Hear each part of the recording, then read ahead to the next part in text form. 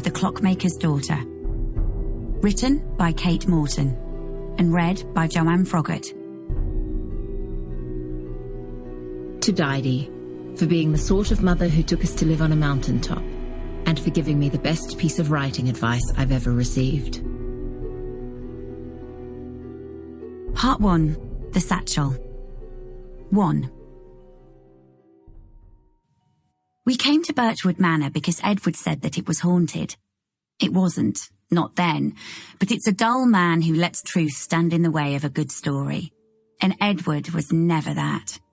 His passion, his blinding faith in whatever he professed, was one of the things I fell in love with.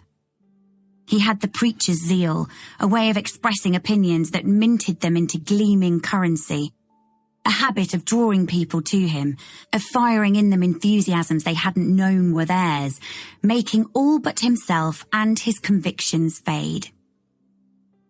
But Edward was no preacher. I remember him. I remember everything. The glass-roofed studio in his mother's London garden, the smell of freshly mixed paint, the scratch of bristle on canvas as his gaze swept my skin. My nerves that day were prickles. I was eager to impress, to make him think me something I was not. As his eyes traced my length and Mrs. Mack's entreaty circled in my head. Your mother was a proper lady. Your people were grand folk. And don't you go forgetting it. Play your cards right, and all our birds might just come home to roost. And so I sat up straighter on the rosewood chair, that first day in the whitewashed room behind the tangle of blushing sweet peas. His littlest sister brought me tea and cake when I was hungry. His mother, too, came down the narrow path to watch him work. She adored her son. In him she glimpsed the family's hopes fulfilled. Distinguished member of the Royal Academy, engaged to a lady of some means, father soon to a clutch of brown-eyed heirs. Not for him, the likes of me. His mother blamed herself for what came next, but she'd have more easily halted day from meeting night than keep us apart. He called me his muse, his destiny. He said that he had known at once when he saw me through the hazy gaslight of the theatre foyer on Drury Lane. I was his muse, his destiny, and he was mine. It was long ago. It was yesterday. Oh, I remember, love. This corner, halfway up the main flight of stairs, is my favourite. It is a strange house built to be purposely confusing. Staircases that turn at unusual angles, all knees and elbows and uneven treads, windows that do not line up no matter how one squints at them, floorboards and wall panels with clever concealments. In this corner there's a warmth, almost unnatural. We all noticed it when we first came, and over the early summer weeks we took our turns in guessing at its cause. The reason took me some time to discover, but at last I learned the truth. I know this place, as I know my own name.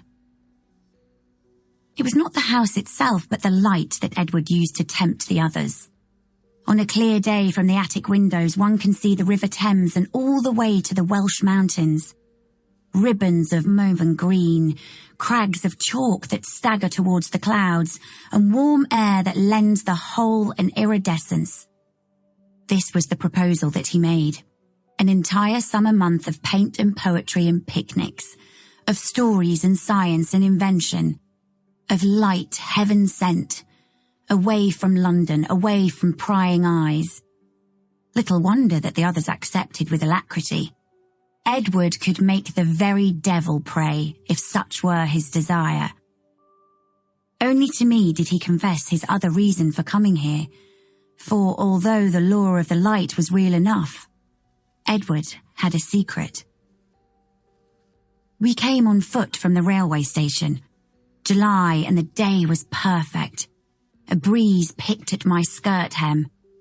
Someone had brought sandwiches and we ate them as we walked.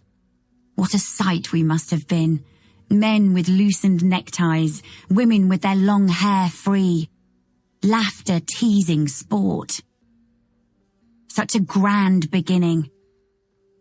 I remember the sound of a stream close by and a wood pigeon calling overhead, a man leading a horse, a wagon with a young boy sitting atop straw bales, the smell of fresh-cut grass. Oh, how I miss that smell.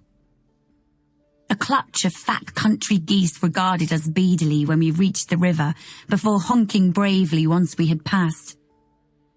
All was light, but it did not last for long. You knew that already, though, for there would be no story to tell if the warmth had lasted. No one is interested in quiet, happy summers that end as they begin. Edward taught me that. The isolation played its part. This house stranded on the riverbank like a great inland ship. The weather, too, the blazing hot days one after the other, and then the summer storm that night, which forced us all indoors. The winds blew and the trees moaned and thunder rolled down the river to take the house within its clutches. Whilst inside, talk turned to spirits and enchantments.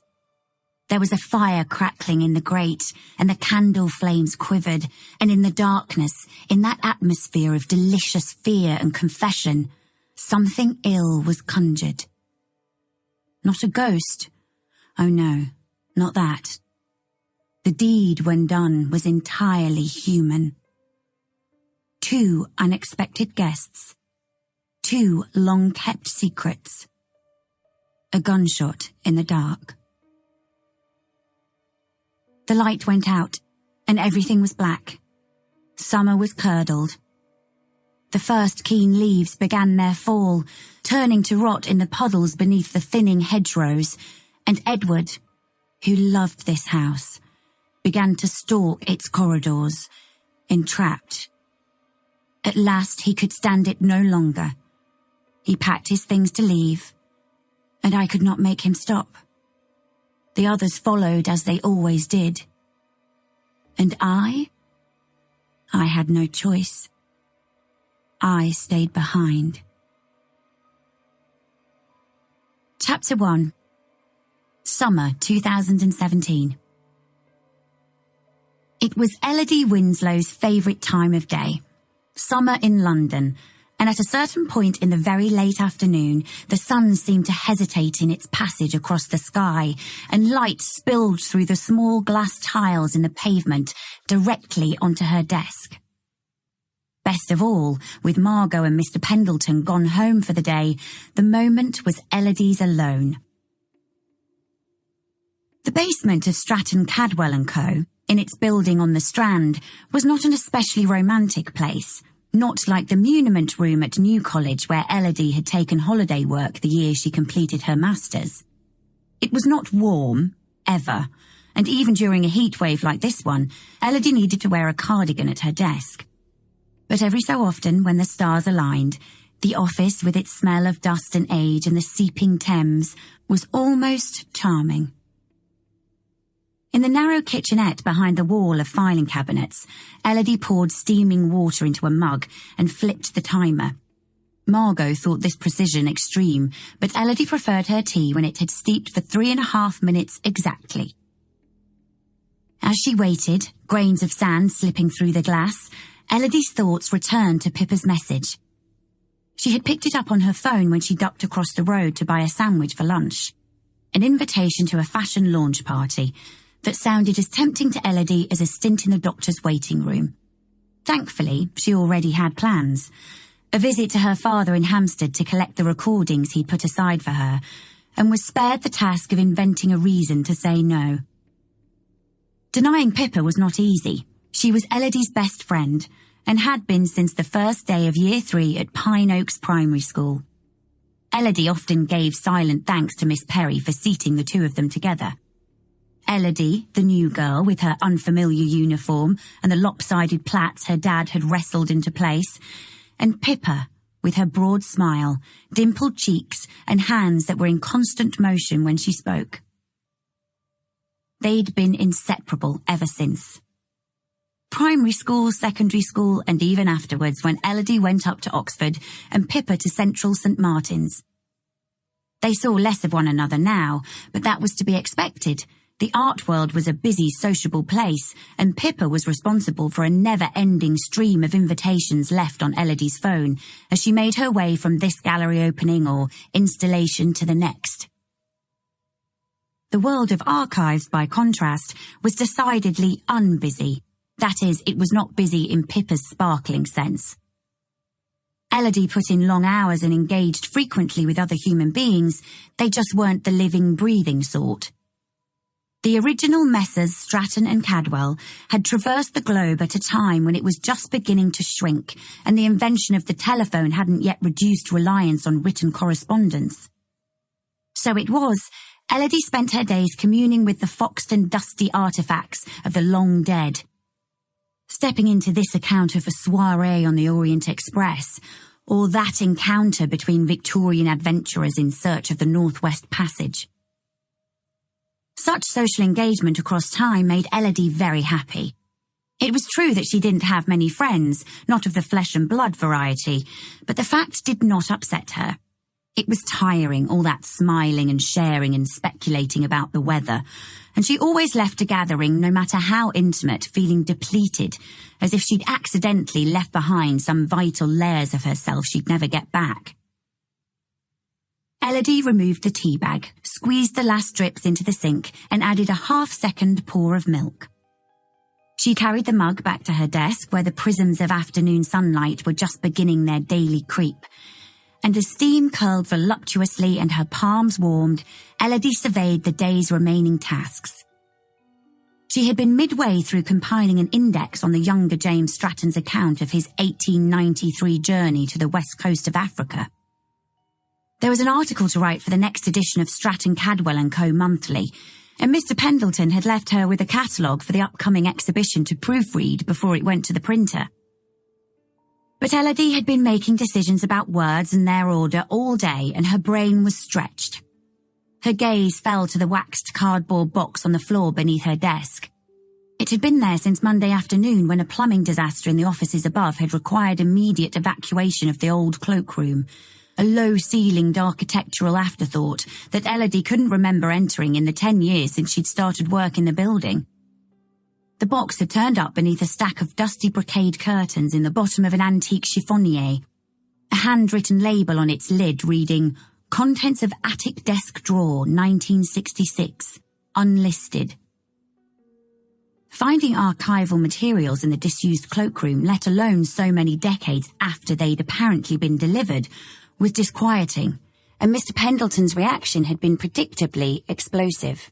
He was a stickler for protocol, and it was lucky Elodie and Margot later agreed that whoever had been responsible for receiving the delivery in 1966 had long ago left his employ. The timing couldn't have been worse. Ever since the management consultant had been sent in to trim the fat, Mr. Pendleton had been in a spin. The invasion of his physical sphere was bad enough, but the insult of having his efficiency questioned was beyond the pale. "It's like someone borrowing your watch to tell you the time," he'd said through frosted lips, after the consultant had met with them the other morning. The unceremonious appearance of the box had threatened to tip him into apoplexy, so Elodie, who liked disharmony as little as she did disorder, had stepped in with a firm promise to set things right, promptly sweeping it up and stashing it out of sight. In the days since, she'd been careful to keep it concealed, so as not to trigger another eruption, but now, alone in the quiet office, she knelt on the carpet and slid the box from its hiding place. The pinpricks of sudden light were a shock, and the satchel pressed deep inside the box exhaled. The journey had been long, and it was understandably weary. Its edges were wearing thin, its buckles had tarnished, and an unfortunate musty odour had staled in its depths. As for the dust, a permanent patina had formed opaquely on the once fine surface, and it was now the sort of bag that people held at a distance, turning their heads to one side as they weighed the possibilities.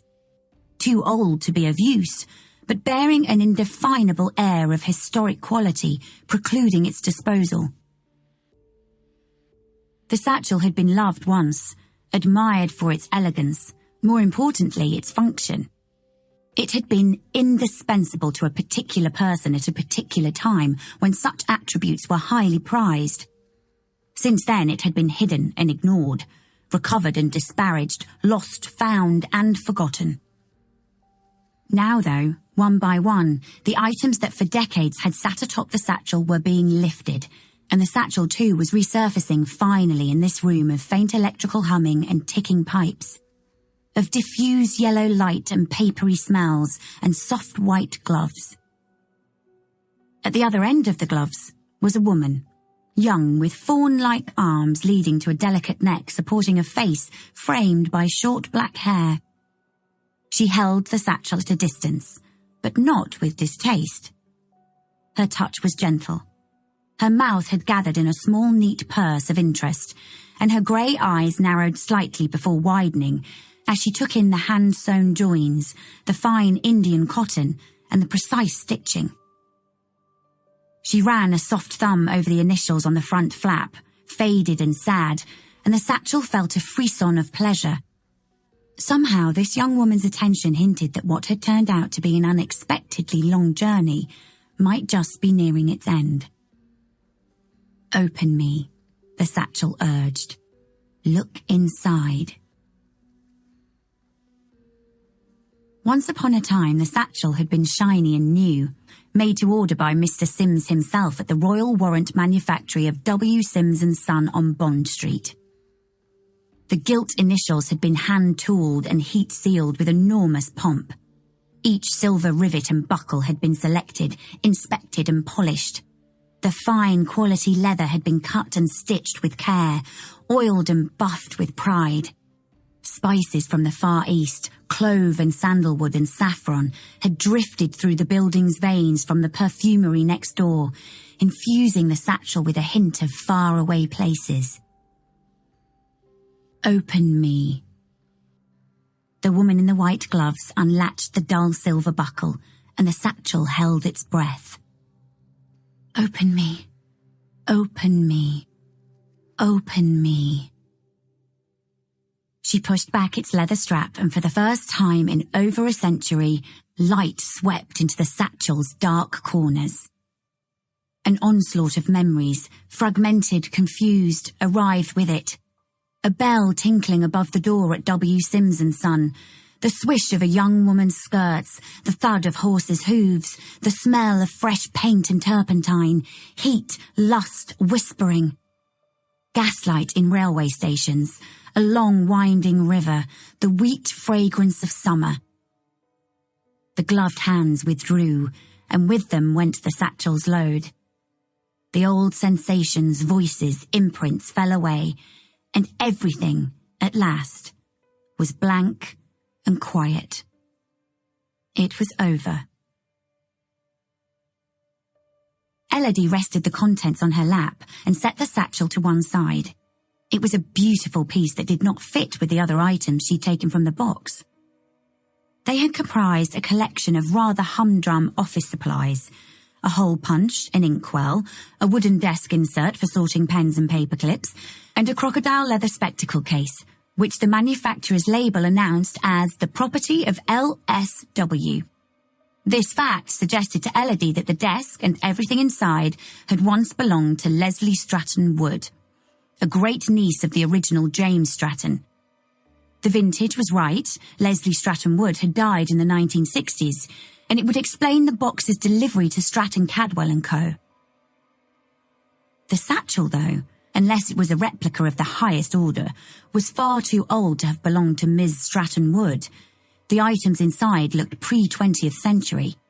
A preliminary riffle revealed a monogrammed black journal, E.J.R., with a marbled foredge, a brass pen box, mid-Victorian, and a faded green leather document holder. There was no way of knowing at first glance to whom the satchel had belonged, but beneath the front flap of the document holder, the gilt-stamped label read, James W. Stratton, Esquire, London, 1861. The document holder was flattish, and Elodie thought at first that it might be empty. But when she opened the clasp, a single object waited inside. It was a delicate silver frame, small enough to fit within her hand, containing a photograph of a woman. She was young, with long hair, light, but not blonde, half of which was wound into a loose knot on top of her head. Her gaze was direct, her chin slightly lifted, her cheekbones high. Her lips were set in an attitude of intelligent engagement, perhaps even defiance. Elodie felt a familiar stirring of anticipation as she took in the sepia tones, the promise of a life awaiting rediscovery. The woman's dress was looser than might be expected for the period. White fabric draped over her shoulders and the neckline fell in a V. The sleeves were sheer and billowed and had been pushed to the elbow on one arm. Her wrist was slender, the hand on her hip accentuating the indentation of her waist. The treatment was as unusual as the subject, for the woman wasn't posed inside on a settee or against a scenic curtain as one might expect in a Victorian portrait. She was outside, surrounded by dense greenery, a setting that spoke of movement and life. The light was diffuse, the effect intoxicating. Elodie set the photograph aside and took up the monogrammed journal. It fell open to reveal thick cream pages of expensive cotton paper. There were lines of beautiful handwriting, but they were complements only to the many pen and ink renderings of figures, landscapes, and other objects of interest. Not a journal, then. This was a sketchbook. A fragment of paper torn from elsewhere slipped from between two pages. A single line raced across it. I love her, I love her, I love her, and if I cannot have her, I shall surely go mad, for when I am not with her, I fear.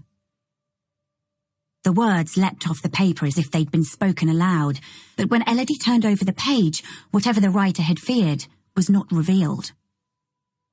She ran her gloved fingertips over the impressions of the text. When held up to the last glimmer of sunlight, the paper revealed its individual threads, along with tiny lucent pinpricks where the sharp nib of the fountain pen had torn across the sheet. Elodie laid the jagged piece of paper gently back inside the sketchbook. Although antique now, the urgency of its message was unsettling. It spoke forcefully and currently of unfinished business. Elodie continued to leaf carefully through the pages, each one filled with cross-hatched artist studies with occasional rough-sketched facial profiles in the margins. And then she stopped. This sketch was more elaborate than the others, more complete. A river scene with a tree in the foreground and a distant wood visible across a broad field. Behind a copse on the right-hand side, the twin-gabled roofline of a house could be seen, with 8 chimneys and an ornate weather vane featuring the sun and moon and other celestial emblems. It was an accomplished drawing, but that's not why Elodie stared. She felt a pang of déjà vu so strong it exerted a physical pressure around her chest. She knew this place. The memory was as vivid as if she'd been there, and yet somehow Elodie knew that it was a location she'd visited only in her mind. The words came to her as clear as birdsong at dawn.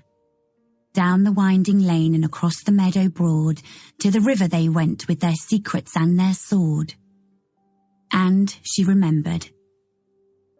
It was a story that her mother used to tell her, a child's bedtime story, romantic and tangled, replete with heroes, villains, and a fairy queen, set in a house within dark woods encircled by a long, snaking river. But there had been no book with illustrations. The tale had been spoken aloud, the two of them side by side in her little girl bed in the room with the sloping ceiling. The wall clock chimed, low and premonitory, from Mr. Pendleton's office, and Elodie glanced at her watch. She was late. Time had lost its shape again, its arrow dissolving into dust around her. With a final glance at the strangely familiar scene, she returned the sketchbook with the other contents to its box, closed the lid, and pushed it back beneath the desk, Elodie had gathered her things and was halfway through the usual motions of checking and locking the department door to leave when the overwhelming urge came upon her. Unable to resist, she hurried back to the box, dug out the sketchbook, and slipped it inside her bag. Chapter 2. Elodie caught the 24 bus north from Charing Cross to Hampstead. The Underground would have been faster, but she didn't use the tube. There was too much crowding, too little air, and Elodie didn't do well in tight spaces. The aversion had been a fact of life since she was a child, and she was used to it. But in this instance, it was a regret. She loved the idea of the Underground, its example of 19th century enterprise, its vintage tiles and fonts, its history and dust. The traffic was grindingly slow, especially near Tottenham Court Road, where the Crossrail excavation had left the backs of a row of brick Victorian terraces exposed. It was one of Elodie's favourite views, providing a glimpse of the past so real it could be touched. She imagined, as she always did, the lives of those who'd dwelt within these houses long ago, back when the southern part of St Giles was home to the Rookery, a teeming, squalid slum of crooked alleys and cesspits, gin shops and gamblers, prostitutes and urchins. When Charles Dickens was making his daily walks and alchemists plied their trade in the sewer-lined streets of the Seven Dials. The younger James Stratton, sharing with so many of his fellow Victorians a keen interest in the esoteric, had left a number of journal entries recording visits to a particular spiritualist and seer in Covent Garden with whom he'd enjoyed a long-running dalliance. For a banker, James Stratton had been a gifted writer, his diaries providing vibrant, compassionate and at times very funny glimpses of life in Victorian London. He had been a kind man, a good man, committed to improving the lives of the poor and dispossessed. He believed, as he wrote to friends when he tried to enlist them to his philanthropic causes, that a human being's life and prospects must surely be improved by having a decent place to lay his or her head of a night. Professionally, he had been respected, even liked by his peers. A bright, sought-after dinner-party guest, well-travelled and wealthy, successful by every measure a Victorian man might care to name. Yet, in his personal life, he'd cut a lonelier figure. He had married late, after a number of short-lived improbable romances. There was an actress who'd run off with an Italian inventor, an artist's model who was pregnant with another man's child, and in his mid-40s he developed a deep and abiding affection for one of his servants, a quiet girl called Molly, upon whom he bestowed frequent small kindnesses, without ever declaring his true feelings. It seemed to Elodie almost as if he'd set out purposely to choose women who wouldn't, or couldn't, make him happy. Why would he do that? Pippa had asked with a frown when Elodie mentioned this thought to her over tapas and sangria one night. Elodie wasn't sure, only that although there was nothing overt in his correspondence, no declaration of unrequited love or confession of deep-seated unhappiness, she couldn't help but sense something melancholy lurking beneath the pleasant surface of his personal letters, that he was a seeker for whom true fulfillment remained forever out of reach. Elodie was used to the sceptical look that settled on Pippa's face whenever she said that sort of thing out loud. She would never be able to describe the intimacy of working day after day amongst the artifacts of another person's life. Elodie couldn't understand the modern urge to share one's innermost feelings publicly and permanently. She guarded her own privacy carefully and subscribed to the French notion of le droit à l'oubli, the right to be forgotten. And yet it was her job, more than that, her passion, to preserve and even to reanimate the lives of people who had no choice in the matter. She had read James Stratton's most private thoughts, journal entries written without a view to posterity, yet he had never even heard her name. "You're in love with him, of course," was Pippa's comment whenever Elodie tried to explain. But it wasn't love. Elodie simply admired James Stratton and felt protective of his legacy. He had been granted a life beyond his lifetime, and it was Elodie's job to ensure it was respected. Even as the word respect took form in her mind, Elodie thought of the sketchbook, deep inside her bag, and her cheeks flushed. What on earth had come over her? Panic mixed with a terrible, wonderful, guilty sense of anticipation. Never in the decade that she'd worked in the archive room at Stratton Cadwell & Co. had she transgressed so emphatically the edicts laid down by Mr. Pendleton. His rules were absolute. To take an artifact from the vault, worse, simply to shove it in one's bag and force upon it the sacrilege of being transported on a 21st century London bus, was beyond disrespectful. It was inexcusable. But, as the number 24 skirted Mornington Crescent Station and started up Camden High Street, with a quick glance to reassure herself that no one was watching, Elodie took the sketchbook from her bag and opened the pages quickly to the drawing of the house in its river setting. Once again she was struck by a sense of profound familiarity. She knew this place. In the story that her mother used to tell, the house had been a literal gateway to another world. For Elodie, though, curled up in her mother's arms, breathing in the exotic fragrance of narcissus that she wore, the story itself had been a gateway, an incantation that carried her away from the here and now and into the land of imagination. After her mother's death, the world of the story had become her secret place.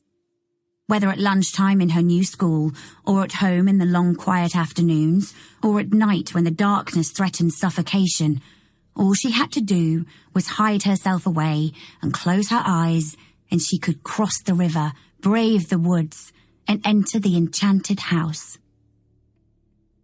The bus arrived at Southend Green, and Elodie stopped briefly to make a purchase at the stall by the overground station before hurrying up Willow Road towards Gainsborough Gardens. The day was still warm and very stuffy, and by the time she arrived at the door of her father's tiny house, originally the gardener's cottage, Elodie felt as if she'd run a marathon. "Hello, Dad," she said as he gave her a kiss. "I've brought you something." "Oh dear," he said, eyeing the potted plant dubiously. "Even after how things ended last time?" "I believe in you. Besides, the lady selling them told me this one only needs watering twice a year." "Good God, really? Twice a year?" "That's what she said." "Miraculous." Despite the heat, he'd prepared duck à l'orange, his speciality, and they ate together at the table in the kitchen as they always did. They'd never really been a dining room family, only on special occasions like Christmas or birthdays, or the time Elodie's mother had decided they should invite the visiting American violinist and his wife for Thanksgiving. As they ate, they spoke of work.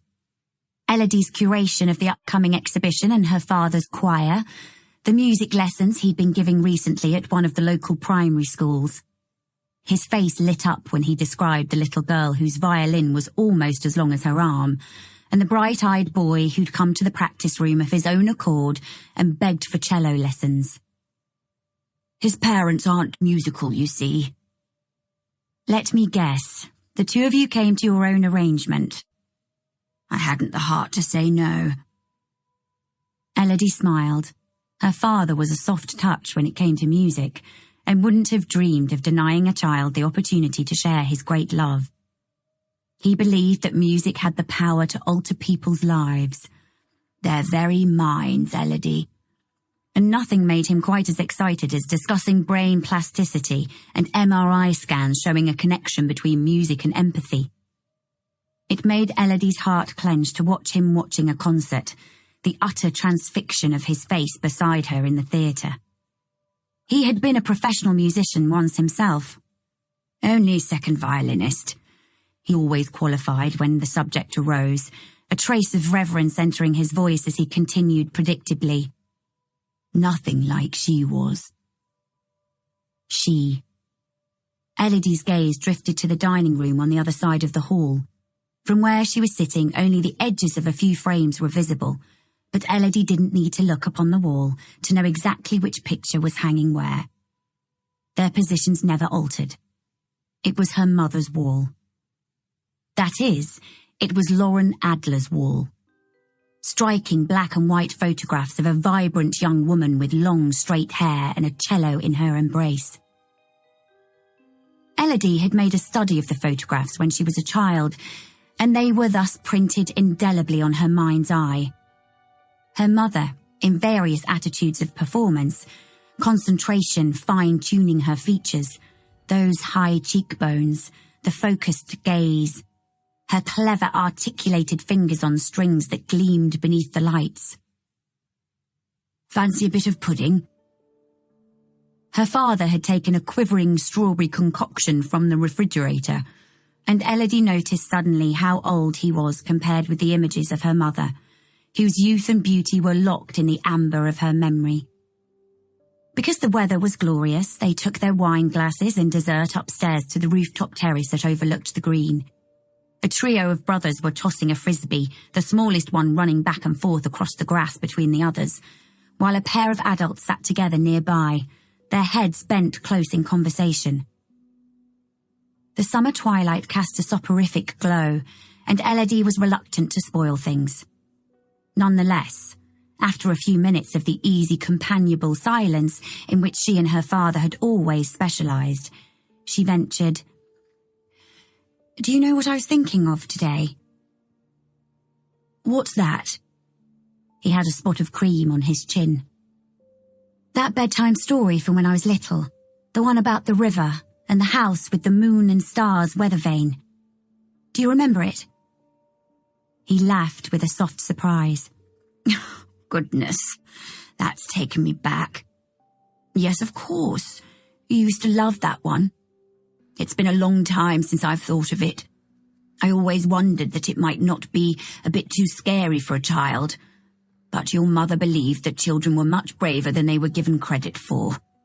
She said that childhood was a frightening time, and that hearing scary stories was a way of feeling less alone. It seemed that you agreed. Whenever she was away on tour, you were never happy with the books I read. I used to feel quite rejected. You'd hide them under your bed so I couldn't find them, and demand that I tell you instead about the clearing in the deep, dark woods and the magic house on the river." Elodie smiled. "You were not pleased with my attempts. Feet were stomped, words like no and not like that bandied about. Oh dear. It wasn't your fault. Your mother was a wonderful storyteller." Her father fell into a melancholy silence, but Elodie, who was usually mindful not to trespass on her father's old grief, pressed on gingerly. "I wonder, Dad, is it possible that the story actually came from a book?" "Would that it had. I'd have been saved a lot of time trying to console my inconsolable child. No, it was an invention, a family story. I remember your mother saying it had been passed down to her when she was young." "I thought so too, but perhaps she got it wrong. Maybe whoever told her the story had read it in a book, one of those illustrated Victorian books for children." "It's possible, I suppose." He frowned. "But what's all this about?" With a prickle of sudden nerves, Elodie withdrew the sketchbook from her bag and handed it to her father, open to the drawing of the house. "I found this at work today, in a box." "It's lovely, and obviously drawn by a fine artist. Wonderful penmanship." He looked at it a little longer before glancing at Elodie uncertainly. "Dad, can't you see? It's the house from the story, an illustration of the very same house." He returned his attention to the sketch. "Well, it's a house, and I see there's a river." "And woods and a weather vane with a sun and moon." "Yes, but, lovey, I dare say there are dozens of houses fitting that description." "So precisely. Come on, Dad, this is the same house. The details are identical. More than that, the artist has captured the same feel as the house in the story. You must be able to see it." The possessive instinct came upon her suddenly, and Elodie took the book back from her father. She couldn't explain more emphatically than she already had. She didn't know how or what it meant or why the sketch had turned up in the archives at work, but she knew it was the house from her mother's story. "I'm sorry, love." "Nothing to be sorry for." Even as she said it, Elodie felt the sting of impending tears. Ridiculous. To cry like a child over the provenance of a bedtime story. She grasped for a different subject, something, anything to move the conversation on. "Have you heard from Tip?" "Not yet. But you know what he's like. He doesn't believe in the telephone." "I'll go and see him at the weekend." Silence fell once more between them, but this time it was neither easy nor companionable. Elodie watched the warm light at play on the leaves of the trees. She didn't know why she felt so agitated. Even if it were the same house, what did it matter? Either the artist had made sketches for a book that her mother had read, or it was a real-life house that someone had seen and enfolded into the story. She knew she ought to let it go, to think of something pleasant and benign to say. "They're predicting fine weather," her father said at the very same moment Elodie exclaimed, "The house has 8 chimneys, Dad, 8. "Oh, lovey. It's the house from her story. Look at the gables." "My dear girl, Dad." "This all makes sense." "What does?" "It's the wedding." "What wedding?" "Yours, of course." His smile was kind. Big life events have a way of bringing the past back to bear. And you miss your mother. I should have anticipated that you'd be missing her now more than ever. "No, Dad, In fact, there's something I've been wanting to give you. Wait here a minute." As her father disappeared down the flight of iron stairs that led back to the house, Elodie sighed. With his apron tied around his middle and his too sweet duck à l'orange, he just wasn't the sort of person with whom one could maintain a state of prolonged irritation. She noticed a blackbird watching her from one of the twin chimney pots. It stared intently before responding to a command she couldn't hear to fly away. The littlest of the children on the green began to wail, and Elodie thought of her father's account of her own petulance in the face of his best bedtime story efforts. The years that had stretched out afterwards, just the two of them. It couldn't have been easy. "I've been saving this for you," he said, reappearing at the top of the stairs. She had presumed that he was going to fetch the tape she'd asked him to put aside, but the box he was holding was too small for that, not much bigger than a shoebox. "I knew that one day, that the time would be right." His eyes were beginning to glisten, and he shook his head, handing her the box. "Here, you'll see." Elodie lifted the top. Inside was a swathe of silk organza, light ivory in colour, its scalloped edge trimmed with a fine ribbon of velvet. She knew at once what it was. She had studied the photograph in its gilt frame downstairs many times before. "She was so beautiful that day," her father said. "I'll never forget the moment she appeared in the doorway of the church. I'd half convinced myself she wouldn't show. My brother teased me mercilessly in the days beforehand. He thought it was great sport, and I'm afraid I made it easy for him. I couldn't quite believe that she'd said yes. I was sure there'd been some sort of mix-up, that it was too good to be true." Elodie reached to take his hand. It had been 25 years since her mother's death, but for her father it might as well have happened yesterday. Elodie had only been 6, but she could still remember the way he used to look at her mother, the way they'd intertwined their fingers when they walked together. She remembered too the knock at the door, the low voices of the policeman, her father's awful cry. "It's getting late," he said with a quick pat to the top of her wrist. "You should be heading home, love. Come on downstairs. I found the tapes you were after too." Elodie replaced the lid of the box. She was leaving him to the burdensome company of his memories, but he was right. The journey home was a long one. Besides, Elodie had learned many years before that she was not equal to the task of healing his sorrow. "Thanks for keeping the veil for me," she said, brushing a kiss on his cheek as she stood. "She'd be proud of you." Elodie smiled, but as she followed her father downstairs, she wondered if that were true. Home was a small, neat flat that sat at the very top of a Victorian building in Barnes.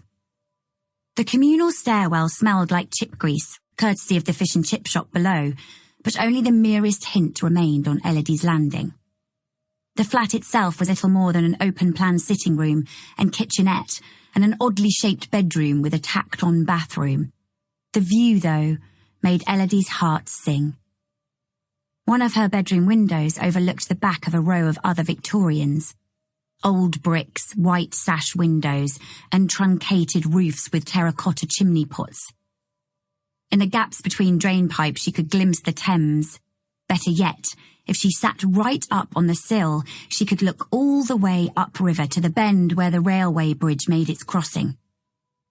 The window on the far wall faced the street, lining up with the mirror house on the other side. The couple who lived there were still eating when Elodie arrived home. They were Swedish, she had learned, which seemed to explain not only their height and beauty, but also their exotic Nordic habit of dining after 10. There was a lamp above their kitchen bench, which looked to be made of crepe and sent light shimmering pinkly onto the surface below. Beneath it, their skin glowed. Elodie drew her bedroom curtains, switched on the light, and took the veil from its box. She didn't know much about fashion, not like Pippa, but she knew this was a special piece. Vintage by dint of its age, covetable owing to Lauren Adler's fame, but precious to Elodie because it had been her mother's, and there was surprisingly little of her left. Surprisingly little of a private nature. After a moment's hesitation, she lifted the veil and held it tentatively at the crown of her head. She slipped the comb into place, and the organza unfurled over her shoulders. She let her hands fall to her sides. Elodie had been flattered when Alistair asked her to marry him. He had proposed on the first anniversary of the day they'd been introduced, by a boy Elodie had gone to school with who now worked in Alistair's firm.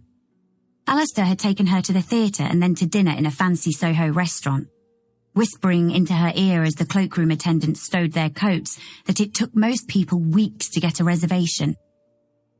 Whilst the waiter was fetching them dessert, he had presented the ring in its robin egg blue box. It had been like something from a movie, and Elodie had seen the two of them as if from outside. He with his handsome, expectant face, his perfect white teeth, and she in the new dress Pippa had made for her when she'd given the Stratton Group a 150-year presentation speech the month before. An elderly woman sitting at the table beside them had said to her companion, "Isn't that lovely? Look, she's blushing because she's so in love." And Elodie had thought, "I'm blushing because I'm so in love." And when Alistair lifted his eyebrows, she'd watched herself smile and tell him yes. Out on the dark river, a boat sounded its foghorn, and Elodie slipped the veil from her head. That was how it happened, she supposed. That is how people become engaged. There would be a wedding, in 6 weeks according to the invitation, when Alistair's mother said the Gloucestershire Gardens would be at their late summer best. And Elodie would be one of those married people who met up at weekends to talk about houses and bank loans and schools. For there would be children, presumably, and she would be their mother. And she wouldn't be like her own mother, talented and sparkling, alluring and elusive. But her children would look to her for advice and comfort, and she would know what to do and say because people just seemed to, didn't they? Elodie set the box on the brown velvet chair in the corner of her room. After a moment's uncertainty, she slid it under the chair instead. The suitcase she'd brought back from her father's house was still standing by the door where she'd left it. Elodie had imagined getting started on the tapes tonight, but she was suddenly tired, intensely tired. She showered and then guiltily switched off the lamp and slunk into bed. She would start on the tapes tomorrow. She had to. Alistair's mother, Penelope, had already called 3 times since breakfast. Elodie had let the calls go through to voicemail, but any day now Alistair would announce that Mummy was cooking Sunday lunch and Elodie would find herself in the passenger seat of the Rover, being transported up the tree-lined driveway to that enormous house in Surrey where the Inquisition would be waiting. Choosing the recording was one of only 3 tasks she'd been set. The second was visiting the reception venue owned by Penelope's best friend.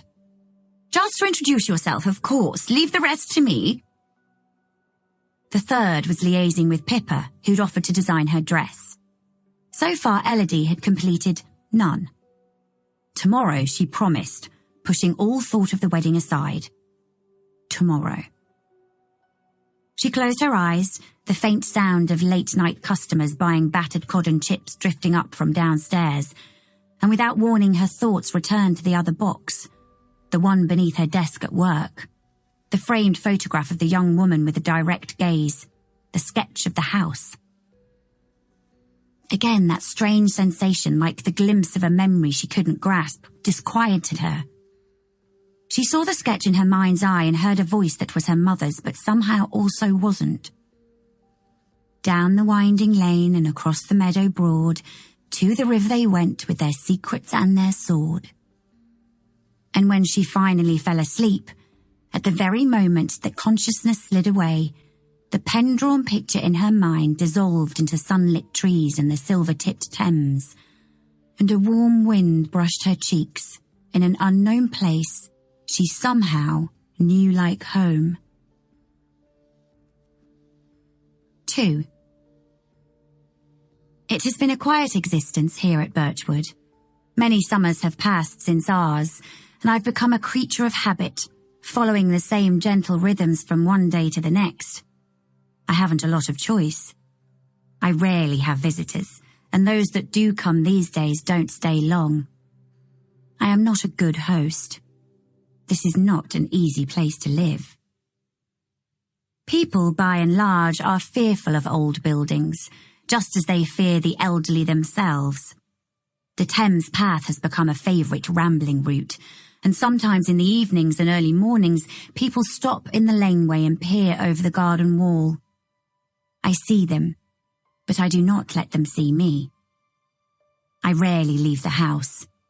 I used to run across the meadow, my heart thumping in my chest, my cheeks warm, the movement of my limbs strong and bold, but such feats are beyond me now. Those people in the laneway have heard rumours about me, and they point and dip their heads together in the way of gossips everywhere. "That's where it happened," they say. "That's where he lived. And do you think she did it?" But they do not trespass when the gate is shut. They have heard this is a haunted place. I confess to paying little attention when Claire and Adele spoke of spirits. I was busy, my thoughts elsewhere. Many a time since I have regretted my distraction. Such knowledge would have come in useful over the years, especially when my visitors have come to call. I have a new one, just arrived. I felt it first, as I always do, an awareness, a slight but certain change in the stale currents that lick and settle in the treads of the stairs at night. I kept my distance and hoped that it would not bother me as I waited for the stillness to return.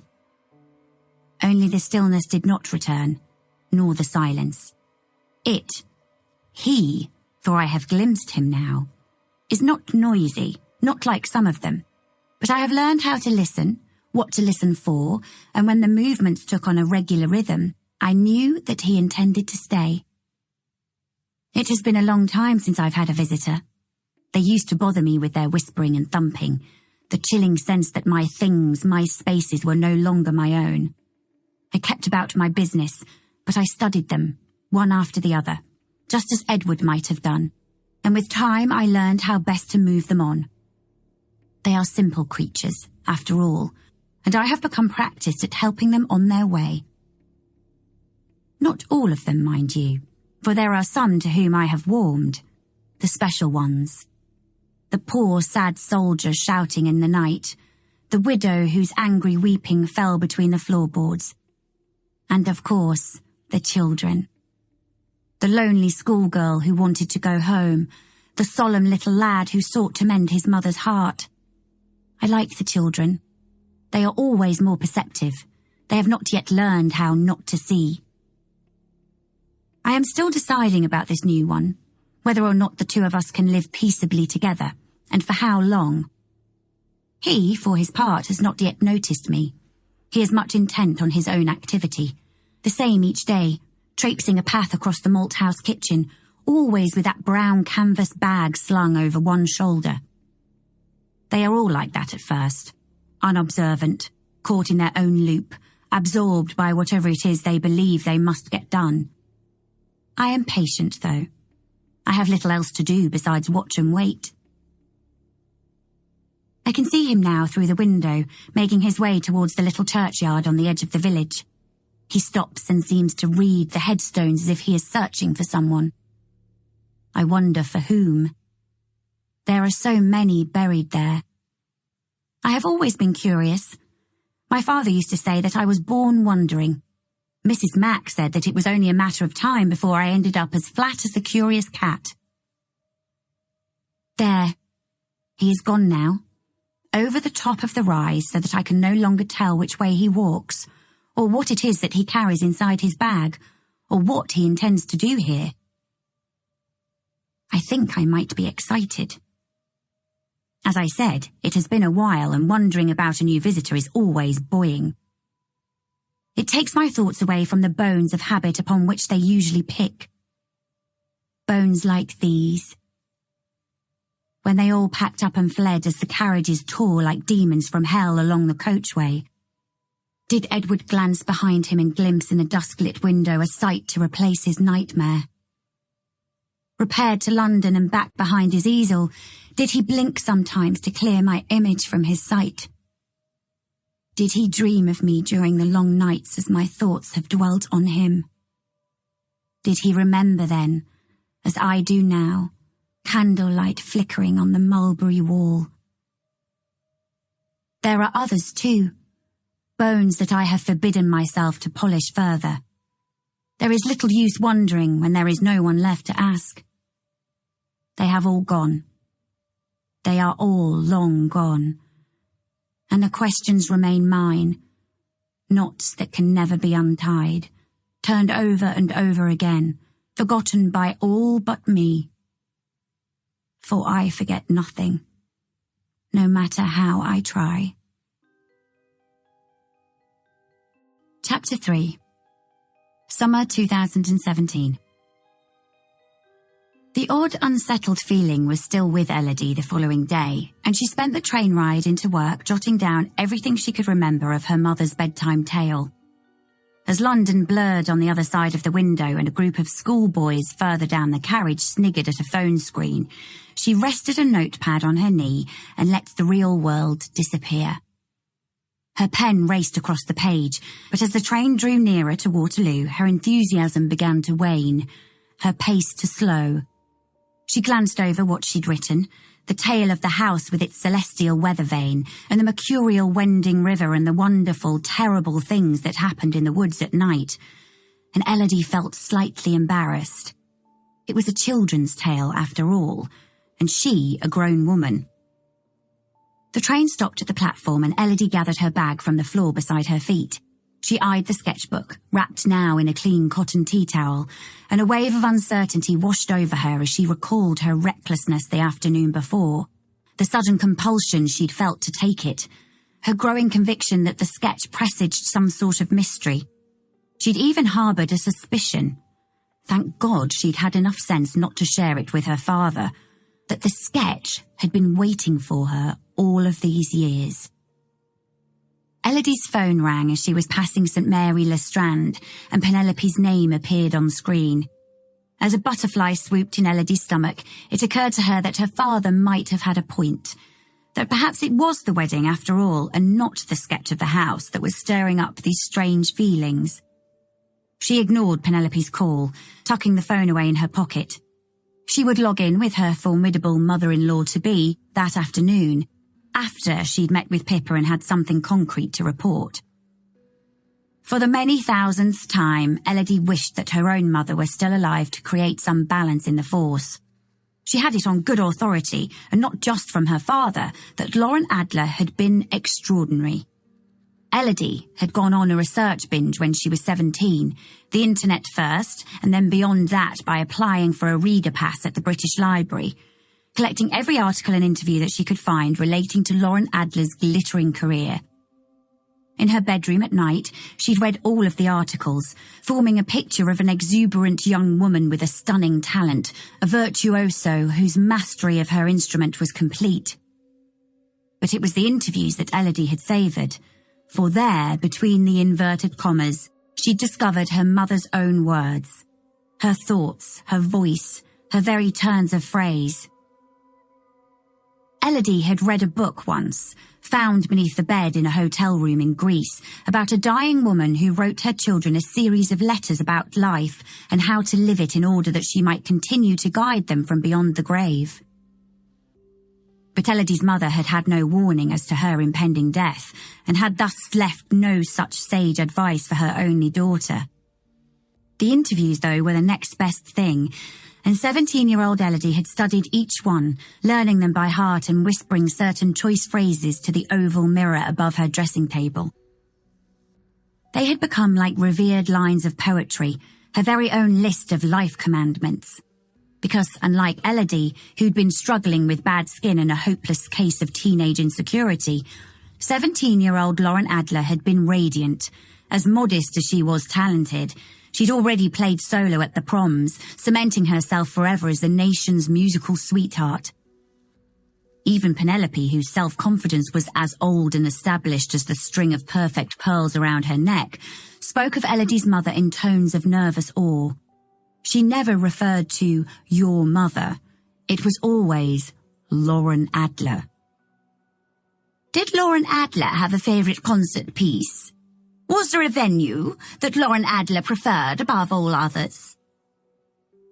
Such questions Elodie answered to the best of her ability. She did not mention that much of her own knowledge had been acquired from interviews that were freely available if one knew where to look. Penelope's interest was flattering, and Elodie clung to it. In the face of Alistair's grand estate, his tweed and twill parents, the weight of tradition in a family whose walls were covered with ancestral portraits, Elodie needed every advantage she could claim. Alistair had mentioned in the early days of their relationship that his mother was a classical music buff. She used to play herself when she was a girl, but had given it all up when she became a debutante. He told stories that endeared him to Elodie, of the concerts his mother had taken him to when he was a boy, the excitement of the London Symphony Orchestra opening night at the Barbican, or the conductor's arrival on stage at the Royal Albert Hall. It had always been just the two of them, their special time. My father finds it a bit over the top, I'm afraid. His favourite cultural activity is rugby. They still had a long-standing date night, each month, a concert followed by dinner. Pippa had arched her eyebrows when she heard that, particularly when Elodie admitted that she hadn't ever been invited to join them, but Elodie had brushed it off. She was sure she'd read somewhere that men who treated their mothers well made the best partners. Besides, it was nice for a change for people not to assume that she must be a classical music aficionado. Throughout her life, she'd had the same conversation over and over. Strangers asking what instrument she played, the look of confusion when she told them that she didn't. Not even a little? Alistair had understood, though. I don't blame you, he'd said. No point competing with perfection. And although Pippa had bridled when she heard this, you're perfect at being you, Elodie had known that wasn't what he'd meant, that he wasn't being critical. It had been Penelope's idea to include a film recording of Lauren Adler at the wedding ceremony. When Elodie said that her father kept a full video set of Lauren Adler's performances and that she could ask him to pull them out of storage if Penelope wished, The older woman had looked at her with what could only be described as genuine fondness. She'd reached out to touch Elodie's hand, the first time she'd ever done so, and said, "I saw her play once. She was stunning, so focused, a technician of the highest order, but with that added quality that made her music soar above all others. It was terrible when it happened. Just terrible. I was bereft." Elodie had been taken by surprise. Alistair's family did not reach out, and they did not broach subjects like loss and bereavement in casual conversation. Sure enough, the moment was over as quickly as it had come. Penelope moving on to general musing about the early arrival of spring and its implications for the Chelsea Flower Show. Elodie, less adept in quicksilver changes of subject, had been left with a lingering sensation on her hand where the other woman's touch had been, and the memory of her mother's death had shadowed her for the rest of the weekend. Lauren Adler had been the passenger in a car driven by the visiting American violinist, the two of them making their way back to London after a performance in Bath. The rest of the orchestra had returned the day before, straight after the show, but Elodie's mother had stayed behind to take part in a workshop with local musicians. "She was very generous," Elodie's father had said many times, practiced lines that formed part of the adoring litany of the bereaved. "People didn't expect it from her, someone so impressive, but she loved music, and she went out of her way to spend time with other people who loved it too. It didn't matter to her if they were expert or amateur." The coroner's report, accessed by Elodie from the local archives during her summer of research, said that the accident had been caused by a combination of loose gravel on the country lane and poor judgment. Elodie had wondered why they hadn't been on the motorway, but coroners didn't offer speculation as to travel arrangements. Thus, the driver had taken a hairpin bend too quickly and the car had lost traction, skidding across the verge. The impact had thrown Lauren Adler through the windscreen, breaking her body in countless places. She would never have played the cello again had she survived, a fact that Elodie had learned from a couple of her mother's musician friends whose conversation she'd overheard from her hiding place behind the sofa at the wake. The implication seemed to be that death was the lesser of two ills. Elodie had not seen it that way, and neither had her father, who'd made it through the immediate aftermath, the funeral, in the grip of a shock-induced composure that was more alarming for Elodie in some ways than his plunge into the grey depths of despair afterwards. He had thought he was concealing his grief by remaining behind the closed door of his bedroom, but the old brick walls were not as thick as all that. Mrs. Smith from next door had smiled with grim knowing as she stepped into the breach, serving up soft-boiled eggs and toast for dinner each night, and telling Elodie vivid stories about London in the war. Her girlhood nights spent amidst the bombs and the Blitz, and the day the black-rimmed telegram came with news of her missing father. Thus, the death of her mother was something Elodie could never quite untangle in her memory from the sound of explosives and the smell of brimstone, and, on some deep sensory level, the fierce longing of a child in need of a story. "Morning!" Margot was boiling the kettle when Elodie arrived at work. She pulled down Elodie's favourite mug, sat it beside her own and dropped a tea bag over the side. "A word to the wise, he's on the rampage this morn. The time management fellow has issued a list of recommendations." "Oh dear." "Quite."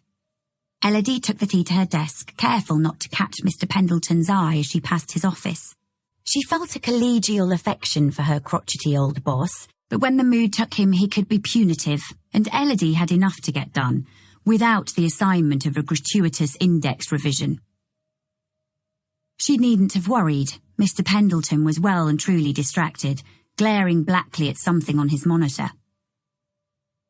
Elodie settled herself at her desk and without wasting a moment transferred the sketchbook from its toweling shroud within her handbag back to the box from the disused cloakroom. It had been a temporary madness, and it was over. Best thing now was to catalogue the items and assign them a place in the archives once and for all. She donned her gloves and then took out the hole punch, the inkwell, the wooden desk insert, and the spectacle case. Even the most cursory of glances revealed them as mid-20th century office paraphernalia. The initials on the spectacle case meant that they were safely enough recorded as having belonged to Leslie Stratton Wood, and Elodie was glad to relax into the ease of preparing a clear contents list. She fetched a new archive box and packed the items, carefully affixing the list of contents to one side. The satchel was more interesting. Elodie began a meticulous inspection, noting the worn edges of the leather and a number of scuffs on the back. Closer towards the right-hand side, the needlework in the joins was of a very high quality, and one of the buckles bore a set of 5 hallmarks, suggesting that it was sterling and British made. Elodie fitted the monocle magnifying glass to her left eye and took a closer look. Yes, there was the lion for sterling, the leopard for London, uncrowned, which placed the item after 1822, a lowercase g in Old English font connoting the year. A quick consultation of her London date letters chart revealed it as 1862. The duty mark showing Queen Victoria's head, and finally the maker's mark, a set of initials that read W.S. Elodie consulted the directory, running her finger down the list until she reached William Sims. She smiled in recognition. The satchel had been made by W. Sims & Son, a high-end manufacturer of silver and leather goods with a royal warrant and, if Elodie remembered correctly, a shop situated on Bond Street. Satisfying, but not a complete story, for the other marks on the satchel, the scuffs and patterns of wear, were of equal importance in determining its past. They showed that the satchel, no matter how exclusive its provenance, had not been purely decorative. It had been used, and used well, slung over its owner's shoulder. The right shoulder, Elodie noted as she ran her gloved fingers gently along the unevenly worn strap and knocked habitually against the owner's left thigh. Elodie mimed hanging a satchel over one of her shoulders and realised that her instinct would have been to drape it in the other direction. There was a strong chance, then, that the satchel's owner had been left-handed. That ruled out James Stratton, even though his document holder had been inside the satchel. But then, the gilt initials sealed to the leather flap of the satchel had done that already. E.J.R. Elodie traced a gloved fingertip lightly over the cursive E. The same initials were on the sketchbook. It seemed safe to assume, then, that the person who had made the sketches was the same person to whom the initials belonged, and that this was his or her satchel. An artist, then? James Stratton had liaised with a number of well-known artists of the day, but the initials were not immediately familiar. There was always Google, but Elodie had an even faster line to information about art.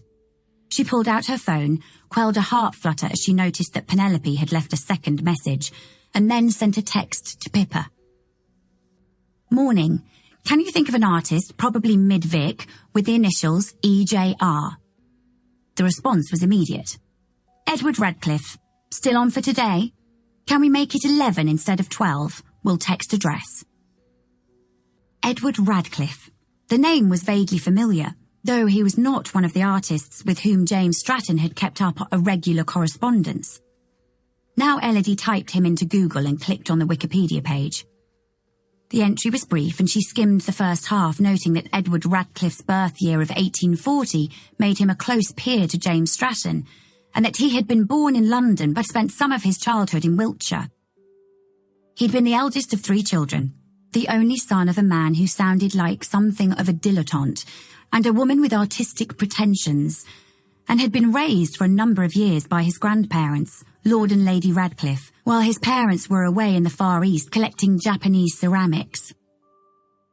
The next paragraph described a wild youth, a fierce temper, and a precocious talent, discovered by chance when an elderly artist, unfamiliar to Elodie but evidently of some renown, stumbled upon his work and took the young man beneath his wing. There had been some promising early exhibitions, a patchy relationship with the Royal Academy, a brief but fiery public spat with Dickens after a poor review, and then finally vindication when the great John Ruskin commissioned a painting. By all accounts, Edward Radcliffe had been on track for a distinguished career, and Elodie was just starting to wonder why she wasn't familiar with his work when she reached the final paragraph.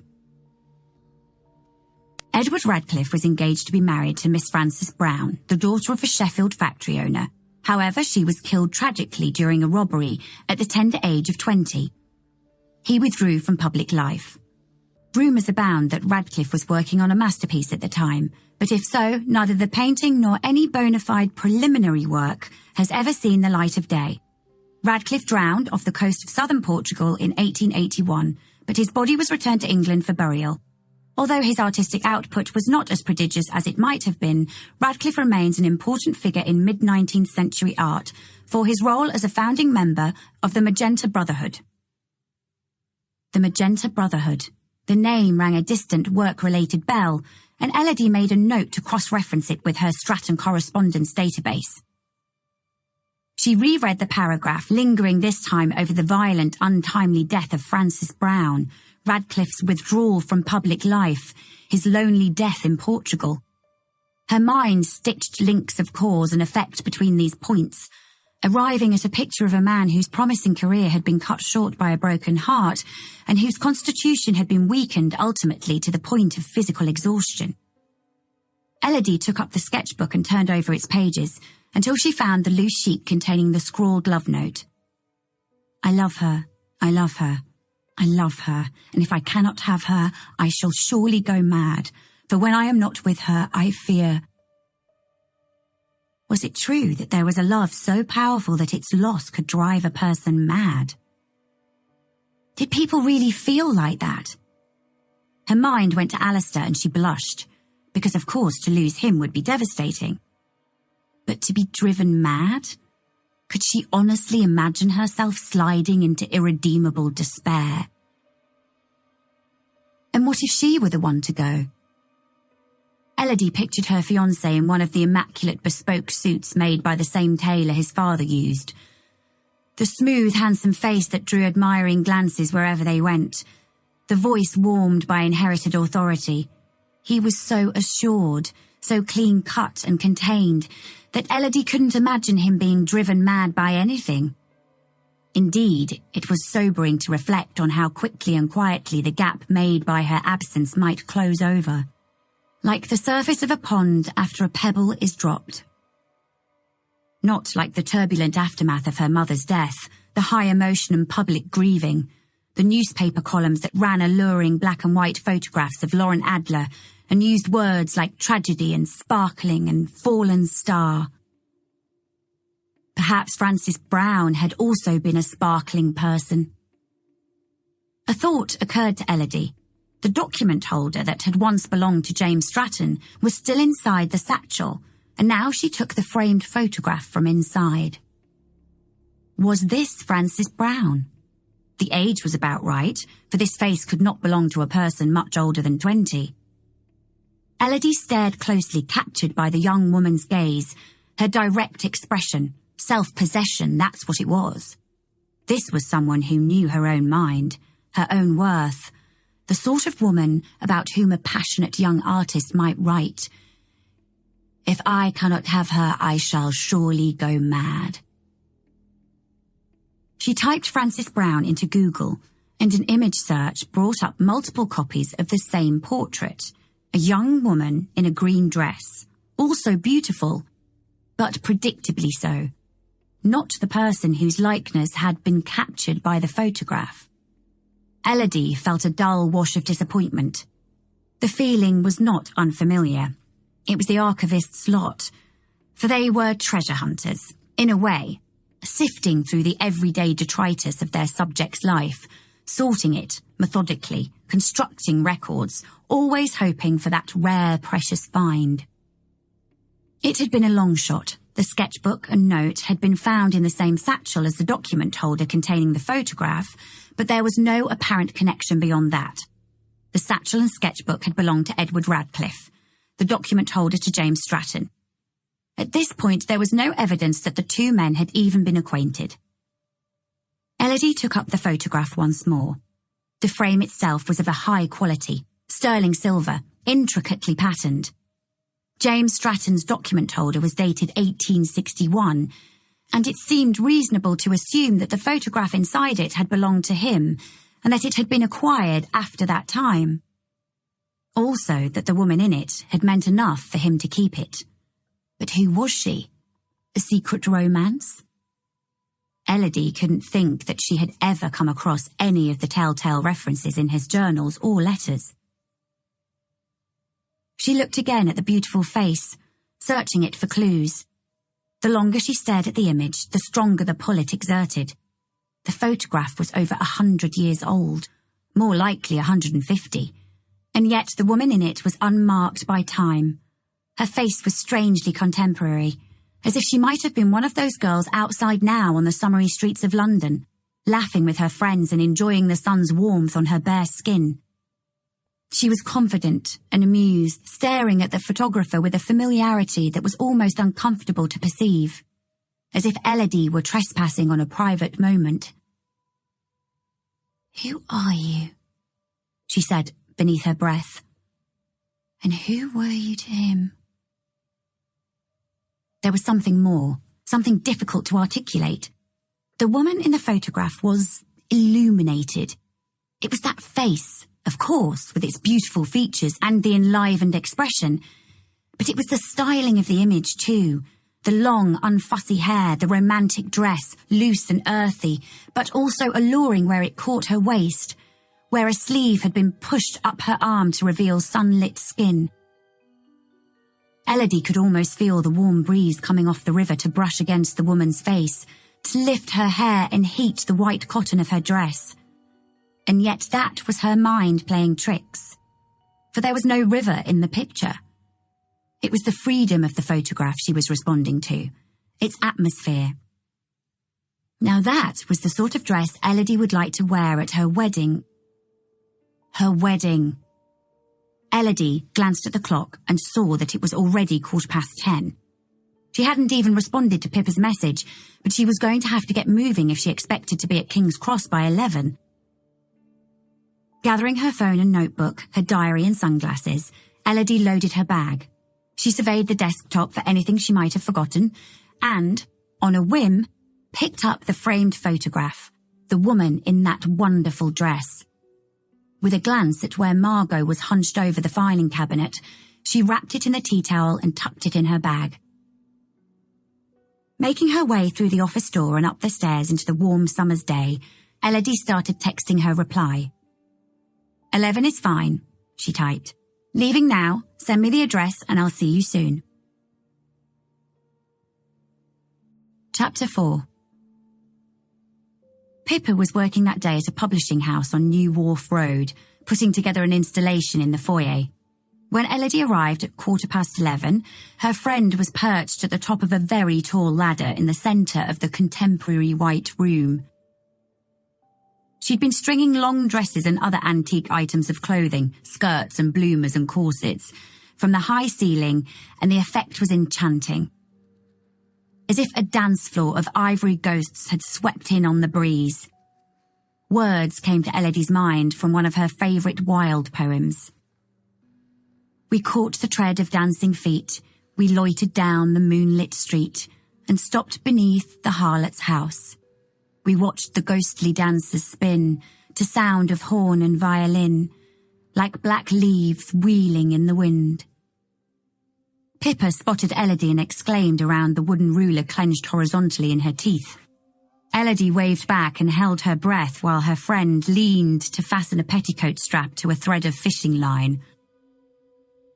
After an excruciating moment, Pippa made it back to the ground in one piece. "Won't be long," she said to the man behind the desk as she shrugged on her backpack. "Just out for a coffee." As they pushed through the large glass door, Elodie fell into step beside her friend. Pippa was wearing dark wartime dungarees and the sort of puffed-up sneakers favoured by the teenage boys who gathered at the fish and chip shop on Friday evenings. The items were not individually notable, but somehow on Pippa their effect was magnified so that Elodie felt like a dreary little minnow in her jeans and ballet flats. Pippa drew on her cigarette as they cut through a tall locked gate, to which she somehow had the code, and skirted the canal. "Thanks for coming early," she said on an exhalation. "I'm going to have to work through lunch to get it finished. The author's coming in tonight to launch the book. Have I shown you? It's gorgeous. An American who found out that the English aunt she'd known only as an ancient woman in a home had once been mistress to the king and had collected the most extraordinary wardrobe of dresses, all in mothballs in a storage unit in New Jersey. Can you imagine? The only thing my aunt left me was a nose I could steer a boat with." They crossed the street and made their way over the bridge towards a glass-faced restaurant adjacent to the tube station. Inside, a friendly waitress seated them at a round table in the back corner. "Macchiato?" she said, to which Pippa replied, "Perfect, and, flat white, please," said Elodie. Pippa wasted no time in pulling a bulging scrapbook from her bag, letting it fall open to reveal all manner of loose papers and samples. "Here's what I'm thinking," she began, before launching into an enthusiastic description of sleeves and skirts, the pros and cons of peplums, the benefits of natural fabrics, switching from one illustration to another, barely pausing for breath, until the table was covered in magazine pages, fabric swatches and fashion sketches. Finally, she said, "So, what do you think?" "I love it, all of it." Pippa laughed. "I know it's a bit of muddle. I just have so many thoughts flying around. How about you? Do you have any ideas?" "I have a veil." "Ooh la la!" Dad dug it out for me. Elodie handed over the phone with the photo she'd taken that morning. "Your mum's? Lucky thing, it's gorgeous. Designer, I'm sure." "I think so, not sure which one." "Hardly matters, it's beautiful.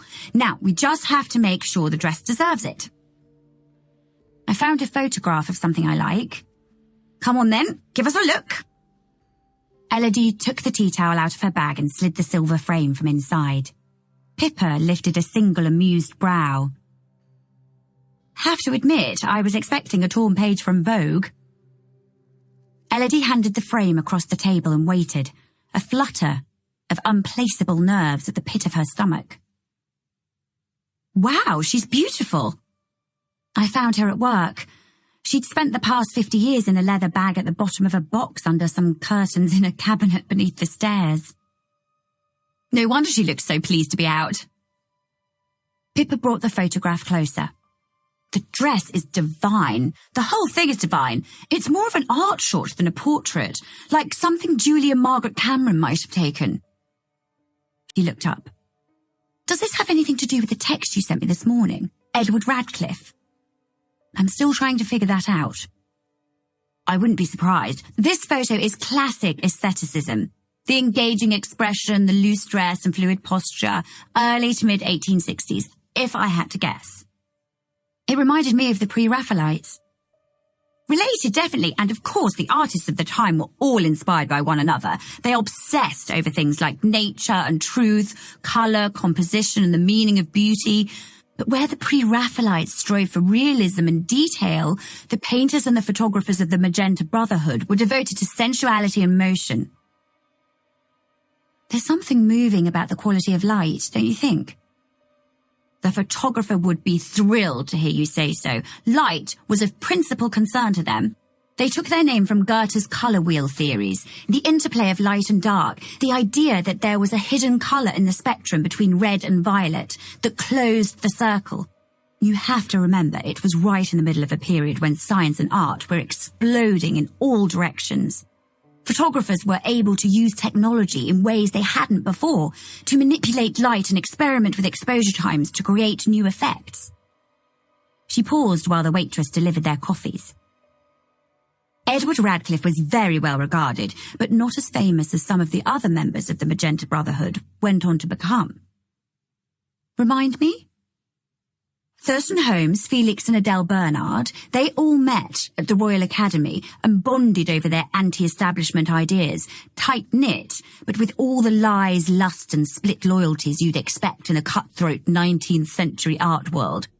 Radcliffe was prodigiously talented, but he died young. Pippa returned her attention to the photograph. What makes you think he might have something to do with her? Elodie explained about the archive box and the satchel with Edward Radcliffe's initials on it. There was a document holder inside that belonged to James Stratton. The only thing in it was this framed photo. And Radcliffe was a friend of your main man? I've never come across the connection before, Elodie admitted. That's one of the strange things about it all. She took a sip of her flat white as she decided whether to continue.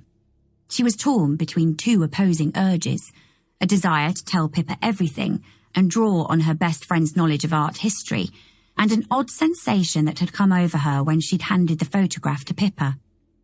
An almost jealous drive to keep the photo, the sketch, all for herself.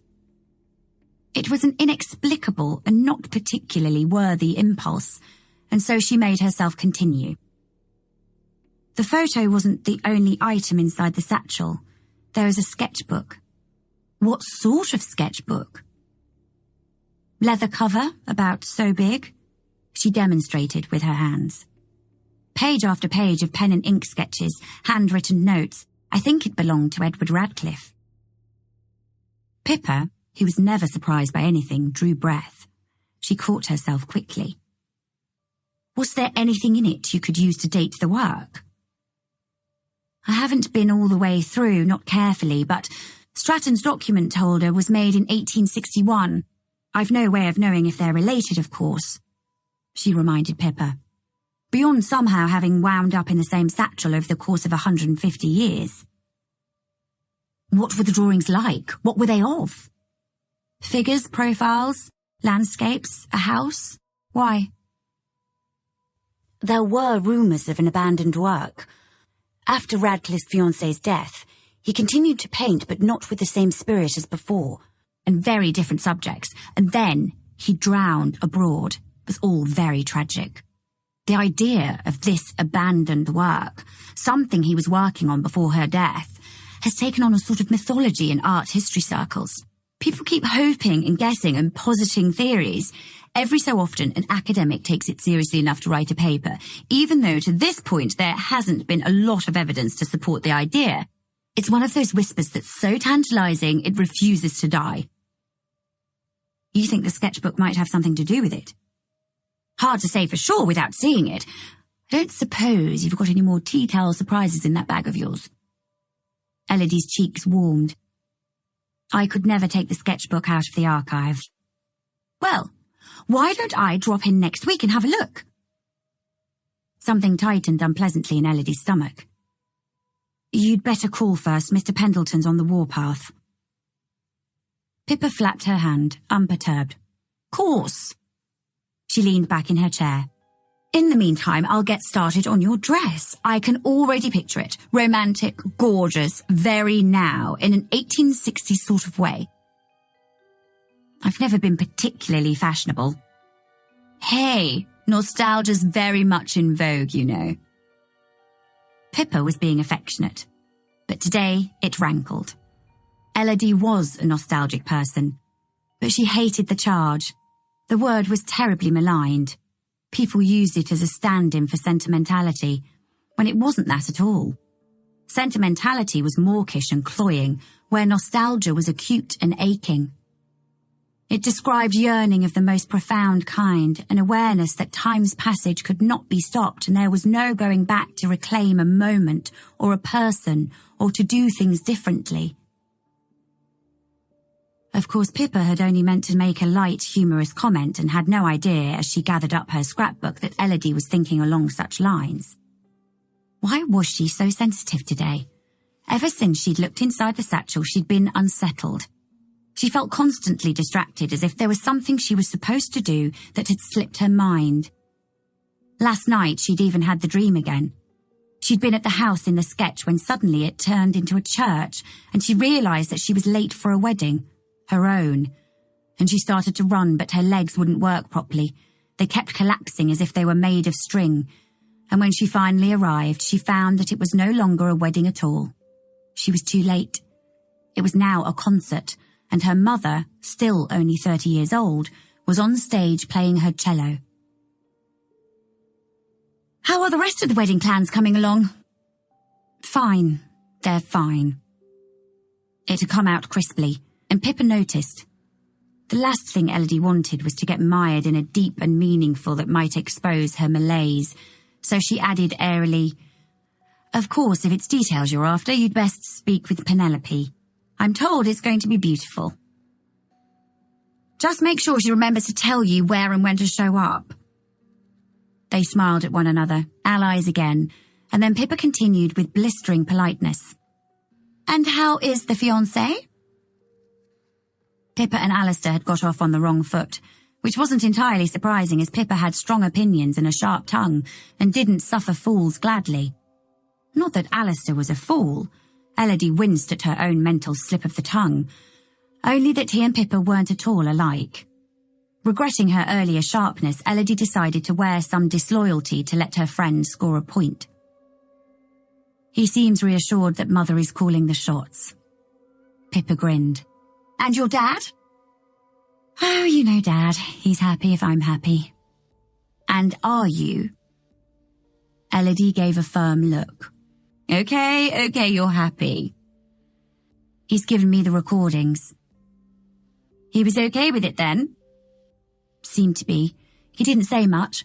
I think he agrees with Penelope that it will be like having her there." "Is that how you feel?" Elodie didn't want to be having this discussion. "We have to have some sort of music," she replied defensively. "It makes sense to keep it in the family." Pippa looked as if she were about to say something further, but Elodie got in first.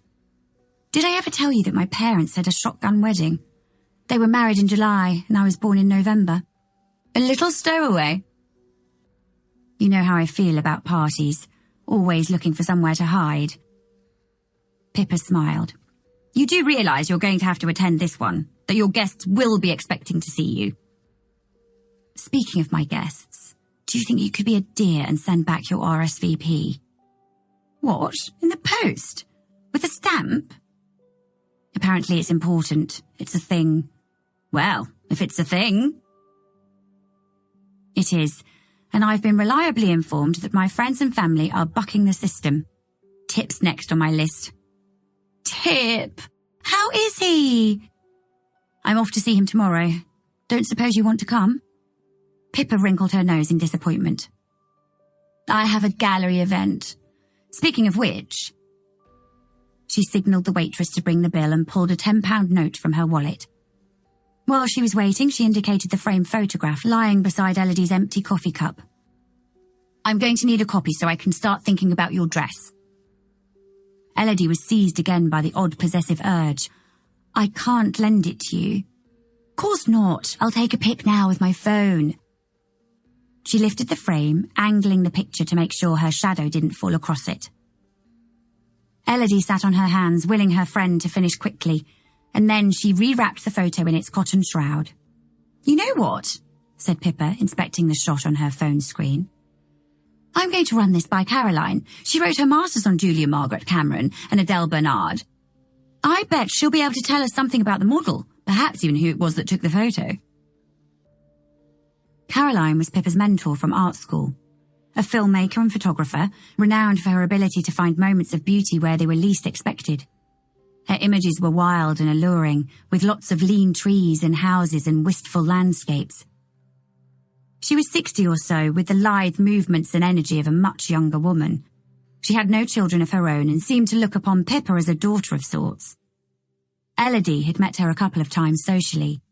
She had striking silver hair, cut straight and thick across her shoulder blades, and was the sort of woman whose self-possession and authenticity made Elodie feel like a bad fit for her own skin.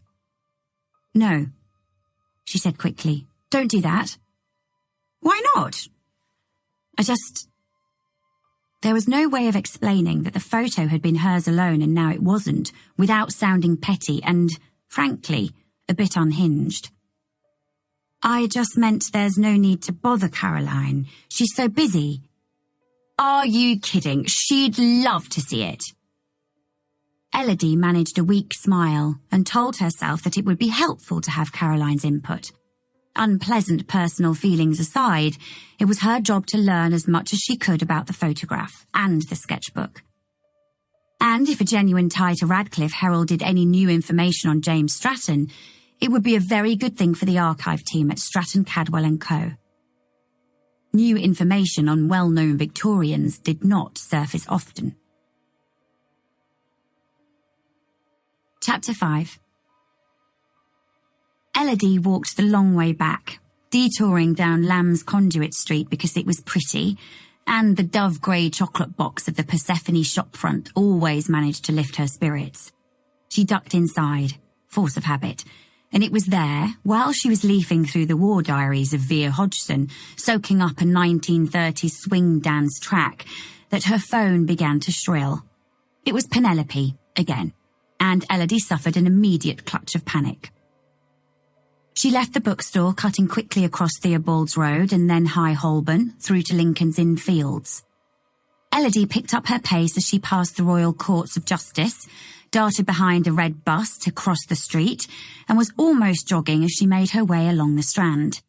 Rather than go straight back to work, where Mr. Pendleton was in exactly the sort of mood to relish catching one of them making personal calls, she slipped down a cobbled laneway that dog-legged towards the river and found a bench on Victoria Embankment, right near the pier. She fished out her notebook and flipped to where she'd written the phone number of the wedding reception venue in Gloucestershire.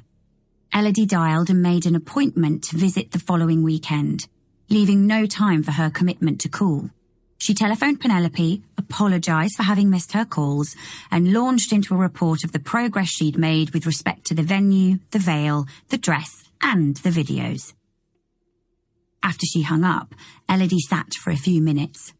Penelope had been very pleased, particularly when Elodie reported the suitcase of her mother's recording she now had in her possession. She had suggested that, rather than featuring only one clip of Elodie's mother playing the cello, they might feasibly include another at the end of the ceremony. Elodie had promised to make a shortlist of 3 tracks so that they could look at them together and decide. "Best make it 5, Penelope had said, "just in case." So, that was the weekend sorted. The ferry carrying tourists to Greenwich pulled out from the pier, and a man in a Stars and Stripes cap pointed a long-lens camera at Cleopatra's Needle. A skein of ducks swooped in to take the boat's place, landing expertly on the choppy surface. The ferry left ripples that washed against the low-tide bank, filling the air with the scent of mud and brine, and Elodie thought of a description in James Stratton's journal of the Great Stink of 1858. People didn't realise how badly London had smelled back then. The streets had been covered with animal dung, human waste, rotting vegetables, and the carcasses of slaughtered animals. All of it, and a lot more besides, had found its way into the river. In the summer of 1858, the smell coming in off the Thames was reportedly so fetid that the Palace of Westminster had to be closed, and those who could afford it were evacuated from London. The young James Stratton had been inspired to form the committee to clean up London. He'd even published an article in 1862 in a journal called The Builder, agitating for progress.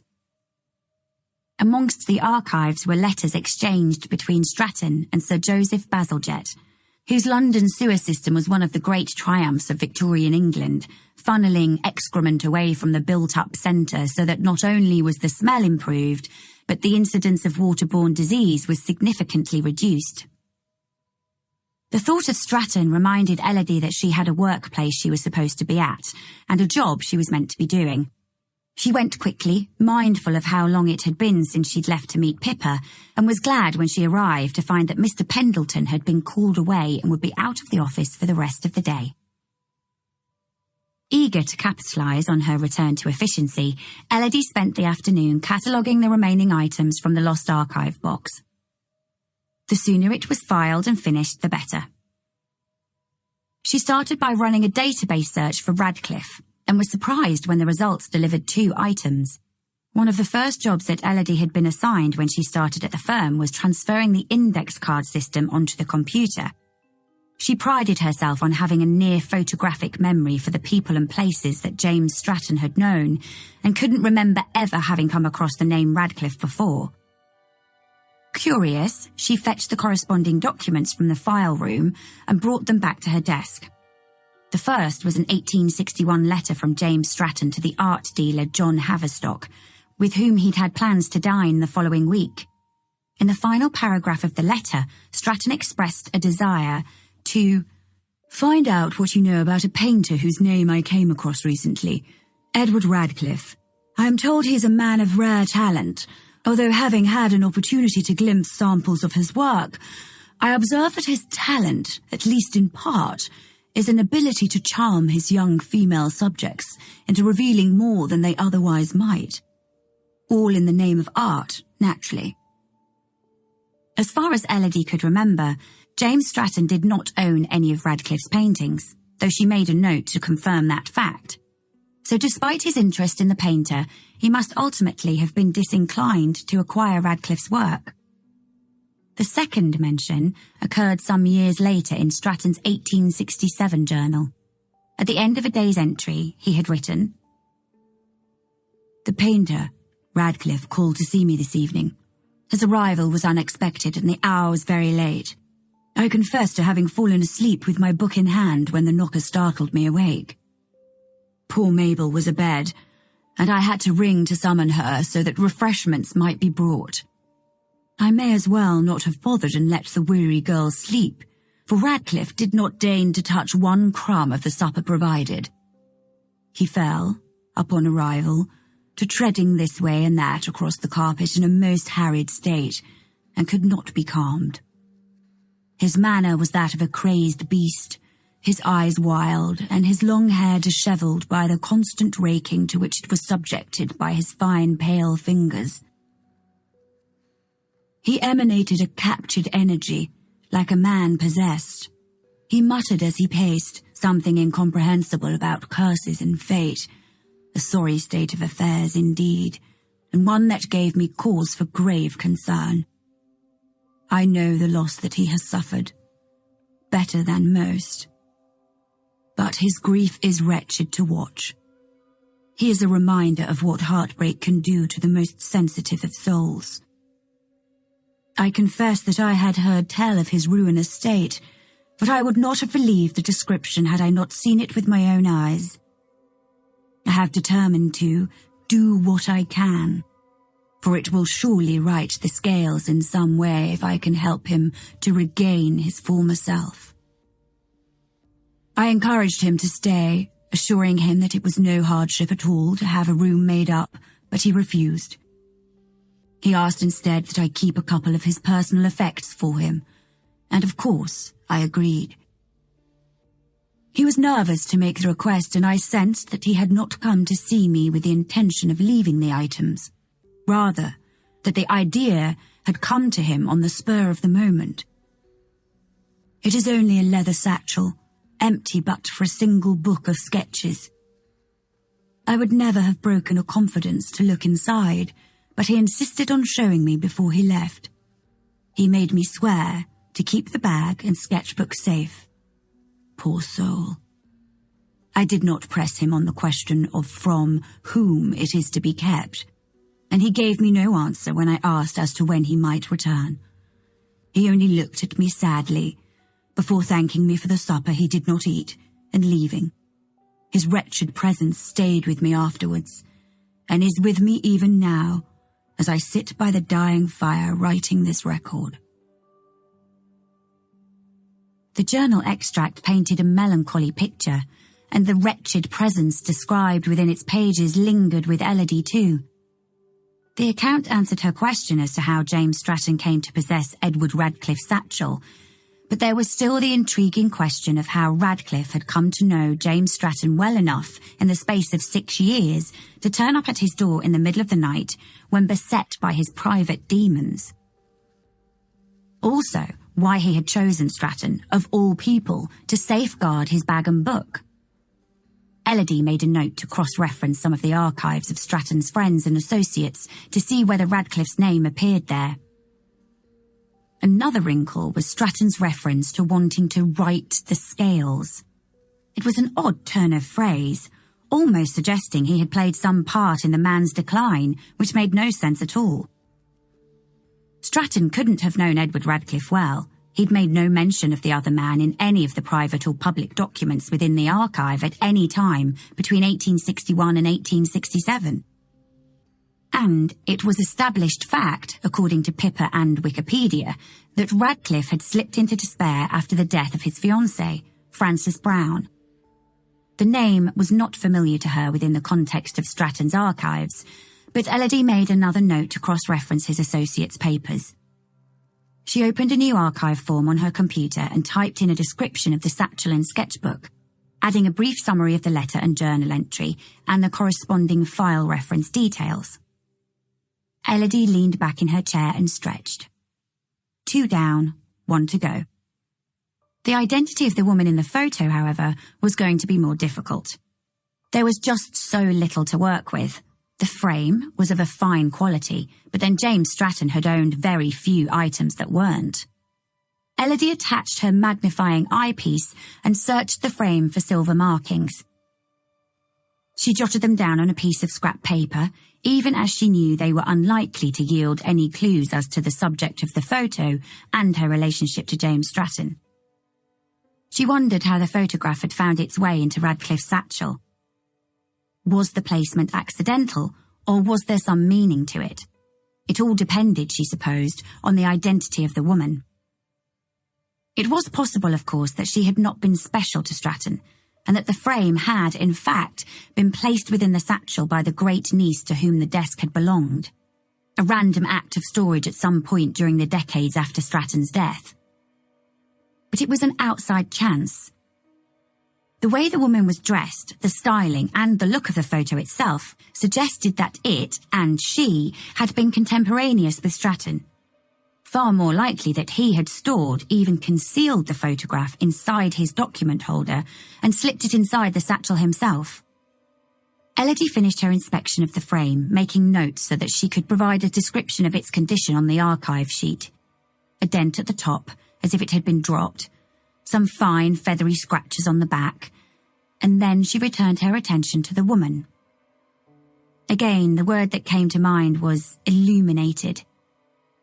It was something in the quality of the woman's expression, the flow of her hair, the light in her eyes. Elodie realised that she was staring as if she expected the woman to explain herself. But no matter how hard she tried, she could find no identifying feature in the face, the clothing, even the background of the image that suggested where to turn next. Although the photograph was well composed, there was no studio signature in any of the corners, and Elodie wasn't familiar enough with Victorian photography to know whether anything else inherent to the image might give a clue as to its origin. Perhaps Pippa's mentor, Caroline, would be able to help after all. She set the frame down on her desk and rubbed her temples. The photo was going to be a challenge, but she refused to be cowed. The detective thrill of the chase was one of the best parts of her job, a counterbalance to the satisfying but repetitive work of creating neat records. "I'll find you," she said softly. "Make no mistake about that." "Talking to yourself again?" Margot was beside Elodie's desk, hunting through the handbag she had slung across her shoulder. "First sign of trouble, you know." She found a tin of peppermints and shook them, dropping a couple into Elodie's waiting palm. "Staying late?"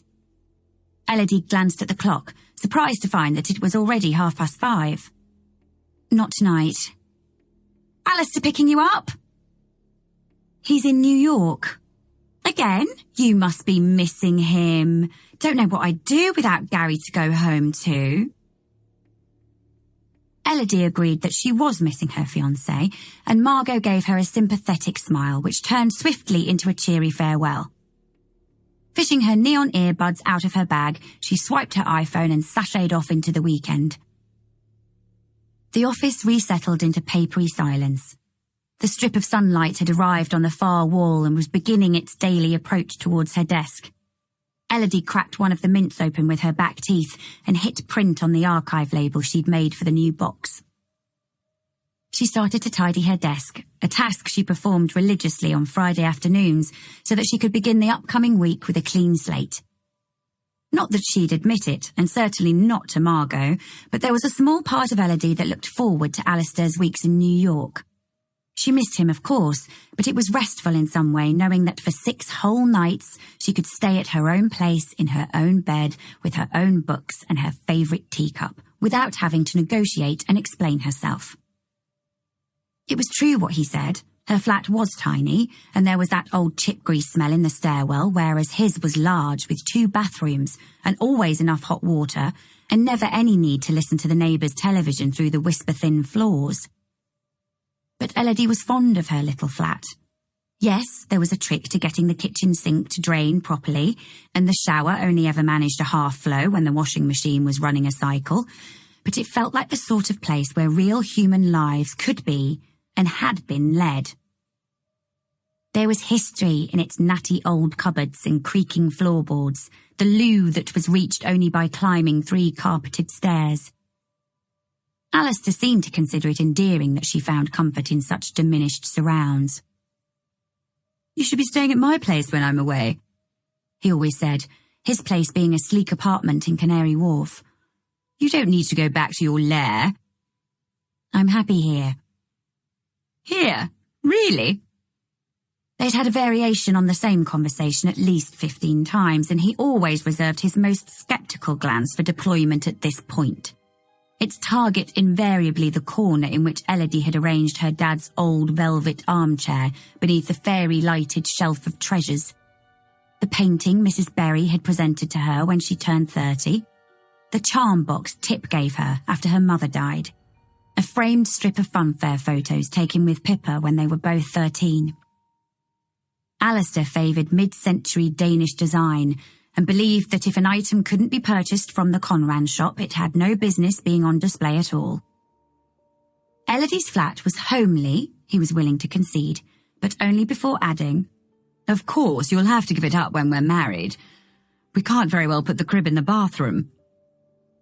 Obviously, it was churlish to feel anything other than excited at the prospect of living in such a grand, glossy place, but Elodie just wasn't a very grand, glossy person, and she was terrible with change. Little wonder. This was the psychologist she'd seen for a time when she first went up to Oxford. "You lost your mother. It's one of the most significant and frightening changes that a child can experience."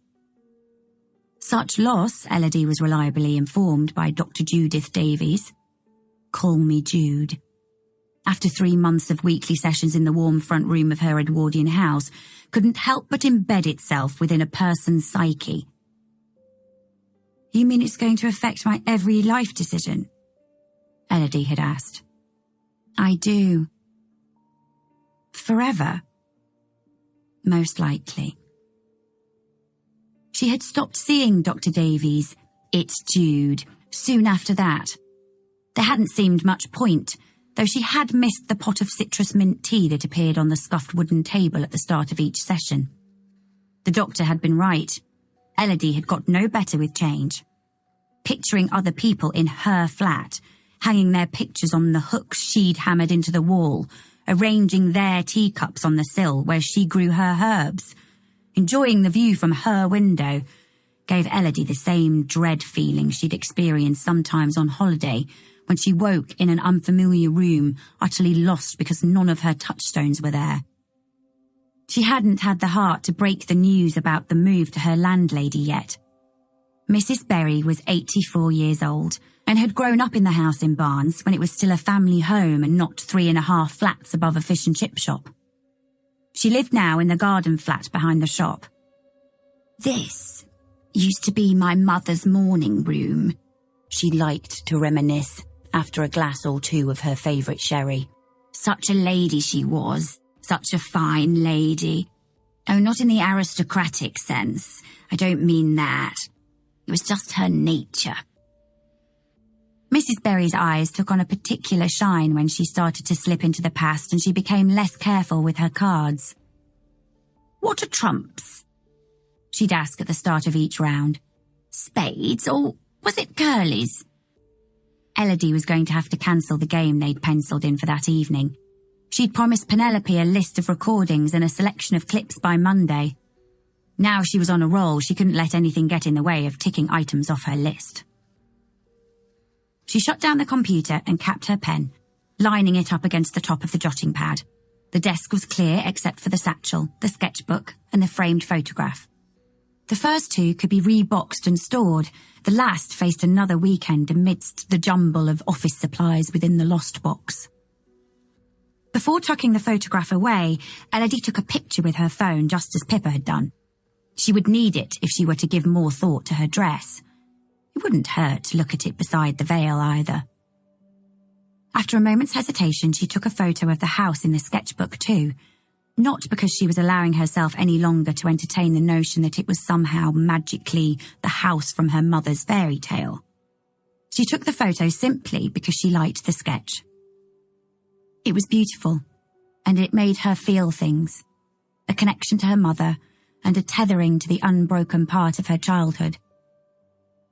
And then Elodie slipped the satchel and sketchbook into a new archive box, affixed the label she'd printed off, and filed them in the storeroom on her way out of the door and into the busy London street.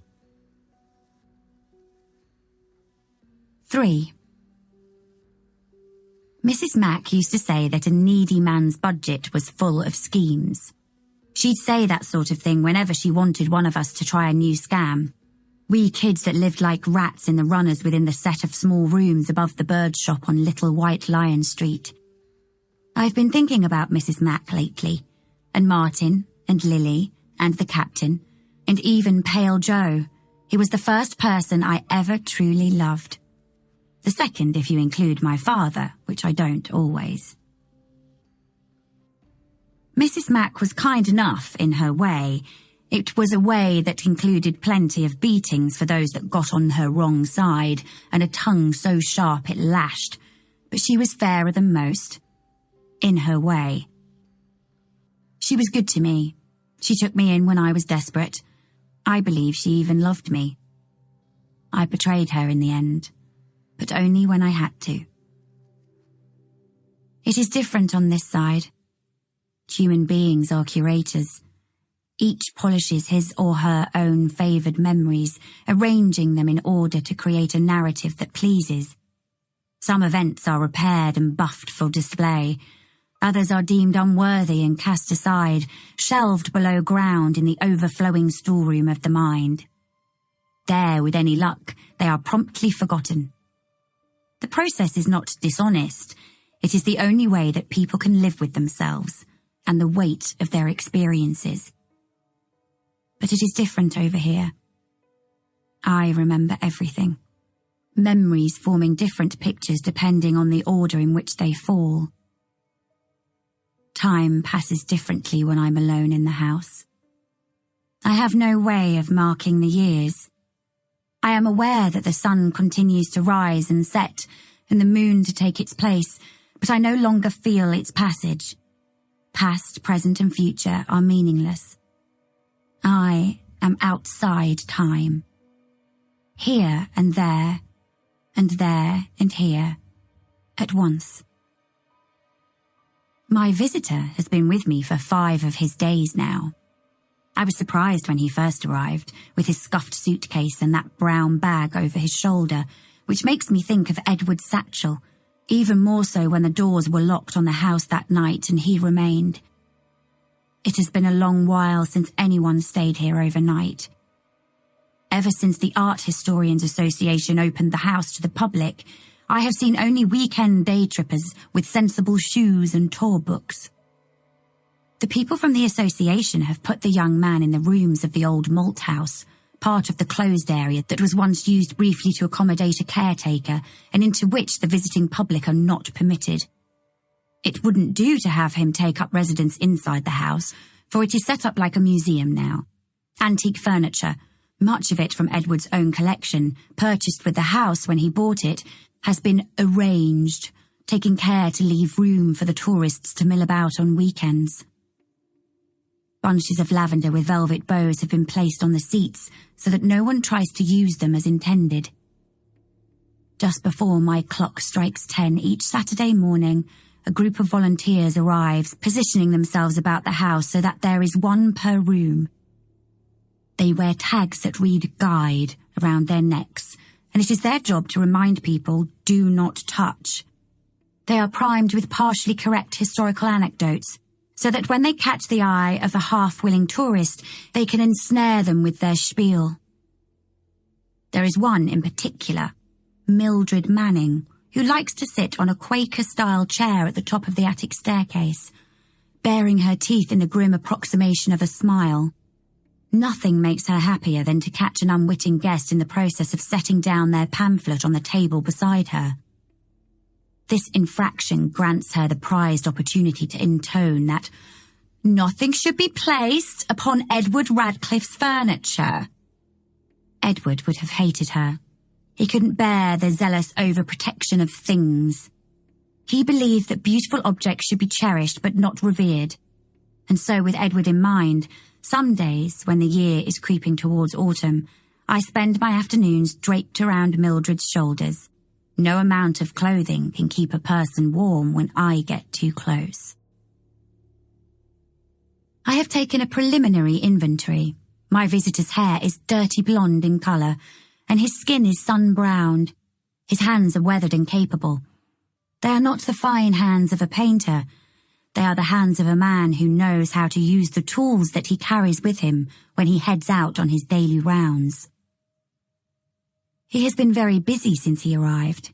He wakes early before sunrise, and although he does not seem pleased about the fact, groaning and then squinting at the phone that he keeps beside his bed to tell the time, he nonetheless elects to rise rather than to remain in bed. He makes a cup of tea quickly and sloppily, and then showers and dresses, always in the same clothing, a t-shirt and faded blue denim jeans, tossed the night before across the bentwood chair in the corner. Whatever it is that he is doing requires him to frown at a map of the manor grounds and a series of handwritten notes. I have taken to standing at a distance behind him as I try to discover what it is that he is up to. But it is no use. The handwriting is too small and faint to read, and I dare not go nearer.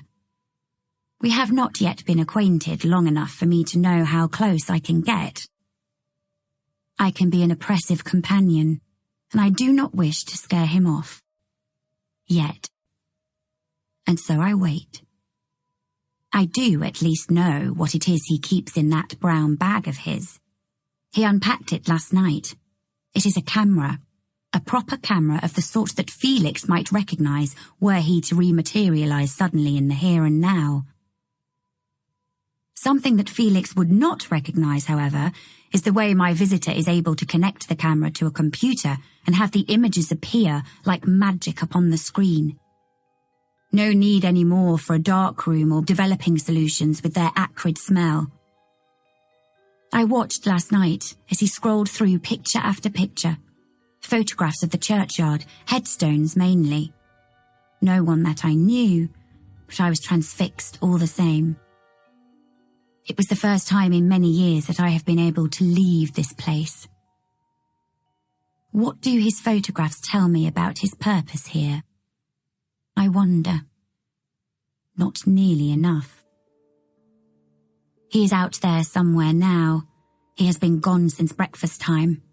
But I am patient, far more patient now than before. I have been watching from the window in the stairwell, looking beyond the chestnut tree towards my old friend, the Thames. I do not expect my young man to return that way. Unlike others who came to Birchwood before him, he does not favour the river.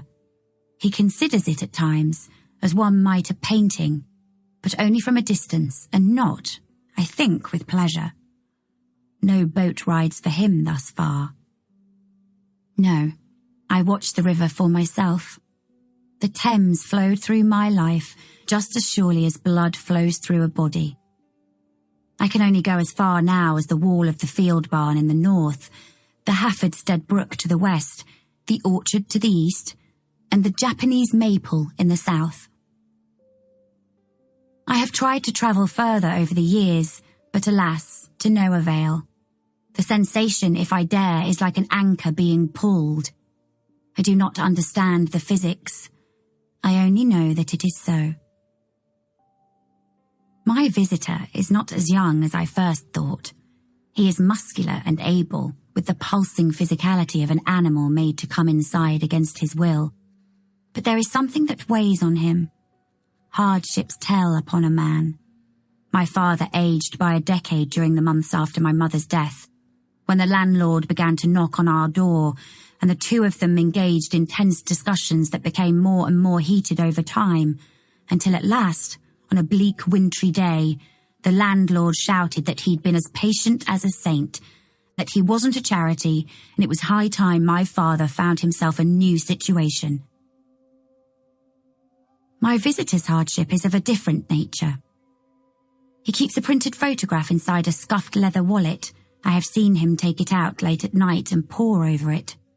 The image is of two small children, little more than babies. One of them grins with juicy happiness at the camera. The other is more circumspect. The way he frowns at that photograph, the way he rubs his thumb across its surface, as if by doing so he might enlarge it and permit himself a closer view, makes me certain that they are his. And then, last night, he made a call on his mobile telephone to someone he called Sarah. He has a warm voice and was polite, but I could see by the way he clenched his pen and clawed his hand in his hair that he was struggling. He said, "But that was a long time ago. And you'll see I've changed. And surely I deserve a second chance." As all the while he stared at the photograph, worrying its top left corner with his fingertips. It was that conversation which put me in mind of my own father, because before Mrs. Mack and the captain, there was my father, always looking for his second chance. He was a clockmaker by trade, a master craftsman, his skill unsurpassed, and his expertise sought by those with the most elaborate timepieces to repair. "Each clock is unique," he used to tell me, "and just like a person, its face, whether plain or pretty, is but a mask for the intricate mechanism it conceals." I went with him sometimes on repair jobs. He called me his helper, but I did not really help. When he was ushered into the library or study, I was invariably taken downstairs by a dutiful serving maid into one of the vast steaming kitchens that fueled the stately houses of England. Each had a rotund cook labouring away in her engine room, pink of cheek, sweaty of brow, keeping the larders stocked with sweet lumpy jam and fresh loaves of bread. My father used to tell me that my mother had grown up in such a house. She had been sitting in the grand upstairs window, he said, when he arrived to mend her father's clock. Their eyes had met, they'd fallen in love, and nothing after that could keep them apart. Her parents had tried. Her little sister had pleaded with her to stay, but my mother was headstrong and young and used to being indulged, and so she ran away. Children, as a rule, are literal creatures, and whenever I heard this story, I pictured my mother running, her skirts flying behind her in a satin wake as she fled from the looming castle, leaving behind her beloved sister and the raging horror of her overbearing parents. This is what I believed. My father had to tell me stories, as I did not have the chance myself to know my mother. She was 2 days shy of 21 when she died, and I a child of 4. It was consumption that killed her, but my father had the coroner put bronchitis on her death certificate as he thought it sounded more refined. He needn't have bothered. Having married my father and left the bosom of her titled family, she was removed to the great mass of ordinary people of whom history takes no account. There is a single likeness, a small sketch that he kept inside a gold locket and which I treasured. Until that is, we were forced to move into the pair of drafty rooms in the pinched alleyway in a pocket of East London, where the smell of the Thames was always in our noses and the calls of gulls and sailors mingled to form a constant song. and the locket disappeared to the rag and bone man. I do not know where the likeness went. It slipped through the cracks of time and went to where the lost things are. My father called me Birdie. He said I was his little bird. My real name was Beautiful, he said, but it was the name of a grown-up lady, the sort of name that wore long skirts and fine silks, but had not the wings to fly. Do I want a name with wings? Oh, yes, I should think so. Then why did you give me one without? He became earnest then, as he always did when talk grazed the subject of her. You were named for your mother's father. It was important to her that you should carry something of her family. Even if they did not wish to know me? Even if, he said with a smile, and then he ruffled my hair, which never failed to make me feel assured, as if no deprivation could matter in the face of his love. My father's workshop was a place of wonder. The great tall bench beneath the window was a sea of springs and rivets, scales and wires, bells, pendulums, and fine arrow hands. I used to sneak in through the open door to kneel on a wooden stool and explore the bench while he was working, turning over the curious and clever contraptions, gently pressing the tiny, fragile parts beneath my fingertips, holding the different metals in the streaming sun to make them shine. I asked question after question, and he appeared over his glasses to answer. But he made me promise not to breathe a word to anyone about the things that I observed. For my father was not merely repairing clocks, he was working on an invention of his own.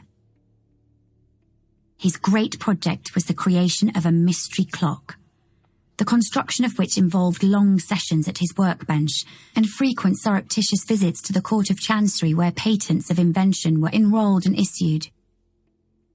My father said that the mystery clock, when he mastered it, would make our fortune. For which man of means would not desire a clock whose pendulum appeared to move without the benefit of a mechanism? I nodded solemnly when he said such things. The gravity with which he spoke required it, but in truth I was equally impressed by the regular clocks that lined his walls from floor to ceiling, their hearts beating, their pendulums swinging in constant gentle dissonance. He showed me how to wind them, and I would stand back in the centre of the room afterwards, gazing at their mismatched faces as they tut-tut-tutted me in chorus. But which one shows the right time? I would ask. Ah, little bird, the better question is, which one doesn't? There was no such thing as the right time, he explained. Time was an idea. It had no end and no beginning. It could not be seen or heard or smelled. It could be measured, sure enough, but no words had been found to explain precisely what it was. As to the right time, it was simply a matter of agreeing to agree. Do you remember the woman on the railway platform? He asked. I told him that I did. I had been playing one morning while my father repaired the large clock at the station west of London, when I noticed a smaller version hanging on the wall by the ticket office. I'd stopped what I was doing and was looking between the two disparate faces when a woman came up beside me. That there's the real time, she explained, pointing at the little dial. And that one, she frowned at the clock my father had just finished winding. That there's London time. Which is how I learned that while I could not be in two places at once, I could most certainly be in one place at two times. Soon after, my father suggested that we take a trip to Greenwich, the home of the meridian. Greenwich Meridian. The new words were like an incantation. A line from which time begins, he continued. From the North to the South Pole, it splits the earth in two. So impressive did this sound, so vivid was my child's imagination, that I suppose it was inevitable the reality would disappoint. Our journey took us to the well-tended lawn of a grand stone palace, from which I searched in vain for the great jagged tear I had envisaged in the earth's surface. There it is, He indicated with a straightened arm. Right in front of you, a direct line, 0 degrees longitude. But I cannot see anything.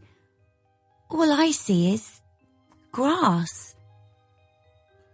He laughed when I said that, and ruffled my hair, and asked whether I would like to take a look through the Royal Observatory telescope instead. We took the journey along the river to Greenwich a number of times in the months before my mother died, and on the boat back and forth my father taught me how to read. The words in books, the tides in the river, the expressions of the faces of our fellow travellers. He showed me how to tell the time by the sun. Human beings had ever been captivated by the great burning sphere in the heavens, he said, for not only does it give us warmth, but also light, the foremost craving of our souls. Light. I took to watching it on the spring trees, noticing how it turned the delicate new leaves translucent. I observed the way it threw shadows against walls, tossed stardust across the surface of the water, made filigree on the ground where it fell through wrought iron railings. I wanted to touch it, this marvellous tool, to hold it in my fingertips the way I did the tiny objects on my father's workbench. It became my mission to capture light. I found a small hinged tin, emptied of its contents, and drove a nail through the top several times with one of my father's hammers to make tiny perforations. I took the contraption outside with me, sat it in the sunniest place that I could find, and waited until the top was burning hot. Alas, when I slid the box of wonder open, there was no glittering captive waiting for me. It was just the empty inside of a rusty old tin. Mrs. Mack used to say that when it rained, it poured, which wasn't a comment on the weather, although it took me a while to work that out, but an observation of the way misfortune seemed to invite further misfortune. After my mother died, it began to pour for my father and me. For one thing, it was the end of our trips to Greenwich. For another, we saw a lot more of Jeremiah. He was my father's friend, of sorts, the two of them having grown up in the same village. He had visited occasionally when my mother was alive, for my father had taken him along sometimes as an apprentice on large railway clock repair jobs. But I was aware, in the vague, instinctive manner of small children, that Jeremiah was a source of tension between them. I can remember my father offering placatory assurances like, "He does the best with what God gave him," or "He means well," and reminding her that although Jeremiah had been blessed with few of life's gifts, he was a good fellow really, and certainly very enterprising. The latter was undeniably true. Jeremiah turned his hand to whatever opportunity came his way.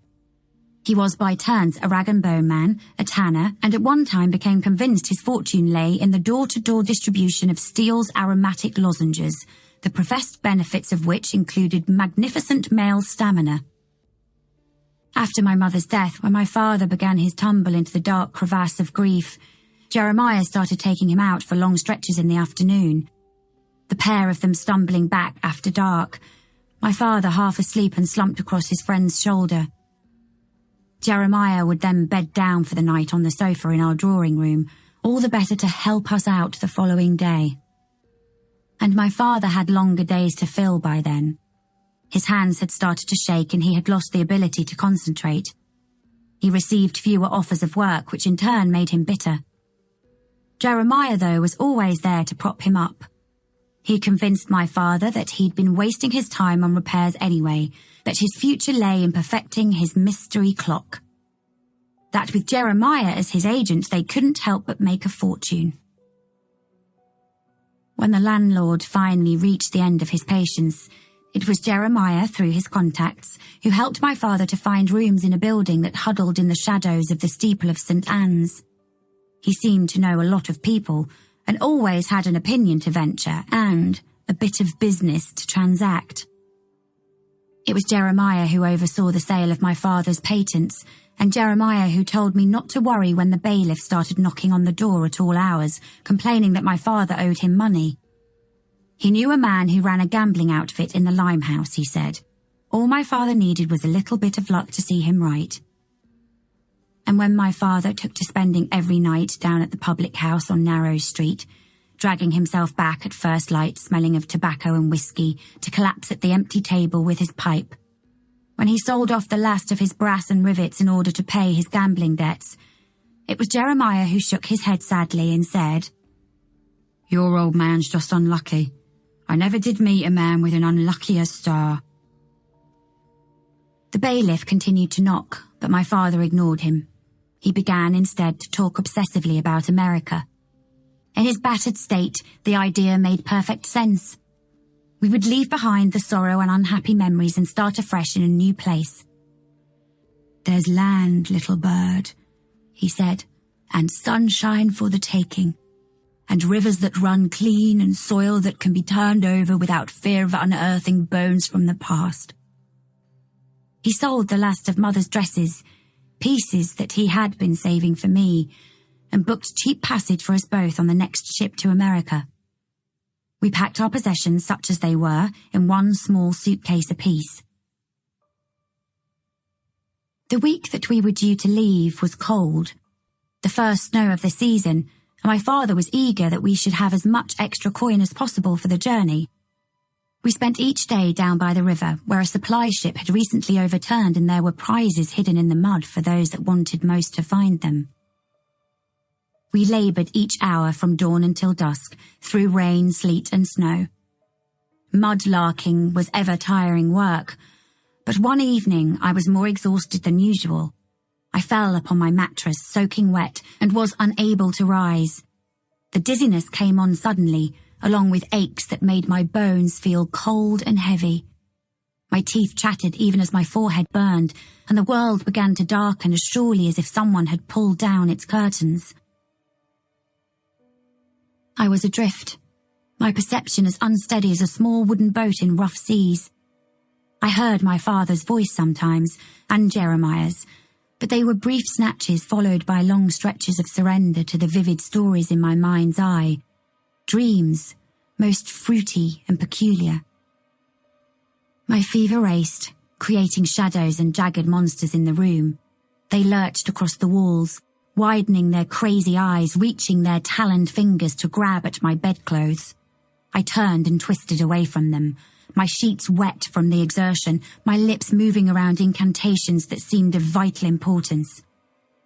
Words pierced my delusions like hot needles, familiar words like doctor, fever, America, that had once held meaning and importance. And then I heard Jeremiah say, "You must go. The bailiff will be back, and he's promised to put you in jail this time, or worse." "But the child, my little bird, she is not well enough to travel." "Leave her here. Send for her when you're settled. There are people who will mind a child for a small fee." My lungs, my throat, my mind all burned with the effort to shout, "No." But whether the word passed my lips, I could not tell. "She depends on me," said my father. "Worse then, if the judge decides that you must pay for your debts with your life."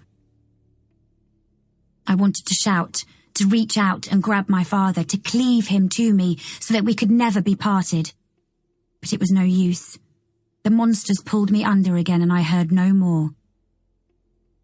Day dissolved into night. My boat pushed out once more into stormy seas. And that is the last I remember of that.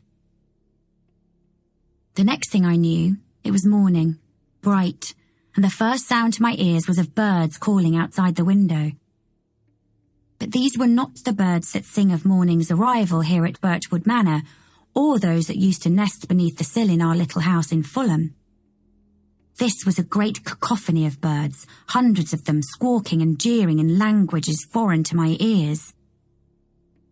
A church bell pealed, and I recognised it at once as the bell of St. Anne's, but it was different somehow from the sound that I knew so well. I was a shipwrecked sailor, washed up on a foreign shore. And then a voice, a woman's voice I did not know. "She's waking." "Papa?" I tried to say, but my throat was dry and a mere airy sound arrived. "Shh, there now," said the woman. "There now. Mrs. Mac is here. Everything's going to be all right." I cracked open my eyes to find a large figure looming above me. Beyond, I saw that my little suitcase was on a table by the window. Someone had opened the lid and my clothing was sitting now in a neat pile beside the case. "Who are you?" I managed to say. "Why, I'm Mrs. Mac, of course, and this lad here is Martin, and that over there's the captain." There was a note of cheery impatience in her voice. I looked about, absorbing quickly the unfamiliar surrounds and the strange people to whom she was pointing. "Papa?" I started to cry. "Shh, Lordy, child, there's no need to blubber. You know very well that your father's gone on to America, and we'll send for you when he's ready. In the meantime, he's asked that Mrs. Mac look after you." "Where am I?" She laughed. "Why, child, you're at home, of course. Now stop that bawling or else the wind might change and spoil that pretty face of yours." And so I was born twice. Once to my mother and father in a small room in our family home in Fulham on a fresh summer's night when the moon was full and the stars were bright and the river was a shimmery skinned snake beneath the window. And once again to Mrs. Mac when I was 7 years old, in her house tucked above the shop selling birds in cages, in the area of Covent Garden referred to as the 7 Dials. Chapter 6. Summer 2017. Mrs. Berry was out amongst the hollyhocks and larkspur when Elodie arrived home from work. The garden door at the back of the hall was wide open and Elodie could see her old landlady inspecting the blooms. It never failed to amaze her how someone who relied on Coke bottle glasses to tell the difference between diamonds and hearts could remain such a sharp shooter when it came to the grubs on her flowers. Rather than duck straight upstairs, Elodie went down the hall, past Mrs. Berry's grandfather clock, still softly, patiently sweeping time aside, to stop at the doorway. "Are you winning?" "Scoundrels!" Mrs. Berry called back, plucking a fat green caterpillar from a leaf and holding it up for Elodie's distant inspection. "Sneaky little devils, and greedy too, frightfully greedy." She dropped the offender into an old jam jar with a smattering of others. "Fancy a drink?" "Love one." Elodie dropped her bag on the concrete step and headed out into the summery garden. A quick Friday catch-up and then she'd start on the recordings, as she promised Penelope. Mrs. Berry set the jar of wrigglers on the elegant iron table beneath the apple tree and disappeared into her kitchen. At 84, she was exceptionally spry, a fact she credited to her refusal to earn a driving licence. "Terrible polluting machines, and the way people charge about in them, dreadful, much better to walk." She reappeared carrying a tray loaded with a jug fizzing orange. Mrs. Berry had been on a trip to Tuscany with her watercolour group the previous year and had developed a penchant for Aperol spritz. She filled a generous glass for each of them and passed one across the table. "Salute." "Cheers." "I sent that RSVP of yours off today."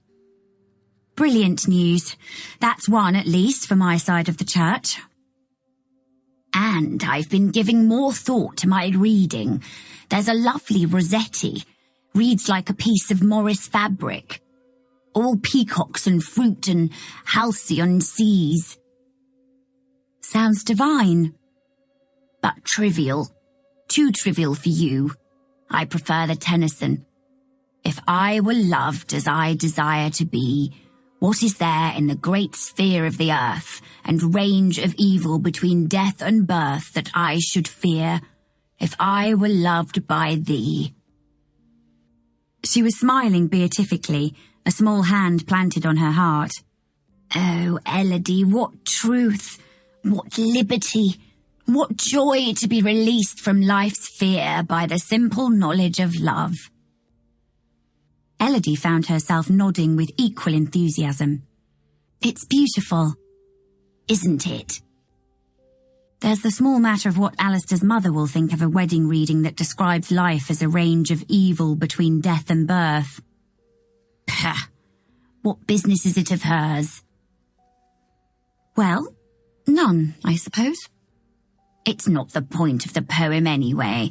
The point is that no matter what evil might come one's way, to be loved is to be protected. Do you think that's true? Mrs. Berry smiled. Did I ever tell you how I met my husband?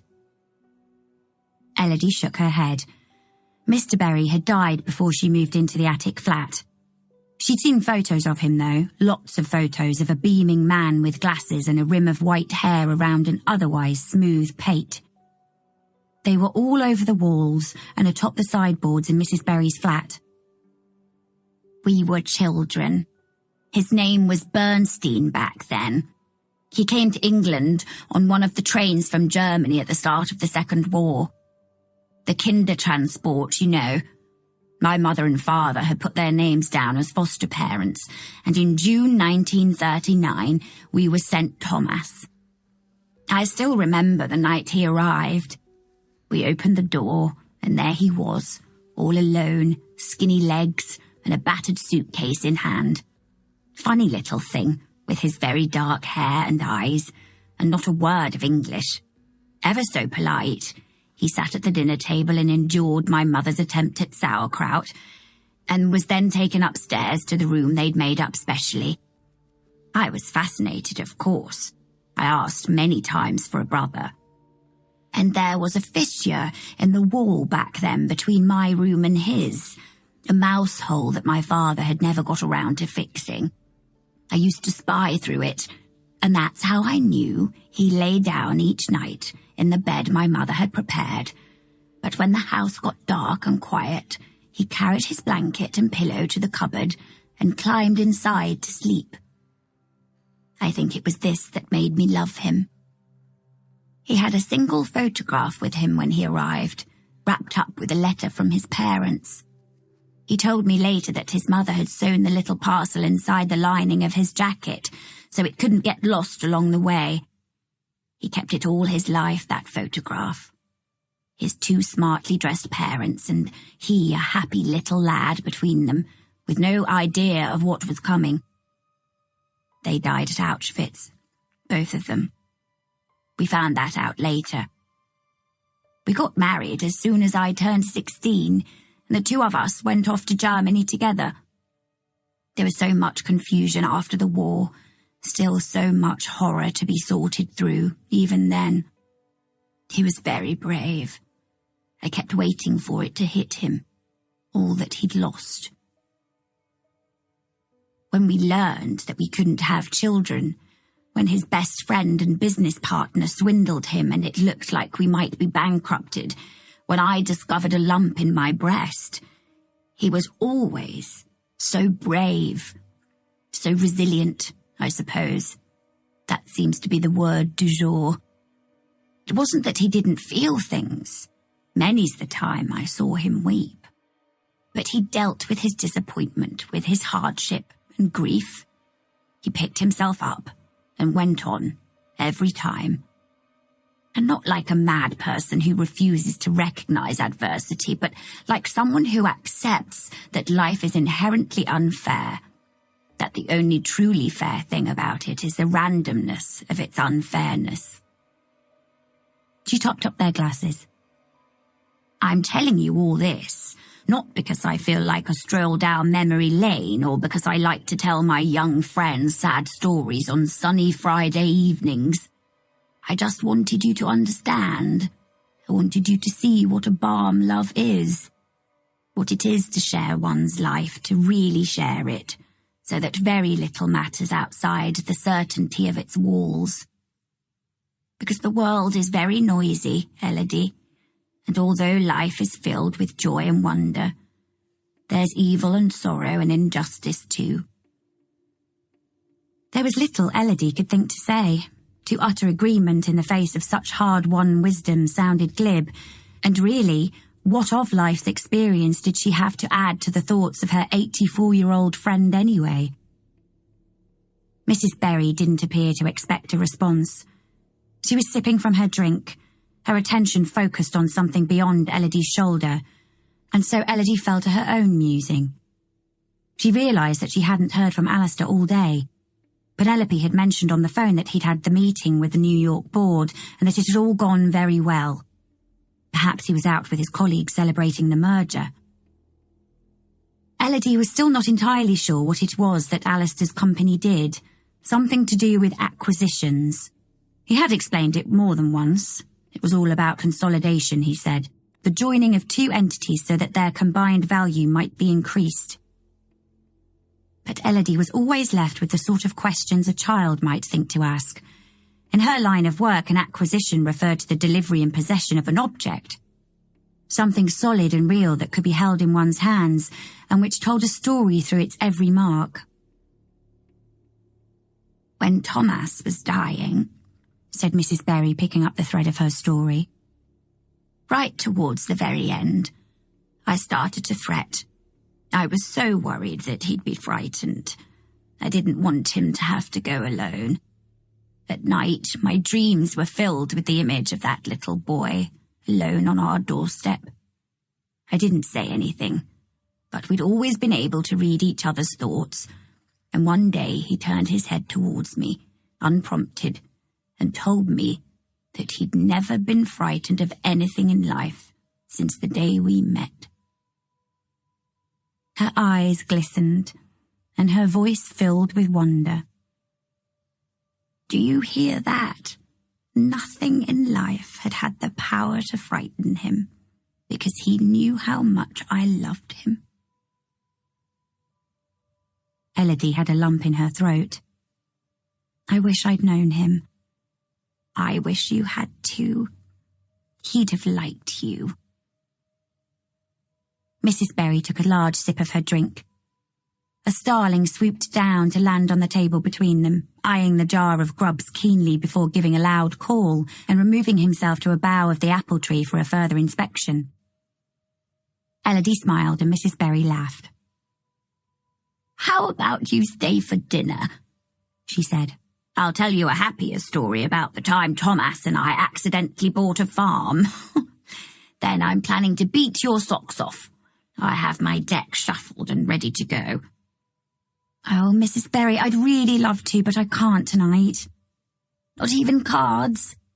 I'm afraid not. I'm on a deadline. More work? You work too hard, you know. Not this time. It's wedding business. Wedding business? Honestly, people do complicate things these days. What more do you need than two people who love one another and someone to hear them say it? If you ask me, even the latter's surplus to requirements. If I had my time again, I'd run away to Tuscany and speak my vows to my Thomas on the edge of one of those medieval hilltop villages, with the sun on my face and a wreath of honeysuckle in my hair. And then I'd enjoy a jolly good bottle of Chianti. Is there any other sort? That's my girl. Upstairs, Elodie kicked off her shoes and opened the windows. The honeysuckle from Mrs. Berry's garden had grown voraciously over the summer, clinging to the brick back of the house, so that its fragrance drifted up on the warm afternoon breeze to infuse the flat. She knelt on the floor and opened the suitcase of tapes her father had packed for her. Elodie recognised the suitcase as one he'd bought about 12 years earlier when she convinced him to go on a classical music tour in Vienna. It had seen better days and was an unprepossessing choice to hold such precious cargo. No one would have guessed that it held his heart, which Elodie supposed was part of his thought process. All the better to keep it safe. There were at least 30 videocassettes inside, all labelled meticulously in her father's careful hand, by date, concert, location and piece of music. Thanks to Mrs. Berry, Elodie was in possession of what was surely one of the last video players in London, and she connected it now to the back of her TV. She chose a tape at random and inserted it into the player. Suddenly, nerves swirled in her stomach. The tape had not been rewound fully and the room filled immediately with music. Lauren Adler, celebrated cello soloist and Elodie's mother, was in close-up on the screen. She hadn't started yet, but was embracing the cello, its neck entwined with her own as the orchestra played behind her. She was very young in this video. Her chin was lifted, her eyes fixed on the conductor. Long hair cascaded over her shoulders and down her back. She was waiting. The stage lights illuminated one side of her face, throwing the other into dramatic shadow. She was wearing a black satin dress with shoestring straps, and her fine arms, deceptively strong, were bare. She wore no jewellery except for her simple gold wedding band. Her fingers resting on the strings were poised ready. The conductor was on screen now, a man in a white bow tie and black jacket. He brought the orchestra to a pause and after a few seconds of silence nodded at Lauren Adler. She drew breath and then she and her cello began their dance. Amongst the many articles Elodie had devoured about her mother, one adjective had appeared over and over. Adler's talent was sublime. The critics all agreed. She had been put on earth to play the cello, and each piece of music, no matter how well known, was reborn in her hands. Elodie's father had kept all of the obituaries, but the one from the Times had pleased him especially, and so it had been framed to hang on the wall amongst the stage photos. Elodie had read it many times, and there was a passage that always stuck in her memory. Lauren Adler's talent opened a fissure in ordinary experience through which purity and clarity and truth could be glimpsed. That was her gift to her audience. Through Lauren Adler's music, they experienced what religious people might call God. The label on the videotape said that this performance had taken place at the Royal Albert Hall in 1987, and that the piece of music was Dvorak's cello concerto in B minor. Opus 104. Elodie jotted a note. Her mother was playing unaccompanied now, and the orchestra, a blurred sea of women with straight faces and men with dark-rimmed glasses, sat very still behind her. The heart-stripping cello notes sent a shiver up Elodie's spine. Lauren Adler had believed that a recording was a dead thing. She'd given an interview to the Times in which she'd said so, going on to describe live performance as the precipice on which fear, anticipation and joy met, a unique experience shared between audience and performer, which lost all potency when pressed into permanence. But the recording was all Elodie had. She had no memories of her mother, the musician.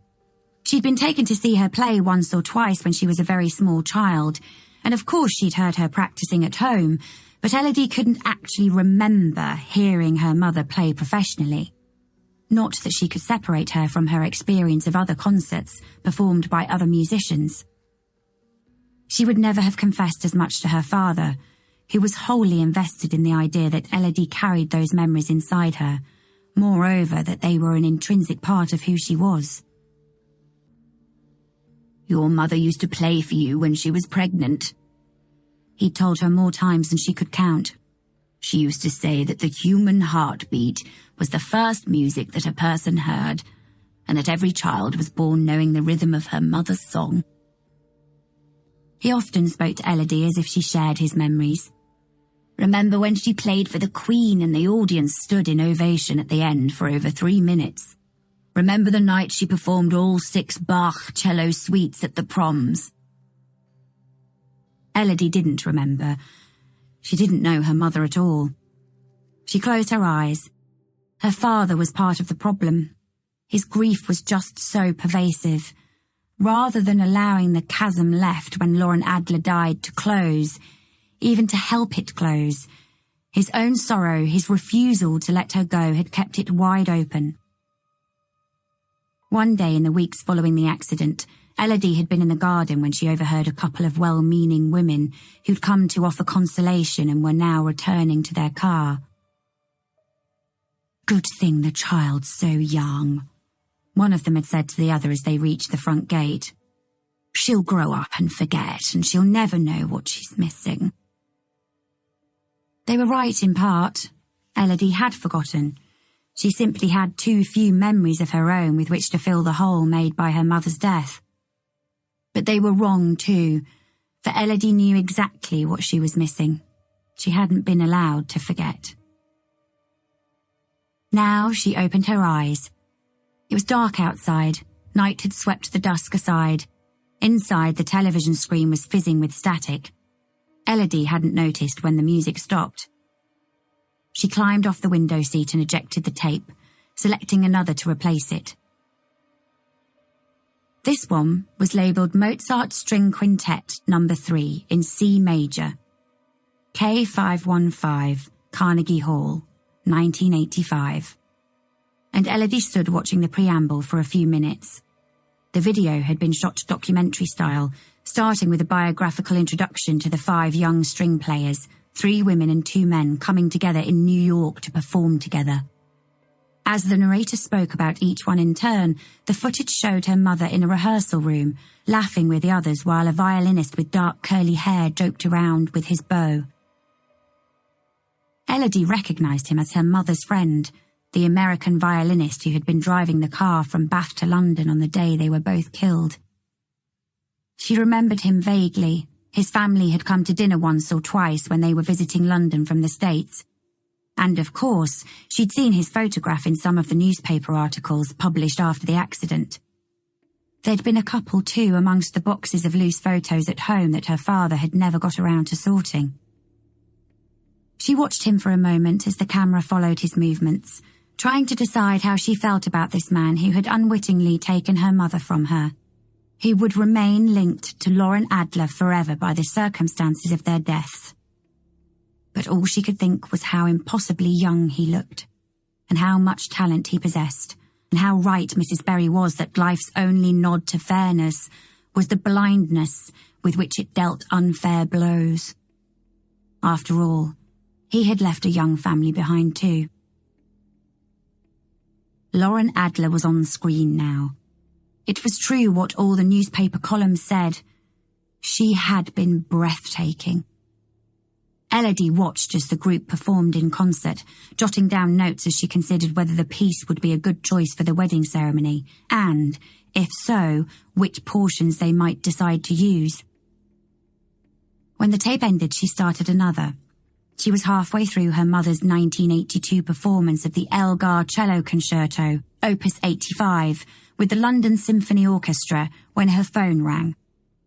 Elodie glanced at the time. It was late, and her first instinct was to worry that something had happened to her dad, but it was only Pippa. Elodie remembered the book launch at the publishing house in King's Cross. Her friend was probably on her way home now, wanting conversation on the walk. Her thumb hesitated above the answer button, but the call rang out. Elodie considered ringing back and then silenced the phone and tossed it onto the sofa. A peal of laughter carried up from the street below, and Elodie sighed. Some of the disquiet from her meeting with Pippa earlier that day lingered. Elodie had felt possessive about the photo of the Victorian woman in the white dress. But it had been more than that. Now, sitting in a room filled with the melancholy strains of her mother's cello lines, she knew that it was the way Pippa had asked about the recordings. They'd already talked about the subject back when Penelope had first suggested using clips of Lauren Adler at the wedding ceremony. Pippa had wondered then whether Elodie's dad might not have reservations, given that he could barely talk about Elodie's mother without welling up. Frankly, Elodie had held the same concerns, but it turned out he'd been quietly pleased, echoing Penelope's sentiment that it was the next best thing to having her there. Today, though, when Elodie had said as much, rather than dropping the subject and moving on, Pippa had pushed further, asking whether Elodie agreed. Now, watching Lauren Adler as she brought the Elgar to its aching conclusion, Elodie wondered whether perhaps Pippa had her own reasons. Within their friendship, Pippa had always occupied the more dynamic space, inviting attention where Elodie, naturally shy, preferred to play the support act. Maybe in this one instance, when Elodie could lay claim to an extraordinary parent, Pippa resented the intrusion. Even as the thought occurred to her, Elodie was ashamed of it. Pippa was a good friend who was even now busy designing and making Elodie's wedding dress. She had never done anything to suggest that she begrudged Elodie her parentage. In fact, she was one of the few people who'd never seemed particularly interested in Lauren Adler. Elodie was used to people, when they learned of the connection, tripping over themselves to ask questions, almost as if from Elodie they could absorb some of the talent and tragedy that had surrounded Lauren Adler. But not Pippa. Although over the years she'd asked plenty about Elodie's mother, whether Elodie missed her, whether she remembered much from before her mother died, her interest had been limited to Lauren Adler's maternal role. It was as if the music and fame, though interesting enough, were inconsequential in all the ways that mattered. The Elgar recording ended, and Elodie switched off the TV. Without Alistair there to insist on a proper weekend lie-in, she planned to get up early and take a long walk east along the river. She wanted to get to her great-uncle Tip before his shop opened. She showered and climbed into bed, closing her eyes and willing herself to sleep. The night was still warm and she was restless. Free-floating anxiety circled in the air above her like a mosquito looking to land a sting. Elodie turned and tossed and then turned again. She thought of Mrs. Berry and her husband, Thomas, and wondered if it was true that the love of one person, and such a tiny person as Mrs. Berry, 5 feet tall on a good day and as wiry as they come, was comfort enough to alleviate another person's fears. Elodie was frightened of so many things. Did it take time, she wondered, for the certainty of another person's love to accumulate such power? Would she discover somewhere down the track that the knowledge of Alistair's love had made her fearless? Did he love her that way? How was she to know? Her father had certainly loved her mother that way, but rather than make him brave, the loss of her had made him timid. Edward Radcliffe, too, had loved with a depth that made him vulnerable. I love her, I love her, I love her, and if I cannot have her, I will surely go mad, for when I am not with her, I fear. Her. The woman in the photograph came to Elodie's mind. But no, that was her own obsession. There was nothing to link the woman in the white dress to Radcliffe. It had turned up in his satchel, certainly, but the photo was in a frame that had belonged to James Stratton. No, Radcliffe had been writing about Frances Brown, the fiancée whose death, it was well known, had driven him to his own demise. If I cannot have her. Elodie rolled over onto her back. It was an odd thing to write about a woman to whom he was engaged. Surely the very act of engagement meant the opposite. She was already his. Unless he wrote the message after Frances's death, when he was facing the same abyss of absence that had confronted her own father. Is that when Radcliffe had drawn the house too? Was it a real house? Had he stayed there after his fiancée's death, to recuperate perhaps? Elodie's thoughts swarmed, dark, feathered birds circling closer and closer. Her father, her mother, the wedding, the woman in the photo, the house in the sketch, Edward Radcliffe and his fiancée, Mrs. Berry and her husband, the little German boy alone on the doorstep, life, fear, the inevitability of death. Elodie caught herself entering the dreaded nighttime thought loop and stopped. She pushed back her sheet and slid out of bed. She'd been down this road enough times to know that she was as far away from sleep as one could be. She might as well do something useful. The windows were still open and the sounds of the nocturnal city were a familiar comfort. Across the road all was in darkness. Elodie turned on a lamp and made a cup of tea. She loaded another tape into the video player, this one labelled Bach Suite No. 1 in G major. Queen Elizabeth Hall, 1984. And then she sat cross-legged on the old velvet armchair. As the clock ticked over past midnight and the new day slid into position, Elodie pressed play and watched as a beautiful young woman with the world at her feet walked out onto the stage, lifted her hand to acknowledge the applauding audience, and then, taking up her cello, began her magic. Chapter 7. Elodie's great-uncle lived in a garden flat at the end of Columbia Road. He was eccentric and something of a recluse, but had used to come to lunch at the weekends when her mother was alive. As a child, Elodie had found him somewhat startling. Even then he'd seemed old, and she'd been vitally aware of his great tufting eyebrows and runner-bean fingers, and the way he would start to fidget when the lunch conversation turned to topics that didn't interest him. But where Elodie might have been told off for sticking her fingertips in the warm wax of the lunch table candle and peeling the prints off once they'd cooled, nobody said a word to Great Uncle Tip, who would quietly amass a considerable pile, arranging them in elaborate patterns on the linen cloth, before losing interest and brushing them aside. Elodie's mother had been very fond of her uncle. She was an only child and had become close to him when he moved into her family home for a year when she was young. She used to say that he was different from other adults. Elodie could remember her father telling her. She said your great-uncle Tip was like Peter Pan, the boy who never grew up. Elodie had glimpsed this for herself in the aftermath of her mother's death.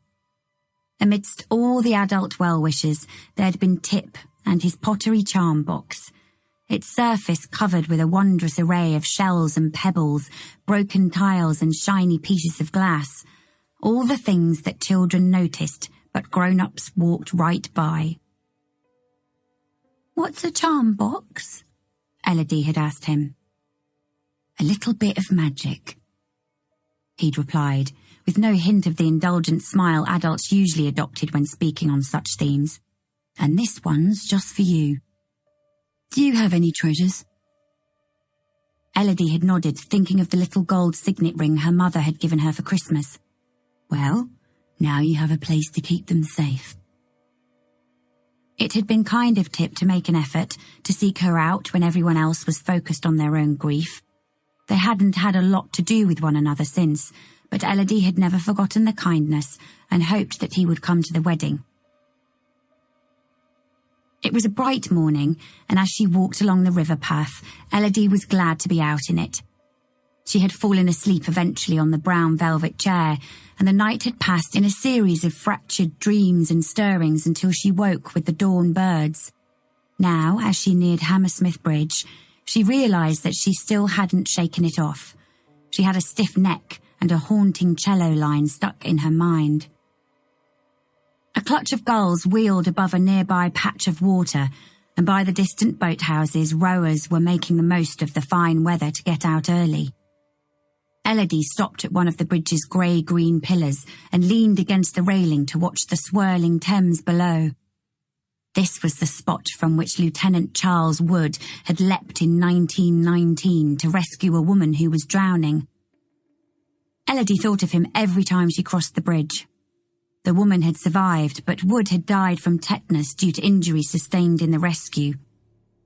It seemed a particularly cruel fate to survive service with the RAF in the First World War, only to die after an act of bravery in peacetime. By the time she reached the Chelsea embankment, London was waking up. Elodie walked as far as the Charing Cross Railway Bridge and then caught the number 26 bus from outside the Royal Courts of Justice. She managed to get a front seat on the top level. It was a childhood pleasure that gladdened her still.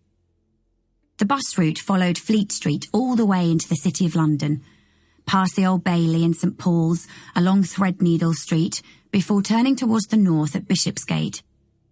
Elodie pictured, as she always did, the streets as they must have looked in the 19th century, back when London had belonged to James Stratton.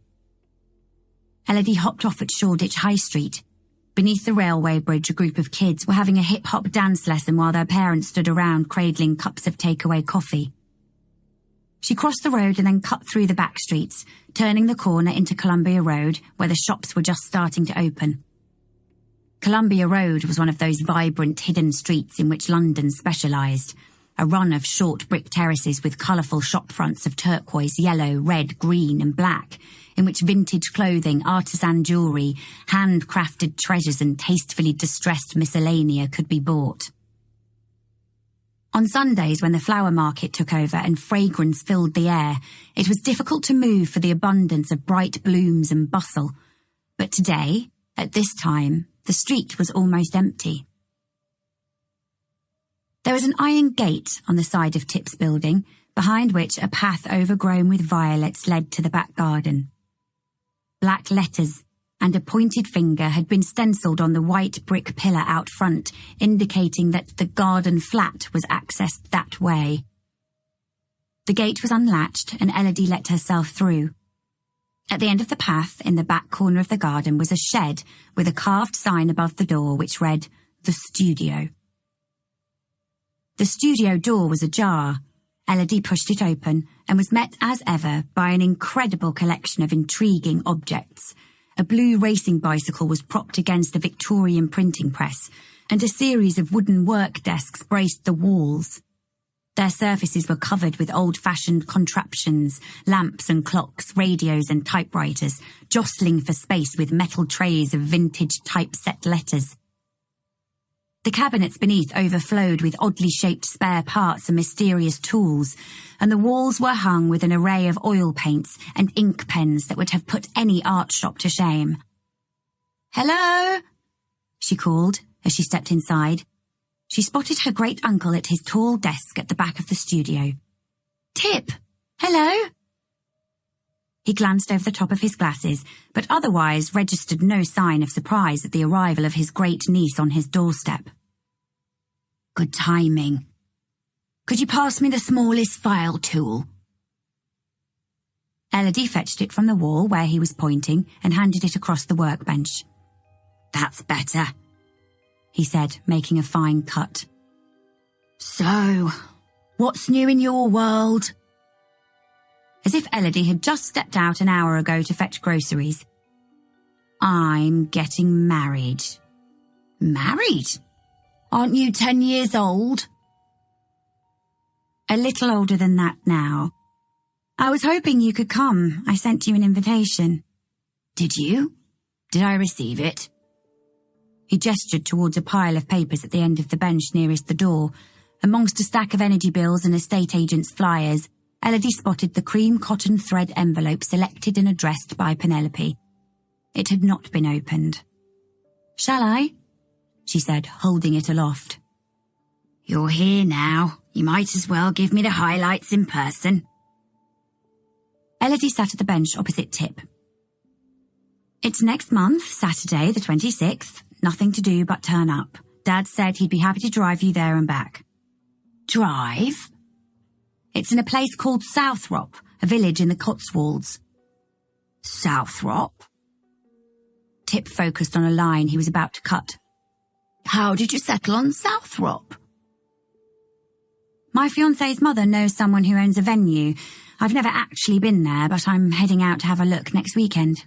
Do you know it?" "Pretty place. Haven't been there for years.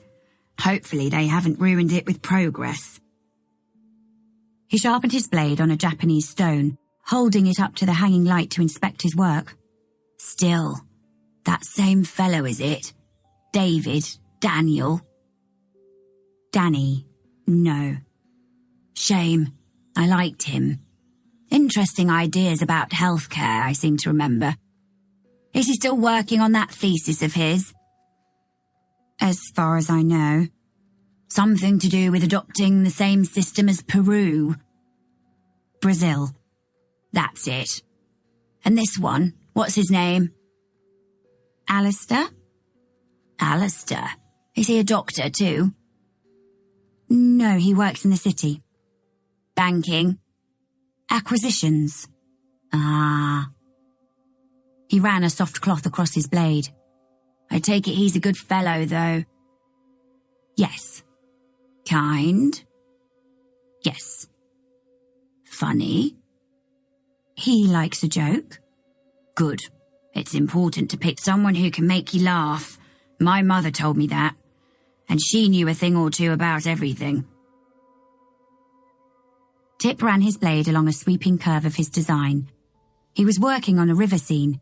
Elodie could see this line forming part of the water's flow. "You know, your mother came and saw me before her wedding too. She sat right there, where you are now." Was she also chasing an RSVP? Elodie was joking, but Tip didn't laugh. She came to talk about you in a manner of speaking. She'd only recently discovered that she was pregnant. He smoothed his piece of linoleum, thumbing a fine loose shard along the top edge. It was a hard time. She wasn't well. I was worried about her. Elodie had a vague memory of having been told that her mother suffered with bad morning sickness in the first few months. According to her father, Lauren Adler's pregnancy was responsible for one of the only occasions on which she'd needed to cancel a performance. I don't think I was planned exactly. I should say not, he agreed, but you were loved, which is arguably more important. It was strange to picture her mother, a young woman over 30 years before, sitting on the same stool as she was now, talking about the baby who would become Elodie. It sparked in Elodie a sense of kinship. She wasn't used to thinking of her mother as a peer. Was she worried that having a baby would put an end to her career? Understandably. Times were different then, and it was complicated. She was lucky Winston, your dad, stepped up. The way he spoke of her father, as if he'd been conscripted into service by her arrival, made Elodie defensive. I don't think he saw it as a sacrifice. He was proud of her. He was forward-thinking in his way. He never presumed that because she was a woman, she should be the one to stop working. Tip considered her over his glasses. He seemed about to speak, but didn't, and the silence sat awkwardly between them. Elodie felt protective of her father, protective of herself too, and of her mother. Their situation had been unique. Lauren Adler had been unique. But her father was no martyr, and he didn't deserve pity. He loved being a teacher. He told Elodie many times that teaching was his calling. Dad was always clear-sighted, she said. He was a very good musician too, but he knew her talent was of a different caliber, that her place was on the stage. He was her biggest fan. It sounded corny when she said it out loud, but Tip laughed, and Elodie felt the odd tension slip away. That he was, said Tip. You won't get any argument from me there. Not everyone can be a genius. He gave her a kindly smile. Don't I know it? I've been watching the recordings of her concerts. Have you now? We're going to play some during the ceremony instead of an organist. I'm supposed to choose, but it isn't easy. Tip set down his blade. The first time I heard her play, she was 4 years old. It was Bach. I was lucky if I could get my shoes on the right feet at that age. Elodie smiled. To be fair, shoes are tricky. She fiddled with the corner of the wedding invitation on the bench beside her.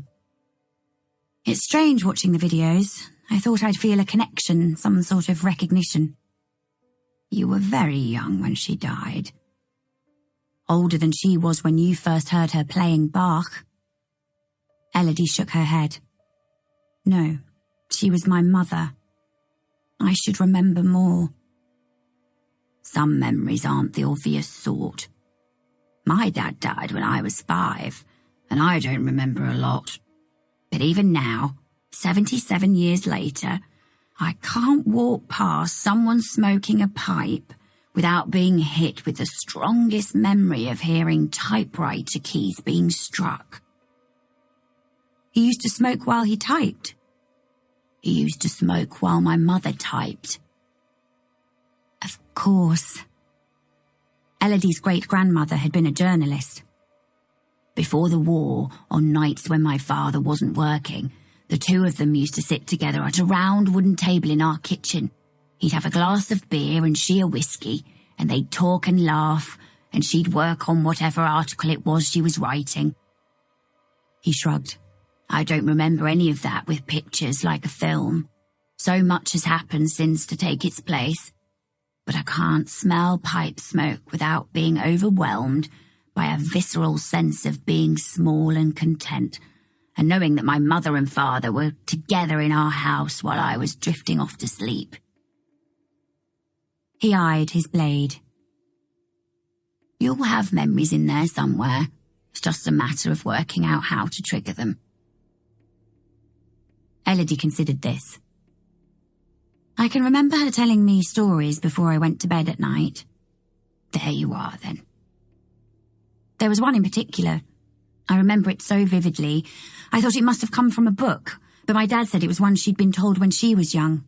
Actually, Elodie straightened. He said it was a family story passed down to her about a wood and a house on the bend of a river. Tip brushed his hands clean on his trousers. Time for a cuppa. He pottered over to the nearby Kelvinator and reached for the paint-splattered kettle on top. Have you heard it? Do you know the one I mean? He held up an empty mug and Elodie nodded. I know the story, said Tip, unwinding first one tea bag and then another. I told it to your mum. It was warm in the studio, but Elodie felt a chill brush lightly on the skin of her forearms. I lived with them for a while when your mother was small, with my sister Beatrice's family. I liked your mum. She was a bright kid, even without the music. I was an unholy mess at the time. I'd lost my job, my relationship, my flat. But kids don't care about that sort of thing. I'd have preferred to be left alone to surrender myself fully to the slough of despond, but she wouldn't have it.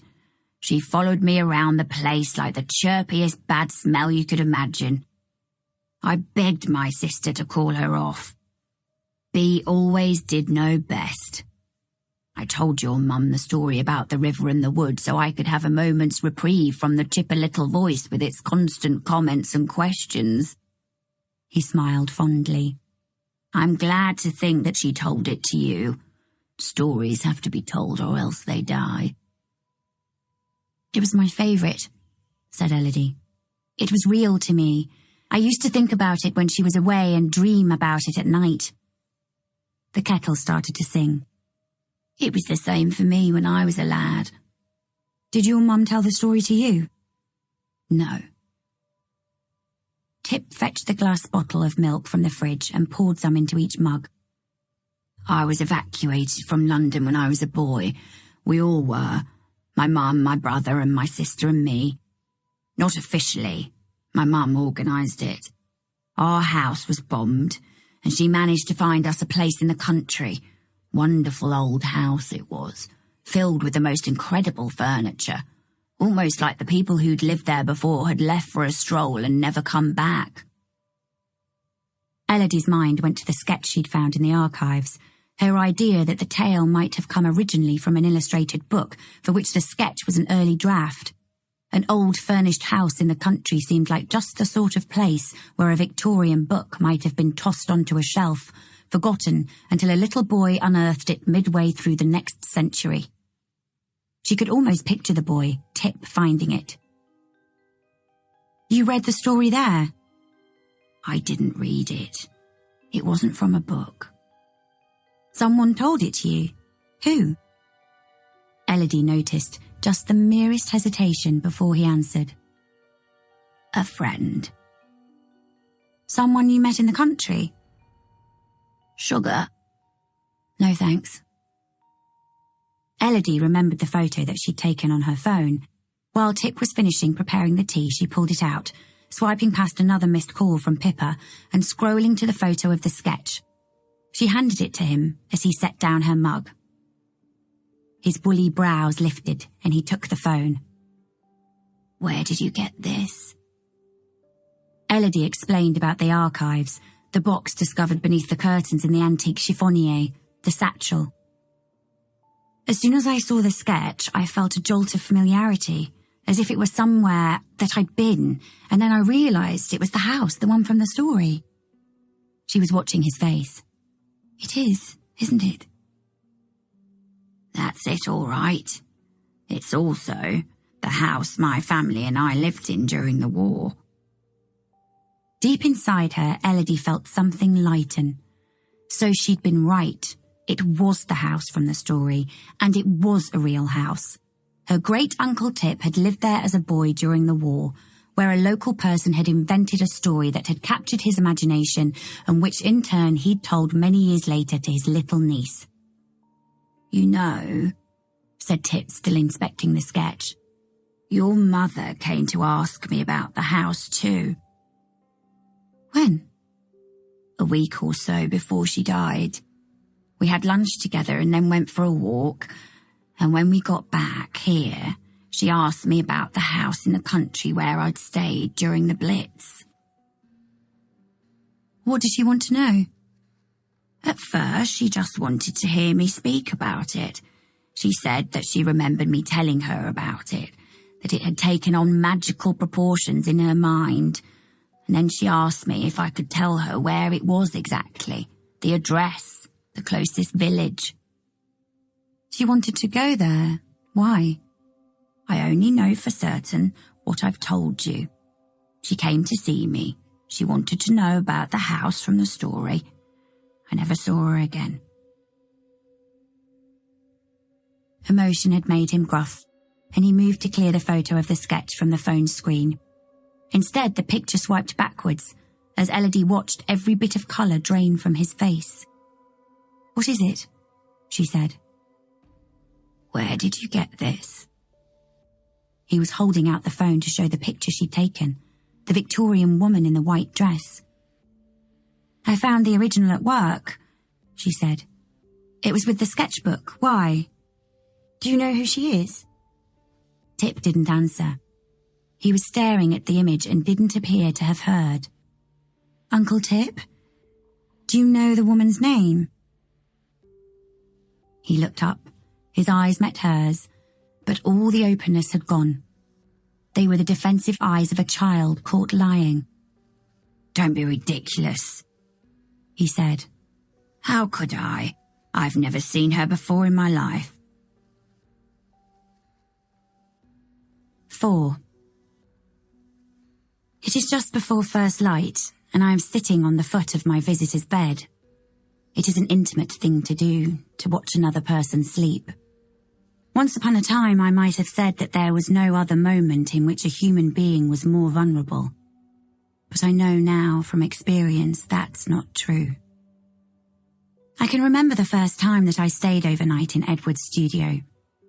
He had painted until well after midnight, the candles that stood in green glass bottles burning one by one to rippled pools of molten wax, until, at last, it was too dark to continue. We fell asleep together on the cushions that littered the floor of the corner nearest the furnace. I woke before he did, as dawn was creeping softly across the pitched glass ceiling, and I lay on my side with my face in my hand, watching his dreams skate beneath his eyelids. I wonder what this young man dreams of.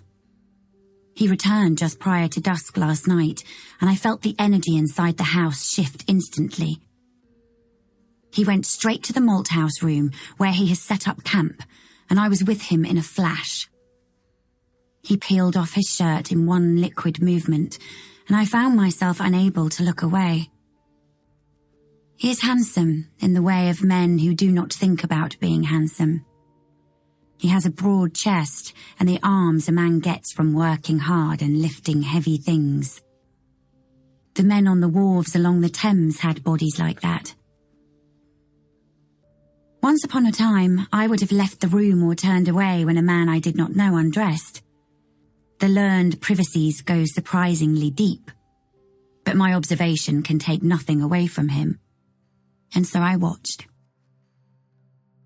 He has a stiff neck, I think, for he rubbed the palm of his hand against it and then tilted it this way and that as he walked to the small adjoining bathroom. The night had continued warm and humid, and my attention lingered on the back of his neck, the place where his hand had been, where the ends of his hair curl. I miss touch. I miss being touched. Edward's body was not that of a man who toiled on the wharves, but it was stronger than one might have expected from a man who spent his days lifting brush to canvas and eyes to subject. I remember him in candlelight, at his studio in London, and here in this house on the night of the storm. My visitor sings in the shower, not very well, but then he does not know he has an audience. When I was a child in Covent Garden, I used to stand sometimes and listen to the opera singers practicing in the theatres, until the managers came, waving their arms and their threats, and I ran back into the shadows. Although my visitor left the door to the bedroom open, the cubicle is so small that steam filled it, and when he was finished, he stood in front of the mirror wiping the centre clear with his hand. I remained at a distance behind him, and if I'd had breath, it would have been held. Once or twice, when the condition of the light has been just right, I have caught a glimpse of myself in the looking glass. The circular mirror in the dining room is best, something to do with its curved sides. Rarely I have been able to make others see me too. No, not make them, for I have not been aware of doing anything differently. But my visitor did not see me. He rubbed his hand across his bristled jaw and then went to find his clothing. I miss having a face and a voice, a real voice that everyone can hear. It can be lonely in the liminal space. Mrs. Mack lived with a man known only as the Captain, whom I took at first for her husband, but who turned out to be a brother. He was as thin as she was round and walked with a lopsided gait due to the wooden leg he'd gained after an altercation with a carriage on Fleet Street. "Got stuck in a wheel, he did," I was told by one of the children who lived in the streets outside. "Dragged him for a mile before his leg broke plain off." The wooden leg was a handmade contraption that attached below the knee with a series of leather straps and silver buckles. It had been fashioned by one of his friends down at the docks, and in it the Captain took great pride, lavishing the limb with careful attention, polishing the buckles and waxing the straps, sanding every splinter away. Indeed, so smooth was the wood, so waxed were the straps, that on more than one occasion the leg slipped out of place, causing great alarm to those around who weren't familiar with his plight. He had been known to take the leg from his knee and shake it at those whose actions had displeased him. I was not the only child whose care had fallen to Mrs. Mack. Alongside her various other businesses, which were only ever discussed in low voices and veiled language, she had a small side interest taking in children. She ran an advertisement in the newspaper each week that read, "Wanted, by a respectable widow with no young children of her own, care of or to adopt a child of either sex. The advertiser offers a comfortable home and a parent's care. Small premium, age under 10 years.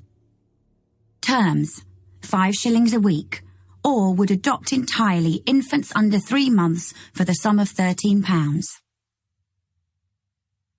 I did not understand at first the special mention of infants under 3 months, but there was a girl older than I was who knew a little bit of everything, from whom I learned that there had been infants in the past adopted by Mrs. Mack.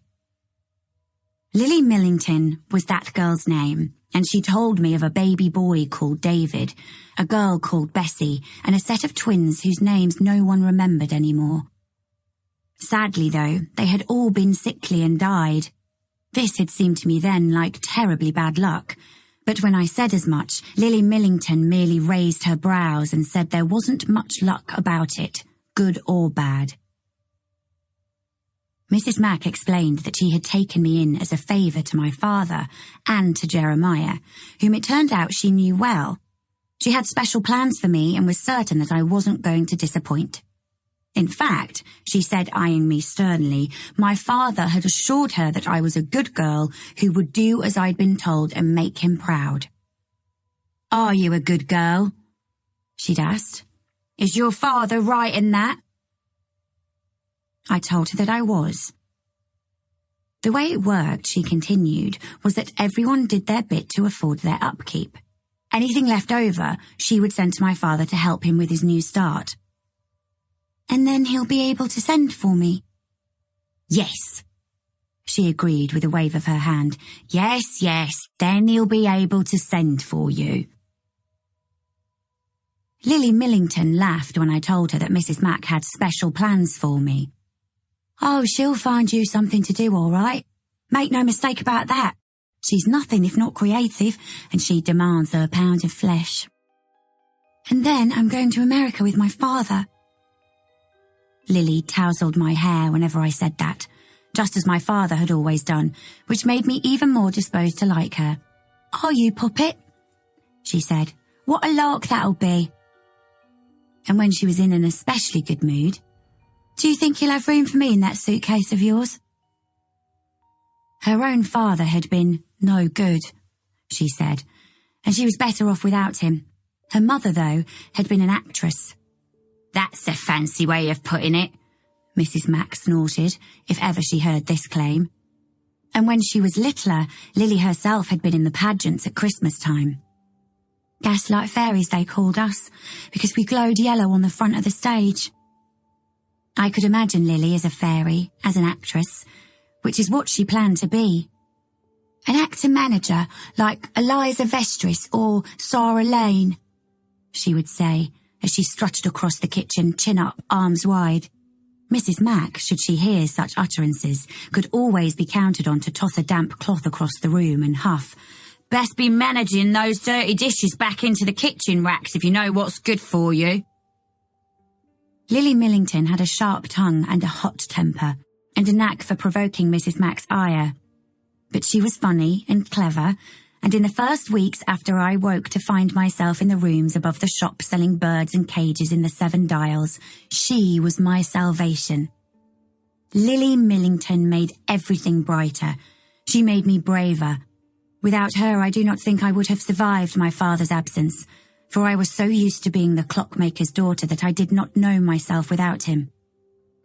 It is a strange thing, though, the human instinct for survival. I have had many opportunities whilst resident in this house to observe firsthand the ability of people to bear the unbearable. And so it was for me. Lily Millington took me under her wing, and the days passed. It was true what Mrs. Mack had said, that everyone in the house worked to earn their keep, but due to the nature of her special plans, I was granted an initial brief reprieve. "A little bit of time to get yourself settled," she said with a pointed nod at the captain, "while I get things in order." In the meantime, I did my best to stay out of her way. For someone who took in children, Mrs. Mack did not appear to like them very much, bellowing that should she find one underfoot, she would not spare the strap. The days were long, and there were only so many corners within the house to keep oneself hidden. And so I fell to trailing Lily Millington when she left for work each morning.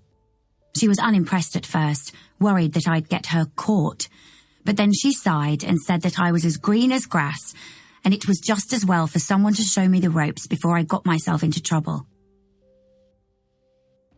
The streets back then were chaotic, with horse-drawn omnibuses and colourful carriages, ducks and pigs being driven to Leadenhall Market, sellers of every type of food one could imagine, sheep's trotters, pickled periwinkles, eel pie, trumpeting their wares.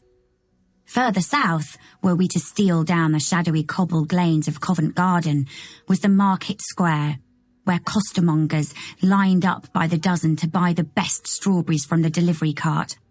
Market porters carried stacked baskets loaded with fruit and vegetables on their heads, and travelling vendors wove through the thronging crowd selling birds and snakes, brooms and brushes, Bibles and ballads, penny slices of pineapple, china ornaments, ropes of onions, walking sticks and live geese. I came to recognise the regulars, and Lily Millington made sure that they knew me. My favourite was the French magician who set up every second day on the southern corner of the market, closest to the Strand. There was a farmer's stall behind him where the best eggs could be bought, so a constant stream of traffic bustled by and he always gathered a crowd. He caught my attention first for his elegant appearance. He was tall and thin, an effect accentuated by his black top hat and stovepipe trousers. He wore a tailcoat and vest, and his moustache tapered and curled above his dark goatee.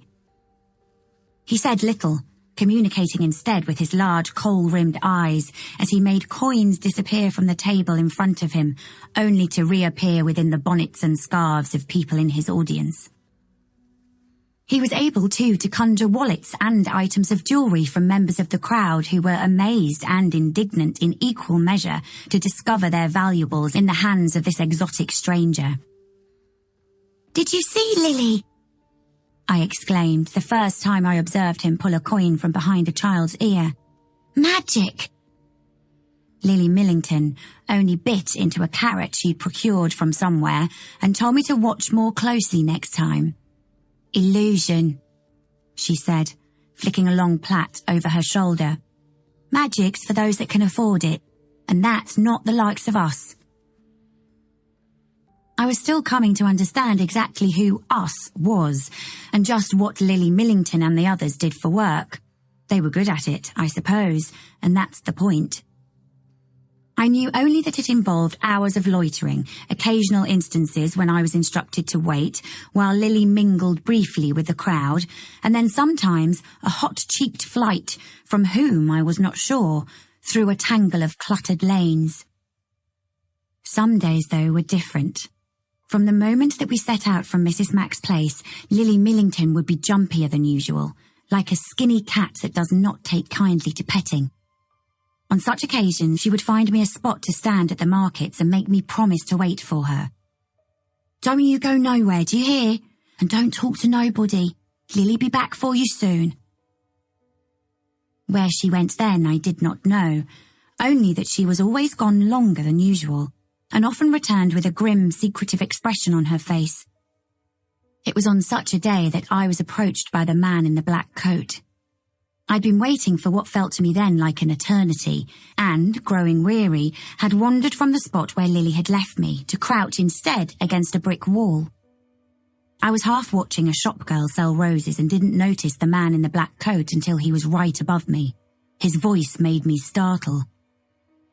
"Well now, what have we here?"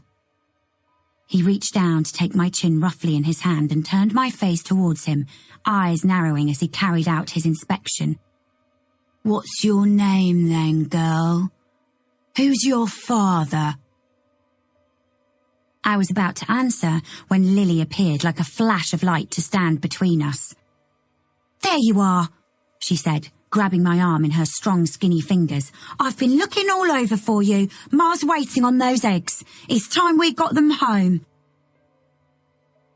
Before there was time for me to utter so much as a sneeze, Lily yanked me after her, and we were zigzagging through the alleyways. Not until just before the 7 Dials did she finally stop. She spun me around to face her, her cheeks blotchy red. "Did you tell him anything?" she said. "That man?" I shook my head. "You sure about that?" "He wanted to know my name." "Did you tell him?" Again I shook my head. Lily Millington put both of her hands on my shoulders, which were heaving still from the effort of running so far, so fast. "Never tell nobody your real name, you hear me, Birdie? Never. And certainly not him." "Why not?" "Because it isn't safe. Not here. The only way to be safe is to be someone else when you're out here. Like an illusion." Just like that. And then she explained to me about the workhouse, for that's where the man in the black coat was from. "If they find out the truth, they'll lock you up, Birdie, and they'll never let you out. They'll make you work until your fingers bleed and flog you for the merest fault. Mrs. Mack has her moments, but there's far worse can happen to the likes of us. A girl I heard of was given sweeping duties. She left a spot of dirt on the floor, and they stripped off her clothes and beat her black and blue with a broom. Another lad was strung up in a sack and hung from the rafters for wetting his bed." My eyes had begun to sting with tears, and Lily's face became kinder. "There now, no need for the waterworks, or I'll have to thrash you myself. But you must promise me, solemn, that you'll never tell no one your real and proper name." I swore that I wouldn't, and at last she seemed satisfied. "Good," she nodded. "Then let's get home." We turned the corner into Little White Lion Street, and when the shop selling birds and cages came into view, Lily said, "One more thing, while we're giving undertakings. You're not to go tattling to Mrs. Mac that I left you on your own, all right?" I promised that I wouldn't. "She has her special plans for you, and she'd have my head if she knew what I'd been doing." "What were you doing, Lily?" She glanced at me and stared hard for a few seconds, and then she leaned close to my ear so that I could smell the tang of perspiration. "I'm saving up," she whispered. "It's all very well to work for Mrs. Mac, but you'll never get free if you don't earn a little for yourself." "Have you been selling things, Lily?" I was doubtful because she did not carry fruit or fish or flowers like the other traders. "In a manner of speaking." She never told me more than that, and I never thought to ask. Mrs. Mac used to say that Lily Millington had a mouth on her, but Lily could be tight-lipped when it suited.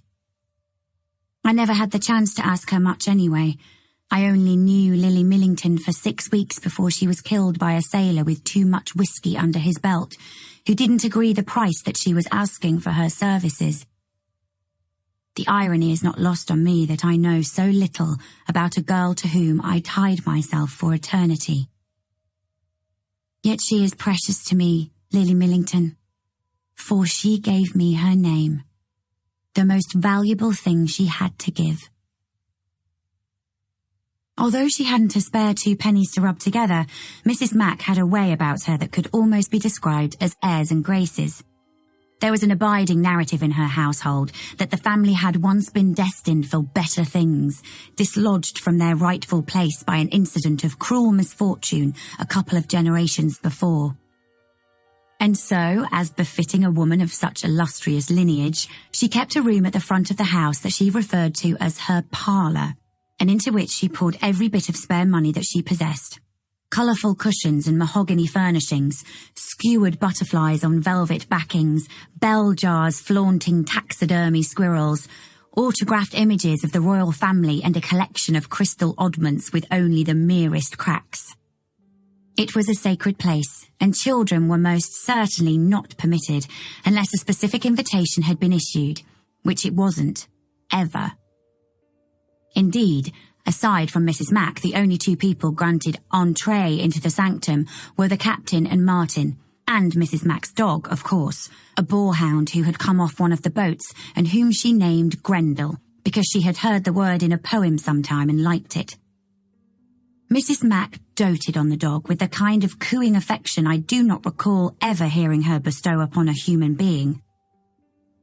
After Grendel, the light of Mrs. Mac's affection fell upon Martin, her son, who was 10 years to my 7 when I came to live with them at their place on Little White Lion Street.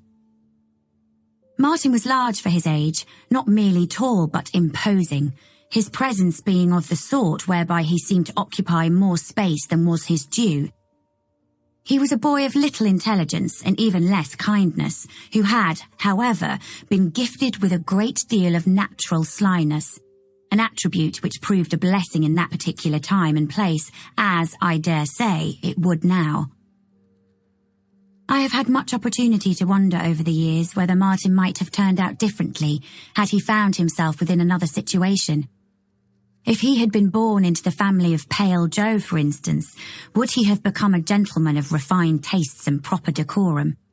The answer, I am all but certain, is yes, for he would have learned the manners and mask required to survive, and indeed to thrive in whichever station society determined that he must. This was Martin's prevailing skill, an innate ability to see which way the wind was blowing and to hoist his sail accordingly.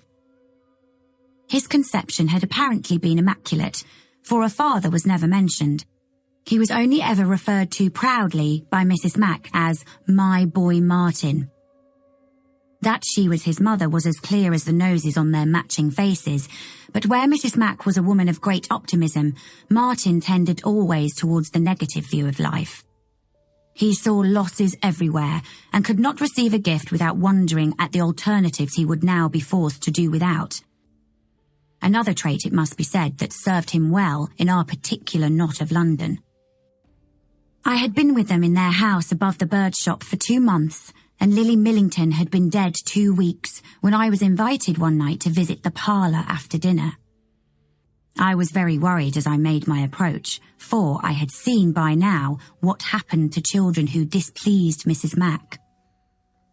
The door was ajar, and I pressed my eye up close against the gap, the way I had witnessed Martin do when Mrs. Mack was entertaining one of her business associates. The captain was standing by the window, overlooking the street, intoning on one of his favourite subjects, the epic winter fogs of 1840. Totally white it was, ships like ghosts colliding in the middle of the Thames. Grendel was stretched out along the sofa. Martin was hunched over, biting his nails on a 3-legged footstool, and Mrs. Mack, I saw at last, was ensconced in her winged armchair by the fire. For some time she had been engaged of an evening with a secret stitching project, telling anyone who asked about it to mind their own business. "Or else I'll mind it for you." The project, I could see, was across her lap now. I must have pressed too hard upon the door, for it swung open with a rude creak. "There you are, then," said Mrs. Mack, shooting a knowing glance at Martin and the captain. "Little pictures and their big ears." She dragged her needle through the fabric with a final triumphant flourish, and then snapped the thread with her teeth and secured the end. "Come on then, let's have a look at you." I hurried to her side and Mrs. Mack unravelled the item on her lap, shaking it out to present a dress, more beautiful than any I had worn since outgrowing those that my mother had kept so carefully mended when she was alive. "Turn around then, girl. Arms in the air. Let's see how it fits." Mrs. Mack undid the button at the top of my smock and then pulled it over my arms and head. It was not cold, but a shiver went through me as the fine dress slipped into place. I couldn't understand what was happening, why I was being granted such an extravagant and beautiful gift, but I knew better than to ask. Tiny pearl buttons snaked up the back to the nape of my neck, and a wide satin sash of the palest blue ribbon was tied around my waist. I was aware of Mrs. Mack behind me, her warm laboured breaths in and out as she undertook to put the whole ensemble to rights. When she was finished, she spun me back to face her and said to the room, "Well?" "Aye, she's a pretty one." The captain coughed around his pipe. "And with that sweet little toffee voice. We never had one of them before. She's a right proper little lady." "Not yet, she's not," came Mrs. Mack's pleased reply. "But with a good bit of polish, some etiquette lessons, and a curl or two in the hair, she might just pass for one well enough. Doesn't she look a picture, Martin?" I met Martin's gaze, but I did not like the way he stared. "What about the pockets?" said Mrs. Mack. "Have you found the pockets?" I slipped my hands down the sides of the skirt, my fingertips finding the openings. They were deep. In fact, I could not find the bottoms unless I sacrificed my arms. It was like having carry bags stitched within the petticoat of my dress. I was perplexed, but evidently all was as intended, for Mrs. Mack laughed crowingly and exchanged a glance with the others. "There now," she said with a lick of feline satisfaction. "Do you see that? Do you see?" "There now indeed," said the captain. "Well done, Mrs. Mack, well done. She looks a right treat, and there is none would suspect a thing. I predict a mighty windfall. Doesn't everybody want to help a little girl who's lost her way?" My visitor stirs at last.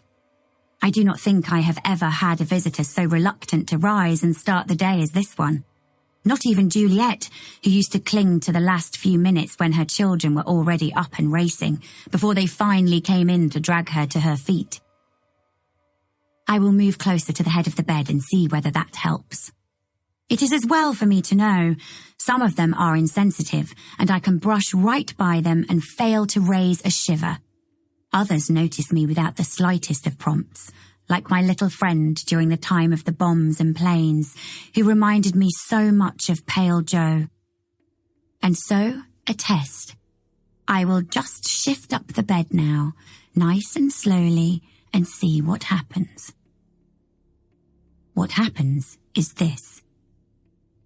He shivers and scowls and lumbers out of bed, shooting daggers at the open window as if to punish the breeze. Sensitive. And it is just as well to know. I will simply have to work around it. It makes my task harder, but in some way I am pleased. My lingering vanity. It is always nice to be noticed. He removes the earplugs that he wears when he sleeps and heads towards the bathroom. The photograph of the two little girls has found a new home on the shelf above the small sink, and after he finishes shaving, he pauses and lifts the image from its place. He could be forgiven anything for the look that crosses his face when he studies that photo. I heard him speaking to Sarah again last night. He was not as patient as he had been previously, saying, "That was a long time ago. There's been a lot of water under the bridge." And lowering his voice to a slow, calm tone that was worse, somehow, than if he'd shouted. "But Sad, the girls don't even know who I am." Evidently, he convinced her of something, for it was agreed that they would meet for lunch on Thursday. After that phone call, he seemed unsettled, as if the victory were one he hadn't planned on winning. He took a bottle of ale outside to one of the wooden picnic tables that the Art Historians Association has arranged on the grassy clearing near the crabapple tree, overlooking the Haverstead Brook. On Saturdays, the area is filled with visitors trying not to spill the trays of tea and scones and sandwiches that they've purchased from the cafe, which now fills the old barn where the schoolgirls used to stage their concerts. During the week, though, all is quiet, and he cut a lonely figure, shoulders tight and bald, as he drank his beer and watched the gunmetal grey river in the distance.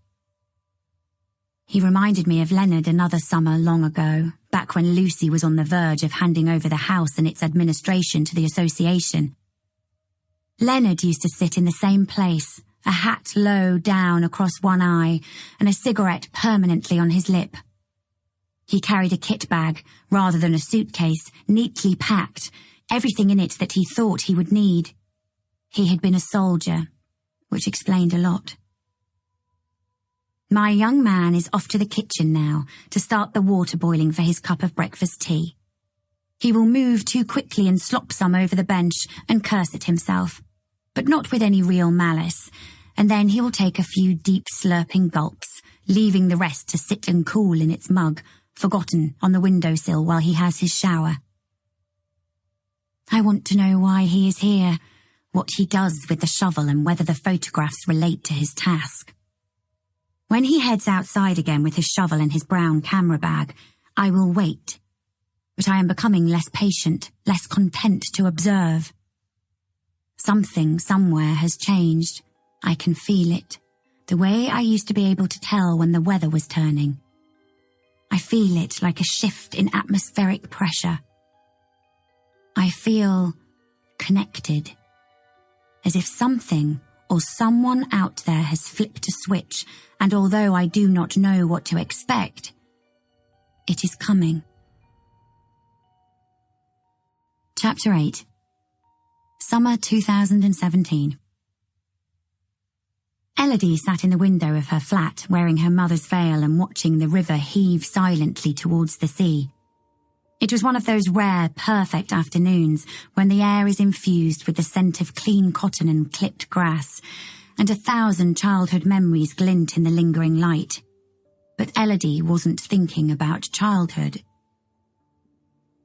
There was still no sign of Pippa on the high street. It had been an hour since her call, and Elodie had been unable to settle to anything since. Her friend had refused to go into detail on the phone, saying only that it was important that there was something she had to give to Elodie. She'd sounded urgent, almost breathless, which was nearly as unusual as her suggestion that she come down to Barnes on a Saturday evening. But then it seemed that nothing was normal this weekend. Nothing had been normal since Elodie found the archive box at work and unearthed the sketchbook and photograph. The woman in the white dress. Tip had continued to deny all knowledge of her that morning, clamming up when Elodie pressed him further. He'd bundled her out of the studio as quickly as he could, muttering that he was late opening his shop and that yes, of course he'd see her at the wedding. But his reaction had been unmistakable. He had recognised the woman in the photo. And, crucially, although Elodie still wasn't sure how, his recognition tied the two items together. For Tip had known the house in the sketch too. He had stayed there with his family as a boy. After her ejection, Elodie had headed straight back to the Strand and into work. She typed in the weekend door code and let herself inside. It had been dark and even colder than usual in the basement, but Elodie hadn't stayed long. She'd retrieved the framed photograph from the box beneath her desk and the sketchbook from the archives, and then left again. This time she hadn't felt one bit guilty. In some way that she couldn't yet explain, the photograph and sketchbook belonged with her. She had been meant to find them. Now she picked up the photograph, cupping it in her palm, and the woman met her gaze, that look of defiance which was almost a challenge. Find me, it seemed to say. Find out who I am. Elodie turned the frame over in her hands, running her fingertip along the spiderweb fine scratches in the silver. They were on both sides, close to matching, as if a pin or something similarly sharp had been used to etch the marks on purpose. Elodie propped the frame on the sill in front of her, the way she imagined James Stratton must once have displayed it. Stratton, Radcliffe, the woman in white, all were connected, but how? Elodie's mother, Tip's childhood evacuation, the friend who told him the tale of the house on the Thames. Elodie's gaze drifted out of the window again to her bend of the river. She was aware, faintly, of the layers of previous occasions on which she'd done the same thing. It was a great silent carrier of wishes and hopes, of old boots and pieces of silver, of memories. One came to her now, suddenly, a warm day when she was still a little girl, the breeze brushing against her skin, her mother and father, and a picnic on the riverbank. She traced the ivory scallops of the veil, smooth beneath her fingertips.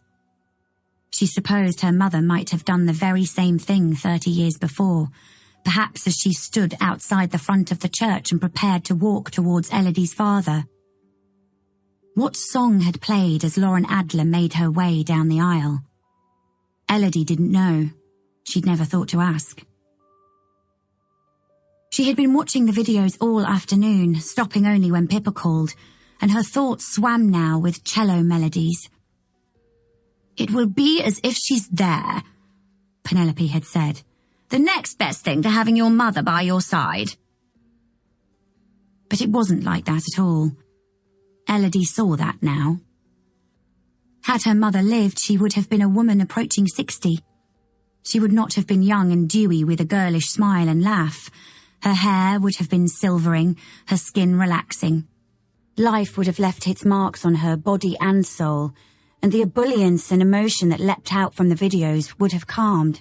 People would still have whispered words like genius and extraordinary when they saw her, but they would not have then lowered their voices to add that great magnifier, tragedy. That's what Pippa had been thinking when she'd asked whether Elodie agreed that they should play videos of Lauren Adler at the wedding. She hadn't been jealous, and she wasn't being unkind. She'd been thinking of her friend, aware before Elodie was that it would be less like having her mother beside her down the aisle, and more like having Lauren Adler walk on stage first, cello in hand, casting a great long shadow for Elodie to follow in. The intercom buzzed, and Elodie jumped to answer it. "Hello?" she said. "Hey, it's me." She pressed the button to release the security door below and opened the door to her flat. Familiar Saturday afternoon street sounds and the faint aroma of fish and chips wafted in on the breeze as she waited for Pippa, who was running up the stairs towards her.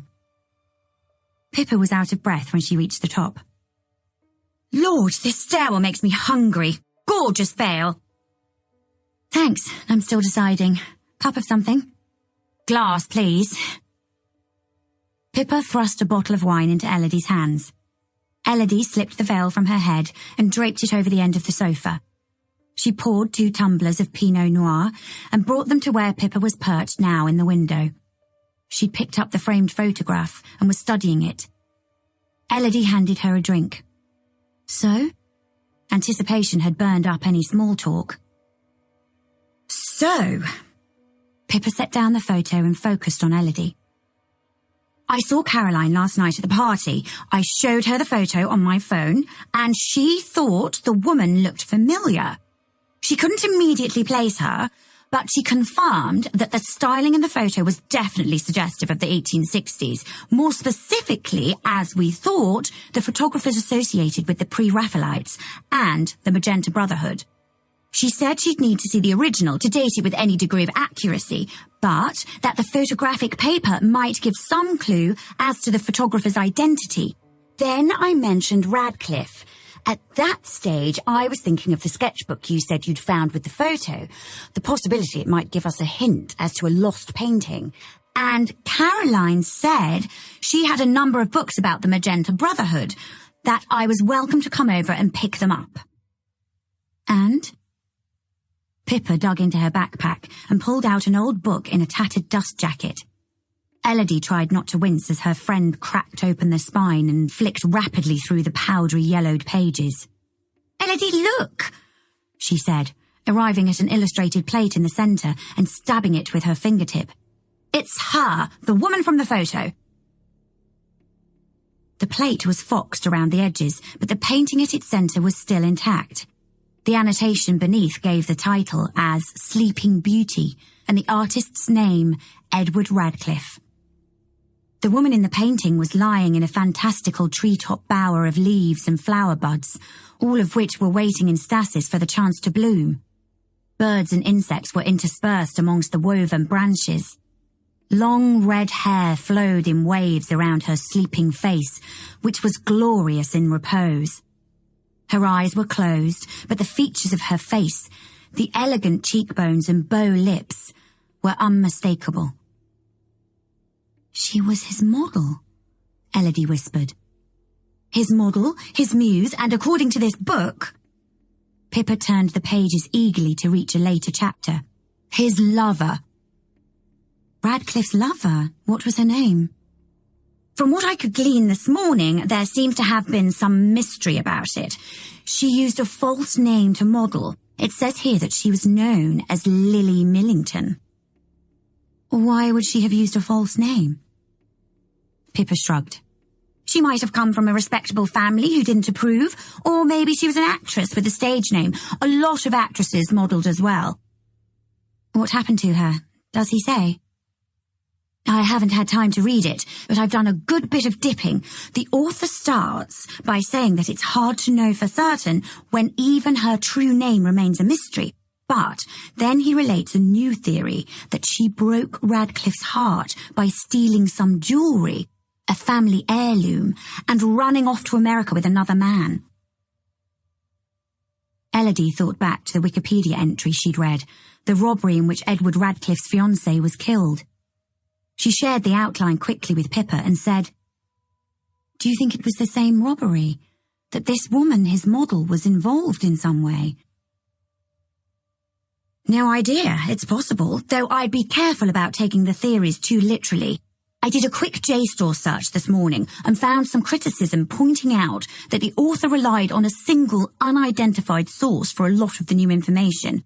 What is useful is the painting of our woman in white. Now we've established for certain that she and Radcliffe knew one another." Elodie nodded, but she was thinking about the loose page in the sketchbook, the scrawled lines about love and fear and madness. Had those desperate lines been written by Radcliffe after the woman in white, his model, Lily Millington, disappeared from his life? Was it she who'd broken his heart by absconding to America with his family's heirloom treasure and not his pleasant-faced fiancé? And what of Stratton? What had his relationship to the woman been?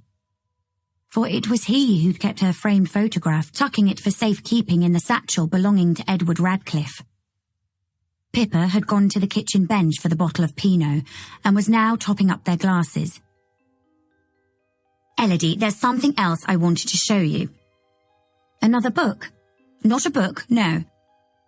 She sat down, a new and unnatural hesitance creeping into her manner, putting Elodie on guard. "I'd mentioned to Caroline that I was asking all of this for you because of what you'd found in the archives. She's always liked you." Pippa was being kind. Caroline barely knew Elodie. "I told her I was making your dress, and we got talking about the wedding, about the recordings, the music, and what it must be like for you to watch all of your mum's concerts. And then Caroline came over quiet. I was worried at first that I'd said something to offend her, but then she apologized to me, excused herself, and went to get something from her studio." "What was it?" Pippa dug again inside her backpack and pulled out a thin plastic folder with a piece of card inside it. "One of her photographs. Elodie, it's a photo of your mum." "Caroline knew my mother." Pippa shook her head. "She took it by chance. She said she had no idea who they were until later." "They?" Pippa opened her mouth as if to explain, but evidently thought better of it, simply handing the folder to Elodie instead. The photograph inside was larger than usual, with the rough edges and crop marks indicating that it had been printed from a negative. The image was black and white, of two people, a man and a woman, deep in conversation.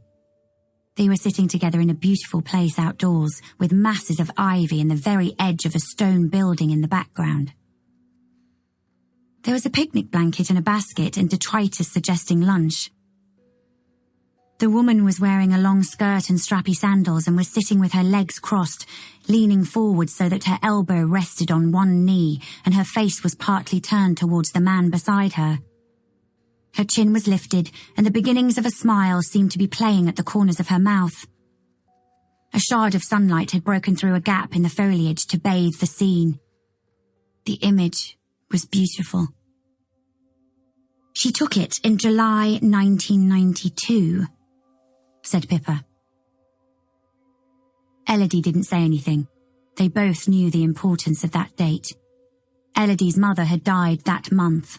She had been killed in a car with the American violinist, returning from a performance in Bath, and yet here she was, sitting with him in a leafy grove somewhere only weeks, days beforehand. She said it's one of her favourite photographs, the light, the expressions on their faces, the setting. How did she... Where was she? In the country, somewhere near Oxford. She went out for a walk one day, turned a corner, and saw them. She said she didn't think twice, she just lifted her camera and captured the moment. Most of the questions she wanted to ask wouldn't occur to Elodie until later. For now, she was too distracted by this new image of her mother, who didn't look like a celebrity, but like a young woman in the middle of a deep personal conversation. Elodie wanted to drink in every detail. To study the hem of her mother's skirt where the breeze was brushing it against her bare ankle, the way the fine chain of her watch fell low on her wrist, the elegant fluidity of her hand as it gestured towards the violinist. It put her in mind of another photograph, a family snapshot she'd discovered at home when she was 18 years old. She'd been about to graduate from sixth form, and the editor of her school newspaper planned to run childhood pictures of the whole class beside their school portraits. Her father was not a neat man, and decades' worth of photos in their Kodak envelopes had been stored inside a couple of boxes at the bottom of the linen cupboard. One of these rainy winter days, he always said, he was going to pull them out and sort them into albums. From the bottom of one box, Elodie had plucked a series of square, yellow-tinged photographs, showing a group of young people laughing around a dining table covered by half-mast candles and wine bottles with elegant necks. A New Year's Eve banner was suspended above them. She'd thumbed through the pictures, noting fondly her father's turtleneck and flares, her mother's slim waist and enigmatic smile. And then she'd come to a shot from which her father was missing, behind the camera perhaps. It was the same scene, but her mother was sitting now beside a man with dark eyes and an intense bearing. The violinist, the two of them deep in conversation. In that photo too, her mother's left hand had been blurred in motion. She had always spoken with her hands. As a child, Elodie had thought of them as small, delicate birds weaving and fluttering in harmony with her mother's thoughts. Elodie had known at once when she saw that photo. A deep human, intuitive knowing. The electricity between her mother and the man could not have been clearer had a cable been strung from one to the other. Elodie hadn't said anything to her father, who had already lost so much. But the knowledge cast a shadow, and several months later, when they were watching a film together, a French film in which infidelity was a central theme, Elodie had made a barbed comment about the cheating woman. It had come out sharper and hotter than it sounded in her head. It had been a challenge. She was hurt for him, and angry with him, angry with her mother too. But her father had not risen to the bait. "Life is long," was all he'd said, his voice calm. He hadn't looked up from the film. "Being human isn't easy." It struck Elodie now that it was unlikely, given her mother's fame, and Caroline's too, that a photograph as striking as this one had never been published, particularly if, as Pippa said, Caroline considered it one of her favourites. She said as much to Pippa. "I asked Caroline about that. She told me she developed the role a few days after taking it, and that she loved the image of your mum immediately. Even while it was still in the solution tray, she could see that it was one of those rare magical captures where the subjects, the composition, the light, everything was in harmony. Later, that same night though, she turned on the TV and saw coverage of your mum's funeral. She hadn't made the connection until then, but they put a photo of your mum on the screen, and Caroline said she felt a chill of recognition, especially when she realised that he'd been in the car too, that she'd seen the two of them right before." She gave Elodie a faint, sorry smile. "She didn't publish it because of the accident. She said it didn't feel right in the circumstances. Also, because of you." "Me?" "The news coverage included footage of you. Caroline said that she saw you holding your dad's hand, walking into the church, and she just knew she couldn't publish the photo." Elodie looked again at the two young people in the ivy-covered grove, the way her mother's knee was brushing against his, the intimacy of the scene, the comfort of their postures. Elodie wondered if Caroline too had perceived the true nature of their relationship, whether that explained in part her decision to keep the image to herself. "She thought of you on and off over the years," she said, "and wondered what had become of you. She felt connected to you because of what had happened, as if by taking the photograph on that day, preserving that particular moment between them, she had become part of their story. When she realised that you and I were friends, when you came to see my final year art show, she told me that the urge to meet you was irresistible. That's why she came for supper with us that night. I didn't realise at the time." It had been a surprise when Pippa mentioned that Caroline was going to join them. At first, Elodie had been intimidated by her presence, this accomplished artist of whom Pippa had spoken so highly, so often. But Caroline's manner had set her at ease. More than that, her warmth had been alluring. She'd asked questions about James Stratton and archive keeping, the sort of questions that made it seem that she was really listening.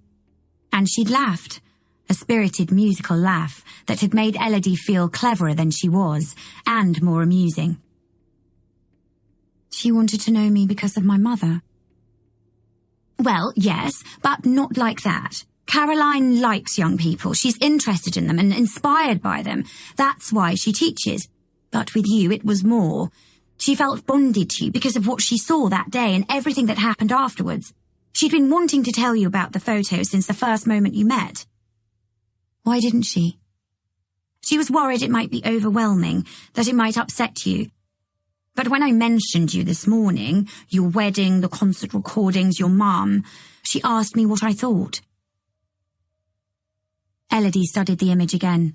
Pippa said that Caroline developed the photo only days after she took it, that by then her mother's funeral had made the news. Yet here she was, sharing lunch with the American violinist.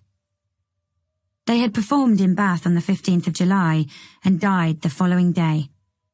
It seemed likely that this photograph had been taken on their way back to London, that they had stopped for a lunch break somewhere en route.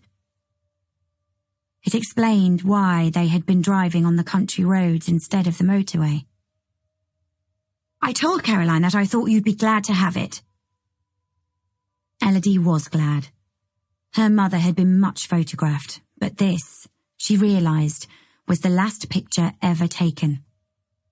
She liked that it wasn't a posed image from a photo shoot. Her mother looked very young, younger than Elodie was now. Caroline's camera had caught her in a private moment, when she wasn't being Lauren Adler. There wasn't a cello in sight. I am, she said now to Pippa. Thank Caroline for me. Course. And thank you. Pippa smiled.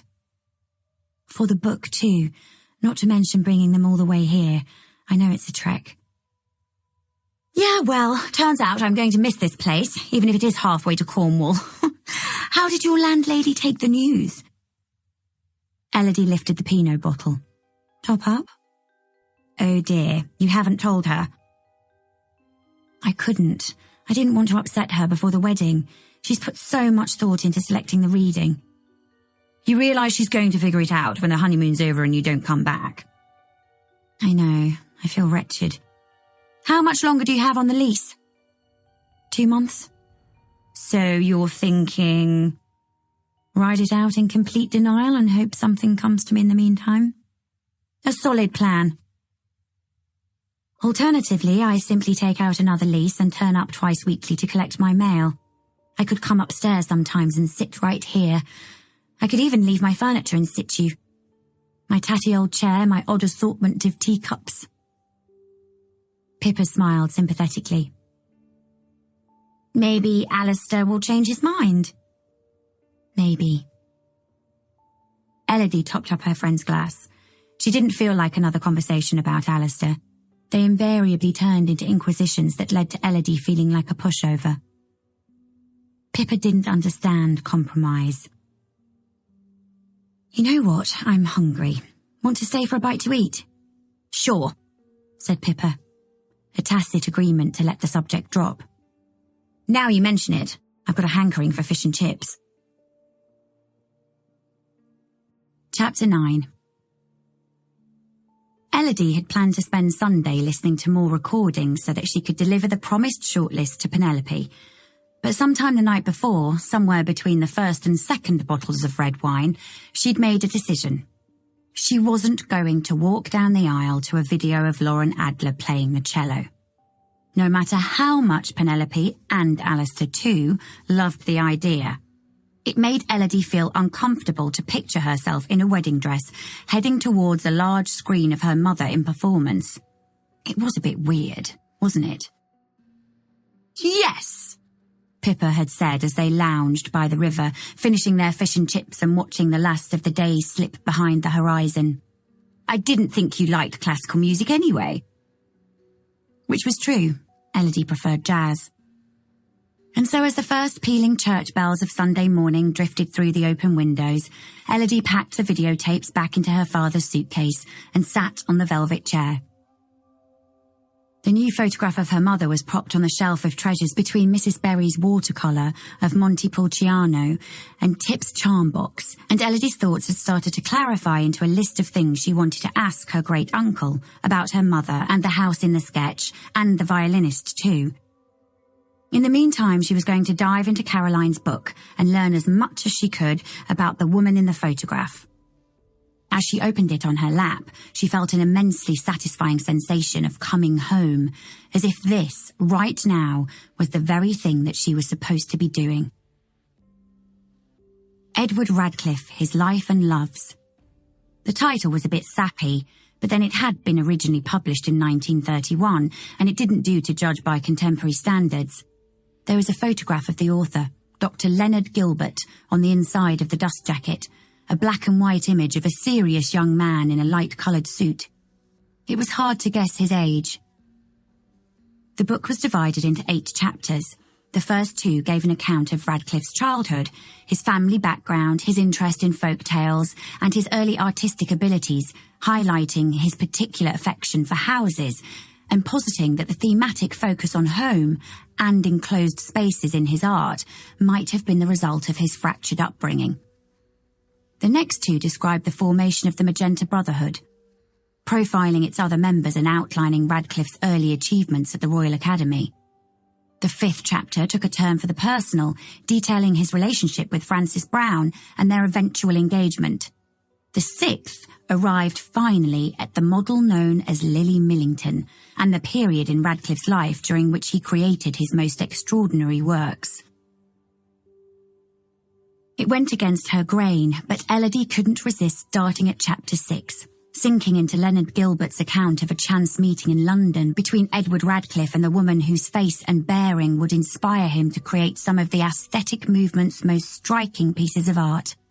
A woman with whom Gilbert claimed the artist would fall deeply in love.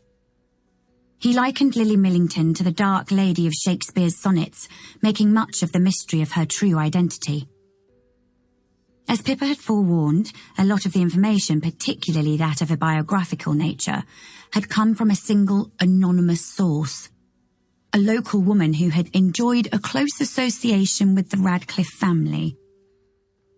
The source, according to Gilbert, had been especially close to Radcliffe's younger sister Lucy and offered important insights into Radcliffe's childhood and the events of the summer of 1862, during which his fiancée was shot and killed and Lily Millington disappeared. Gilbert had met the woman when he visited the village of Birchwood to complete his doctoral thesis. He had then conducted a series of interviews with her between 1928 and 1930. Although Gilbert's intimate portrayal of Radcliffe and his model must necessarily have been largely imagined, extrapolated from fact if Elodie were to be generous, it was rich and nuanced. Gilbert wrote with insight and care, weaving a story that brought the pair to life, culminating in their final summer together at Birchwood Manor. The tone was unusually affecting, and Elodie was pondering why that might be, when she realised the answer was simple. Leonard Gilbert, the author, had fallen in love with Lily Millington. So appealing was his depiction that Elodie found that she too couldn't help but be drawn to this woman of brilliance and beauty. In Gilbert's hands she was enchanting. Every word caressed her character, from the initial description of a young woman whose flame brightly burned, to the poignant turn as the chapter reached its end. For in chapter 7 the story arrived at Radcliffe's downfall, and Gilbert went against conventional wisdom to propose his new theory, that the artist's decline was not the result of his fiancée's death, but was in fact due to the loss of his great love and muse, Lily Millington. Based on information gleaned from never-before-seen police reports, Gilbert posited a theory that the model had been an accomplice to the robbery in which Frances Brown was shot dead, fleeing afterwards with the intruder to America, taking with them the Radcliffe family's heirloom pendant. The official story, Gilbert claimed, had been massaged over the years by the Radcliffe family themselves, whose influence in the village extended to sway with the local constabulary, and the family of Miss Brown, in whose mutual interest it was to erase all mention and memory of the woman who had stolen Edward Radcliffe's heart. Far more palatable to both families, each of whom took a view to posterity, preferring tragedy to scandal, was the official narrative that an unknown thief had broken into the manor house to steal the necklace, killing Frances Brown and devastating her devoted fiancé. A search was mounted for the pendant, but aside from occasional false reports, no trace was found. Compared with the rest of Gilbert's book, the theory relating to Lily Millington's perfidy was proposed in an almost mechanical tone, the text based heavily on direct quotes from the case notes Gilbert had found in the police files. As a researcher, Elodie could understand Gilbert's reluctance to believe such treachery of the woman he'd conjured into life in the previous chapter, This chapter read as if two aspects of the same man were doing battle. The ambitious academic in possession of an intoxicating new theory, and the writer who had come to feel great affection for a character he'd spent so long depicting. And then there was that face. Elodie considered the way the woman in the silver-framed photograph had got beneath her skin, even as she reminded herself sternly of the dangers and powers inherent to beauty. Elodie knew that she, too, was resistant to the notion that the woman in white could be capable of such stunning duplicity. Despite his unwillingness to accept wholeheartedly the idea that Lily Millington was central to its disappearance, Gilbert went into some detail about the pendant, for it turned out that the diamond it contained was no ordinary gem. The 23-carat stone was a blue diamond, so rare and valuable that it had its own name, the Radcliffe Blue. The lineage of the blue could be traced back in time to Marie Antoinette, for whom the remarkable stone had first been set in a pendant, back further to the mercenary John Hawkwood, who obtained the gem during a raid on Florence in the 14th century, and couldn't bear to be parted from it, going to his deathbed, according to one report, loaden with honour and riches. Back further still to 10th century India, where it was said, apocryphally in Gilbert's opinion, that the stone had been plucked by a travelling merchant from the wall of a Hindu temple. Whatever the case, when the stone fell into the hands of the Radcliffe family in 1816, it was reset in a filigree gold casing and threaded onto a fine chain to sit at the hollow of the neck. Spectacular, but of prohibitive value. For the half-century or so that the diamond remained in the possession of the Radcliffe family, it was kept almost exclusively in the family's safety deposit box at Lloyd's of London. Elodie wasn't particularly interested in the history of the Radcliffe Blue, but the next line made her sit upright. According to Gilbert, Edward Radcliffe had borrowed the pendant from the safety deposit box in June 1862 in order that his model could wear it in a great work he planned to complete over the summer. This, then, must be the unfinished painting that had come to be regarded by art lovers and academics with mythological longing. The second half of Chapter 7 was dedicated to the possibility that such a painting, finished or in process, was extant somewhere. Gilbert posited several possible theories based on his research into Edward Radcliffe's artistic oeuvre, but in conclusion acknowledged that without proof it was all speculation. For although there were vague references to an abandoned artwork in correspondence between the other members of the Magenta Brotherhood, nothing belonging to Radcliffe himself had yet been unearthed. Elodie glanced at the sketchbook she'd found in the archives. Was this the proof that Leonard Gilbert had craved? Had the verification for which the art world had longed been sitting all the while in a leather satchel in the house of the great Victorian reformer James Stratton? The thought brought Elodie back to Stratton, for she knew now that Lily Millington was the missing link between the two men. Stratton knew the woman well enough to keep her photograph. Radcliffe had been in love with her. The two men themselves did not appear to have been closely acquainted, and yet it was to Stratton that Radcliffe had turned in the middle of the night when his desperate heartache threatened to overwhelm him. It appeared that it was Stratton, too, to whom Radcliffe had entrusted the plans for his great work. But why? Learning the true identity of Lily Millington was key. The name was not familiar, but Elodie made a note to check the Stratton correspondence database for any mention. In the final chapter of his book, Gilbert returned his attention to Edward Radcliffe's interest in houses, especially his love for the country dwelling he referred to in correspondence as his charming house within its own bend of the river, this time allowing his own story to intersect with that of his subject. For it turned out that Gilbert, too, had spent a summer living within Radcliffe's charming house, walking in Radcliffe's footsteps as he worked to complete his doctoral thesis. Leonard Gilbert, the returned soldier who had suffered his own losses on the French battlefields of the Great War, wrote elegically about the effects of displacement, but ended his book on a note of hope, with a meditation on the longing for home and what it meant to find oneself at last in a place of comfort after so long in the wilderness.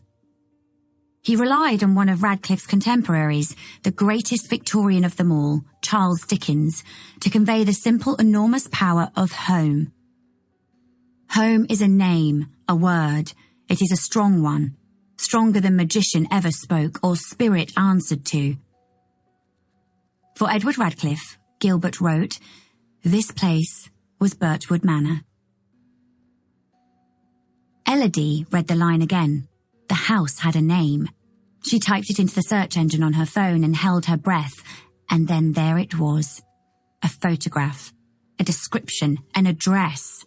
The house was on the border of Oxfordshire and Berkshire, in the Vale of White Horse. She chose a link and learned that it had been given to the Art Historians Association in 1928 by Lucy Radcliffe for use as a residential scholarship for students. When the costs of upkeep became too high, there had been talk of setting it up as a museum to celebrate the art of Edward Radcliffe and the tremendous flowering of creativity that occurred under the umbrella of the Magenta Brotherhood. But the money required was not immediately available. It had taken years of fundraising, and finally in 1980, a generous bequest from an unnamed donor to allow the AHA to make good on its plans. The museum was still there, open to the public on Saturdays. Elodie's hand was shaking as she scrolled to the bottom of the webpage and noted the directions to Birchwood Manor. There was another photo of the house, this one taken from a different angle, and Elodie enlarged it to fill the screen. Her gaze roamed across the garden, the brick face, the dormer windows on the steep roof. And then she drew breath. At that moment, the image left her screen, replaced by an incoming call. It was international. Alistair. But before she knew what she was doing, Elodie had stabbed the screen to cancel, swiping the call aside to return to the photo of the house. She zoomed closer, and there it was, just as she'd known it would be. The astrological weather vane. Radcliffe's sketch was of his own house, on its own bend of the river, which was in turn the house from the story her mother had told her, the house to which Tip had been evacuated during the Second World War. Elodie's own family was somehow connected to Radcliffe, and a mystery that had fallen into her lap at work. It made no sense at all, and yet there was more to the connection than that, for Tip, although he hadn't been willing to admit it, had recognised the photograph of Lily Millington, the woman in white. Elodie picked up the framed photograph. Who was she? What was her real name, and what had become of her? For reasons that she couldn't explain, Elodie was overcome with a passionate, almost desperate need to find out. She ran her finger lightly around the edge of the frame over the fine scratches. As she did so, Elodie noticed that the back of the frame from which the stand protruded was not completely flat. She held it up at eye level so that the horizontal plane was directly in front of her. Yes, there was a very slim convex bend. Elodie pressed it lightly with her fingertips. Was she imagining that the backing felt ever so slightly padded? Heart beginning to beat faster with the finely tuned instinct of a treasure hunter. And even as she knew it was absolutely against regulation to tamper with the archives, Elodie looked for a way to jimmy it loose without causing damage. She pulled at the old tape that had been used to seal the backing, and it lifted, held not by adhesive anymore, but from habit. There, pressed flat and tucked beneath the frame, was a piece of paper that had been folded into quarters. Elodie opened it out and could tell at once that it was old. Very old. It was a letter written in a lively cursive hand, and it began, "My dearest one and only Jay, what I have to tell you now is my deepest secret." Elodie's breath caught, for here, at last, was the voice of her woman in white. Her attention skittered to the bottom of the page, where the letter was signed with a pair of looped initials. "Your most grateful and ever loving, B.B."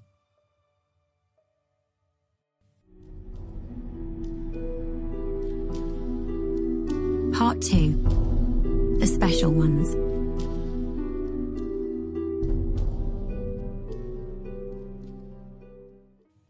Five. There was a long stretch before this new visitor came, and before the Art Historians Association opened their museum, when there was no one living in this house. I had to content myself with occasional children on weekday afternoons, clambering through the ground floor windows in order to impress their friends. Sometimes, when the mood was upon me, I obliged by slamming a door or shaking a window, making them squeal and trip over themselves trying to get free. But I have missed the companionship of a proper visitor. There have been some over the century, a precious few, whom I have loved. In their stead, I am forced now to endure the ignominy of a weekly deluge of busybodies and officials merrily dissecting my past. The tourists, for their part, talk a lot about Edward, although they call him Radcliffe, or Edward Julius Radcliffe, which makes him sound old and stuffy. People forget how young he was when he lived in this house. He had only just marked his 22nd birthday when we decided to leave London. They talk in serious, respectful tones about art, and they look through the windows and gesture towards the river and say things like, "This is the view that inspired the Upper Thames paintings." There is a lot of interest too in Fanny. She has become a tragic heroine, impossible though that is for one who knew her in life to believe. People speculate as to where it happened. The newspaper reports were never clear, each one contradicting the other. And although there was more than one person at the house that day, their accounts were uncertain, and history has managed to bury the details. I didn't see it happen myself. I wasn't in the room. But through a quirk of history, I have been able to read the police reports. One of my previous visitors, Leonard, obtained lovely clear copies, and we spent many a quiet evening together poring over them. Works of utter fiction, of course, but that's how things were done back then. Perhaps they still are. Edward's portrait of Fanny, the one in which she wears the green velvet dress and heart-shaped emerald on her pale décolletage, was brought in by the association when they started opening for tourists. It hangs on the wall of the first-floor bedroom, facing the window that overlooks the orchard and the laneway that runs towards the churchyard in the village. I wonder sometimes what Fanny would think of that. She was easily excited and did not like the idea of a bedroom that looked onto gravestones. "It's just a different type of sleep," I can hear Edward saying in an attempt to placate her. "Nothing more than that. Just the long sleep of the dead." People pause in front of Fanny's portrait sometimes, comparing it with the small image printed in the tourist brochure. They comment on her pretty face, her privileged life, her tragic end. They speculate on the theories as to what happened that day. Mostly they shake their heads and sigh in contented lamentation. Reflection on someone else's tragedy being one of the most delicious of pastimes after all. They wonder about Fanny's father and his money, her fiancé, and his heartache, the letter she received from Thurston Holmes the week before she died. This I know. To be murdered is to become eternally interesting.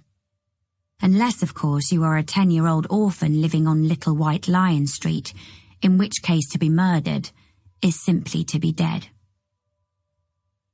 The tourists also talk, of course, about the Radcliffe Blue. They wonder with their wide eyes and their excited voices where the pendant could have gone. "Things don't just disappear," they say. Sometimes they even talk about me. Again, I have Leonard, my young soldier, to thank for that, for it was he who wrote the book which first presented me as Edward's lover. Until that time, I was simply one of his models.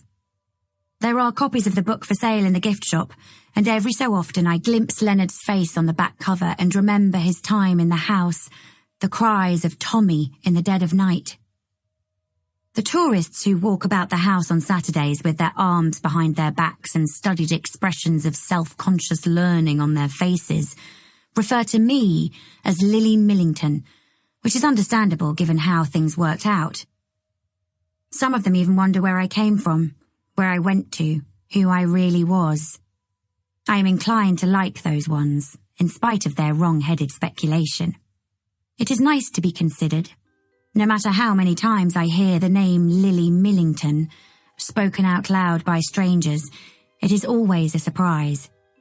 I have tried whispering my real name into the air around their ears, but only a couple have ever heard me, like my little friend with the curtain of fine hair above his eyes. Not surprising, children are more perceptive than adults, in all the ways that count. Mrs. Mack used to say that those who seek to know gossip will hear ill about themselves. Mrs. Mack said a lot of things, but in this she was correct. I am remembered as a thief, an imposter, a girl who rose above her station, who was not chaste. And I was all of those things at different times and more. But there is one thing they accuse me of which is not just. I was not a murderer. I did not fire the gun that day that killed poor Fanny Brown. My current visitor has been here for a week and a half. A Saturday passed which saw him scamper away from the house as early as he could. Would that I were able to do the same.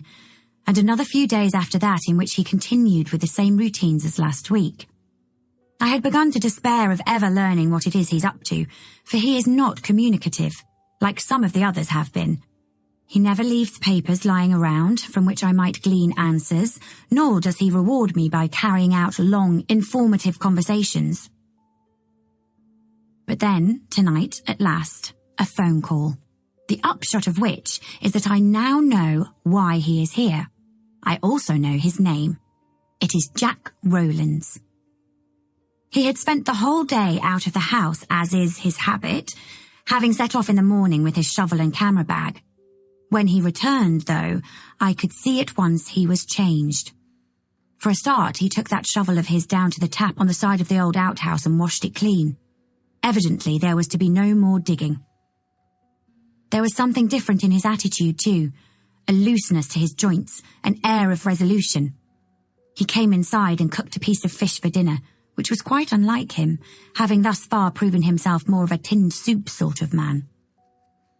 The hint of ceremony put me further on guard.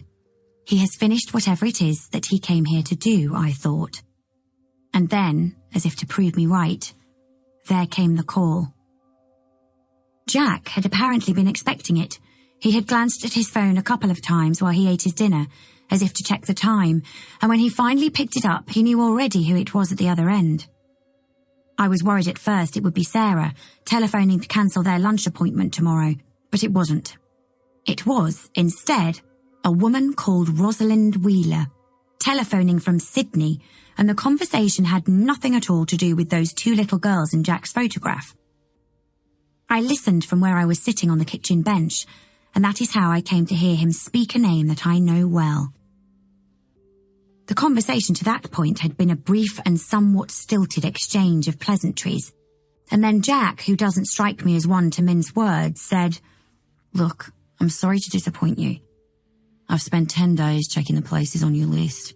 The stone isn't there." There is only one stone that people mention with respect to Edward and his family, and thus I knew at once what he'd been seeking. I confess to being slightly disappointed. It is all so predictable. But then human beings are for the most part. They cannot help it, and I am hardly one to judge a treasure hunter. I was interested, though, that Jack should think to seek the Radcliffe Blue here at Birchwood. I knew already from listening to the museum's day trippers that the diamond has not faded from thought. Indeed, that a legend has grown around its whereabouts. But Jack is the only person ever to come looking for it here. Since the very first newspaper reports were printed, the general wisdom has been that the pendant made its way to America in 1862, where it promptly disappeared underground. Leonard nudged the idea even further, proposing that it was I who took the diamond from this house. He was wrong in that, of course, and deep down I am sure he knew it. It was the police reports that swayed him, the curious, wrong-headed interviews conducted in the days after Fanny's death. Still, I had thought we had an understanding, he and I. That Jack had come to Birchwood, sent by this woman, this Mrs. Wheeler, to seek the Radcliffe Blue, intrigued me, and I was pondering the fact when he said, It sounds as if you're asking me to break into the house. And my other thoughts fell away. I know how much this means to you. He went on, but I'm not going to break in. The people who run this place made it very clear that my accommodation is conditional. In my eagerness, I had moved too close without realizing it. Jack shivered abruptly and left the phone on the table as he went to shut the window. He must have pressed a button on the device because suddenly I could hear the other half of the conversation too. A woman's voice, not young, with an American accent. Mr. Rollins, I paid you to do a job. And I've checked all the places on your list. The woods, the river bend, the hill and the clearing. All the sites mentioned in Ada Lovegrove's letters to her parents. Ada Lovegrove. Such a long time since I'd heard her name. I confessed to a wave of deep emotion. Who was this woman on the other end of the phone, this American woman telephoning from Sydney, and what was she doing with Ada Lovegrove's long-ago letters? Jack continued. The stone wasn't there. I'm sorry. I told you when we met, Mr. Rollins, that if the list of sites didn't yield results, then I'd advise you of Plan B. You didn't say anything about breaking into a museum.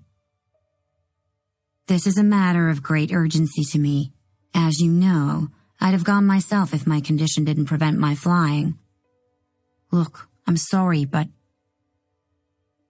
I'm sure I don't need to remind you that I only pay the second half of your fee if you deliver. All the same, I will be emailing you with further instructions. And I'll go in on Saturday when the place is open and have a look around. Not before. She did not end the call happily, but Jack was unmoved. He is an unflappable sort of person, which is a fine quality, yet one that makes me inexplicably eager to cause him to flap. Just a little. I have developed a rather perverse streak, I fear, no doubt a consequence of boredom and its miserable twin, frustration. A consequence of knowing Edward, too, for whom ebullience was beauty, and whose ethos was so passionately defended that it was impossible not to be moved. I was overcome with great agitation after the call. As Jack took out his camera and began transferring images onto his computer, I retreated alone to the warm corner where the staircase makes its turn, to consider what it all means. In some ways, the cause of my perturbation was clear. The mention of Ada Lovegrove after so long was startling. It brought with it a host of memories, also questions. There was a logic to Ada's association with the blue. The timing, however, was a mystery. Why now, more than 100 years since she spent her brief time in this house? But there was another layer to my distress too. Less apparent. More personal, unrelated to Ada. It stemmed, I realised, from Jack's refusal to do as Rosalind Wheeler had asked of him. Not for Mrs. Wheeler's sake. My turbulence was caused by the recognition that as far as Jack is concerned, he has finished the task that he was sent here to perform. It is unrelated to the two little girls in the photograph with whom he has an ongoing interest, and so he intends to leave. I do not want him to leave. On the contrary, I want very much for him to stay, to come inside my house, not on Saturday with all of the others, but by himself, alone. It is my house, after all, not theirs. More than that, it is my home. I let them use it, grudgingly, because their purpose is a tribute to Edward, who deserves so much better than what he got. But it is mine, and I will have my visitors if I wish. It has been a long time since I've had one of my own, and so I have come back downstairs and into the old caretaker's accommodation, where Jack and I are sitting together now. He in quiet contemplation of his photographs, I in unquiet contemplation of him. He looks from one image to the next, and I watch the minute changes in his features. All is quiet, all is still. I can hear my clock ticking from inside the house, the clock that Edward gave me just before we came here that summer. I will love you for all time, he promised on the evening we decided where to hang it. There is a door on the wall behind Jack that leads into the kitchen of the house. Within the kitchen is the narrow entrance to the smaller set of stairs that winds up to the first floor. There is a window ledge midway up, just wide enough for a woman to rest. I remember a day in July, the scented air that brushed through the panes to caress my bare neck. Edward's sleeves pushed halfway up his forearms, the back of his hand grazing my cheek. Jack has stopped typing. He is sitting very still, as if trying to hear a distant melody. After a moment, he returns his attention to his screen. I remember the way Edward's eyes searched mine, the way my heart beat fast beneath my breast, the words he whispered in my ear, his warm breath on my skin. Jack stops again and glances at the door on the wall behind him. Suddenly, I understand. I move closer. "Come inside," I whisper. He is frowning slightly now. His elbow is on the table, his chin on his fist. He is staring at the door. "Come inside my house." He goes to stand right by the door now, resting the palm of one hand flat upon its surface. His expression is perplexed, in the manner of one trying to understand an arithmetical problem that has delivered an unexpected solution. I am immediately beside him. "Open the door." But he doesn't. He is going. He is leaving the room. I follow, willing him to return, but instead he goes to the old suitcase that holds his clothing, digging about until he produces a small black toolkit. He stands looking down at the object, jostling it slightly as if to guess its weight. He is weighing up more than the kit, I realise, for finally, with a set of resolution to his jaw, he turns around. He is coming. There is an alarm on one side of the door, installed by the association after it proved difficult to keep a caretaker, which is set like clockwork every Saturday afternoon when the museum closes for the week. I watch avidly as somehow, with a tool extracted from that kit of his, he manages to circumvent it. He then proceeds to pick the lock of the door with so little fuss that I think at once of the captain. He would have been most impressed. The door pushes open and before I know it, Jack has crossed the threshold. It is dark inside my house, and he has not brought a torch. The only light is of the moon, spilling silver through the windows. He walks across the kitchen and into the hallway, where he stops. He makes a slow, considering turn. And then he starts up the stairs, climbing all the way to the top, the attic, where once again he stands still. And he retraces his path and returns to the malt house. I would have liked for him to stay to see more, but my mood is tempered by the thoughtful expression on his face as he leaves. I have a feeling, born of long experience, that he will return. People tend to, once I take an interest. And so I let him go, and I remain alone in the dark of my house as he bolts the door again from the other side. I have always found much to admire in a man who knows how to pick a lock, and a woman for that matter. Blame it on my upbringing. Mrs. Mack, who knew a lot about life, and even more about business, used to say that wherever one came across a lock, it was wise to assume that there was something on the other side one ought to see. I was never a picker of locks myself, though, not officially. Mrs. Mack ran a far more complex enterprise than that, and believed that diversification was key, or, as she preferred to put it, in words that might have been etched upon her headstone, there was more than one way to skin a cat. I was a good thief. As Mrs. Mack had foreseen, it was the perfect sleight of hand. People expected dirty street urchins to steal, and were on guard should such a child enter the frame. But clean little girls in pretty dresses with copper ringlets sitting on their shoulders were above suspicion. My arrival in her house allowed Mrs. Mack's enterprise to push beyond the bounds of Leicester Square into Mayfair in the west and Lincoln's Inn Fields and Bloomsbury in the north. Such expansion had the captain rubbing his hands together with glee. "That's where all the men of worth are," he would say. their pockets overflowing with spoils ripe for the picking.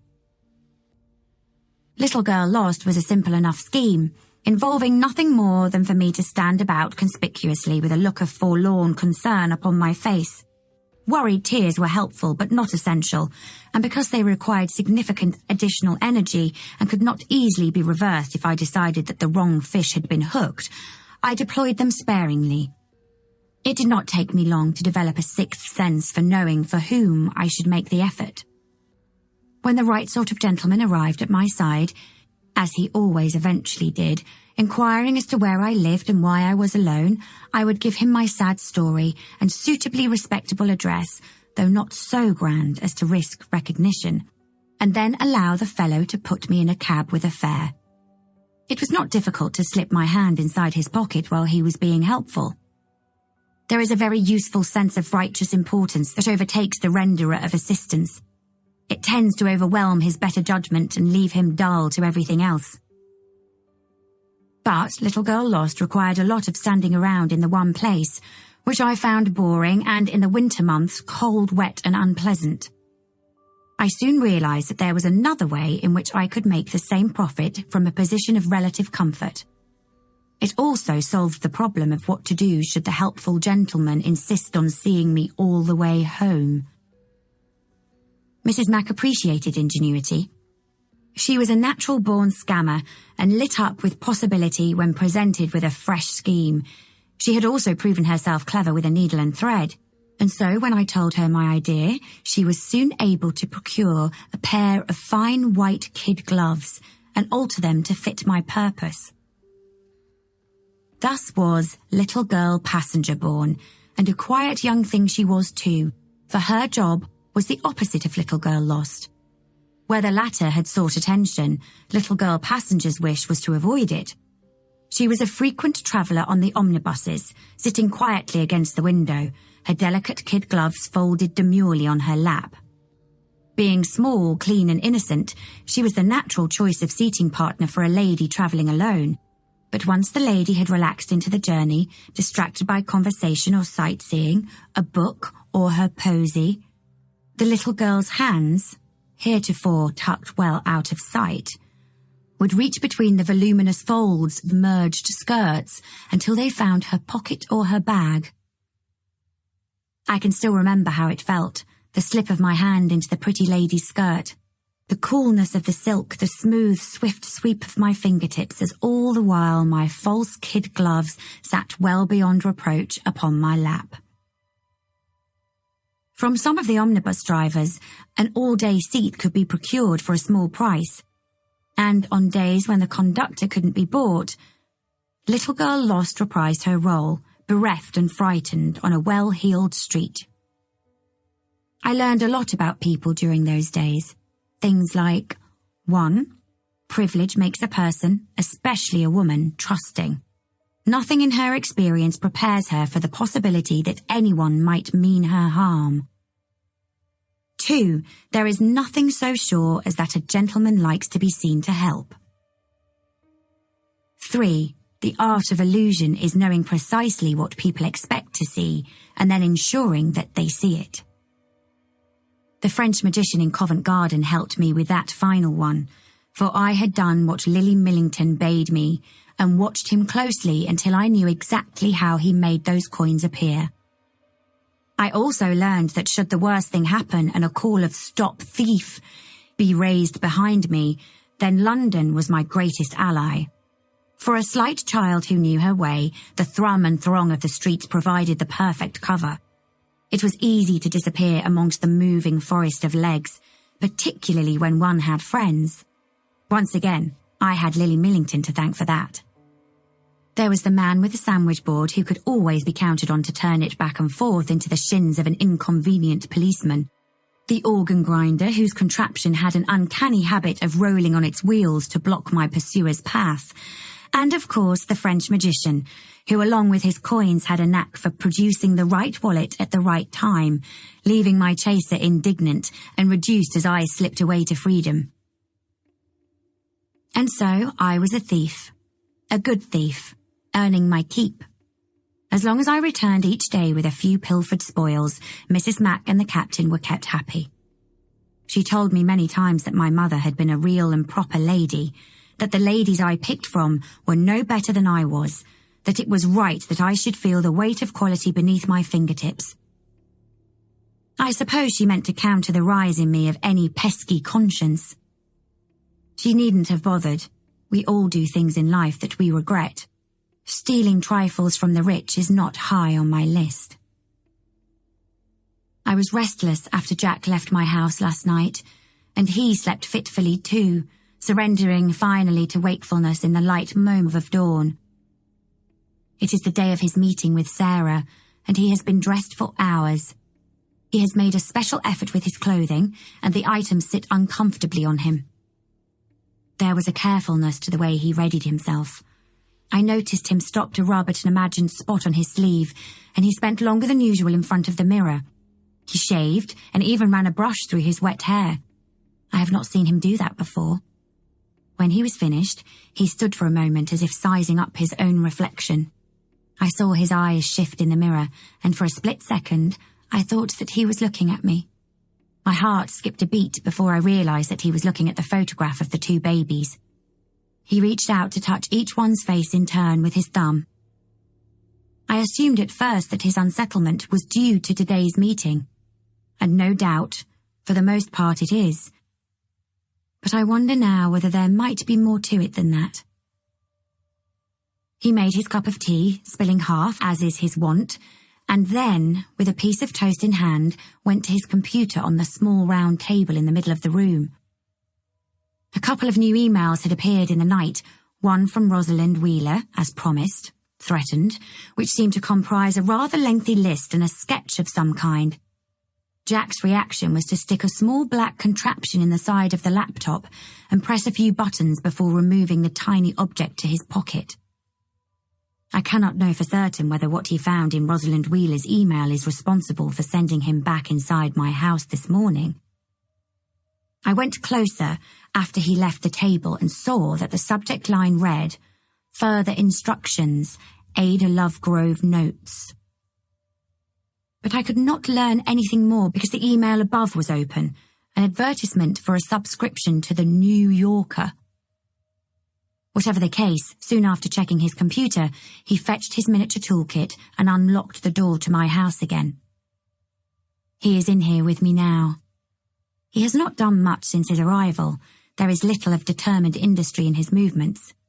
He is in the mulberry room, leaning against the large mahogany desk that abuts the window. It faces towards the chestnut tree in the middle of the back garden, and beyond that the field barn. But Jack's focus is on something further still. The distant river, and he wears that troubled expression on his face again. He blinks as I come nearer and his gaze shifts to the meadow, the barn.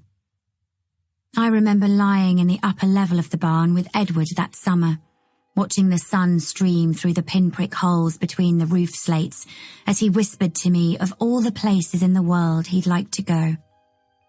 It was in this very room, on the chaise longue by the fireplace, that Edward told me the details of his plan to paint the Fairy Queen. It was here that he smiled and reached inside his coat pocket, producing the black velvet box and revealing the treasure within. I can still feel the light touch of his fingertips as he fastened that cold blue stone at my throat. Perhaps Jack is merely seeking distraction, a way to pass the minutes before it is time to leave. Certainly his meeting with Sarah is on his mind, for he glances up at my clock at regular intervals to check the time. When at last it delivers the correct answer, he beats a hasty retreat, leaving my house, locking the kitchen door behind him, and resetting the alarm almost before I can catch up. I follow him as far as the gate, where I watch him get into his car and leave. I hope he isn't gone too long. For now, I am going to return to the malt house. Perhaps there will be something more from Rosalind Wheeler in the email. I crave to know how she came by Ada Lovegrove's letters. Poor little Ada. Childhood is the cruelest time. A place of extremes, in which one might this day sail carefree amongst the silvery stars, only to be plunged tomorrow into the black woods of despair. After Fanny died and the police finished their investigation, the others left Birchwood Manor and all was still and silent for a long stretch. The house rested. 20 years passed before Lucy returned.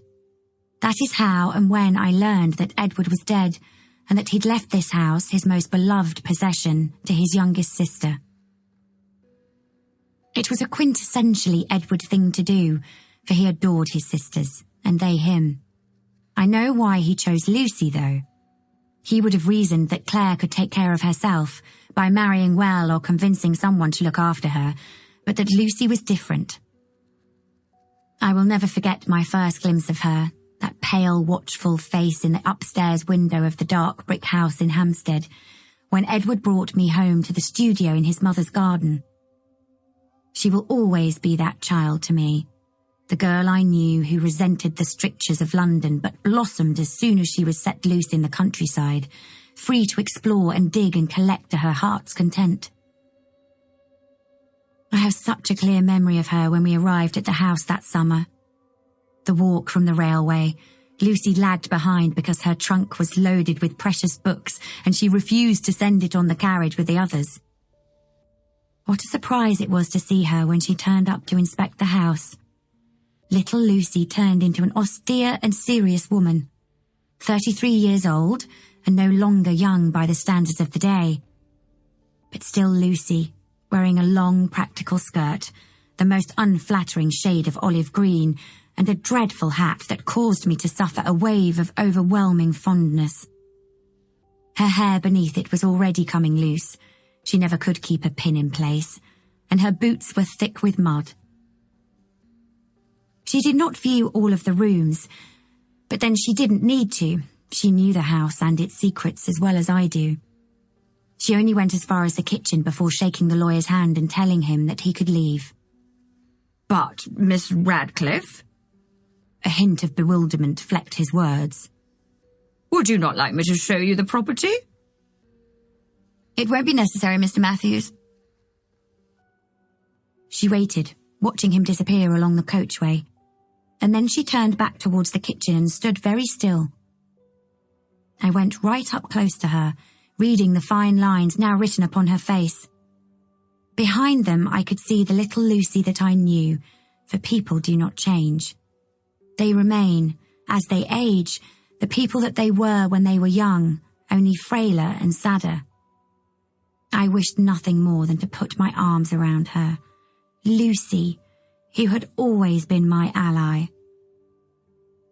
All of a sudden she looked up, and it was as if she were staring right at me, or through me.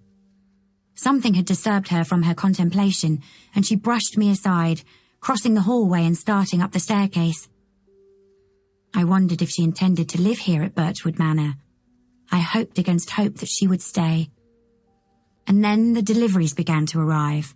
First the wooden box, followed by the desks and chairs and small iron beds, blackboards and trays of chalk, and eventually a severe-looking woman named Thornfield, whose desk plaque read, Deputy Headmistress.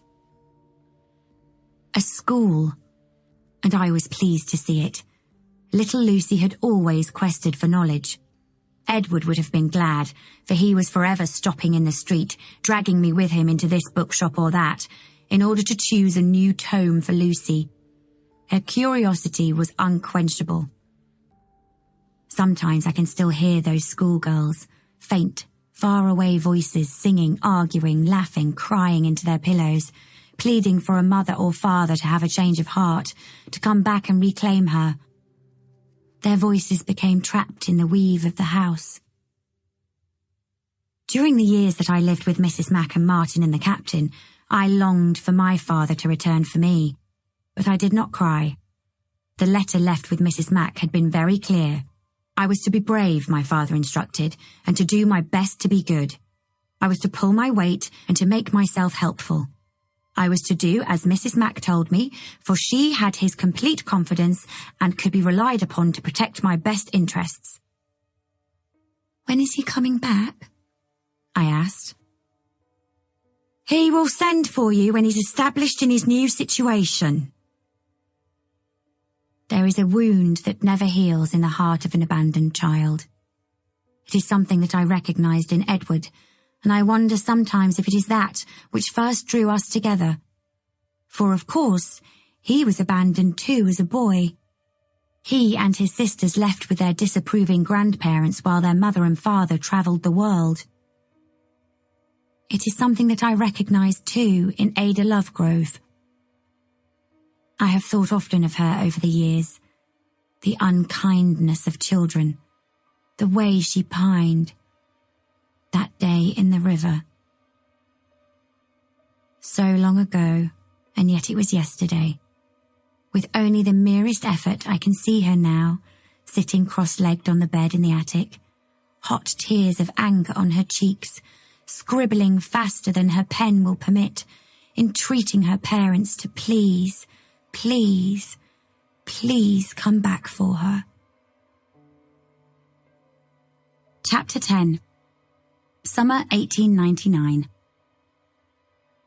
Ada Lovegrove had a tall, wealthy father and an elegant, clever mother, and she hated them both equally. The hatred was only new. She had adored them both as recently as April the 25th, but it was no less deeply felt for being novel. A holiday, they'd said, a little trip back to England. Oh, Ada Bear, how you'll adore London, the theatres and the Houses of Parliament. And just you wait until you see how soft and green the countryside is in summer, how gentle and floral, filled with honeysuckles and primroses, narrow laneways and hedgerows. These foreign words spoken with a romantic longing that Ada could not understand and did not trust. She had turned over with the dispassionate interest of an archaeologist building a picture of a distant civilization. She had been born in Bombay, and India was as much a part of her as the nose on her face and the freckles that covered it. She didn't recognize words like soft and gentle and narrow. Her world was vast and sudden and blazing.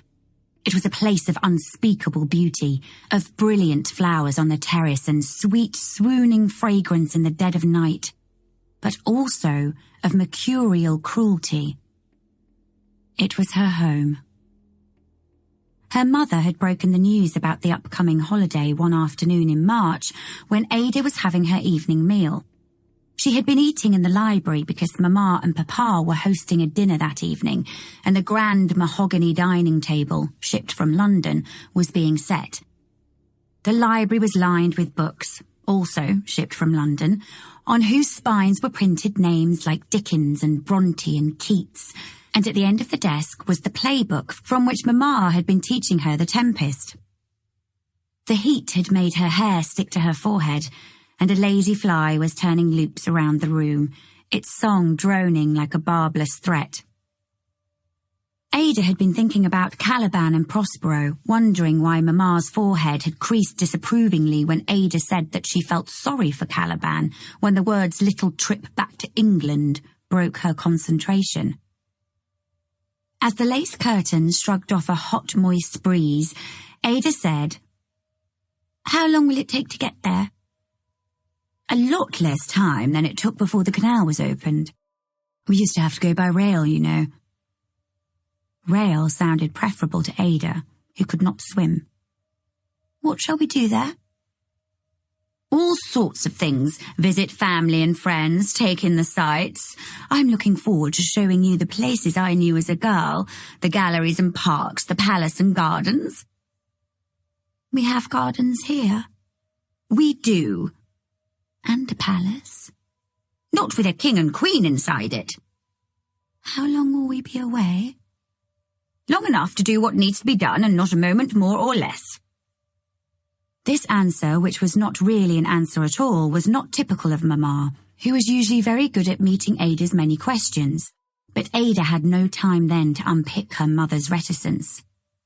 "On your way now," she had said, making a fluttery sweeping motion with her elegant fingers.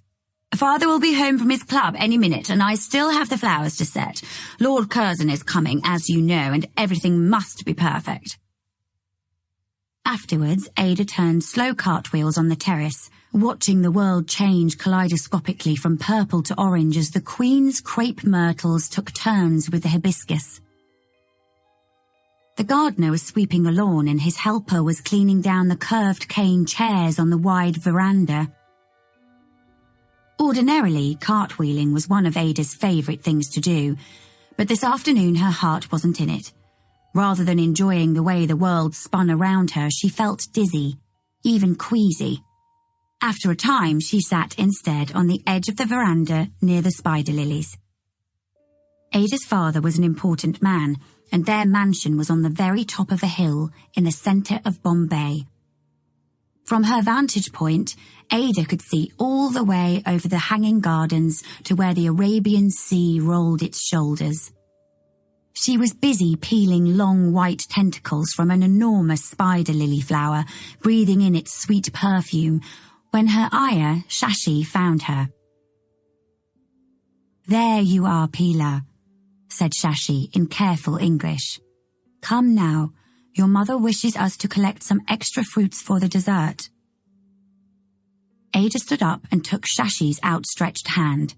Usually she loved market chores. There was a man with a snack stall who always gave her an extra sharkly to nibble on while she followed Shashi and her enormous basket around to all the various fruit and vegetable sellers. But today, in the shadow of her mother's worrying announcement, she dragged her heels as they walked together down the hill. Storm clouds were gathering in the east, and Ada hoped that it would rain. Great drenching rain, just as the carriages were arriving with her parents' guests. She sighed heavily as she turned over each line of her mother's unexpected proposal in her mind, searching the words for hidden meaning. England. The faraway land of her parents' childhood, the realm of the mysterious and legendary grandmother, the homeland of a people Shashi's father called the Monkey Bottoms. Shashi switched to Punjabi. "You are very quiet, Pila. Make no mistake, my ears are enjoying the peace, but I have to wonder, has something happened to hurt your snout?"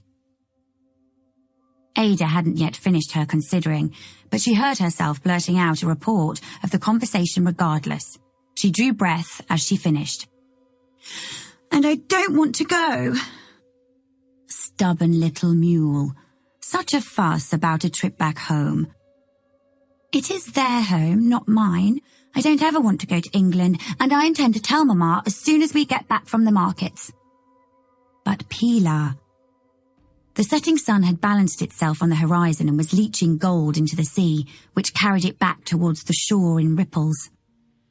"You are going to visit an island." Shashi was wise. For while Ada had no interest in England, she was exceedingly excited by islands, and she had forgotten, in her vexation, that England happened to be part of one in the middle of the North Sea, an hourglass-shaped island, shaded pink all the way at the top of the map.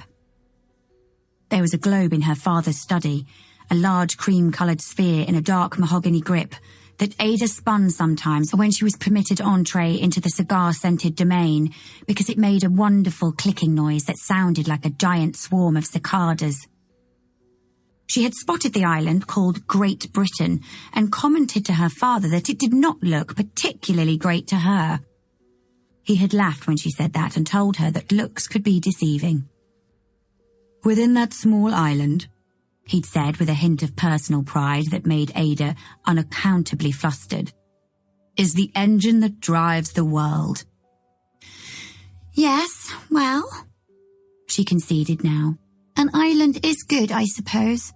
But Britain is an island of monkey bottoms." "Pila!" Shashi stifled a laugh.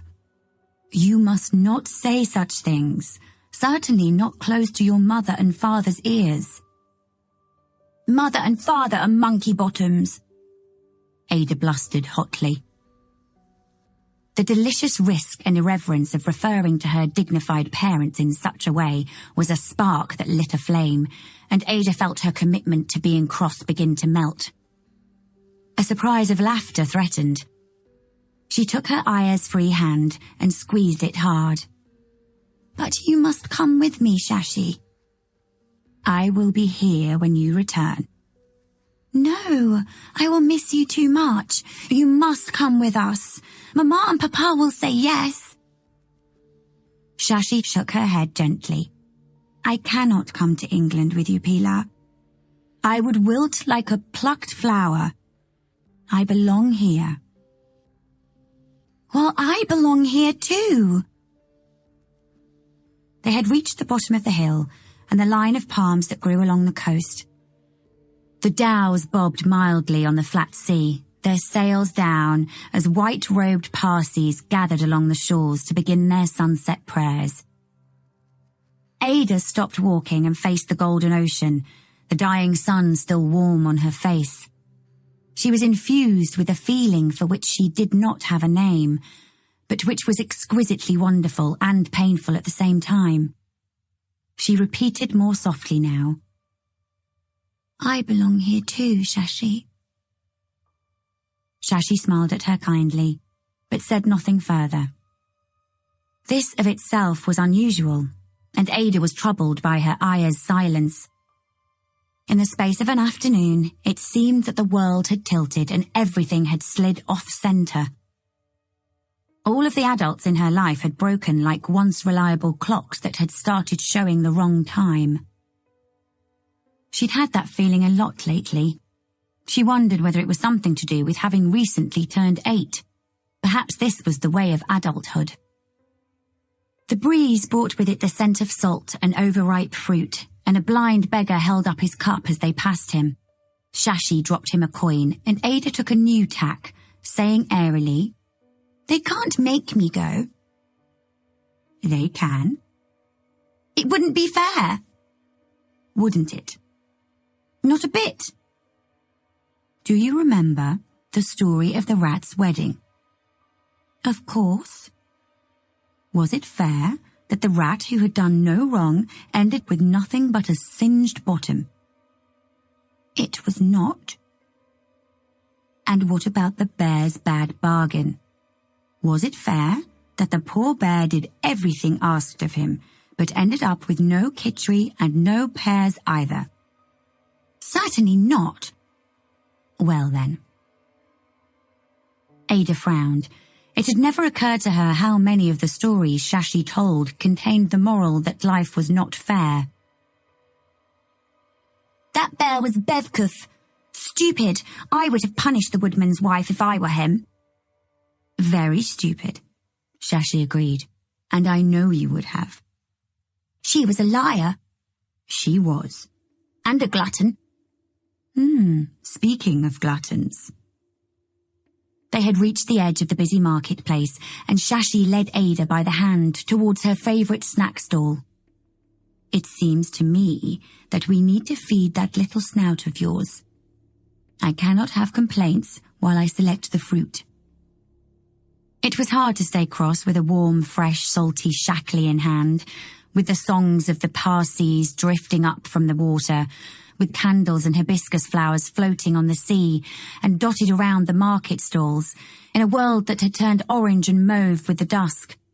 In fact, Ada felt so happy that she couldn't quite remember now what she'd been so annoyed about. Her parents wanted to take her on a little trip to visit an island. That was all. Mama required the fruit back quickly, so they didn't have as long as usual for Shashi to spend picking over each stall to find the best papaya and musk melons, and Ada was still licking the last of her shakli as they started the walk home. She said, "Will you tell me about Princess Aubergine?" "Again?" "It is my favourite." Truthfully, Ada liked all of Shashi's stories. Indeed, she would have relished story time even if Shashi chose only to read from one of Ada's father's diplomatic papers. What she really loved was lying with Shashi, whose name meant moon, as the last of the day's light dissolved into the stars of the nighttime sky, listening to the enchanting sound of her Aya's voice, the soft breathy clicking of the Punjabi words with which she wove her tales. "Please, Shashi." "Perhaps." please." "Very well. If you help me carry the fruit to the top of the hill, I will tell you tonight of Princess Aubergine and her clever trick upon the wicked queen." "Now, while we walk instead." "Bandera," said Shashi, pretending to swat Ada's ear. "Little monkey, what do you take me for to ask such a thing?" Ada grinned. It had been worth a try, even though she'd known that Shashi would say no. Ada knew the rules. The best storytellers only ever spoke by dark. Many times as they lay together at night, when it was too hot to sleep, side by side on the platform at the top of the house, with the window wide open, Shashi had told Ada about her girlhood in the Punjab. "When I was your age," she would say, "there were no stories between sunrise and sunset, for there was work to be done. Not for me, a life of pleasure like yours. I was busy making fuel cakes all day, so that there was something to burn at night, while my mother sat at her spinning wheel and my father and brothers drove the bullocks in the fields. In the village, there was always work to be done." Ada had received this little lecture many times before, and although she knew it was only intended to highlight the idleness and indulgence of her own life, she did not mind. There was a magic to the way Shashi spoke about her home that made such tales every bit as wondrous as her long-ago stories. "All right, then," she said, taking the smaller basket and hooking it over her arm. "Tonight. But if I beat you home, you will tell me the tale of Princess Aubergine twice." "Monkey." Ada started running, and Shashi gave a whoop behind her. They ran together, each laughing as much as the other, and when Ada glanced sideways at her Aya's face, taking in her kind eyes and wide smile, she knew that she had never loved anyone quite so much. If Ada were asked, "In what does your life lie?" as the wicked queen asked of Princess Aubergine in order to discern her weakness, she would have had to confess that it lay in Shashi. And so on that hot afternoon in Bombay, Ada Lovegrove's ill temper disappeared with the day sun. And when she and Shashi reached the house, its terrace now swept clean, candles flickering in glass jars along the veranda, the scent of freshly cut grass on the warm evening breeze, and the sound of piano music drifting out through the open windows, Ada experienced a swelling sense of ecstatic completeness, so overwhelming that she dropped her basket of fruit and ran inside to tell Mama that yes, she consented. She would accompany them on the trip to England. But Ada's parents had not been truthful. After a torturous journey through the Suez Canal, during which Ada had spent the entire time heaving overboard or lying abed with a damp cloth on her forehead, they'd had a week in London and a second week touring Gloucestershire, Mama remarking to the point of delirium on the glory of spring and how little of the seasons they saw in India, before arriving one day at a twin-gabled house on the bend of an upper reach of the Thames. The clouds had begun to darken as their carriage wound south through the village of Burford, and when it took a turn in the road before Lechlade, the first rain began to fall. Ada had been resting her face on the edge of the carriage window, watching the wet fields sweep by and wondering what it was that made the colours of this country appear as if they had been washed in milk. Her parents, meanwhile, had been unusually quiet since they'd bidden farewell to Lady Turner, their host, but this was something Ada noticed only on reflection. They passed a triangle-shaped green in the middle of a very small village, and a public house called the Swan, and when they reached a stone church and cemetery, the carriage turned into a winding lane with edges that fell away into the verge, making the journey exceedingly bumpy. Finally, when they had gone as far along the lane as they could go, their carriage cut between a pair of iron gates which were open within a tall stone wall. A barn-like structure stood to one side, overlooking a stretch of very green grass that ran as far as a line of willows beyond. The horses came to a full stop, and the driver leapt down from on high to open Mama's door. He held aloft a large black umbrella and helped her from the carriage. "Birchwood Manor, ma'am," he said in a dour voice. Ada's parents had spent a great deal of time telling her about the people and places that they were going to see when they were in England, but she could not think that they'd mentioned friends who lived in a house called Birchwood Manor. They followed a flagstone path with roses planted on either side, and when they reached the front door were met by a woman with shoulders that hunched forward, as if she had spent her whole life hurrying to get where she was going. Her name, she announced, was Miss Thornfield. Ada noted with mild curiosity how different she was from the other ladies that they had visited during the week, with her scrubbed face and severe hairstyle, before realizing that this woman, although not wearing a uniform, must be the housekeeper. Ada's parents were being scrupulously polite. Mamma was always reminding Ada that a true lady treated servants with respect, and Ada followed suit. She smiled daintily and stifled a yawn behind her closed lips. With any luck, they would be taken to meet the lady of the house, be offered tea and a slice of cake, something she had to admit the English did very well indeed, and be on their way within the hour. Miss Thornfield led them into a dim passage, through 2 halls, and past a stairwell to arrive at a room that she called the library. A sofa and a pair of worn armchairs stood at the centre of the room, and shelves laden with books and other objets d'art lined the walls. Through the window at the back of the room was a garden with a chestnut tree at its centre. Beyond it, a meadow with a stone barn. The rain had stopped already and weak light was breaking through soft clouds. Even rain wasn't really rain in England. It was at this point that proceedings took a further turn for the unexpected. Ada was instructed to wait while her parents were served tea elsewhere. She frowned at her mother as they were leaving. It was always wise to register disapproval. But in truth, she did not mind the exclusion. Adults Ada had found during this family trip to England could be rather dull companions, and at a glance the library was full of curiosities that would be far more pleasant to explore without a chaperone reminding her not to touch. As soon as the adults were gone, she began her inspection, pulling books from shelves, lifting the lids from odd-looking pots and delicate bonbonniere, investigating framed wall hangings that included collections of pressed feathers, flowers and ferns, and careful cursive annotations in fine black ink. Finally, she came to a glass display case that housed a number of variously sized rocks. There was a lock, but Ada was pleasantly surprised to find that the top lifted easily and she was able to reach inside, turning the rocks over one by one, noting the curious markings, before realizing that they were not rocks at all, but fossils. Ada had read about fossils in the copy of Wood's new illustrated natural history that her father had ordered from London for her 7th birthday. They were the leftover markings of ancient life forms, some of them no longer existent.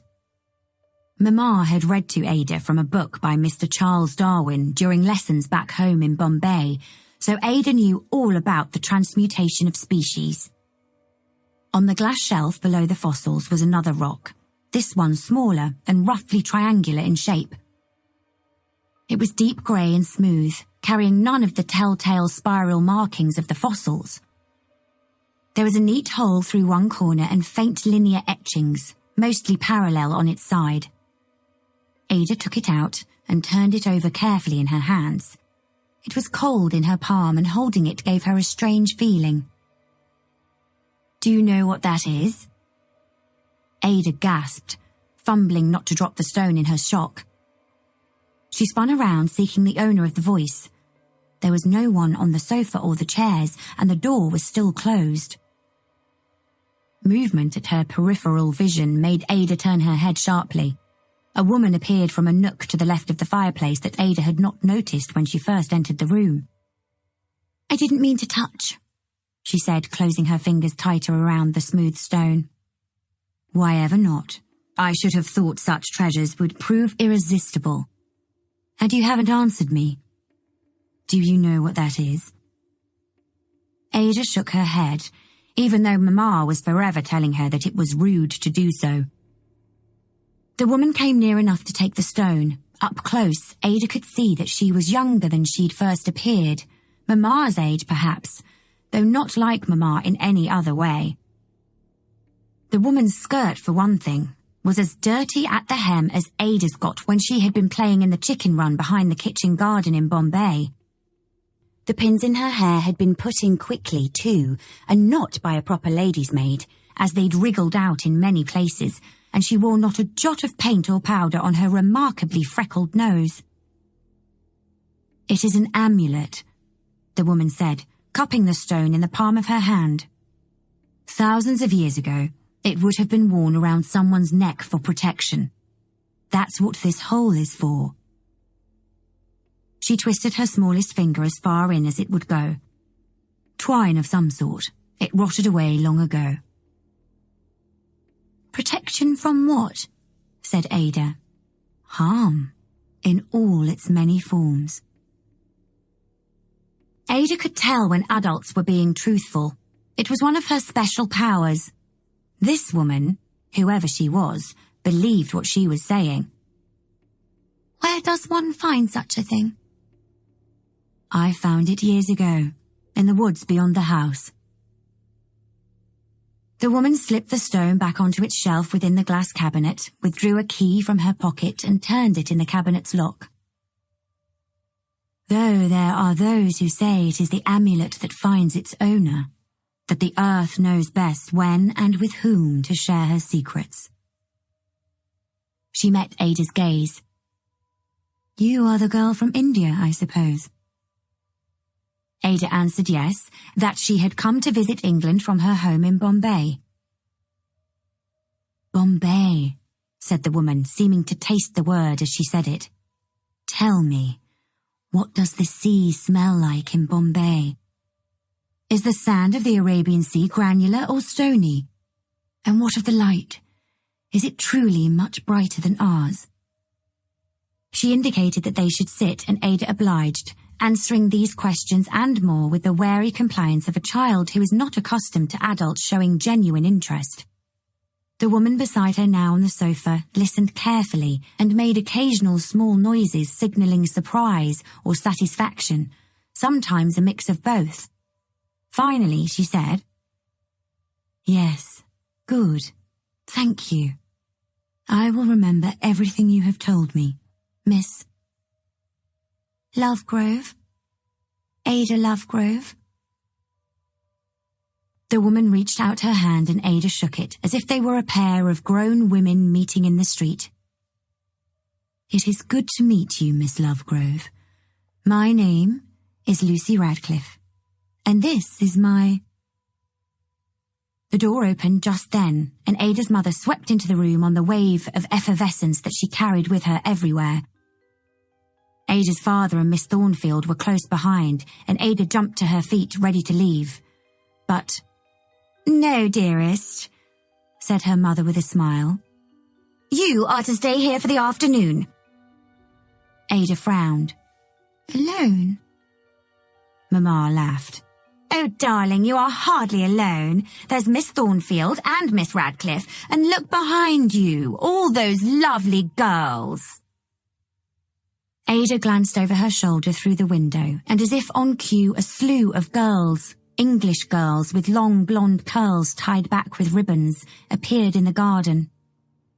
They were walking towards the house in a series of small groups, laughing and talking, some of them carrying easels and paint sets. The whole experience was so unexpected and inexplicable that even then Ada failed to grasp precisely what sort of place this was. Later, after she had finished castigating herself for her stupidity, a small voice of self-defense would pipe up to remind her that she was only 8 years old and had heretofore had no experience with schools. Indeed, nothing in her life could have hoped to prepare her for what her parents had in store. At the time, she had simply allowed her mother to hug her goodbye, yet another unexpected turn in a thoroughly strange day. Taken a firm shoulder pat from her father, teamed with an admonishment to do her best, and then watched as the pair of them linked arms, turned on their heels, and swept together out through the door and back along the halls to where their carriage was waiting. It was Miss Thornfield who told her in the end. Ada had started after her parents, thinking to ask a little more about what it was precisely that they expected her to do that afternoon, when Miss Thornfield grabbed her wrist to stop her.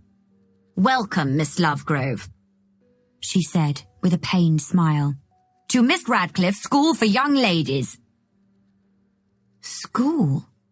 Young ladies? Welcome. Ada liked words.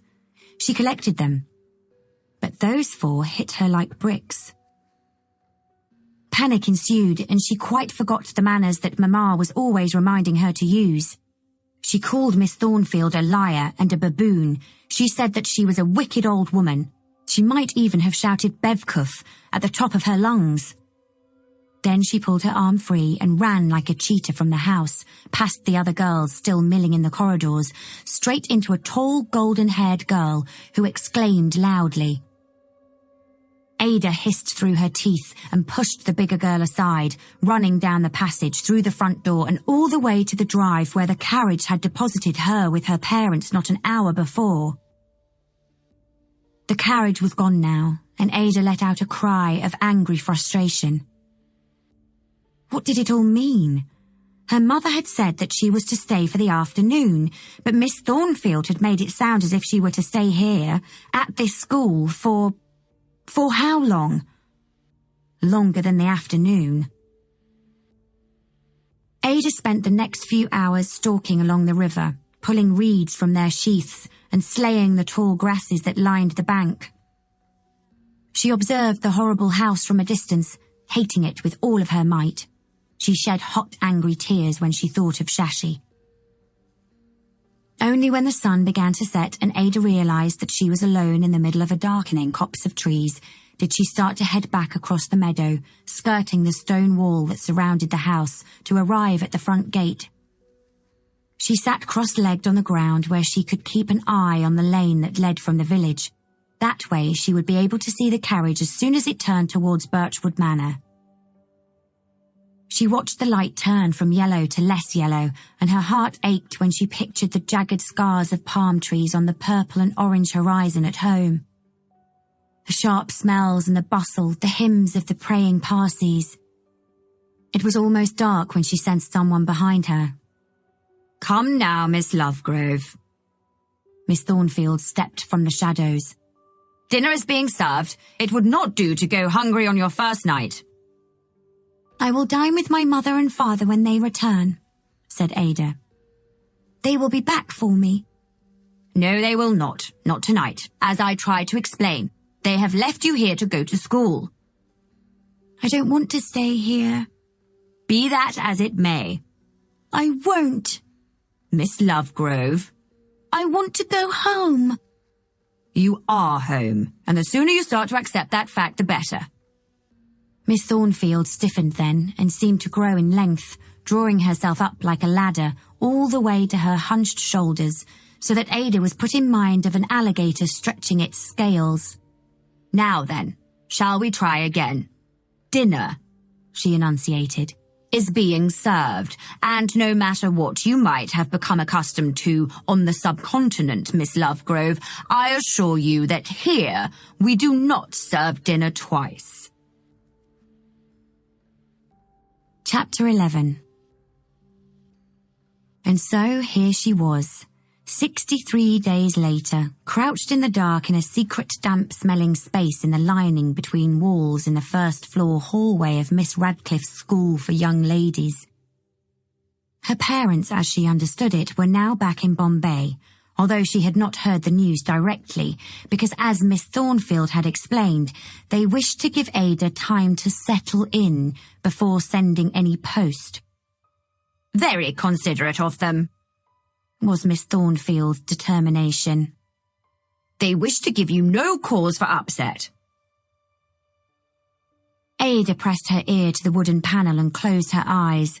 It was already dark, but the act of shutting them helped to focus her other senses. Sometimes she thought that she could actually hear the whirls within the wood. Whirls sounded very similar to worlds, and it was a pleasant distraction to imagine them as such. She could almost believe that the worlds within the wood were speaking to her in a lovely voice. It made her feel better, that voice. Now, from the hallway outside, came two real voices, muffled, and Ada's eyes snapped open. "But I saw her come this way." "You couldn't have." "I did." "Well, where is she then? Disappeared into thin air?" There was a pause and then a petulant reply. "I saw her come this way. I know I did. She must be here somewhere. We just have to wait." Tucked inside her hiding place, Ada exhaled silently. Her foot had gone to sleep. She'd been cramped up in the same position for at least 25 minutes now, but if there was one thing she was good at, as opposed to sewing, piano and painting, and almost everything else they tried to teach at this Bevcuff school, it was being stubborn. Shashi was always calling her Little Kakara, Little Mule. Those girls could wait all they liked in the corridor. Ada would simply wait longer. Charlotte Rogers and May Hawkins were the names of her tormentors. They were older than she was, 12 years old, and one of them, Charlotte, particularly tall for her age. She was the daughter of a parliamentarian, May of a prominent industrialist. Ada had not had much opportunity to mix with other children, but she was a fast learner and an excellent observer, and it hadn't taken long for her to ascertain that at Miss Radcliffe's School for Young Ladies there was a small group of big girls who ran things, and that they expected willing obedience from the littler ones. But Ada was not used to being told what to do by other children, and her steel sense of justice rendered her incapable of iniquitous compliance. So when Charlotte Rogers demanded the new ribbons that Mamma had bought for her in London, Ada told her no. She liked the ribbons, thank you very much, and would prefer to keep them for herself. When the two of them cornered her in the stairwell and told her not to make a single noise while May Hawkins saw how far backwards her finger would bend, Ada brought her boot down hard on May's toes and shouted, "Let go of my finger at once!" When May reported, falsely, to Matron that it was Ada who had sneaked into the larder and opened the new jars of jam, Ada spoke up quickly to report that, no, she was not the culprit, adding that in fact it had been Charlotte Rogers who stole down the hallway after dark. She had seen it with her own two eyes. None of this had endeared her to Charlotte Rogers and May Hawkins, it was true, but their enmity went back further than that, to the beginning. For when Ada had fled from the library, hoping to catch her parents, it had been Charlotte Rogers with whom she had collided in the corridor. Charlotte had been caught by surprise, issuing a banshee-like scream that drew laughter and pointed fingers from the other girls, even the younger ones. The fact that Ada had then hissed into her face had not helped matters. "There she is, the little Indian wildcat," Charlotte had said the very next time that she'd seen Ada. They had crossed paths in the front garden, Ada sitting alone beneath the young Japanese maple by the wall, Charlotte in the midst of a giggling flock of ringlet-ribboned girls. A radiant, hungry smile had spread across Charlotte's pretty face as she drew the attention of the group to Ada. "This is the one I was telling you about, ladies. Her parents brought her all the way from India in the hopes that she could somehow be civilized." One of them sniggered at that, and Charlotte, emboldened, widened her cool blue eyes. "I want you to know that we are all here to help you, Ada. So if there's anything you need at all, you must simply ask. While I think of it, there's a water closet inside, but you should feel free to dig yourself a hole out here if that makes you more comfortable." The girls had all laughed, and Ada's eyes had stung with hurt and anger. An image had come to mind, unbidden, of Shashi's sunshine face as they lay side by side on the platform on the roof in Bombay. Her broad, bright smile as she told stories of her childhood in the Punjab and teased Ada gently for her life of privilege in the mansion. In some inexplicable way, when Charlotte spoke derisively of India, it was as if she had poked fun directly at Shashi, as if she had made Ada complicit. In defiance, Ada had been determined not to give the others the pleasure of a reaction. She swept aside all thought of Shashi and her own painful longing for home, and instead gazed straight ahead, pretending that she could not see them. After a time, in the face of their continued taunts, she started telling herself a story in soft Punjabi, as though she hadn't a care in the world.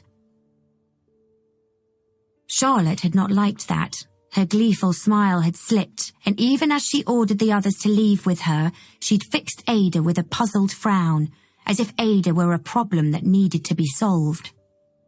A nut in need of cracking. Charlotte had been right in one thing.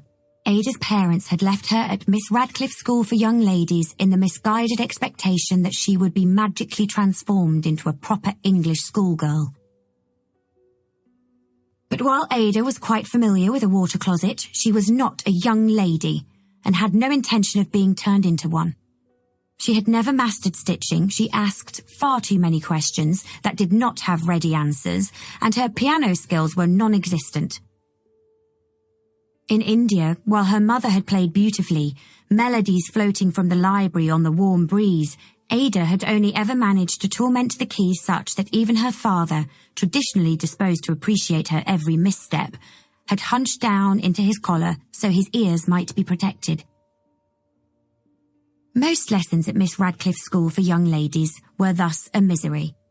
The only subjects from which Ada took some small pleasure were the two actually taught by Miss Radcliffe: science and geography. Ada had also joined Miss Radcliffe's Natural History Society, of which she was the sole member aside from a girl called Meg, who did not appear to have two wits to rub together and was content to wander about humming romantic dance tunes and collecting clover flowers to thread into elaborate crowns. For Ada, though, the Natural History Society was the single redeeming feature of having been abandoned at Birchwood Manor.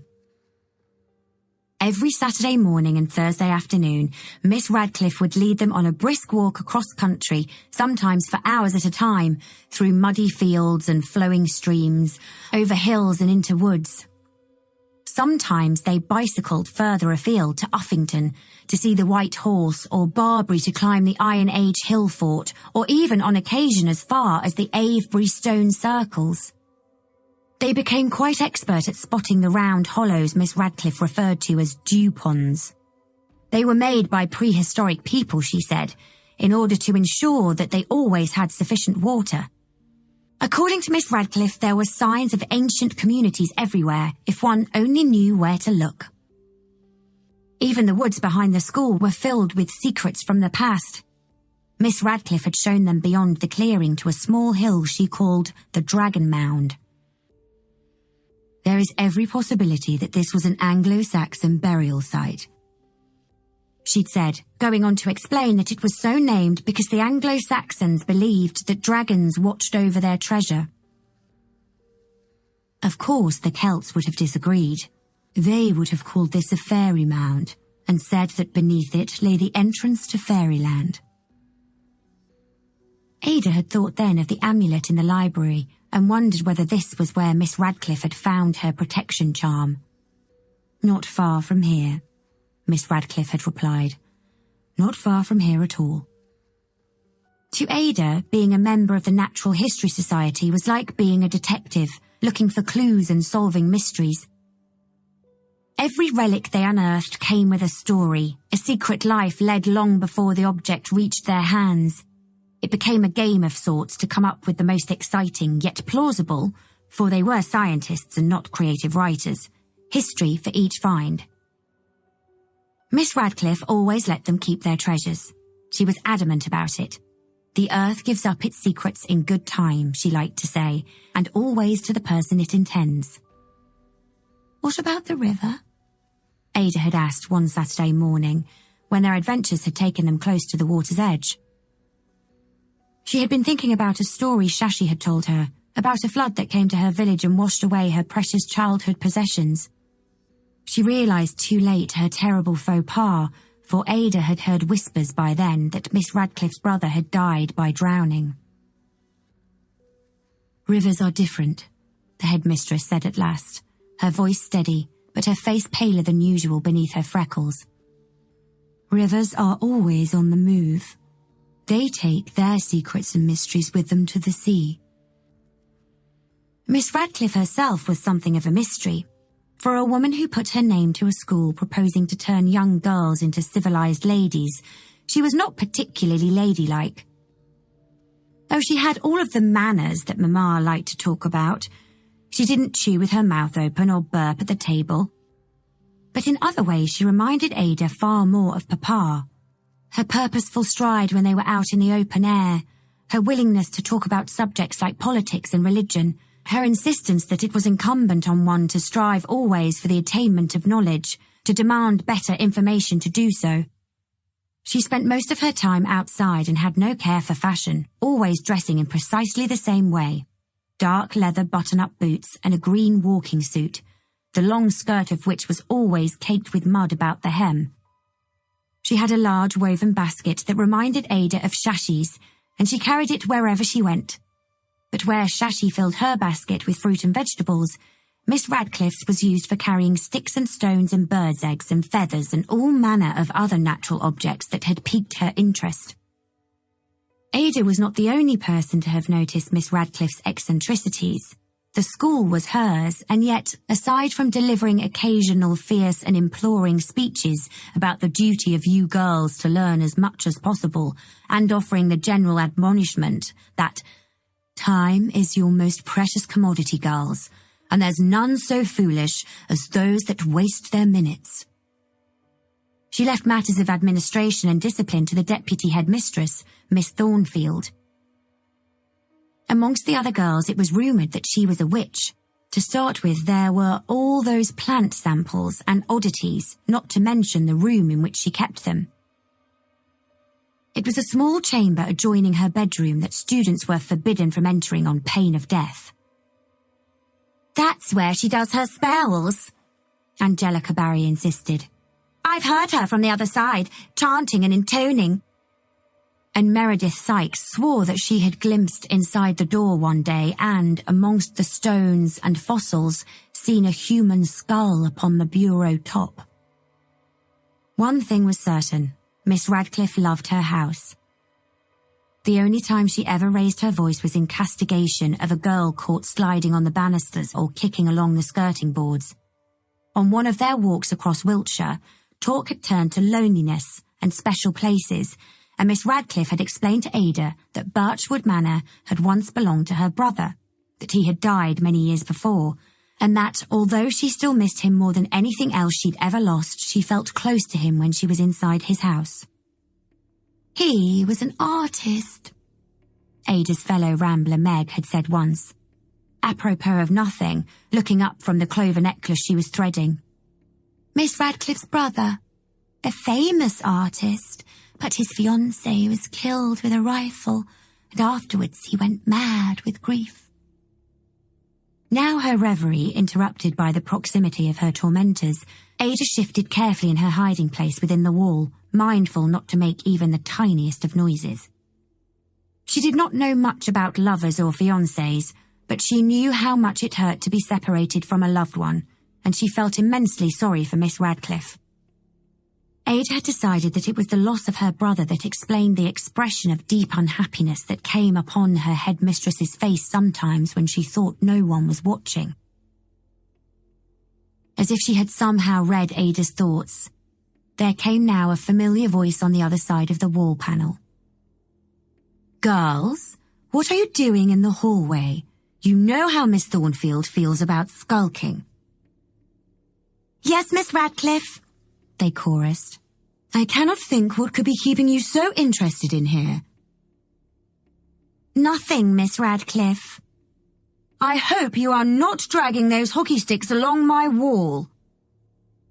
"No, Miss Radcliffe."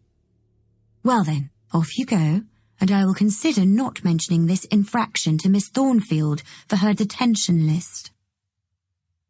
Ada heard their footsteps scuttle away and allowed herself a small sigh of satisfied relief. "Out you climb then, child," said Miss Radcliffe, rapping gently on the wall. "You must have a class you're missing too." Ada slipped her fingers into the hidden latch and unhooked the panel, cracking the door open. Miss Radcliffe had already disappeared, nowhere to be seen, and Ada climbed quickly from the hiding place, marvelling once again at how seamlessly the wall panel slid back into place. Unless one knew that it was there, it would be impossible to guess. Miss Radcliffe had been the one to show her the secret chamber. She had caught Ada hiding behind the thick brocade curtains in the library one afternoon when she should have been in a sewing lesson, and bade her come to the office, where they would have a little talk. Ada had prepared herself for a dressing down, but instead Miss Radcliffe had told her to sit wherever she pleased and said, "I was not much older than you are now when I first came to this house. My brother and his friends were adults and far too busy with other things to be interested in me. I was given a free run, as they say, and being of a somewhat," she hesitated, "inquisitive disposition, I engaged in rather more exploration than might have been expected." The house was very old, she continued, hundreds of years old, and had been built at a time in history when certain people had very good reason to seek concealment. She had invited Ada then to follow her, and while all of the other girls were singing Beethoven's Ode to Joy downstairs, Miss Radcliffe had revealed to Ada the secret hideaway. "I am not sure about you, Miss Lovegrove," she said, "but there have been times in my life when I have felt a very keen need to disappear." Now Ada hurried along the passage to the central stairwell. Rather than heading downstairs to the music appreciation class, though, she went all the way up to the attic and into the bedroom labelled East Loft that she shared with another boarder, Margaret Worthington. She didn't have much time. Music appreciation class would soon be over and the other girls would be released. Ada knelt on the floor, tossing back the linen valance that was draped around her bed. Her suitcase was still there, exactly where she'd left it, and she slid it out carefully. Ada lifted the lid and the tiny bundle of fur blinked at her, opening his mouth in a silent, emphatic meow. She cupped the kitten in one hand and drew him into a close cuddle. "There now, little one," she whispered against the soft spot between his ears. "Don't worry, I'm here."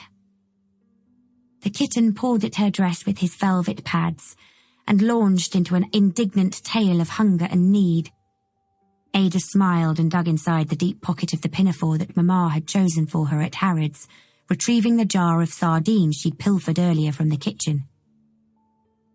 While her kitten stretched his legs, stalking the room's rim as if it were a wide savannah plain, Ada prized the lid off the jar and withdrew a single slippery fish. Holding it out, she called softly, "Here, Billy. Here, little cat." Billy padded towards her, demolishing the dangled sardine, and each one thereafter, until the jar was empty.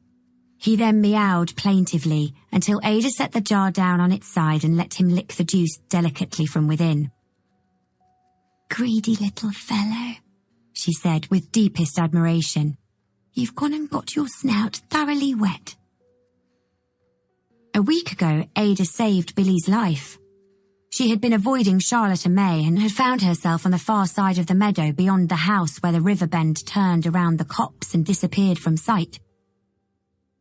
Ada had heard noises coming from the other side of the trees that reminded her of festival time in Bombay and had followed the river westward until she turned a corner and saw a gypsy camp in the clearing beyond. There were caravans and fires, horses and dogs, and children throwing a floating kite with a long tail of colourful ribbons into the air. She had noticed one scruffy boy heading towards the river on his own. He had a sack over his shoulder and was whistling a song that she almost recognised. Curious, Ada had followed him. She crouched behind a tree and watched as he started taking things from the sack one by one and dunking them in the river. She had thought at first that he was cleaning small items of clothing, just as she had seen people doing in Dobie Ghat back home. It was only when she heard the first tiny cry that she realised it wasn't clothing he was drawing from the sack, and that he wasn't cleaning anything. "Hey, you! What do you think you're doing?" she had called, pounding over to his side. The boy looked up at her, his shock as clear as the dirt on his face. Ada's voice was quivering. "I said, what do you think you're doing?" "Putting them out of their misery, like I've been told to." "You awful, cruel boy, you beastly coward, you great big thug." The boy raised his eyebrows, and Ada was galled to realise that he looked amused by the force of her rage. Without a word, he reached into the sack and scooped out the last remaining kitten, holding it aloft by the scruff of its neck with the most indelicate grip. "Murderer!" she hissed. "My dad'll murder me if I don't do what he says." "Give me that little cat at once." The boy had shrugged and then thrust the limp kitten into Ada's waiting hands before tossing the empty sack over his shoulder and slinking back towards camp. Ada had thought a lot about Billy's brothers and sisters since that day. She woke sometimes in the middle of the night, unable to rid her mind of pictures of their submerged faces and lifeless bodies, tossed and tumbled by the river's current as it carried them out to sea. Now Billy let out a squawk of displeasure as Ada hugged him just a bit too hard. There was a noise outside on the staircase, footfalls, and Ada fumbled the kitten quickly back into the suitcase, dropping the lid but making sure to leave a crack around the rim for air. It was not an ideal solution, but it would do for now. Miss Thornfield, predictably enough, did not tolerate pets. The door opened just as Ada had climbed to her feet. The valance, she'd noticed, was still hooked up near the mattress, but there was no time to fix it. Charlotte Rogers was standing in the doorway. She smiled at Ada, but Ada knew better than to smile back. She remained on guard. "There you are," said Charlotte sweetly. "Haven't you been a slippery little fish today?" For a split second, aware of the empty sardine jar in her pocket, Ada thought that Charlotte Rogers had somehow guessed her secret, but the older girl continued. "I'm just here to deliver a message. The bearer of bad tidings, I'm afraid. Miss Thornfield knows that you skipped music class, and she has asked me to send you to her to receive your punishment." She smiled with mock sympathy. "You would get on so much better here if you just learned to follow the rules, Ada. Rule number 1 is that I always win." She turned to leave, hesitated, and then looked back. "Better straighten your bed. I wouldn't like to have to tell Miss Thornfield that you've been slovenly." Ada's fists were clenched so tightly as she took the stairs down towards Miss Thornfield's office that it was hours before the fingernail marks left her palms. It had become clear that she was not going to win a war of attrition with Charlotte Rogers and May Hawkins simply by ignoring or avoiding them. She would never concede, which meant that she was going to have to strike back, and in such a way that it would get them to leave her alone once and for all. She hardly even heard Miss Thornfield's lecture about tardiness, and when the punishment was handed down, a fortnight of extra sewing duties, assisting the costumiers for the end-of-term concert, instead of attending Natural History Society, Ada was too distracted even to mount a protest. She turned over the pieces of the puzzle all afternoon, moving them around, trying to force them to make sense. But it was not until much later that night, while Margaret, her roommate, was snoring softly on the other side of the room, and Billy was purring in her arms, that the idea finally came to her. When it arrived, it was as clear as if someone had entered the room, tiptoed across the floor beside her bed, knelt down low and whispered the idea into her ear. Ada grinned to herself in the dark. The plan was perfect, and so very simple. Better yet, thanks to Charlotte Rogers, she had been given the perfect means with which to execute it. Chapter 12. The end of summer term concert was an institution at Miss Radcliffe's school for young ladies, and as such rehearsals had begun in the very first week of term. Miss Byatt, the thin, nervous speech and drama teacher, had held a series of auditions, whittling the show to a select group of 15 performances, comprising musical acts, poetry recitals and dramatic soliloquies. Ada was to appear in the static, unspeaking role of Mouse 2 as part of a scene from the pantomime of Cinderella. Charlotte Rogers, as the second cousin twice removed of Miss Ellen Terry, was regarded, not least by herself, as a formidable Shakespearean actress, and was thus performing thrice within the show: a recital of one of the sonnets, a rendition of Lady Macbeth's Out-Damned Spot monologue, and a parlour song sung to piano accompaniment provided by her friend May Hawkins. Due to the small size of the two halls within the house, it was customary to stage the concert within the long barn that stood at the top of the coachway. In the days leading up to the show, each girl was responsible for carrying chairs across from the house and arranging them in rows. Those who had not been fortunate enough to be selected for the cast were automatically assigned to stage management tasks, including the assembly of a raised stage and the suspension of proscenium curtains from the rafters above. In light of the punishment handed down by Miss Thornfield, Ada was especially busy, corralled into joining the sewing circle whose members were making final touches to the girls' costumes. The occupation was not a natural fit.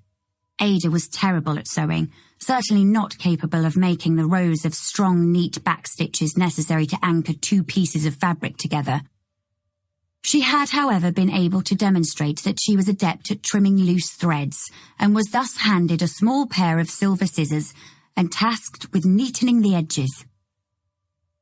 She is the first one to arrive at each meeting, whereupon she barely makes a peep. Such is her commitment to her work. The sewing mistress reported to Miss Thornfield when asked, to which the deputy headmistress gave a thin smile and said, "Very good to hear." When dawn broke on the day of the concert, the entire school was abuzz. Afternoon lessons were cancelled in order to accommodate a full cast rehearsal, and the show was scheduled to begin promptly at 4. At 2 minutes before the hour, Valerie Miller, who had auditioned unsuccessfully with a rendition of My Wild Irish Rose played on the cowbells, was given a nod by Miss Thornfield and started sounding one of her bells to alert the audience that the show was about to begin. Most of the girls and a smattering of parents and siblings, along with certain very important community members, were already assembled. But the ringing brought their chatter to an end, at which point the lamps within the hall were dimmed and the black curtains dropped, casting the audience into darkness and allowing the limelights lining the stage to take over. One by one, the performers took their places within the glow of centre stage, singing and reciting with all of their might to the warm appreciation of the audience. The programme was not a short one, however, and as the first hour ticked over, the crowd began to flag. By the time Charlotte Rogers appeared on stage for the third time, the younger children were starting to squirm in their seats and yawn, their stomachs to grumble. Charlotte, ever the professional, was undaunted. She planted her feet squarely and blinked prettily at her audience. Her golden hair tumbled in curls, one thick ringlet over each shoulder, and from behind the piano, May Hawkins watched for a signal to start playing, deepest admiration writ large upon her face. Ada's attention, though, was on Charlotte's costume, a rather grown-up blouse and skirt ensemble, modelled, of course, on one of the stage outfits worn recently by Ellen Terry, that made her look older than she was. From her seat in the dark hall, Ada watched the other girl carefully, as if by the power of her gaze alone she might move matter. She was nervous, far more nervous than she had been when she was performing as Mouse 2. Her hands were balled in damp fists upon her lap. It happened as Charlotte hit the highest note, one that she had been practicing to reach for the better part of the month. Perhaps it was the significant intake of breath required to make it to high C, or else the way she thrust her arms out wide to entreat the crowd. Whatever the case, as Charlotte attained her note, she dropped her skirt. The skirt did not drop sluggishly. It dropped suddenly and completely, in one fell swoop, to land in a puddle of white lace and linen on the floor around her dainty ankles. It was 1,000 times better than anything that Ada had dared to imagine. As she trimmed a few of the stitches on Charlotte's waistband, she had hoped that the garment might slip enough to cause agitation and distraction. Never in a million years had she envisaged this. The way the skirt fell, the exceptional timing with which it collapsed completely, almost as if an invisible force controlled by Ada's very mind had swept into the hall and, on receiving a silent command, yanked down the skirt. It was by far and away the funniest thing that Ada had seen in many months, and judging by the thunderous surge of unrestrained laughter that filled the barn, lifting to roll and echo amongst the rafters, the other girls felt the same way. As Charlotte, pink-cheeked, sang the last few lines, and the crowd continued their rapturous hooting applause, Ada realised that for the first time since she had come to Birchwood Manor, she felt almost happy. According to tradition, the supper after the concert was always a more relaxed affair than regular school dinners, and even Miss Thornfield, who generally considered it deeply improper to approach any school event in the spirit of fun, was induced to conduct the annual presentation of the Good Sport Awards. These were a series of amusing accolades, nominated and voted for by the students, with the aim of reinforcing the air of celebration and merriment that infused the school body as the academic year drew to a close. For many of the girls, this would be their last school dinner of term. Only a handful of students, those who did not have homes that could be reached by rail or carriage, or whose parents had travelled to the continent for the summer and been unable to make other arrangements for their daughters, would be staying on through the holidays. Ada was one of them. This fact had brought her spirits lower than they might otherwise have been following the spectacular success of the concert, and she was sitting quietly finishing her second serving of blancmange, turning over the little Miss Threadgood award she had been given for services to stitching, printed prior to the costuming disaster one assumed, while the other girls chatted happily about the upcoming summer break, when the daily postal delivery arrived. Ada was so used to being overlooked at mail time that she had to be nudged twice by the girl beside her when her name was called. Up beside the teacher's table, the senior girl on roster was holding a large box. Ada jumped to her feet, eager to claim it, almost tripping over in her hurry. She began untying the twine as soon as she reached her table, slipping out her small silver thread scissors to snip loose the final knots. Inside was a beautiful decoupage box, which Ada identified at once as the perfect new home for Billy.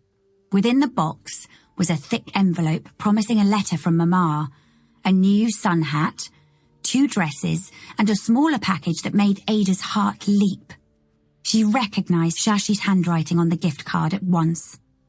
Pila, she had written, continuing in Punjabi, a little something to remind you of home while you're living amongst the monkey bottoms. Ada tore open the package to find a small black leather book inside. Between its covers were no words, but instead page after page of pressed flowers, orange hibiscus, mauve queen's crepe myrtle, purple passion flower, white spider lilies, red powder puffs. All of them, Ada knew, had come from her very own garden, and in an instant she was back in Bombay. She could feel the sultry air on her face, smell the heady fragrance of summer, hear the songs of prayer as the sun set over the ocean. So transported was Ada that she was not aware that Charlotte Rogers had made an approach until the older girl was casting a shadow across Ada's table setting. Ada looked up, taking in Charlotte's serious expression. As usual, May Hawkins was serving as aide-de-camp, and the arrival of the two girls at Ada's table had caused a hush to descend. From instinct, Ada closed Shashi's flower book and slipped it beneath the wrapping paper. "I suppose you saw what happened during the performance," said Charlotte. "Terrible," said Ada. "A spot of very bad luck." Charlotte smiled grimly. "I've always believed that a person makes her own luck." There was little for Ada to say in reply. Agreement seemed impolitic. "I am hoping to have better luck in future." She held out a hand. "Truce?" Ada eyed the outstretched hand before meeting it finally with her own. "Truce."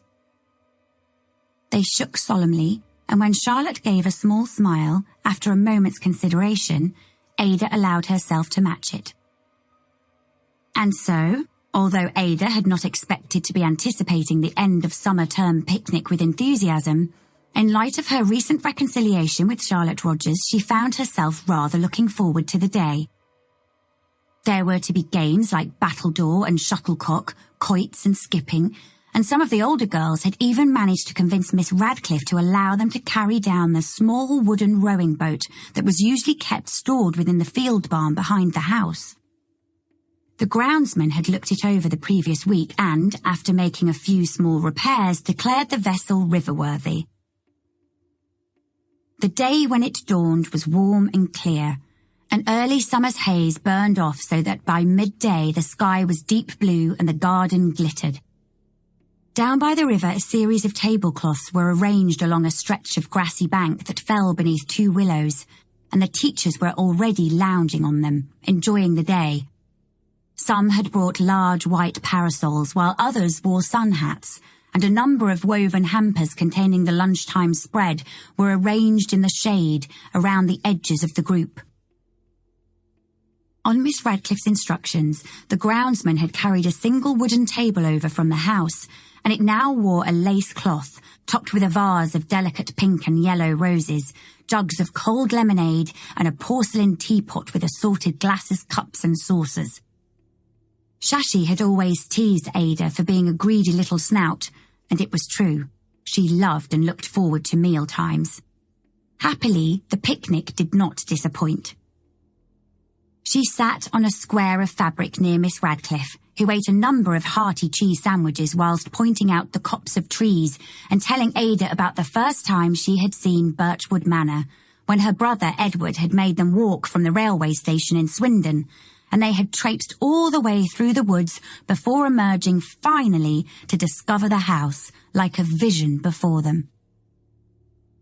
Ada listened intently. She hungered for stories, and Miss Radcliffe was not usually so expansive. Only once before had she spoken in such a way. They had been returning from one of their Natural History Society walks when Birchwood appeared suddenly like a great ship against the dusk-darkening sky.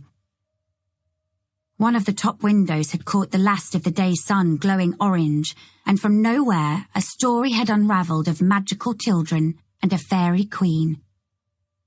Delighted, Ada had begged her to tell another, but Miss Radcliffe had refused. She'd said that was the only story she knew. A game of blind man's buff was just starting up on the sun-warmed grass beyond the picnic. Indigo Harding was it, and had a white scarf tied over her eyes. A group of 6 or 7 girls were spinning her around, counting each full turn. As they reached the number 10, they all scattered backwards to form a loose circle, and Indigo, dizzy, teetering and laughing, started to reach for them, arms outstretched. Ada had not exactly meant to join in, but she had walked that way, and before she knew it was amongst the group, dodging Indigo's arms and shouting out her own fun taunts. Everybody had a turn at being it, and eventually the scarf was held out to Ada. Her pleasure evaporated, to be replaced at once with apprehension. The game relied on trust, and she hardly knew these girls. There was a river not far away, and she was frightened of water. These fractured thoughts and others flitted through her mind in the space of an instant, and then she caught May Hawkins' eyes, and the other girl nodded in a way that made it seem that she understood. truce. They had agreed the night before. Now Ada realized it was time to put that promise to the test. She stood still while the scarf was tied around her eyes and then allowed the others to spin her, chanting slowly from 1 to 10. Ada's head spun and she could not help laughing to herself as she tried to keep her balance whilst walking towards the others. She waved her hands, listening to their voices. The air felt warm and dense between her fingers. She could hear crickets burring defiantly in the dry grasses, and somewhere behind her a fish leapt from the water, landing with a satisfying plonk. Finally her fingertips brushed someone's face and laughter ensued. Ada pulled the blindfold from her eyes. There was a line of perspiration on her upper lip. Her neck was stiff with tension. Blinking into the sudden brightness, she felt a strange surge of relief-tinged triumph. "Come on," said May suddenly beside her. "I've thought of something fun to do." Charlotte was already sitting in the boat when May and Ada reached the river. Her face lit up with a smile when she saw them, and she gestured that they should join her. "I've been waiting for ages." "Sorry," called back May. "We were playing Blind Man's Buff." "Never mind that. Let's go." Ada stopped where she was and shook her head. "I can't swim." "Neither can I," said May, squinting into the sun. "Who said anything about swimming?" "It's shallow here anyway," said Charlotte. "We're just going to take her upstream a little way and then drift back down. It's such a lovely day." Ada could see that what Charlotte said was true. Reeds were swaying not too far beneath the surface. The water didn't run deep. Charlotte held up a small paper bag. "I have boiled sweets." May grinned and skipped over to where the boat was moored against a simple wooden jetty, stepping down to sit on the bench in the middle of the boat. Ada looked longingly at the bag of sweets, the two smiling girls, the glittery flecks of sunlight on the river's surface. She heard Shashi telling her not to be frightened, that many people lived half lives due to fear. "Come on," called May. "We'll lose our turn." So Ada decided to go with them. She hurried to the end of the jetty and let May help her down onto the bench at the very back. "What do I do?" "You don't need to do anything but sit," said Charlotte, untying the rope. "Let us do the rest." Ada was glad. Frankly, she was too busy holding on for dear life to do much of anything else. She was keenly aware of the boat's subtle rocking motion as the older girl took the oar and pushed them away from the jetty's end. She gripped the sides tightly, her knuckles white. And then they were floating. And it was almost lovely. She didn't feel seasick at all. "Of course not," said Charlotte, laughing when Ada said so. "This is hardly the sea." The older girl rowed and they travelled slowly upstream. A mother duck trailed by 9 ducklings floated towards them from the other direction. Birds sang in the willows that lined the water. A horse in a field whinnied. The other girls became smaller and smaller specks in the distance.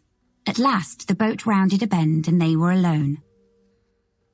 The gypsy camp was only a little further on. Ada wondered whether they were going to go that far upstream. Perhaps they would even go as far as St. John's Lock. But as they were nearing the edge of the copse of trees, Charlotte stopped rowing. "That's enough of that. My arms are tired." She held out the paper bag. "Sweet." May took a barley sugar and then passed the bag to Ada, who chose a black and white mint humbug. The river's current was not strong, and rather than begin its drift back downstream, the boat sat happily where it was. Although they were no longer in view of the picnic site, across the fields Ada could see the twin gables at the back of the schoolhouse. She thought of Miss Radcliffe's description of Birchwood Manor as a vision, and realised warmly that some of her teacher's affection for the house was starting to rub off on her. "It's a shame you got off to such a bad start," said Charlotte, breaking the silence. "All I ever wanted was to help you, Ada. I know how difficult it is to be the new girl." Ada, sucking on her humbug, nodded. "But you never listen, and you never seem to learn." Although Charlotte was still smiling, Ada experienced a sudden unpleasant jolt of foreboding. At the other end of the boat, the older girl reached to slide something out from beneath her bench seat. It was a decoupage box sent from India. As Ada stiffened, Charlotte removed the lid and reached inside, pulling out the little bundle of fur. "He is rather sweet, I'll admit, but pets are not allowed at Miss Radcliffe's school, Ada." Ada stood up at her end of the boat, starting it rocking from side to side. "Give him to me. You're going to get yourself in a lot of trouble if you don't let me help you." "Give him to me!" "What do you think Miss Thornfield will say when I tell her?" "Give him to me!" "I don't think she understands," May Hawkins piped up. "No," agreed Charlotte. "Such a shame. I'm going to have to teach her." She slid to the side of her seat and flung her arm out wide so that Billy was almost touching the water. He was the merest scrap in her hand, cycling his hind legs fearfully as he sought to gain purchase, desperately trying to climb to safety. "I told you, Ada, rule number 1, I always win." Ada took another step and the boat rocked harder. She had to save him. She almost lost her balance, but she didn't sit down. She needed to be brave. May was holding onto her legs now, trying to stop her from getting past. "Time to say goodbye," said Charlotte. "No!" Ada kicked free of May's hold and lunged towards the other girl. The boat was rocking violently now, and Ada fell heavily to the planked wooden floor. Charlotte was still holding Billy out over the water, and Ada scrambled to her feet. She lunged again, and again she fell. This time, though, she didn't hit the planks. The water was so much colder than she had imagined, so much harder. She was gasping for breath, her hands flapping and her mouth opening, her vision blurring wetly. She couldn't stay at the surface. She couldn't cry for help. She began to panic. Down, down, down she went, limbs flailing, mouth filling with water, lungs beginning to burn.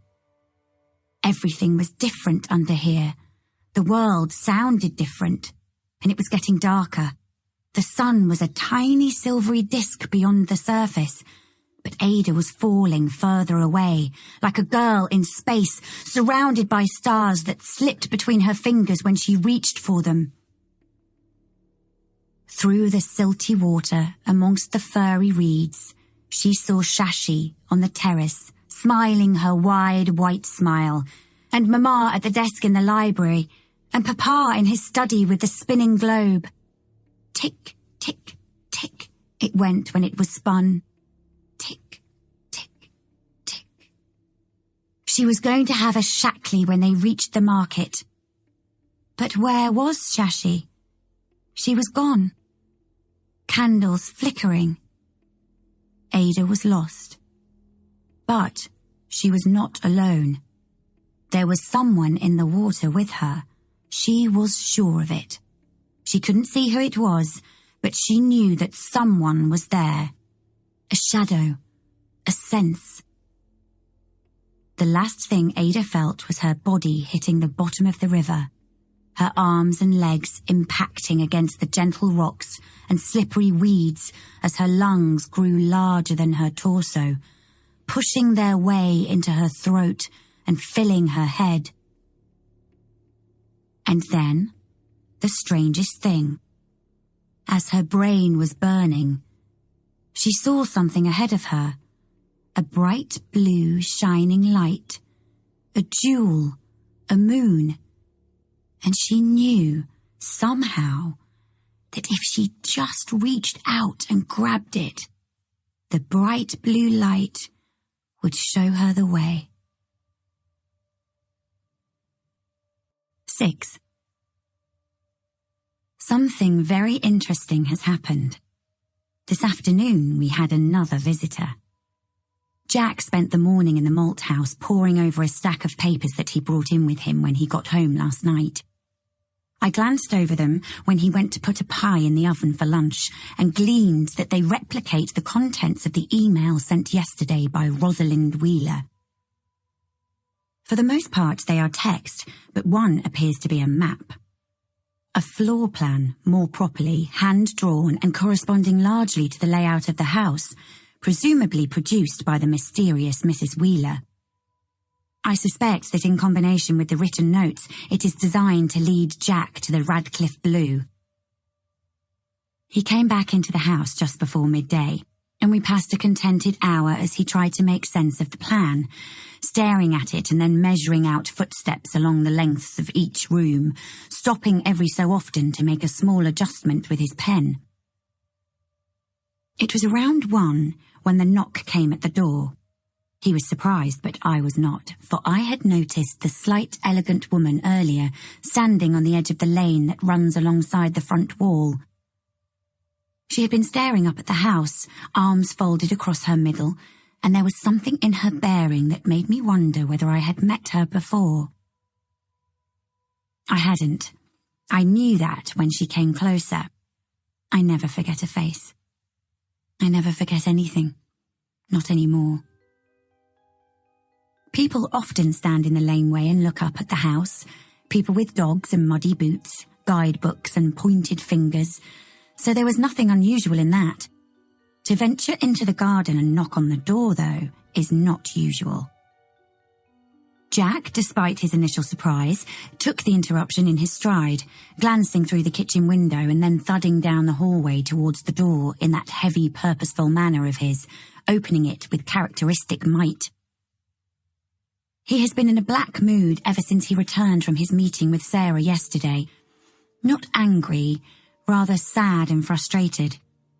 Naturally, I am filled with curiosity as to what went on between them, but thus far he has not obliged me. He made only one call last night, and that was to his father.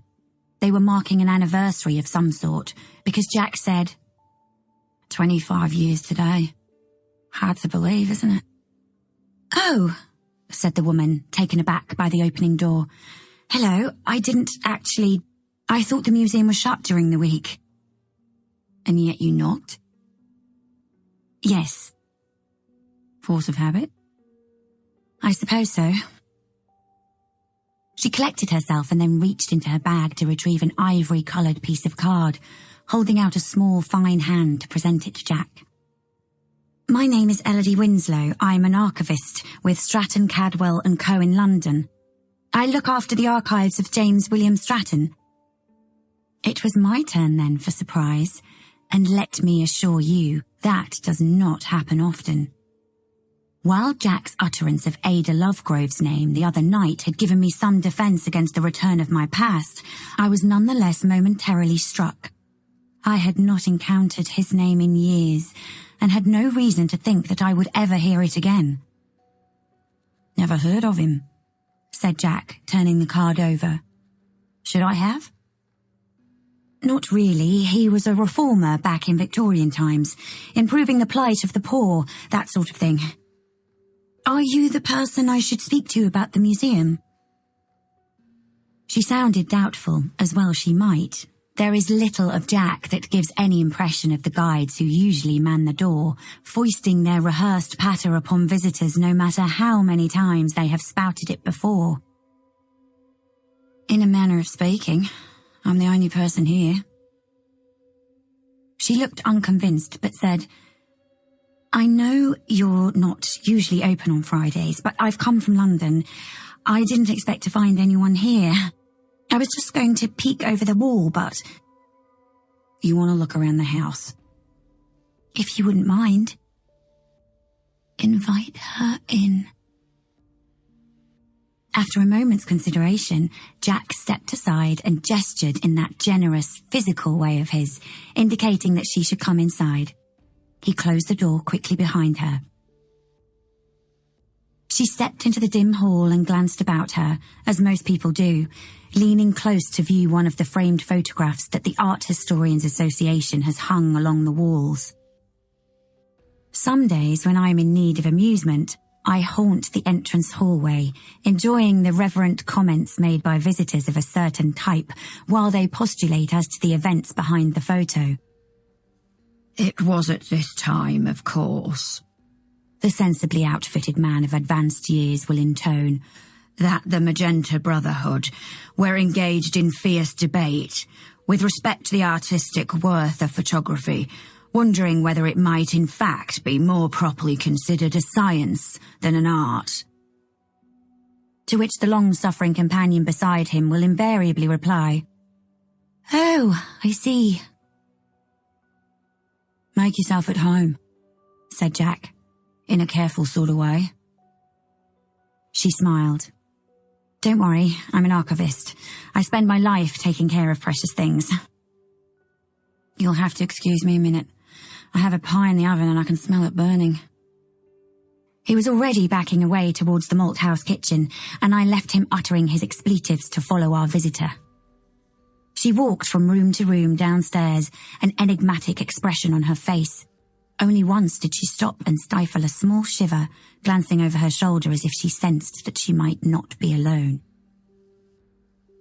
On the first floor, she hesitated at the window overlooking the woods to glimpse the river, before climbing the stairs all the way to the attic. She set her bag down on Mildred Manning's table, which disposed me at once to like her, and then took something from within that made me startle. It was one of Edward's sketchbooks. I would have known it anywhere.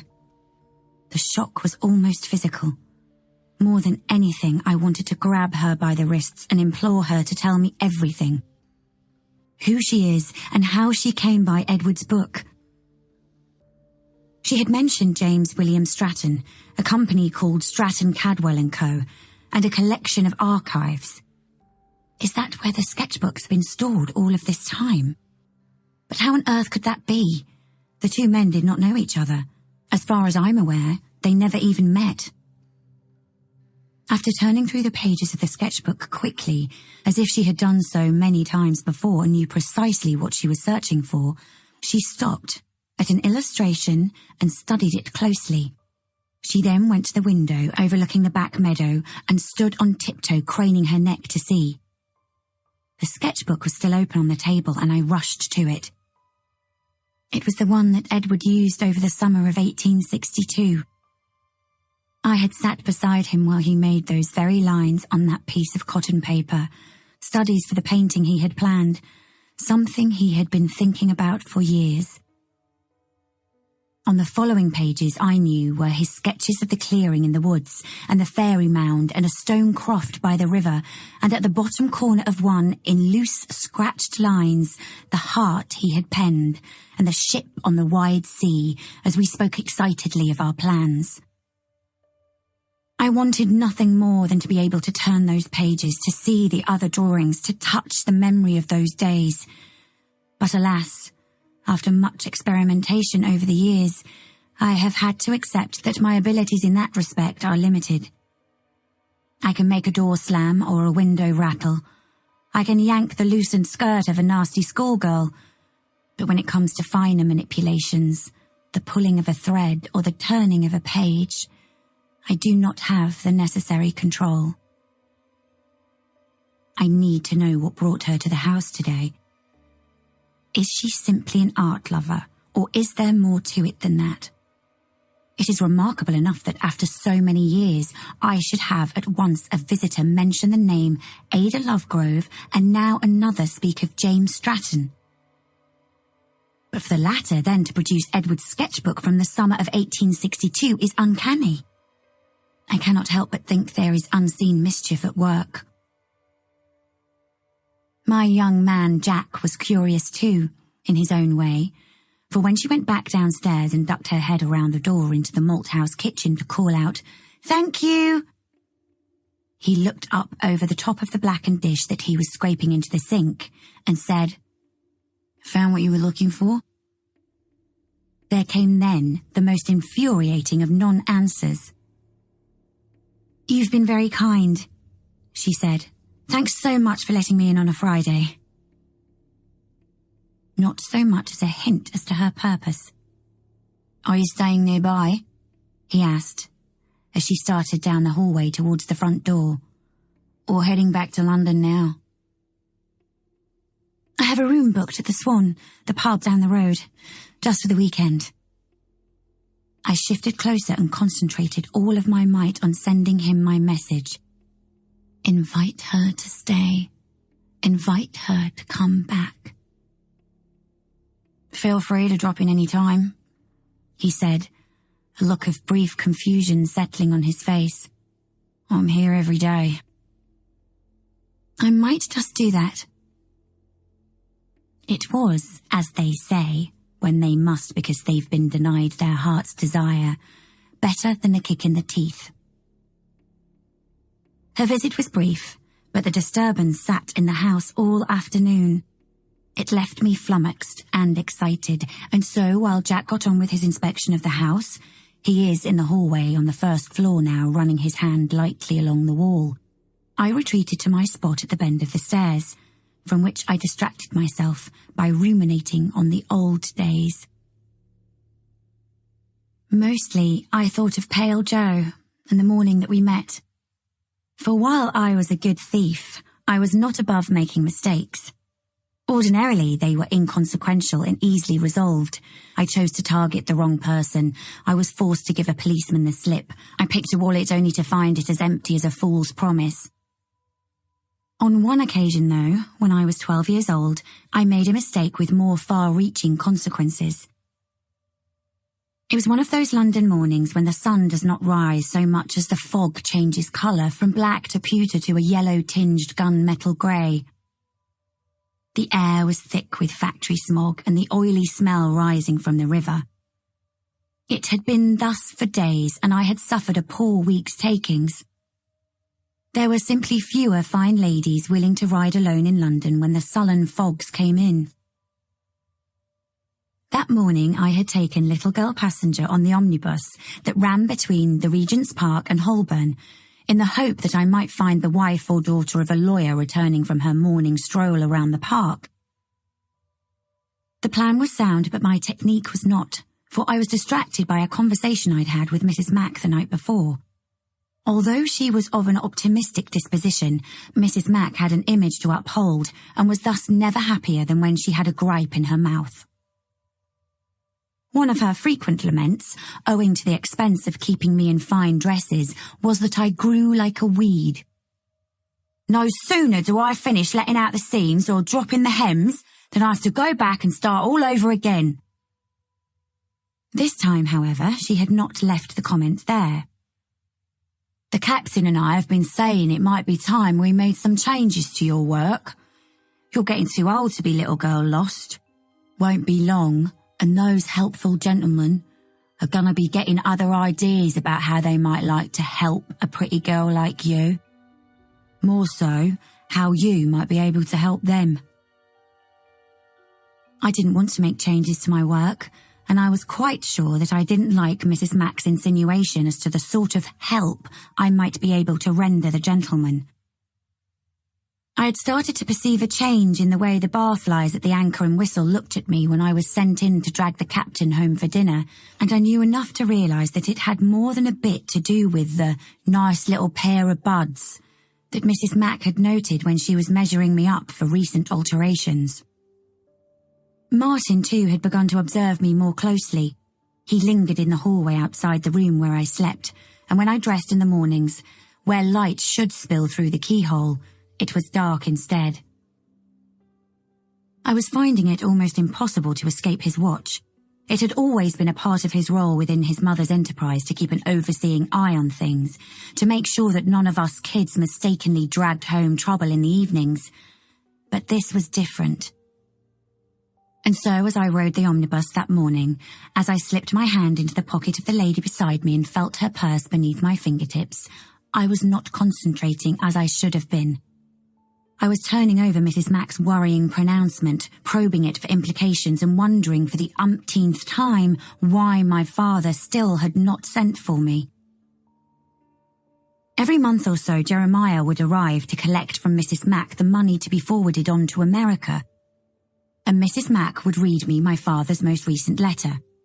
But whenever I asked whether he had instructed me to purchase a ticket to America, she told me no, that it was not yet time. Thus I was careless, and the first I knew that the lady was intending to leave the omnibus was when I felt the tug against my hand as she stood up, taking her pocket with her and my arm with it. And then the cry of, "Why, you little thief!" Over the years, I had prepared myself for this precise scenario. I had been through it many times in my head. I should have feigned innocence, widened my eyes and pretended that it was all a mistake, perhaps even produced some pitiable tears. But I was caught unawares. I hesitated a fraction too long. All that I could hear was Mrs. Mack's voice reminding me that accusing is proving where power sits in judgment. Against this lady with her fancy hat, fine manners and wounded delicacy, I was nothing. The driver was moving up the aisle towards me. A gentleman 2 seats ahead was on his feet. I glanced over my shoulder and saw that there was a relatively clear path towards the rear door, and so I ran. I was a good runner, but in a stroke of bad luck, a newly minted policeman doing rounds nearby heard the commotion, saw me take flight, and with a jolt of lusty enthusiasm began to give chase. "Stop, thief!" he yelled, wielding his baton above his head. It was not the first time that I had been pursued by a policeman, but on this particular morning the fog had driven me too far north to be able to rely on any of my friends to help my flight. As Lily Millington had warned, to risk capture at my age was to flirt with a one-way ticket to the workhouse, so I had no choice but to run as hard as I could towards the safety of Covent Garden. My heart pounded as I pelted down Red Lion Square. The policeman was carrying more weight than he might, but he was nonetheless a grown man and faster than I was. High Holborn was teeming with traffic and my spirits lifted. I could duck and weave between vehicles and that way escape him. But alas, when I reached the other side and shot a look over my shoulder, he was still there, even closer than before. I slipped down a narrow alleyway and immediately realised my folly. On the other side was Lincoln's Inn Fields, with its wide green plain offering nowhere to hide. I was out of options. He was almost upon me. And then I glimpsed a slender lane that ran behind the imposing row of rendered houses, a ladder snaking up the brick back of the nearest one. With a surge of elation, I gambled that I would be faster than the policeman if I were to move the chase off the ground. I began to climb step by step as quickly as I could. The ladder shook beneath my grip as my pursuer clambered after me, his heavy boots clanging on the metal rungs.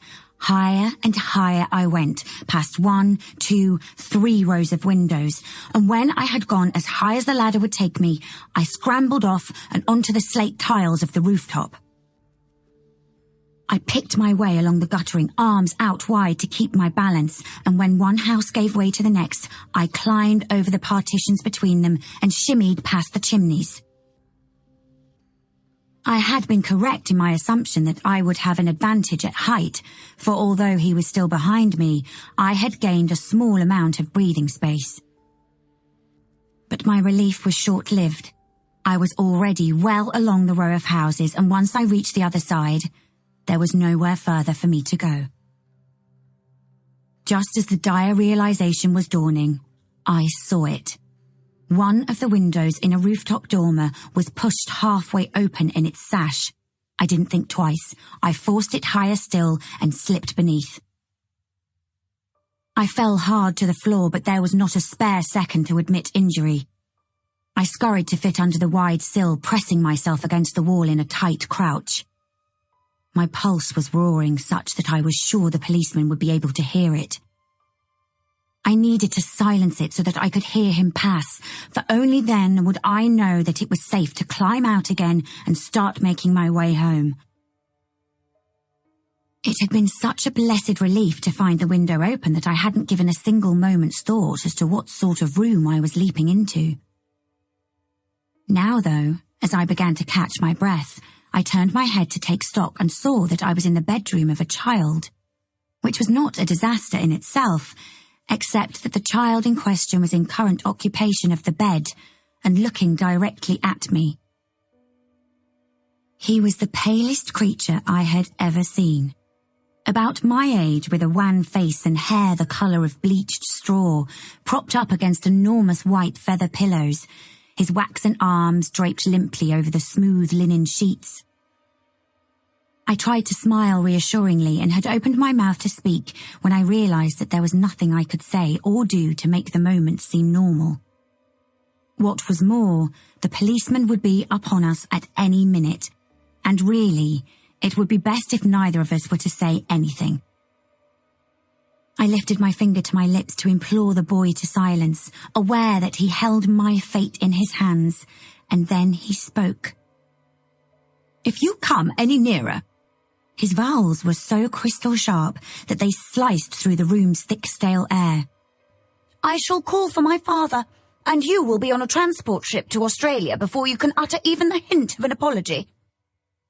Transportation was about the only thing worse than the workhouse, and I was trying to find the words to explain to him how it came to pass that I had arrived in his room through a rooftop window when I heard another voice, the gruff, embarrassed tones of a man above me at the window, saying, "My apologies, sir, little master.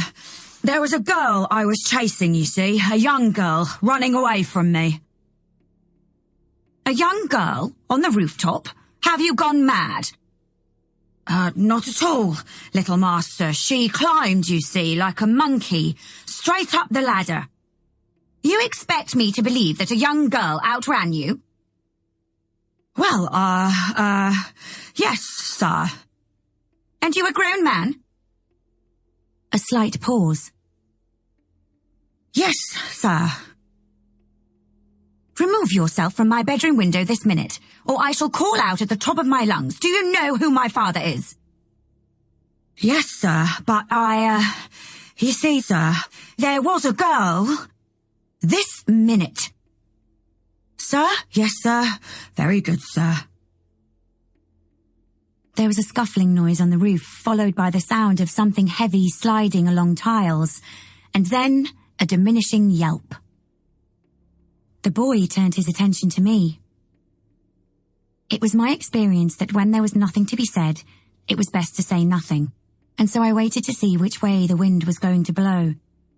He regarded me quizzically, before saying finally, "Hello." "Hello." With the policeman gone, there seemed little point in remaining crouched, and so I stood. It was my first opportunity to look properly at the room, and I am not ashamed to say that I was powerless to stop gulping. I had never seen anything like it. The room was a nursery with a slanted roofline and shelves lining the walls from floor to ceiling, upon which sat an example of every toy I could have thought to name. Wooden soldiers and skittles, balls and bats and marbles, a remarkable clockwork train engine with carriages containing little dolls, an ark with pairs of each animal under the sun, a set of spinning tops in different sizes, a red and white drum, a jack-in-the-box, and a rocking horse in the corner, keeping a cool eye on things. A Punch and Judy set, an elaborate doll's house that stood as tall as I did on its plinth, a spinning hoop and stick that had the shining look of items that had never before been used. As I conducted my inspection, my eyes alit upon a tray on the foot of his bed. It was covered with the sort of food I had glimpsed through the windows in Mayfair, but never even hoped to sample for myself. My stomach became a knot, and perhaps he noticed me staring because he said, "You would be doing me a great favour were you to eat some. They are always trying to feed me, even though I've told them I'm rarely hungry." I did not need to be told twice. The food on the tray was still warm, and I ate it gratefully. Perched on the very end of his quilted bed, I was too busy eating to speak, and as he was inclined to do neither, we watched one another warily across the tray. When I was finished, I patted my mouth with a napkin, the way Mrs. Mack always did, and smiled cautiously. "Why are you in bed?" I am not well. What's the matter with you? There seems to be a degree of uncertainty in that regard. Are you going to die? He considered. It is possible, although I haven't to this point, which I take as a positive sign. I nodded in agreement, but also encouragement. I did not know this strange pale boy, but I was glad to think that he was not at death's door. But how rude of me, he said. Forgive me, I don't have many guests. He held out a fine hand. I was named for my father, of course, but you shall call me just plain Joe. And you are? As I took his hand, I thought of Lily Millington. Inventing a name was by far and away the more sensible thing to do, and I still cannot say why I told him the truth. An irrepressible urge started deep down inside my stomach, and then rose, growing in pace and solidity, until I could resist it no longer. I was named for my mother's father, I said, but my friends call me Birdie. And so shall I, for you arrived on my windowsill just like a bird. Thank you for lending it to me. Not at all. I've often had cause, lying here with nothing much else to look at, to wonder why the builders wasted so much material on making it so wide. I see now that they were wiser than I gave them credit. He smiled at me, and I smiled back. On the table beside him was something that I had never seen before. I felt emboldened by his kindness and picked it up. It was a disc with pieces of twine attached to two opposing edges. On one side was drawn a canary, and on the other side a metal cage. What is this? He indicated that I should hand it to him. It's called a thaumatrope. He held one of the strings and then rotated the disc so that it wound tightly. Holding both strings, he then pulled them away from one another so that the disc began to spin rapidly. I clapped, delighted, as the bird suddenly flew into the cage. Magic, he said. An illusion, I corrected. Yes, quite right. It is a trick, but a pretty one. With a final glance at the thaumatrope, I thanked him for the lunch and told him that I had to go. No, he said quickly, shaking his head. I forbid it. The response was so unexpected that I could think of nothing to say. It was all I could do not to burst out laughing that this pale, bedridden boy thought he might be capable of forbidding me anything. It made me sad too, because in 3 words he had exposed himself so plainly, both his wishes and his limitations. Perhaps he also glimpsed the absurdity of his order, for his tone lost its bravado, and he continued almost desperately. Please, you must stay longer.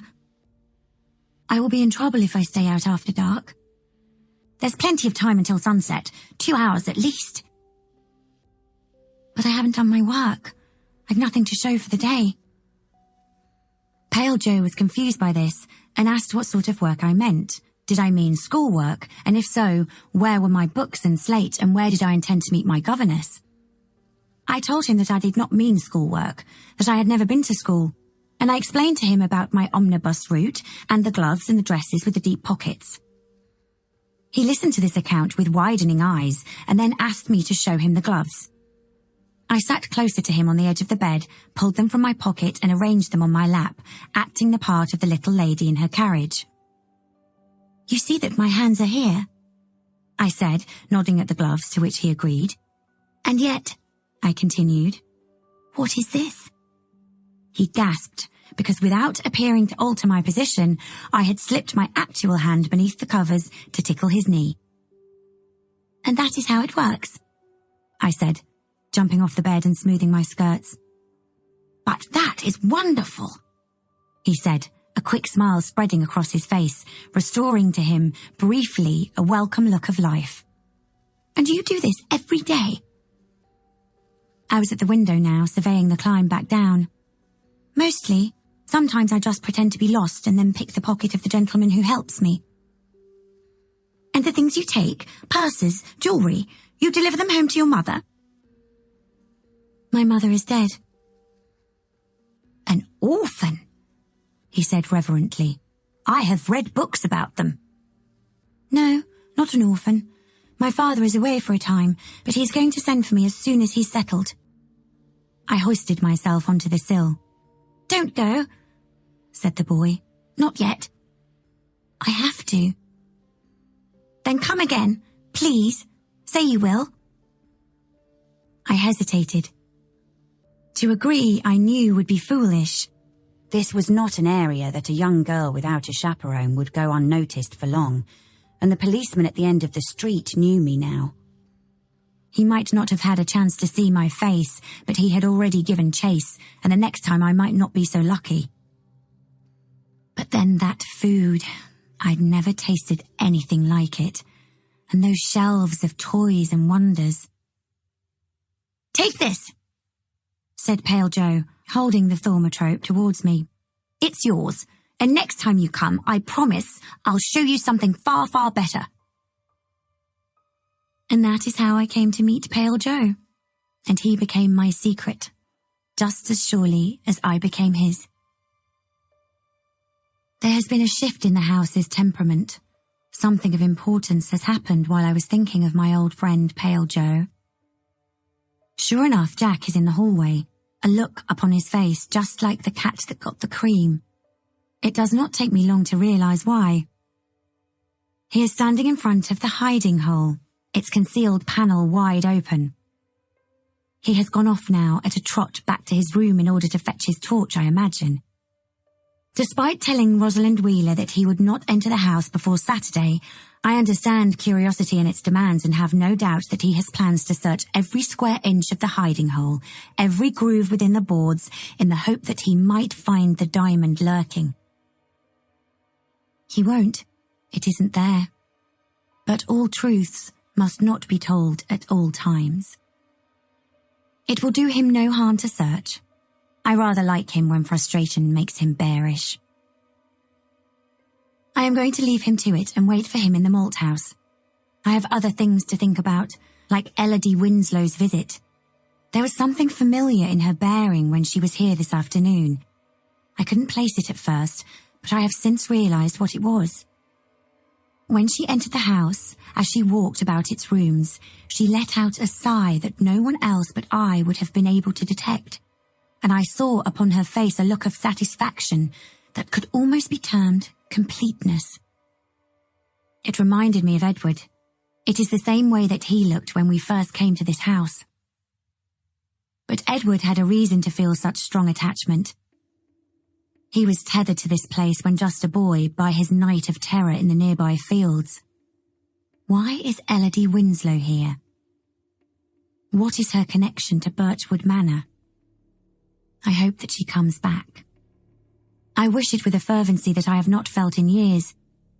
I begin to understand at last how it must have been for Pale Joe that first day, when he promised to show me something wonderful if I would only agree to return. One becomes rather desperate for visitors when one has lost the power to visit. After Edward, Pale Joe is the person whom I missed most in this limbo of mine. I used to think of him a lot and wonder what became of him, for he was a special person. He had been poorly for some time when I met him, and his life of isolation in that room of untouched treasures made him far more interested than most in the world beyond his window. Everything that Pale Joe knew he had learned from books, and thus there was a lot he did not understand about the way things worked. He could not comprehend when I told him about the poky damp rooms that I had shared with my father in the shadow of St. Anne's, the communal privy and the toothless old woman who cleaned it out in exchange for leftover cinders. What happened to Lily Millington, perhaps saddest of all? He wanted to know why people would choose to live in such a way, and was forever asking me to tell him stories of the London that I knew, the alleyways of Covent Garden, the dark areas of commerce below the bridges along the Thames, the infants with no parents. He wanted to hear especially about the babies who had come to live with Mrs. Mac, and his eyes would fill with tears when I told him of those unlucky little ones who just weren't strong enough for this world. I wonder what he thought when I disappeared so completely from his life. Did he look for me? Not at first, but eventually, when more time passed than could be explained away with logic.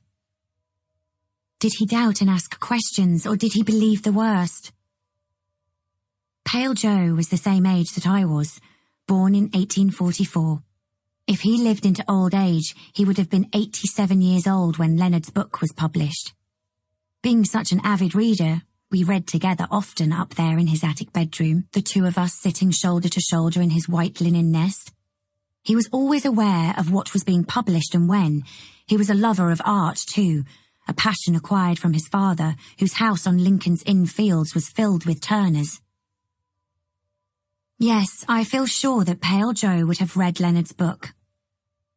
What did he make of its theories, I wonder? Did he believe me a faithless jewel thief who fled to a better life in America? Pale Joe certainly knew me capable of thievery. He knew me better than Edward in some respects. We had met, after all, when I was mid-flight from a policeman, and from the start he had been filled with questions about Mrs. Mack and her enterprise, delighting in my tales of Little Girl Lost and Little Girl Passenger, and as time went on, theatre-going lady, encouraging me to tell him my stories, as if they described great feats of derring-do. Pale Joe knew, too, that I had resolved that if my father did not send for me, I would travel to America and find him. For although Jeremiah delivered regular reports, standing importantly in Mrs. Mack's parlour as she read out letters in which my father described his efforts to remake himself and encouraged me to listen to Mrs. Mack and do as she bade me, I was always concerned that there was something I was not being told. For if my father's new life was progressing as his letters said, then why did he continue to insist that I should not yet join him? But later, Pale Joe knew that I also loved Edward. Indeed, it was he who saw it first. I can still remember the night on the evening of the Royal Academy exhibition of 1861, when Edward invited me to see the La Belle painting unveiled, and afterwards I went to Pale Joe's window. I have had much time since to reflect upon Pale Joe's words that evening, after I gave him my report.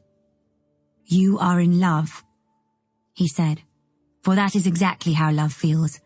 It is the lifting of a mask, the revealing of one's true self to another, and the forced acceptance, the awful awareness that the other person may never feel the same way."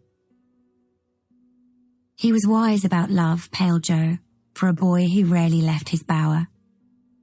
His mother was always encouraging him to attend society dances so that he could meet London's eligible young debutantes, and many times, as I bade him farewell, I left him to dress in his black and white suit for this dinner or that. I used to think about him as I hurried back along the laneways towards Covent Garden, my pale, elegant friend with his limp and his kind heart, who had grown tall in the 5 years since we'd met, and handsome, and I pictured the two of us as if from above, going about our parallel lives in the one great city. I suppose Pale Joe must have met a woman at one of those dances, a fine lady with whom he fell in love as completely as I did with Edward, and who perhaps did not reciprocate because his words that night were perfect. He never did have the chance to tell me who she was. The last time that I saw Pale Joe, we were 18 years old. I had come to his window to let him know that I'd agreed to go with Edward to Birchwood Manor for the summer. I revealed nothing of my plans beyond. I didn't even say a proper farewell. I didn't think I had to. Not then. I thought that there would be more time. I suppose people always do. Jack is back in the malt house, and my house is calm again, catching its breath after a day of unusual activity. It has been a long time since anyone ventured inside the hiding hole. He is dispirited, but not because he failed to find the stone. Its absence will involve another telephone call to Rosalind Wheeler, which will not be pleasant, for she will not be happy. But the search for the Radcliffe Blue is just a job for Jack. He has no personal connection other than human curiosity driving his quest. His mood is related, I am certain, to his meeting yesterday with Sarah regarding the two little girls. I long to know what happened between them. It gives me something to focus on besides my own memories in the endless, aimless stretch of time. He has put aside Mrs. Wheeler's notes and floor plan and picked up his camera. I have noticed a pattern with Jack. When something upsets him, he takes out his camera and looks through the lens, pointing it at things.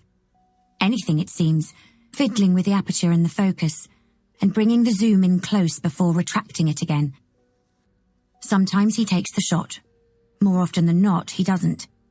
By and by, his equilibrium is restored, and the camera goes away.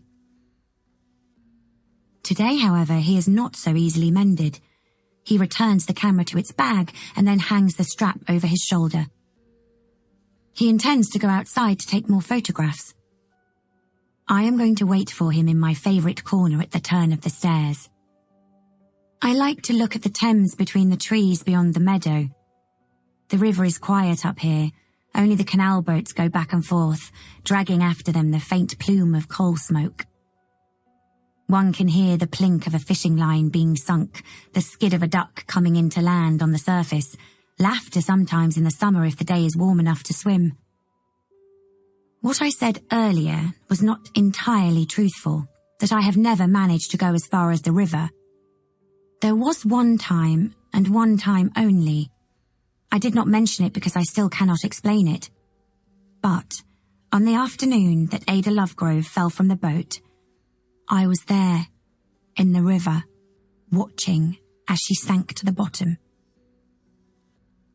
Edward used to say that the river possessed a primeval memory of everything that had ever happened. It occurs to me that this house is like that too. It remembers, just as I do. It remembers everything. Such thoughts bring me back to Leonard. He had been a soldier, but was a student by the time he arrived at Birchwood Manor, working on a dissertation about Edward, his papers spread across the desk in the mulberry room downstairs. It was from him that I learned much of what happened after Fanny died. Amongst his research notes were letters and newspaper articles, and eventually the police reports too. What a strange feeling it was to read the name, Lily Millington, there amongst the others. Thurston Holmes, Felix and Adele Bernard, Francis Brown, Edward, Claire and Lucy Radcliffe. I saw the policemen as they carried out their investigation into Fanny's death. I watched as they searched the rooms, raking through Adele's clothing and stripping the walls of Felix's dark room. I was there when the shorter of the two men pocketed a photograph of Claire in her lace slip, tucking it inside his straining coat. I was there too when they cleared out Edward's studio, taking from it everything they could find that might shed light on me. Leonard had a dog that would sleep on the armchair as he worked, a great big shaggy animal with muddy paws and a long-suffering expression. I like animals. They are often aware of me when people are not. They make me feel appreciated. It is amazing how far a little acknowledgement will go when one has become used to being ignored. He brought a record player with him and used to play songs late at night, and he kept a glass pipe on the table beside his bed, an object I recognised from the time of my father's nights in the Chinese den in the Limehouse. Occasionally, a woman, Kitty, came to visit, and he would hide the pipe away. I watched him sometimes when he slept, just as I watch Jack now. He had military habits, like the old major who was known to Mrs. Mack and the captain, who could beat a young girl where she stood but wouldn't countenance falling into bed without polishing his boots and lining them up carefully for the next day. Leonard wasn't violent, but his nightmares were bleak. Neat as a pin, quiet and polite by day, but with dreams of the darkest kind. He would shake in his sleep and wince, and call out in a voice made raw with fear. Tom, he used to call. Tommy. I used to wonder about Tommy. Leonard cried for him as one might for a lost child. On the nights when he smoked through the glass pipe and fell into a languorous sleep where Tommy couldn't find him, I sat in the still of the dark house and thought of my father, of how long I waited for him to come back for me. And when Leonard didn't use the pipe, I stayed with him. I understand despair, and so on those nights I knelt and whispered in that young man's ear, "It is all right. Be at peace. Tommy says that he is well." Tom. Tommy. I still hear his name on nights when the wind blows strong down the river and the floorboards quiver. Chapter 13. Summer 1928. It was the hottest day so far, and Leonard had determined when he woke that he would swim. He'd taken to strolling along the towpath in the early mornings, and sometimes again in the hovering afternoons that burned on and on before fading suddenly like a limelight being snuffed. The Thames here had a vastly different character to the wide, muddy tyrant that seethed through London. It was graceful and deft and remarkably light of heart. It skipped over stones and skimmed its banks, water so clear that one could see the reeds swaying deep down on her narrow bed. The river here was a she, he'd decided. For all its sunlit transparency, there were certain spots in which it was suddenly unfathomable. A long dry stretch through June had given him ample opportunity to explore, and Leonard had discovered a particularly inviting bend a mile or two upstream before the Lechlade halfpenny bridge. A co-op of scrappy children had set up camp for the summer in a field just beyond, but a coppice of birch trees gave the bend its privacy. He was sitting now with his back against the trunk of a willow, wishing he'd finished the repairs he was planning to make to the old wooden rowing boat he'd found in the barn behind the house. The day was perfectly still, and Leonard couldn't think of anything more pleasant than lying in that boat and letting it carry him downstream. In the distance, a boy of about 11 with long skinny legs and knobbly knees ran from beneath the shadows of one tree towards the trunk of another.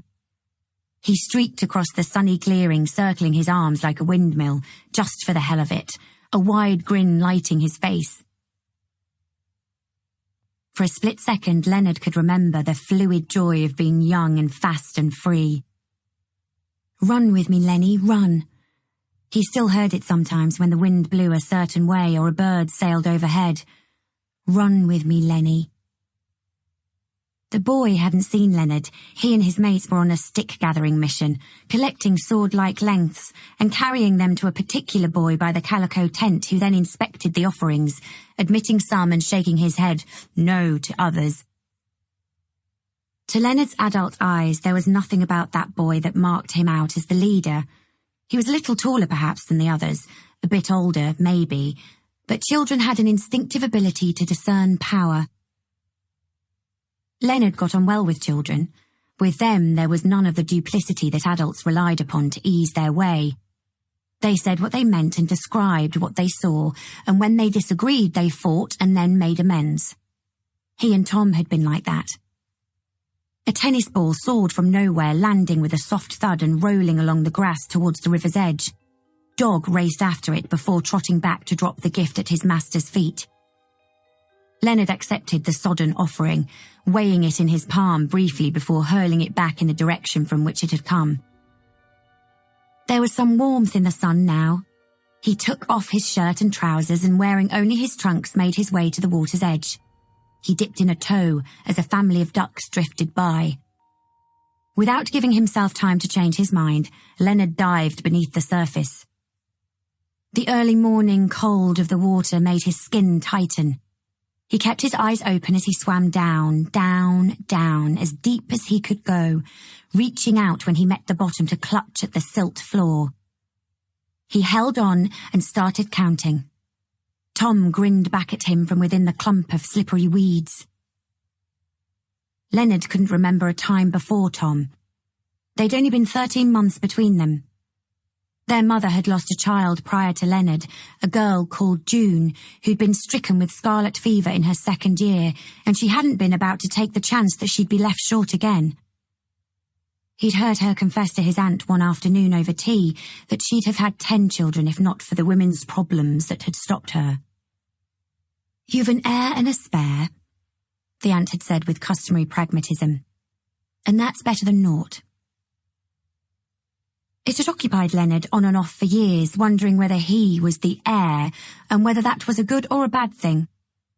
His mother always hated it when the wind blew at night and rattled the windows in their frames.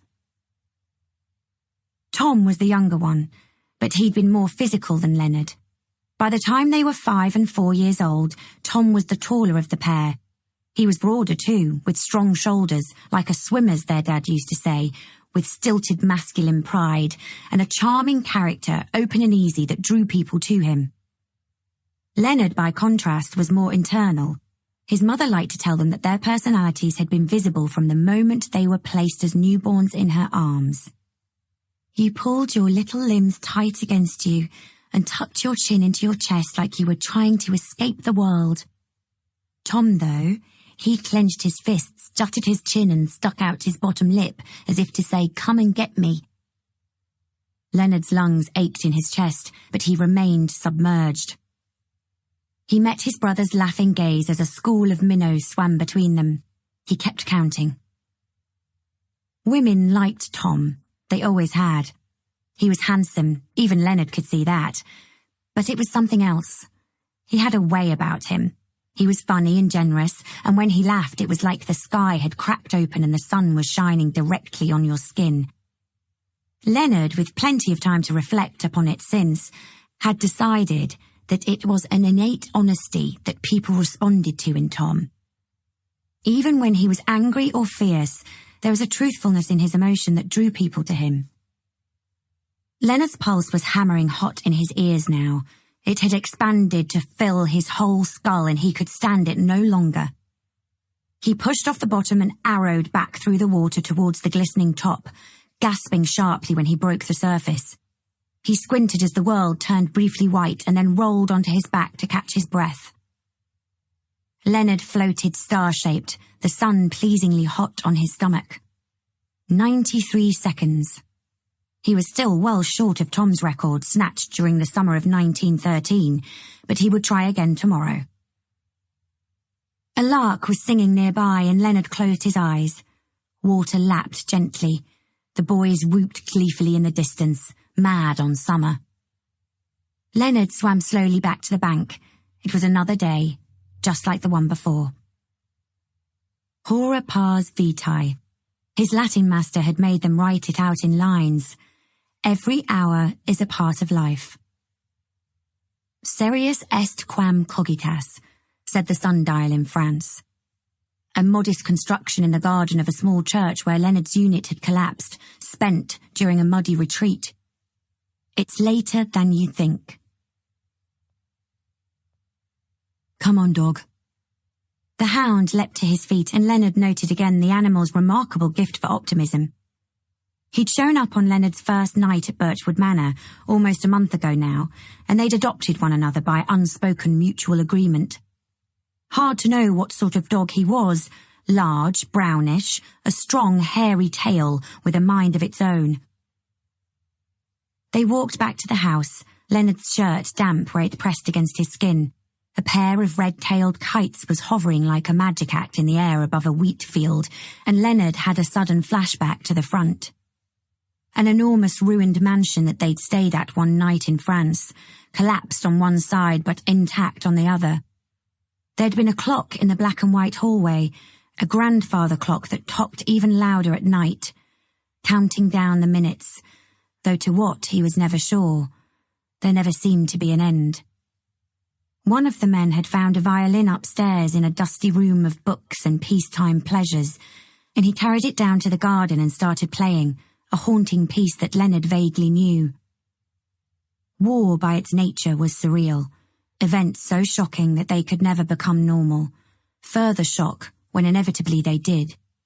Day after day of dissonance as the old reality and the new sat side by side. As men who'd only months before been printers and shoemakers and clerks found themselves loading bullets into guns and dodging rats in waterlogged trenches. To Leonard's mind, there had been no irony so great in the whole 4-year stretch as that afternoon spent listening to violin music in a summery garden, while less than a mile away shells exploded and men lay dying. There had been falcons circling in the distant sky then, peregrine falcons, high above the action. They were unmoved by what was happening in the fields below, the mud and blood and slaughter, the senseless waste. They had the long memory of birds. They had seen it all before. Humans could look back across time now too. All it had taken was a war. Another irony, that the very aerial photography developed to help bombers cause maximum destruction was now being deployed by cartographers to reveal wondrous geographical preservation on the earth below. Wars were useful like that, apparently. Leonard's old school friend, Anthony Baxter, had told him so over a pint some months back. Necessity was the mother of invention, he'd said, and there was nothing so motivating as the need to survive. Anthony worked in manufacturing, some sort of new material replacing glass. There was a lot of money to be made, he'd continued, his cheeks flushed with ale and greed, if a fellow allowed himself to think creatively. Leonard despised money. That is, he despised the quest to possess it. In his view, the only positive to be drawn from the war was the realization of how little a man actually needed to survive. How little the rest of it mattered. All of those abandoned grandfather clocks, people who simply closed the doors on their mansions and fled with their families in search of safety. What was real, he knew now, was the soil beneath a man's feet, the earth, the natural world, from which could be derived every necessity, and on which were preserved the imprints of every man, woman and child that had ever lived. Before he came to Birchwood Manor, Leonard had purchased a couple of Ordnance Survey maps from Stanford's on the Long Acre, taking in the spread of Oxfordshire, Wiltshire and Berkshire. One could make out Roman roads etched into the chalk by millennia-old footfalls, crop circles where ditched enclosures once stood, parallel ridges made by medieval ploughs. Stretching back further still, the capillary networks of Neolithic mortuary enclosures could be seen, marks left during the last ice age. The Earth was the ultimate museum, recording and presenting a narrative of time, and this area, the Ridgeway, the chalk of the Salisbury Plain, the Cerne Abbas Giant, the Uffington White Horse, was particularly tractable. Chalk was more resistant to slumping than clay. It had a better memory. Leonard knew chalk. It had been one of his jobs in France to tunnel under the battlefield. He'd trained at Lark Hill in Wiltshire, learned how to build listening posts and sit for hours with a stethoscope pressed against the cold earth. And then pitching in with the New Zealanders, he dug the real thing beneath the city of Arras. Weeks on end in the dark, candles for light, and a bucket-turned brazier through the coldest stretch of winter. Leonard knew chalk. Britain was an ancient isle, a place of ghosts, and every acre could lay claim to being a landscape of legacy, but this part was particularly rich. Layers of human habitation could be glimpsed within the same parcel of land, prehistoric, Iron Age, medieval, and now Great War tunnelling practice too. The Thames snaked its way across the middle of the map, rising as a series of trickling headsprings in the Cotswolds and widening as it progressed. Tucked within a fork made by a slender tributary was the village of Birchwood. Not too far away, on a ridge, there ran a track straighter than nature usually drew, a ley line. Leonard had read Alfred Watkins and the account given by William Henry Black to the British Archaeological Association in Hereford, speculating that such grand geometrical lines linked Neolithic monuments all over Britain and Western Europe. They were the old paths, forged thousands of years ago, magical, powerful, sacred. The mysterious and mystical past was what had drawn Edward Radcliffe and the others to the area during the summer of 1862. It had also led, in part, to Radcliffe's initial purchase of the house. Leonard had read the manifesto many times, and also the letters Radcliffe wrote to his friend and fellow artist, Thurston Holmes. Unlike Radcliffe, who had drifted into relative obscurity after his fiancée died, his professional memory upheld only by a core group of devoted enthusiasts, Holmes had continued to paint and enjoy public life well into his 70s. He had died only recently, leaving his correspondence and journals to posterity, and Leonard had made a number of trips to the University of York, spending weeks combing through them for anything that might cast new light on Edward Radcliffe's connection to the house at Birchwood. In a letter sent in January 1861, Radcliffe had written, "I have bought a house, a rather charming house, which, although not grand, is of elegant proportions. It sits like a humble, dignified bird within its own bend of the river on the edge of a woods by a small but perfectly formed village. And Thurston, there is more. I will not commit it to paper here, but will wait until next we meet, saying only that there is something else within the house that draws me, something old and essential and not entirely of this world. It has called to me for a long time, you see, for my new house and I are not strangers." Radcliffe had not elaborated then and there, and although Leonard knew from further research that he'd lived in the area for a time as a boy, there was some mystery as to precisely what had led him to the house and when. Radcliffe had made veiled references on a couple of occasions to a boyhood experience that was both life-changing and haunting. But thus far, Leonard had not been able to ascertain its true nature. Whatever the case, something had happened. Radcliffe was not willing to discuss it, and the event had played an important part in his obsession with and possession of Birchwood Manor. In December 1860, he'd sold every painting he had and made an agreement with a benefactor to provide 6 paintings in exchange for the final £200 necessary. Armed with the purchase amount, he'd signed the contract, and at last, Birchwood Manor and its surrounding acres were his.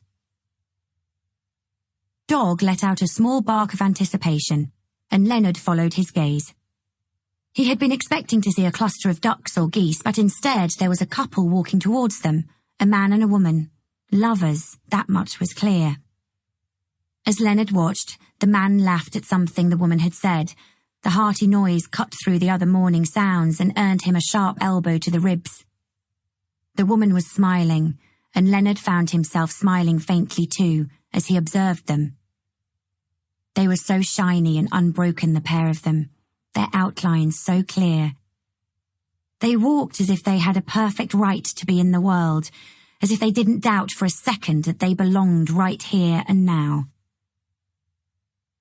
Leonard knew himself by comparison to be thin and transparent, and his deficiency made him shy.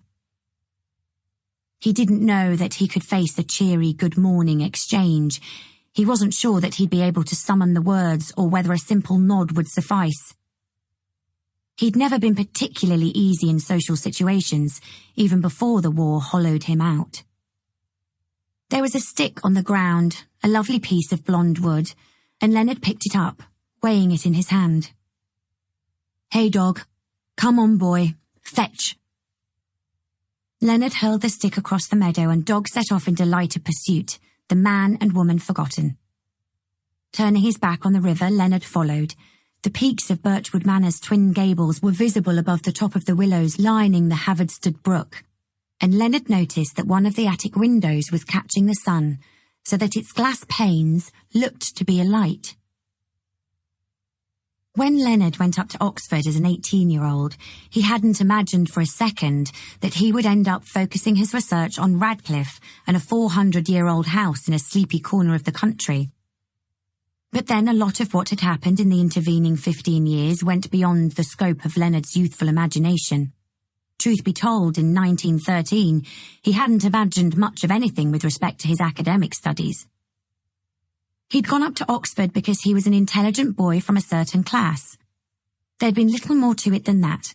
He'd opted to read history at Christ Church College because he liked the lawn and the grand stone building that overlooked the meadow. It was during a first-year introductory class that he met Professor Harris and discovered modern art. What had been a random choice transformed rapidly into a passion. Leonard had been ablaze with the courage and effect of Marcel Duchamp's nude descending a staircase number 2. The splintering confrontation of Picasso's Les Demoiselles d'Avignon. He'd read Marinetti late into the night and travelled down to London to see the Umberto Bottioni exhibition at the Doré Gallery. The irony of the ready-made Deschamps bicycle wheel upon its stall was a revelation, and Leonard was infused with optimism. He craved innovation, worshipped speed and invention, embraced new ideas about space and time and their representation. He felt as if he'd crested a giant wave and was gliding at its top into the future. But 1914 rolled on, and one night his brother came to visit him at the college. They had plans to dine in town, but Tom suggested a walk first in the meadow. It was summer and warm, and the light lingered, and Tom became nostalgic, talking rapidly about the past, their childhood, so that Leonard knew at once that something was afoot. Then, as they sat down at the restaurant table, "I've enlisted." With those two words, the war that had been brewing in the mastheads of newspapers was suddenly in the room with them. Leonard hadn't wanted to go, and like Tom, he didn't seek adventure, not of that kind. He'd had to struggle to feel even a tickle of duty. What business of it was his if a trigger-happy madman in Sarajevo took a disliking to an Austrian archduke in a feathered hat? Leonard had resisted saying as much to anyone, not least his mother and father, who were tearfully proud of Tom's new uniform. But he couldn't help but think it was a terrible inconvenience that war should start right when he discovered his passion. But, he figured, how long could it last? It would be a brief interruption, a new experience that would only feed his ability to perceive the world from different standpoints. He would be able to study mechanization and modernity up close. No point dwelling on the hows and wherefores. Tom was going to France, and Leonard had gone too. 5 years later, he returned to a country and a world that he no longer knew. Chapter 14. London after the war had been a shock. History had the last laugh, and Leonard was confronted with change and progress on a scale he could never have anticipated. Not just the world, but also the people in it. Large-faced people he didn't recognize loomed, all of them eager to dance and to celebrate, to laugh like goats, to shed their long hair and old-fashioned ways, and anything else that might tie them to the past and the long misery of war. Leonard took a bedsit at the top of a building near the Holloway Road. There was a pig in the small back garden and a train tunnel deep in the bowels of the earth beneath. He'd spotted the pig when he made his inspection, but hadn't known about the trains until after he'd paid his first month in full and was sitting with a glass of ale and a cigarette at the small wooden desk beside his bed.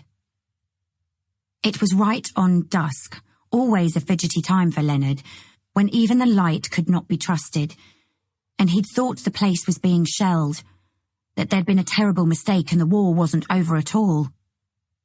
But it had only been the train. In his panic, he'd knocked his beer off the desk and earned a sharp rap of the broom end against his floor from the woman in the room beneath. Leonard had tried to move with the times, but rather than being footloose and fancy-free, he'd found himself merely unrooted. Everyone was drinking too much, but where others were made merry, Leonard became maudlin. He would be invited to a club at night and arrive with the best of intentions. He'd wear a new suit and school himself to stay upbeat, to listen and to nod, even to smile sometimes. Invariably, though, at some point in the evening, having allowed himself to be drawn into conversation, Leonard would hear himself speaking of the friends he'd lost, the way they still came to him in the stillness of the bedsit, or in the mirror when he was shaving, sometimes even in the half-light of the evening street, where he'd hear the tread of their boots behind him. In the clatter of the club, he would find the other people at his table staring at him askance when he spoke like that, turning their backs in wounded delicacy, as if they couldn't understand why he'd set out to ruin their fun. Even when he wasn't speaking of his lost friends, Leonard lacked the silvery flint of frivolous conversation. He was too earnest, too straight. The world was a bubble now, thin and glistening, and everyone else had found their way inside. But Leonard was too heavy for the bubble. He was a man out of time, too old to be one of the spirited young people, and too young to fit in with the hopeless drunkards who lined the river. He felt a connection to nothing and to nobody. One afternoon, standing on the Charing Cross Bridge as the boats and the people went back and forth, he had a chance encounter with his old professor, who was on his way to the National Gallery. Professor Harris had invited Leonard to join him and then spoken amiably about art and life and people they had both once known, as Leonard listened and nodded, turning the anecdotes over in his mind like vaguely diverting relics. When they rounded the corner into the Renaissance rooms and the professor suggested that Leonard might think about resuming his studies, the words were as a foreign language.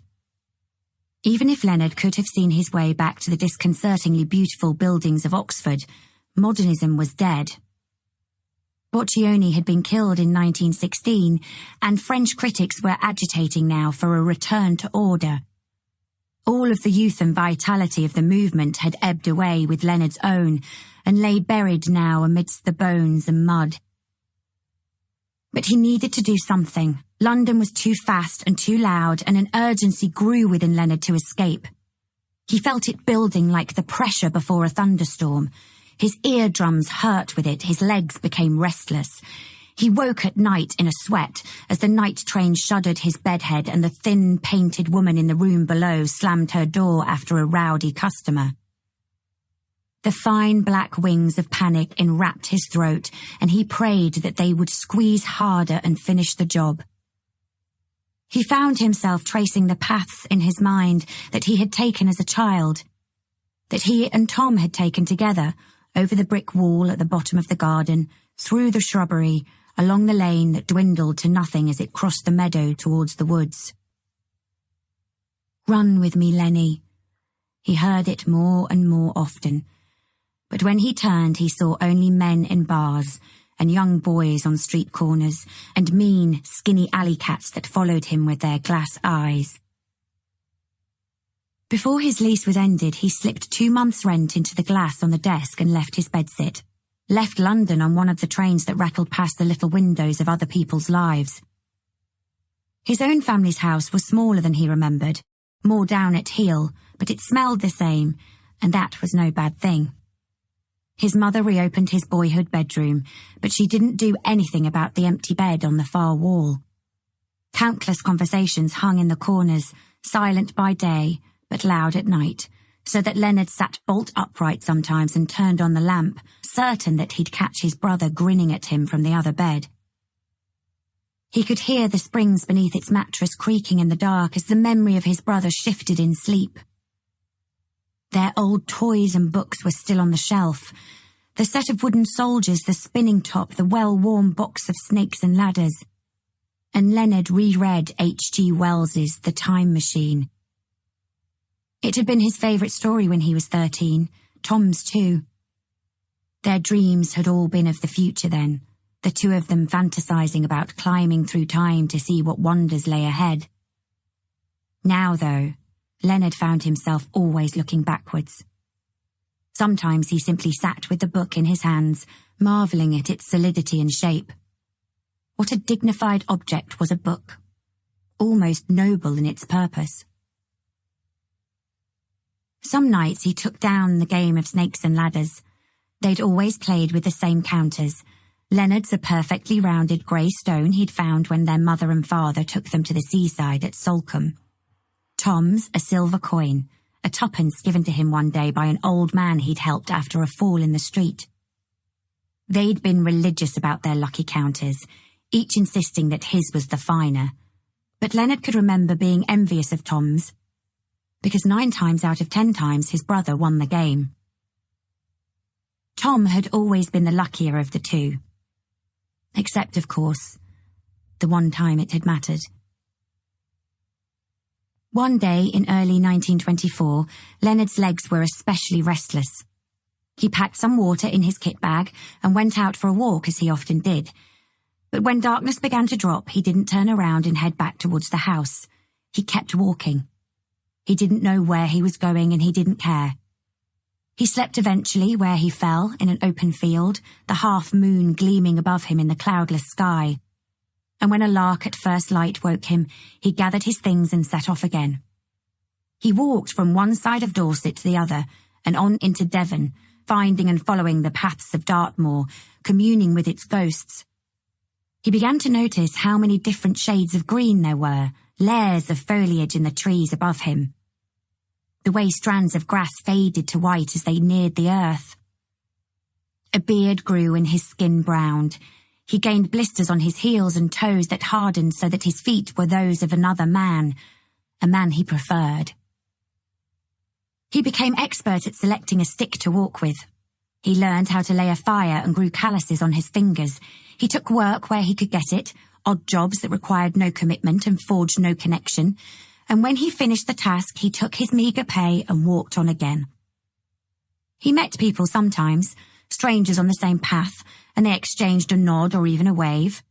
On rare occasions, he spoke to a fellow traveller in a country pub, surprising himself at the sound of his own voice.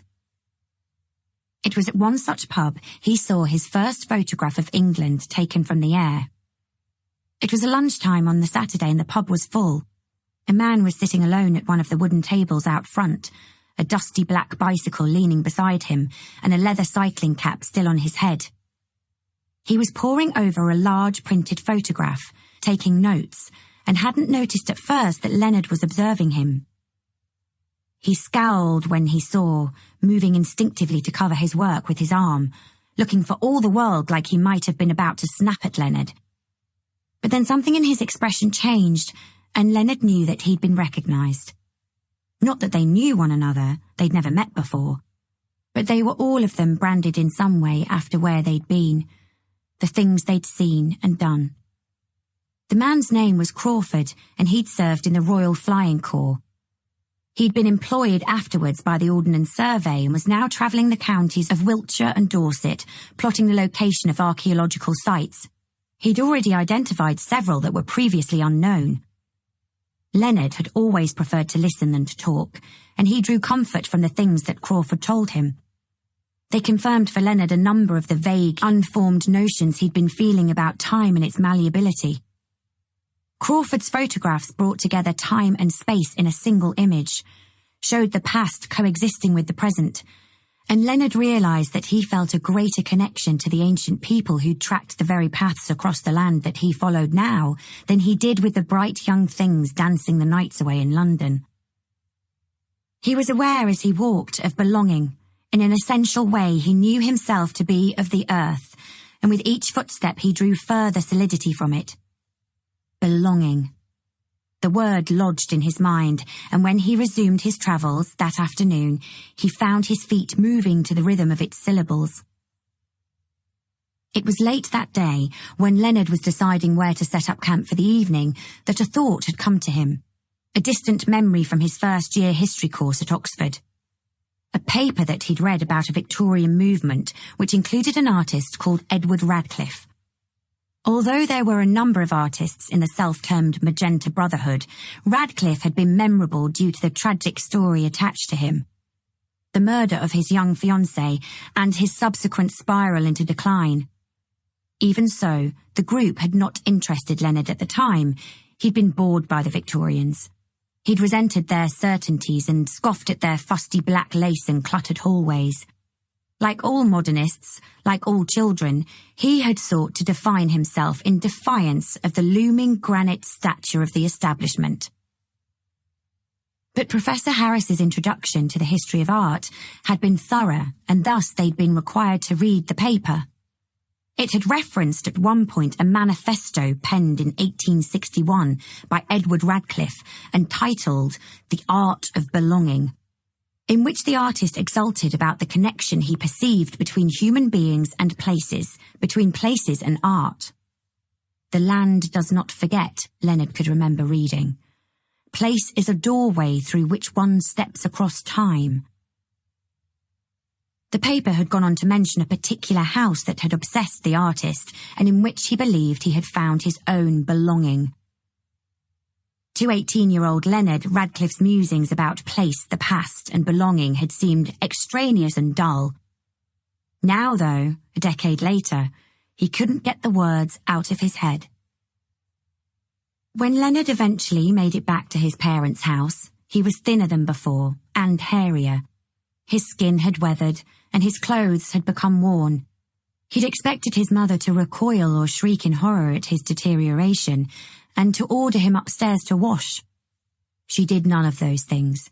She opened the door, and after a split second of surprise, dropped her tea towel to the floor, wrapping her arms so tightly around him that he thought his ribs might crush.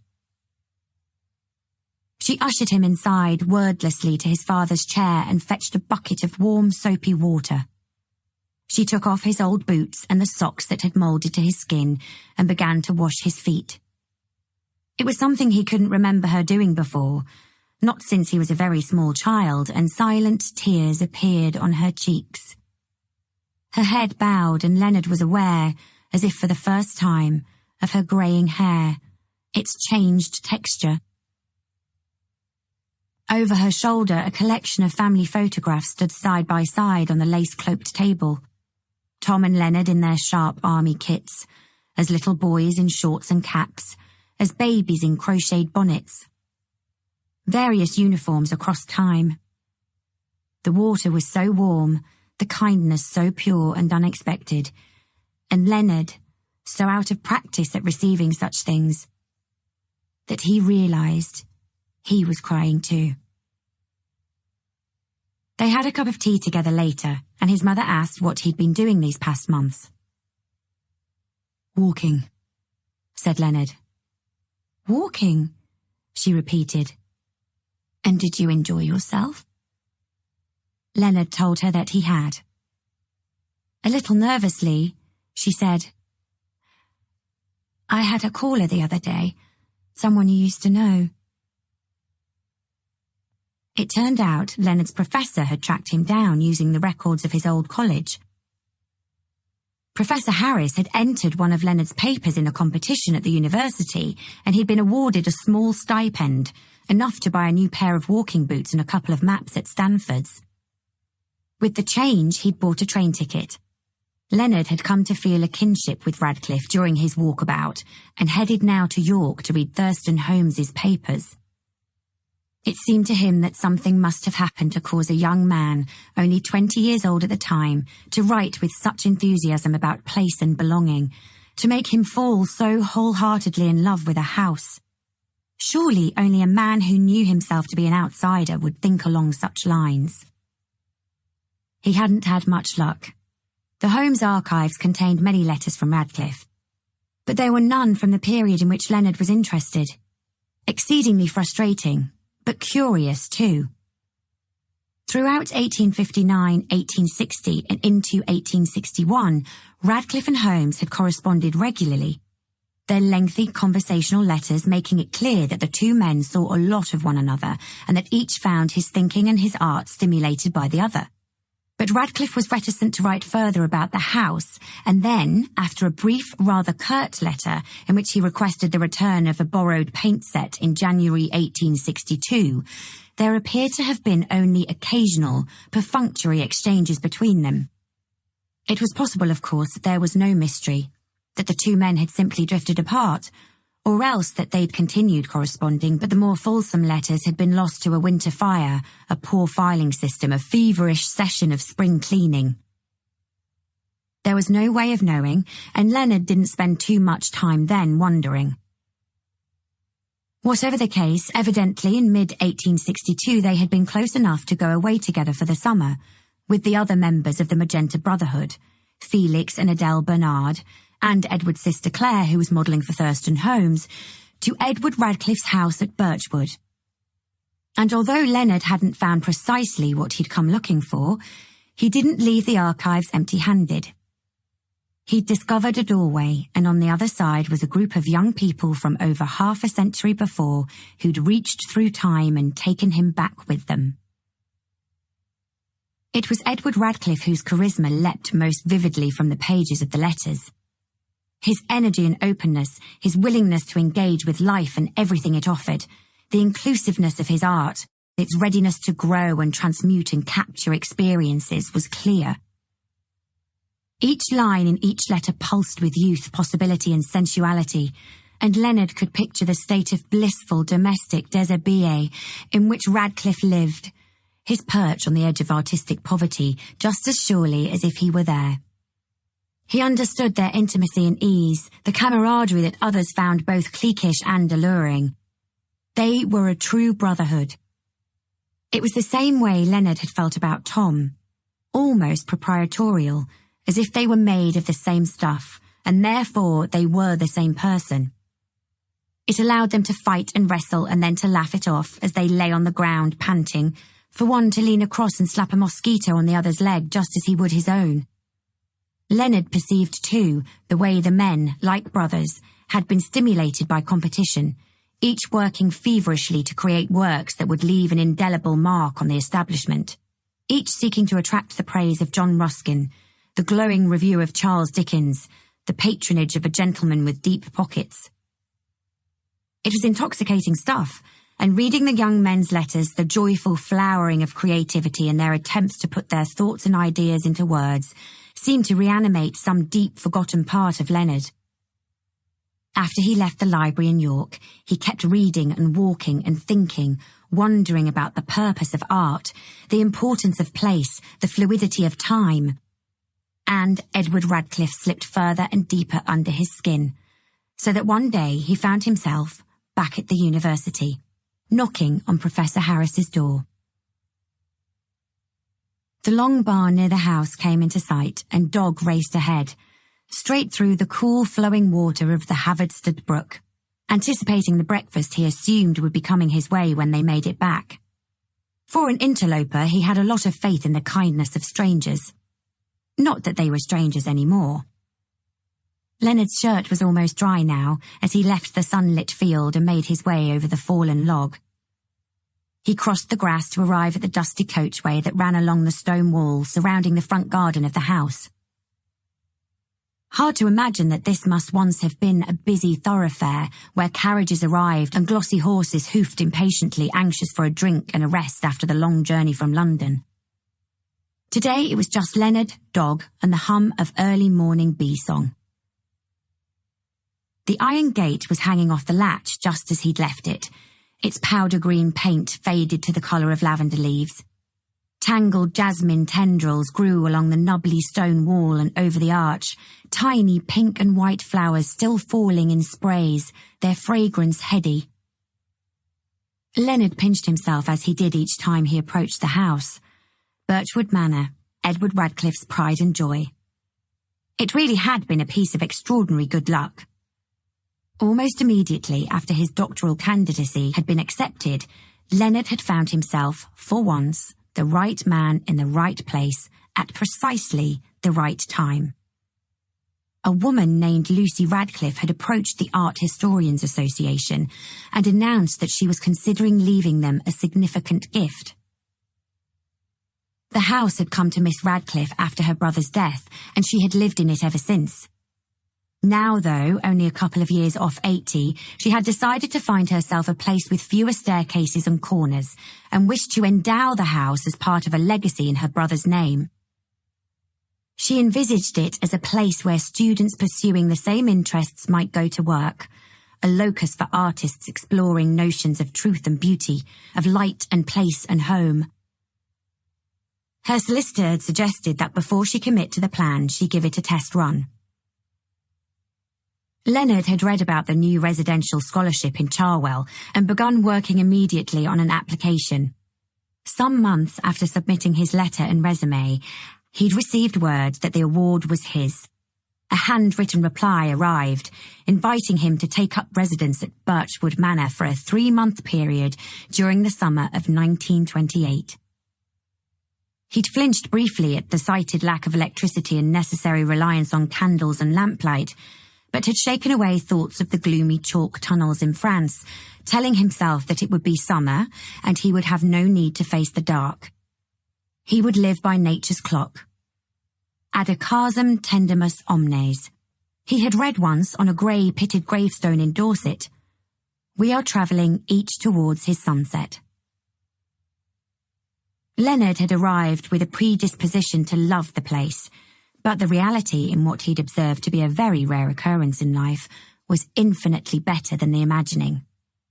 He had approached that day from the village rather than the river, down the winding country lane that tapered as it neared the house, leaving the row of cottages on the village outskirts behind so that one was alone for a time amidst fields dotted with bored cows and curious calves. The first sign of the house itself had been the wall, 8 feet high, and the twin gables of the grey slate roof just visible beyond. Leonard noted with satisfaction the way the slates mimicked nature. Tiny, neat rectangles at the peak, gaining size as they fell towards the guttering, just like feathers grading along the wing. Here, then, was Radcliffe's dignified bird, roosting in its own river bend. He'd found the key in a small, deep hollow behind a loose stone in the wall, just as the letter of acceptance said he would. There'd been no one else around that day, and Leonard had wondered briefly who had put the silver key in this most particular hiding place. When he turned the handle of the gate, he stood transfixed as it opened onto a scene that seemed too perfect to be real. An effusive garden grew between the flagstone path and the house, foxgloves waving brightly in the breeze, daisies and violets chattering over the edges of the paving stones. The jasmine that covered the garden wall continued its spread across the front of the house, surrounding the multi-paned windows to tangle with the voracious red flowers of the honeysuckle creeper as it clambered over the roof of the entry alcove. The garden was alive with insects and birds, which made the house seem still and silent, like a sleeping beauty house.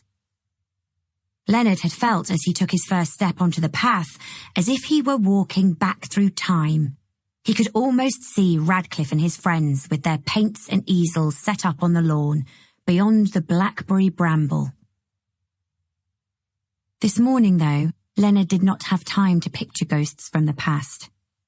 When he reached the gate, there was a very real person standing by the front door, leaning casually against one of the posts supporting the alcove roof.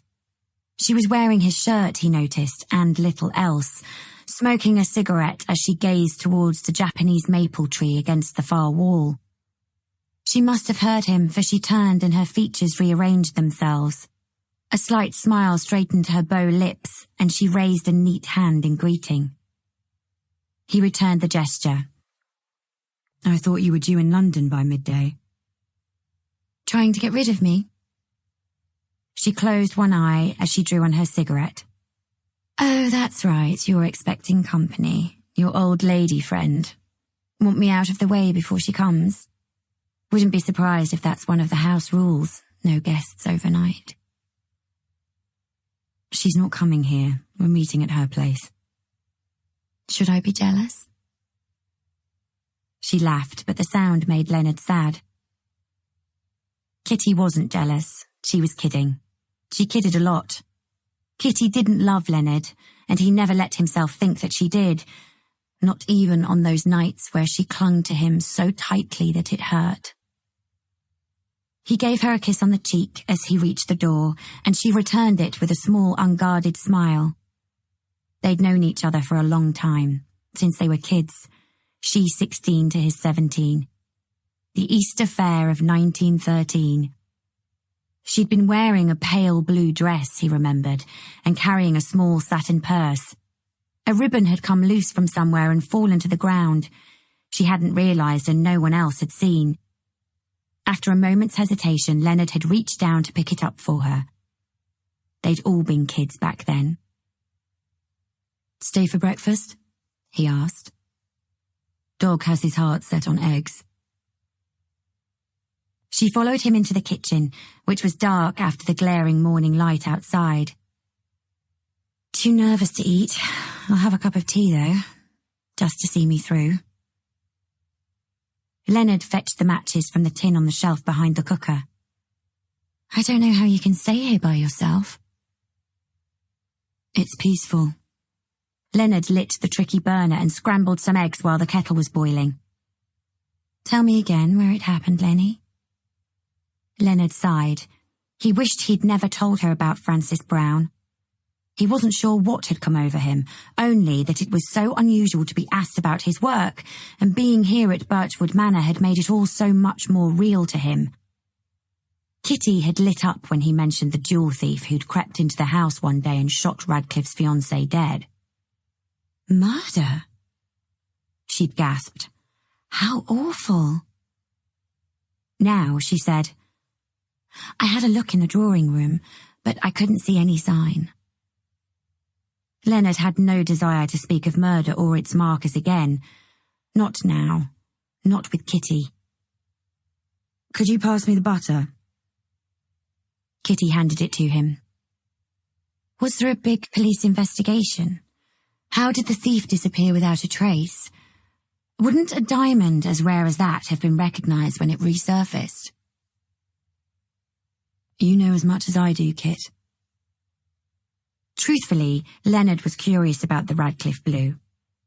It was right what Kitty had said. The gem within the pendant was so valuable and rare that it would have been recognised instantly by anyone in the jewellery trade.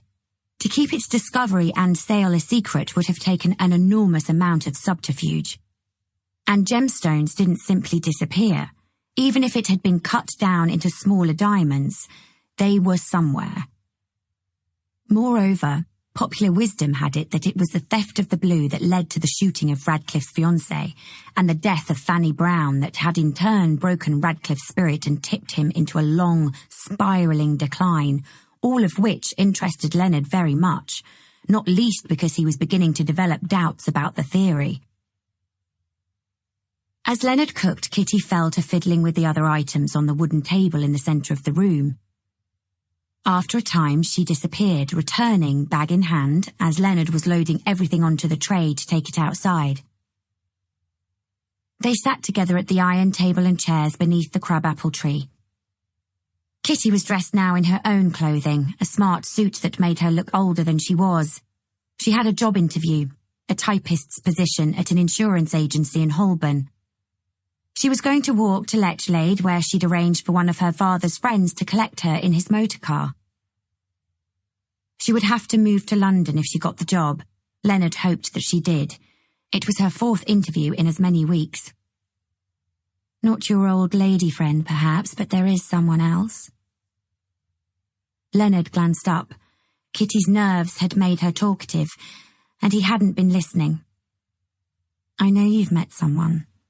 You've been distracted, more so than usual, so..." "Who is she, Lenny?" "What's that?" "A woman.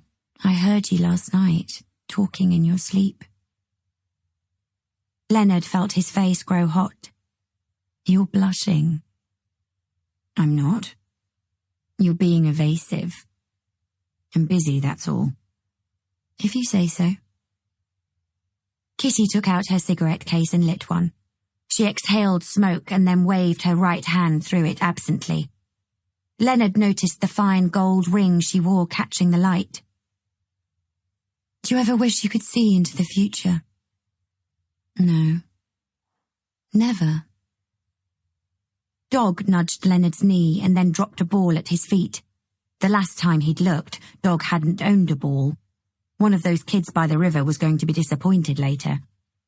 Leonard picked it up and lobbed it into the distance, watching as Dog bounded through the wildflowers and bracken towards the bank of the Haffordstead Brook. There was no one else. Not in the way Kitty meant it. And yet Leonard couldn't deny that something strange was happening to him. In the months since he'd arrived at Birchwood, he'd been having the most vivid dreams. They'd been intense from the outset, vibrant concoctions about painting and pigments and nature and beauty, in which he'd woken with a split-second certainty that he'd glimpsed important answers to the deepest questions of life while he was gone. And then, at some point, the dreams had begun to change, and he'd started to see a woman in his sleep. Not just any woman, but one of the models from Radcliffe's paintings. In his dreams, she spoke to him. She told him things as if he were a composite of Radcliffe and himself, things he couldn't always remember when he woke. It was being here, of course, in this very place that Radcliffe had invested with so much of his own passion and creativity, a place that he had immortalised in his writings. It was only natural that Leonard, already of an obsessive bent, should find himself slipping beneath the skin of the other man, seeing the world through Radcliffe's eyes, particularly when he surrendered each night to sleep. He would never tell Kitty, though. He could just imagine how the conversation would go. "Well, Kitty, it seems that I've fallen in love with a woman called Lily Millington. I've never met her or spoken with her. She is most likely dead, if not extraordinarily old. She may well be an international diamond thief, but I can't stop thinking about her, and at night she comes to me when I'm sleeping." Leonard knew exactly what Kitty would say to that. She'd tell him that he wasn't dreaming, he was hallucinating, and that it was high time he stopped. Kitty made no secret of her feelings about the pipe. It didn't matter how often Leonard explained that opium was the only way he knew to dull the nightly terrors, the cold, wet trenches, the smell and the noise, the ear-shattering explosions that pulled at a man's skull as he watched, helpless, while his friends, his brother, ran through the smoke and the mud towards their end. If the woman from the painting pushed Tom out of the way at night, well, where was the harm in that?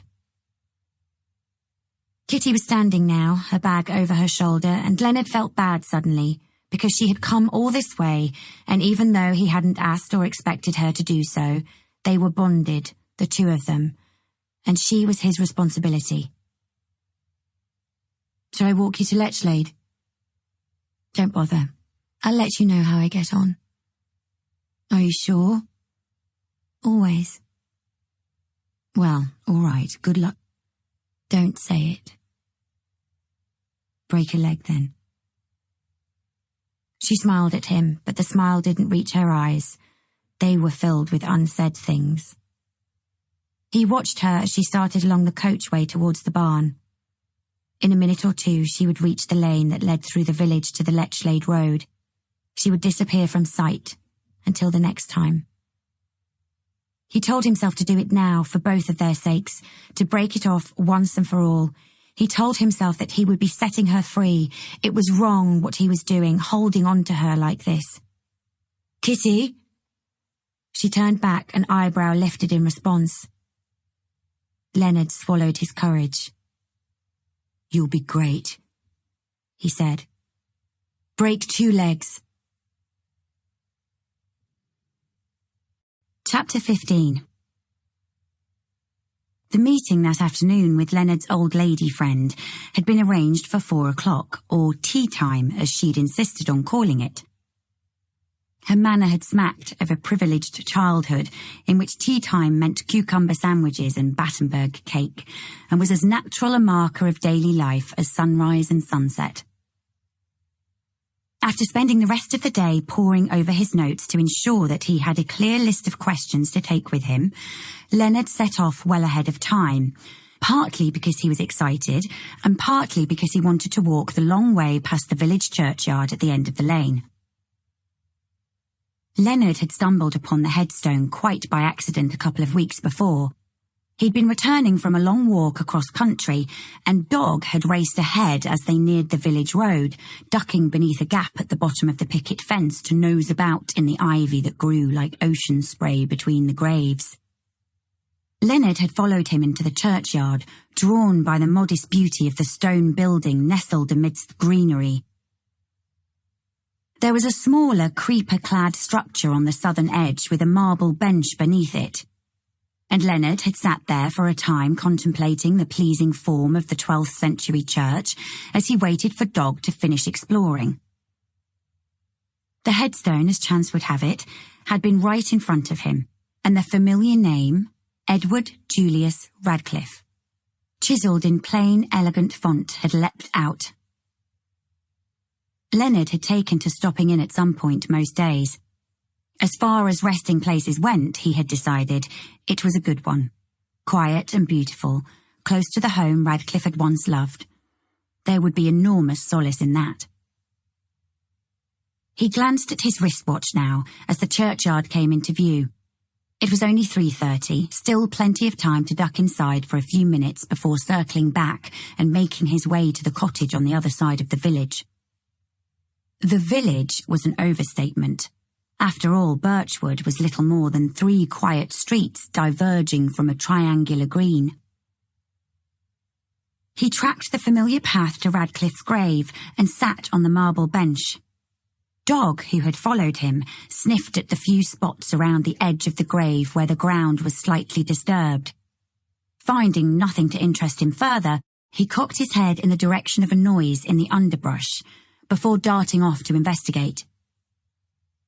On Radcliffe's headstone, in smaller text beneath his name, was written, "Here lieth one who sought truth and light and saw beauty in all things. 1840 to 1881. Leonard found himself staring, as he often did, at the dash between the dates. Within that lichen-laced mark there lay the entire life of a man. His childhood, his loves, his losses and fears, all reduced to a single chiselled line on a piece of stone in a quiet churchyard at the end of a country lane. Leonard wasn't sure whether the thought was comforting or distressing. His opinion changed, depending on the day. Tom had been buried in a cemetery in France, near a village he had never set foot in alive. Leonard had seen the letter sent to their mother and father and had marvelled at the way Tom's commanding officer made things sound so brave and honourable. Death in duty, a terrible but noble sacrifice. He supposed it was all down to practice. Lord knew those officers had written an awful lot of letters. They'd become expert at ensuring they betrayed not a hint of the chaos or horror, and certainly no suggestion of waste. Incredible how little official waste there was in war, how few mistakes. Leonard had read the letter twice when his mother showed it to him. She'd drawn great comfort from it, but beneath its smooth words of gentle consolation, Leonard could hear the ill choir shouting out in pain and fear, calling for their mothers, their boyhoods, their homes. There was nowhere further from home than the battlefield, and no more wretched homesickness than that of the soldier facing death. Leonard had been sitting in this very spot the other day, thinking of Tom and Kitty and Edward Radcliffe, when he first met his old lady friend. It was late in the afternoon, and he'd noticed her at once because she'd been the only other person in the churchyard. She'd arrived with a small posy of flowers and had brought them over to lay on Radcliffe's grave. Leonard had watched with interest, wondering whether she'd known the man himself or was simply an admirer of his art. Her face was lined with age, and her hair, white and very fine, was pulled back into a bun at the nape of her neck.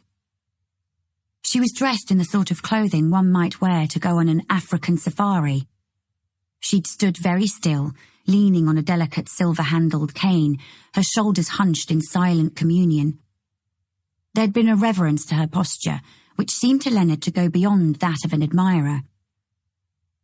After a time, when she reached down to shake loose a weed from the stones around the grave, Leonard had known for certain that she must be a relative or friend.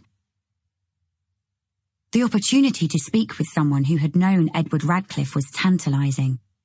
Fresh material was the research student's holy grail, particularly in the case of historical subjects, where the chance of stumbling across anything new was generally next to nil. He had approached carefully so as not to startle her, and when he was close enough to be heard, said, "Good morning."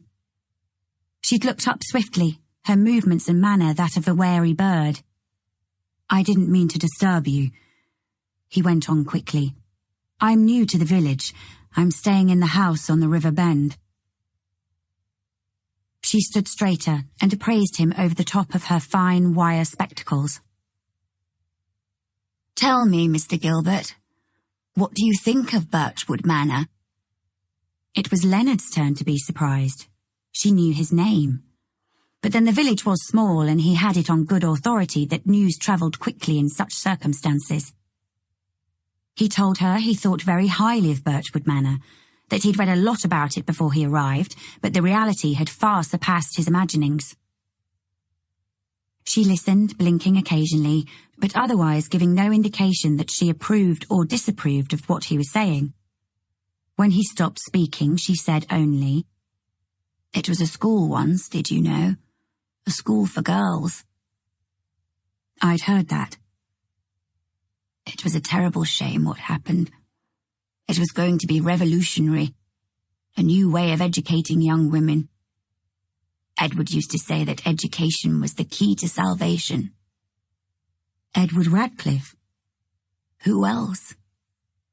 You knew him? Her eyes narrowed slightly. I did. It took every ounce of restraint Leonard could rally to sound casual. I'm a research student up at Oxford. I'm working on a thesis about Radcliffe and this village, the house and his art. I wonder whether you'd mind speaking with me. I had thought that's what we were doing, Mr. Gilbert. We are, of course. You meant that you would like to speak with me about Edward, to interview me. I've had to rely to this point largely on letters from the archives and accounts written by his friends, you see. People like Thurston Holmes. Pah! Leonard flinched at her vehemence. Of all the self-aggrandizing weasels, I shouldn't rely upon a word that fell from his pen. Her attention had been caught by another weed, and she was loosening it now with the end of her cane. I don't like talking, she said between stabs. I don't like it at all. She reached to pluck the weed from the rubble, shaking it fiercely to rid the roots of dirt before throwing it into the bushes. I can see, though, Mr. Gilbert, that I am going to have to speak with you, lest you publish more lies. There have been enough of those over the years. Leonard had started to thank her, but she'd waved her hand with imperious impatience. Yes, yes, you may save all that for later.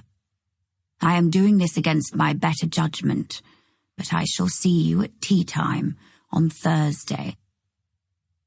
She gave him her address, and Leonard was on the cusp of saying goodbye when he realized that he hadn't even asked her name. Why, Mr. Gilbert, she said with a frown. Whatever is the matter with you? My name is Lucy, of course. Lucy Radcliffe. He should have guessed. Lucy Radcliffe, the younger sister who had inherited her brother's beloved house, who had loved him too well to allow it to be sold to someone who might not care for it as he had done. Leonard's landlady.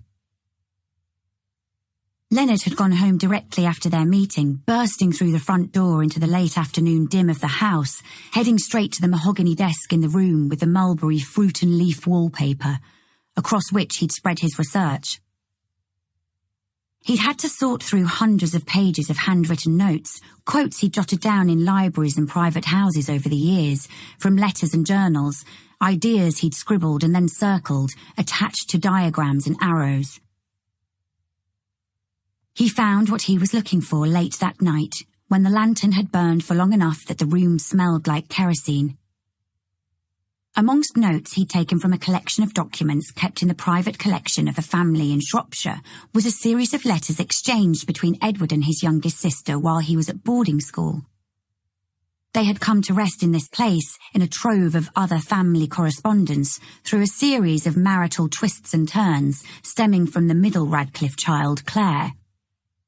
The letters had seemed unimportant to Leonard at the time. They hadn't concerned the house or Radcliffe's art.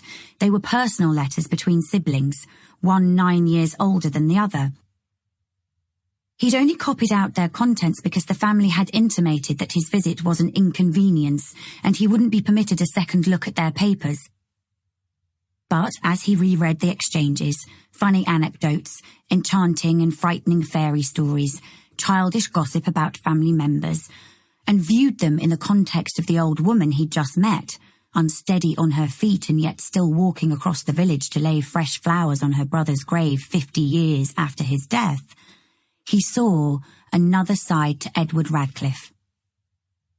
All of this time, Leonard had been focused on Radcliffe the artist, the spirited thinker, the writer of the manifesto. But the long, engaging letters of a boy who was miserable at school to an earnest little sister who begged, rather precociously for a 5-year-old it seemed to Leonard, for books about how the stars were born and whether it is possible to travel through time, had added a new aspect to the man. Furthermore, they'd hinted at a mystery Leonard had thus far been unable to resolve. For both Lucy and Edward referred on more than one occasion to the night of the following, always capitalized, and the house with the light. The context making it clear that they were speaking about something that had happened to Edward. At the archives in York, Leonard had puzzled over the letter Edward wrote to Thurston Holmes in 1861, announcing his purchase of Birchwood Manor and admitting that he was no stranger to the house. Now he was beginning to think that the two sets of correspondence were linked. Both made allusions to a mysterious event from the past, and Leonard had a feeling that whatever had happened on the night of the following had led to Radcliffe's obsession with Birchwood Manor. It was one of the foremost questions on the list of those he intended to ask Lucy at their meeting. Leonard stood and lit a cigarette. The ground was still rough from where she'd plucked at the weeds the other day, and he smoothed over the spot with his foot. As he returned the lighter to his pocket, his fingertips grazed the cool edge of Tom's lucky tuppence. He had never stood at the end of his own brother's grave. He hadn't seen the point. He knew Tom wasn't there. Where was he? Leonard wondered. Where had they all gone? It seemed impossible that it could all just end like that. Impossible that so many young men's hopes and dreams and bodies could be buried in the earth and the earth remain unchanged. Such an almighty transfer of energy and matter must surely have affected the world's balance at an essential and elemental level. All of those people who had once been, suddenly gone. A pair of birds swooped from one of the boughs of an enormous oak to perch at the top of the steeple, and Leonard whistled for Dog. They left the churchyard together, circling back towards the pitted stone plinth known locally as the Crossroads. The triangle-shaped green was just beyond, a large oak at its centre, and an elegant two-storey pub called the Swan on one of the corners opposite. A woman was out on the pavement sweeping around a bench beneath the window. She lifted a hand to wave at Leonard, and he returned the gesture.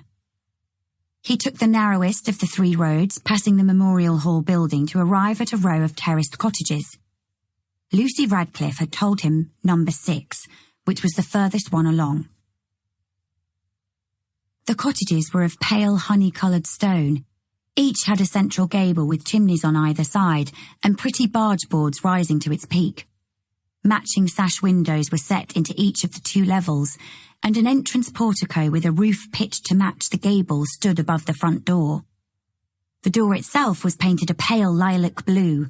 Unlike the front gardens of the other cottages, which were overflowing with a perfect chaos of English summer flowers, number 6 contained a number of notably more exotic species. A bird of paradise, and others that Leonard couldn't name and knew he hadn't seen before. A cat meowed from a patch of sunlit gravel stones before standing and arching and pouring itself through the door, which Leonard saw now was on the latch. She was expecting him. He felt unusually nervous and didn't cross the road at once. He allowed himself another cigarette as he went over the list of talking points he'd prepared. He reminded himself not to set his expectations too high, that there was no guarantee that she would hold the answers he sought, that even if she did, there was no certainty she would share them with him. She had been very clear on that front, saying to him as she left the churchyard, "I have 2 conditions, Mr. Gilbert. The first is that I will speak only if you promise strict anonymity. I have no interest in seeing my name in print. The second is that I can give you 1 hour, but no more." With a deep breath, Leonard unlatched the rusted metal gate and closed it carefully behind him. He didn't feel comfortable simply pushing the door open and arriving inside with no announcement, so he knocked lightly and called. "Hello? Miss Radcliffe?" "Yes?" came a distracted voice from inside. It's Leonard Gilbert from Birchwood Manor." "Well, for goodness sake, Leonard Gilbert from Birchwood Manor. Come in, won't you?" Chapter 16. The cottage was pleasantly dark inside, and it took a moment for his gaze to arrive at Lucy Radcliffe in the midst of all her treasures. She had been expecting him only a minute before, but clearly had more important things to do than to sit in readiness. She was engrossed in her reading, posed as still as marble in a mustard-coloured armchair, a tiny figure in profile to him, a journal in her hand, her back curved as she peered through a magnifying glass at the folded page. A lamp was positioned on a small half-moon table beside her, and the light it cast was yellow and diffuse. Underneath it, a teapot sat beside 2 cups. "Miss Radcliffe," he said. "Whatever do you think, Mr. Gilbert?" She did not look up from her journal. "It appears that the universe is expanding." "Is it?" Leonard took off his hat. He couldn't see a hook on which to hang it, so he held it in 2 hands before him. "It says so right here. A Belgian man, a priest if you can believe it, has proposed that the universe is expanding at a constant rate. Unless my French is rusty, and I don't think that it is, he's even calculated the rate of expansion. You know what this means, of course." "I'm not sure that I do." Her cane was leaning against the table beside her, and Lucy began now to pace across the warm Persian rug. "If one is to accept that the universe is expanding at a constant rate, then it follows that it has been doing so since its beginning. Since its beginning, Mr. Gilbert." She stood very still, her head capped neatly by her white hair. "A beginning. Not Adam and Eve. I don't mean that. I mean a moment. Some sort of action or event that started it all off. Space and time, matter and energy. A single atom that somehow—" She flexed open the fingers of one hand. "Exploded. Good God." Her bright, quick eyes met his. "We might be on the verge of understanding the very birth of the stars, Mr. Gilbert. The stars." The only natural light in the room came from the small front window of the house, and it graced the surface of her face, which was a study in wonder. It was beautiful and engaged, and Leonard could see in it the young girl she must once have been. Before his very eyes, though, her expression faltered. The light drained from her features, and her skin appeared to sag. She wore no powder, and her weathered complexion was that of a woman who had spent her life outdoors, the lines on her face telling 100 stories. "Oh, but it is the worst thing about getting old, Mr. Gilbert. Time. There isn't enough of it left. There is simply too much to know, and too few hours in which to know it. Some nights that terrible fact keeps me from sleeping. I close my eyes and hear my pulse ticking away the seconds. And so I sit up in my bed and I read instead. I read and write notes and memorize, and then I start on something new. And yet it is in vain, for my time will end. What wonders am I going to miss?" Leonard didn't have much in the way of consolation to offer. It wasn't that he didn't understand her regrets, only that he'd seen too many die who hadn't had a quarter of the time that she'd been given. "I know what you are thinking, Mr. Gilbert. You needn't say it. I sound like a selfish and irascible old woman, and by God I am. But I have been this way for too long now to think of changing. And you are not here to discuss my regrets. Come, sit down. The tea is brewed, and I'm sure I have a scone or two tucked away somewhere." Leonard opened by reiterating his gratitude that she had selected his application for the residency at Birchwood Manor, telling her how much he loved staying at the house and how gratifying it was to have the opportunity to get to know a place about which he had read and thought so much. "It's helping enormously with my work," he said. "I feel close to your brother at Birchwood Manor." "I understand the proposition, Mr. Gilbert. Many wouldn't, but I do. And I agree. My brother is a part of the house in a way that most people cannot appreciate. The house was a part of him, too. He fell in love with Birchwood Manor long before he bought it."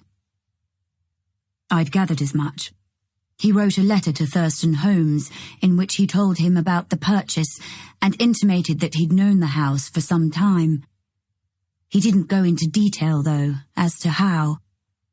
"No, well, he wouldn't have. Thurston Holmes was a talented enough technician, but unfortunately, for all concerned, he was a vainglorious prig. Tea?" "Please." As tea gurgled from the spout, she continued. "Thurston had none of the sensitivity required of a true artist. Edward would never have willingly told him about the night that he discovered Birchwood Manor." "But he told you." She regarded him, her head tilted in a way that brought to mind a teacher Leonard hadn't thought of in years. Rather, the parakeet that the teacher had kept in a golden cage in his classroom. "You have a brother, Mr. Gilbert. I remember reading it in your application." "I had a brother. Tom. He died in the war." "I'm sorry to hear that. You were close, I think." "We were." Edward was 9 years older than I, but circumstances had thrown us together when we were young. My earliest and fondest memories are of Edward telling me stories. If you are to understand my brother, Mr. Gilbert, you must stop seeing him as a painter and start seeing him instead as a storyteller. It was his greatest gift. He knew how to communicate, how to make people feel and see and believe. The medium in which he chose to express himself was irrelevant. It is no easy feat to invent a whole world, but Edward could do that. The setting, the narrative, characters who live and breathe. He was able to make the story come to life in someone else's mind. Have you ever considered the logistics of that, Mr. Gilbert? The transfer of an idea. And of course, a story is not a single idea. It is thousands of ideas, all working together in concert. What she said was true. As an artist, Edward Radcliffe could transport people so that they were no longer simply spectators of his work, but participants, co-conspirators in the realization of the world that he sought to create. I have an excellent memory, Mr. Gilbert. Too good, it has sometimes seemed to me. I can remember being a tiny thing. My father was still alive, and we all lived in the house in Hampstead. My sister Claire was 5 years older than I was, and used to grow impatient playing with me, but Edward would keep us both spellbound with his tales. They were often terrifying, but always electric. Some of the happiest moments of my life were spent listening as he wove his story. But one day, everything changed in our household, and a terrible darkness descended. Leonard had read about the death of Edward's father, killed when he was run down by a carriage in Mayfair late one night.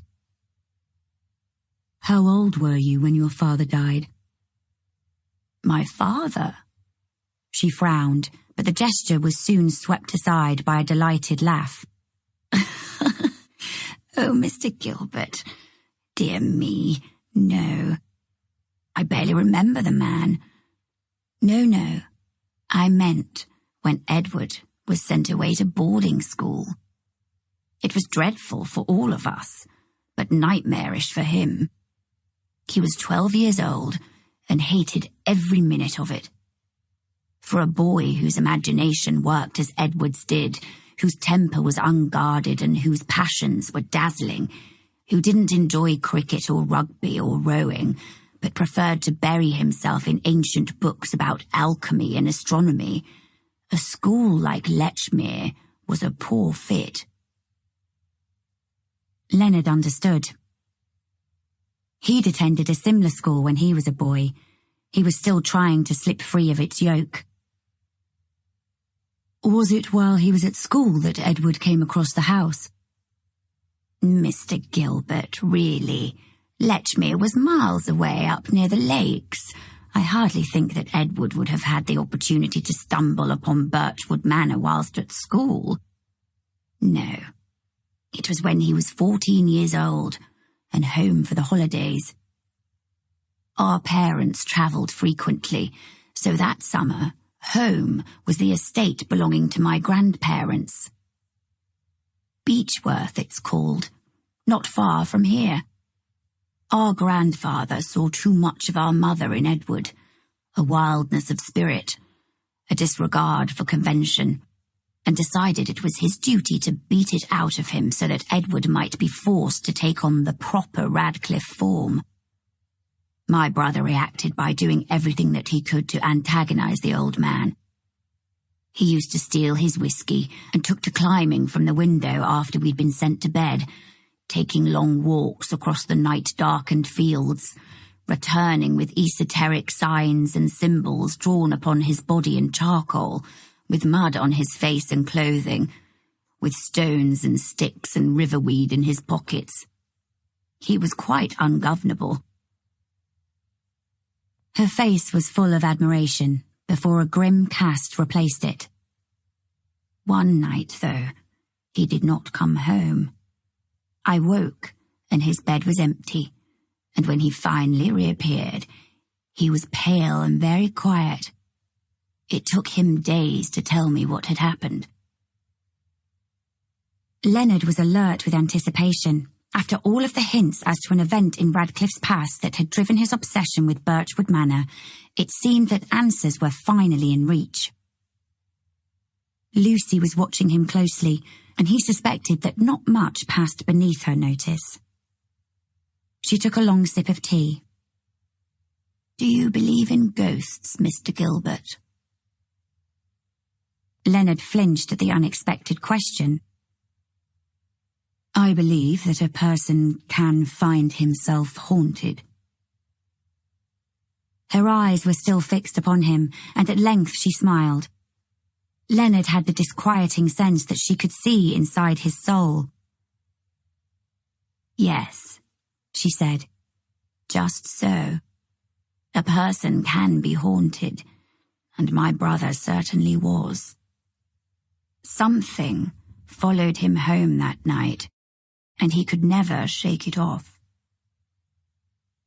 The night of the following. This, then, was what the young Lucy and Edward had been referencing in their letters. What sort of something?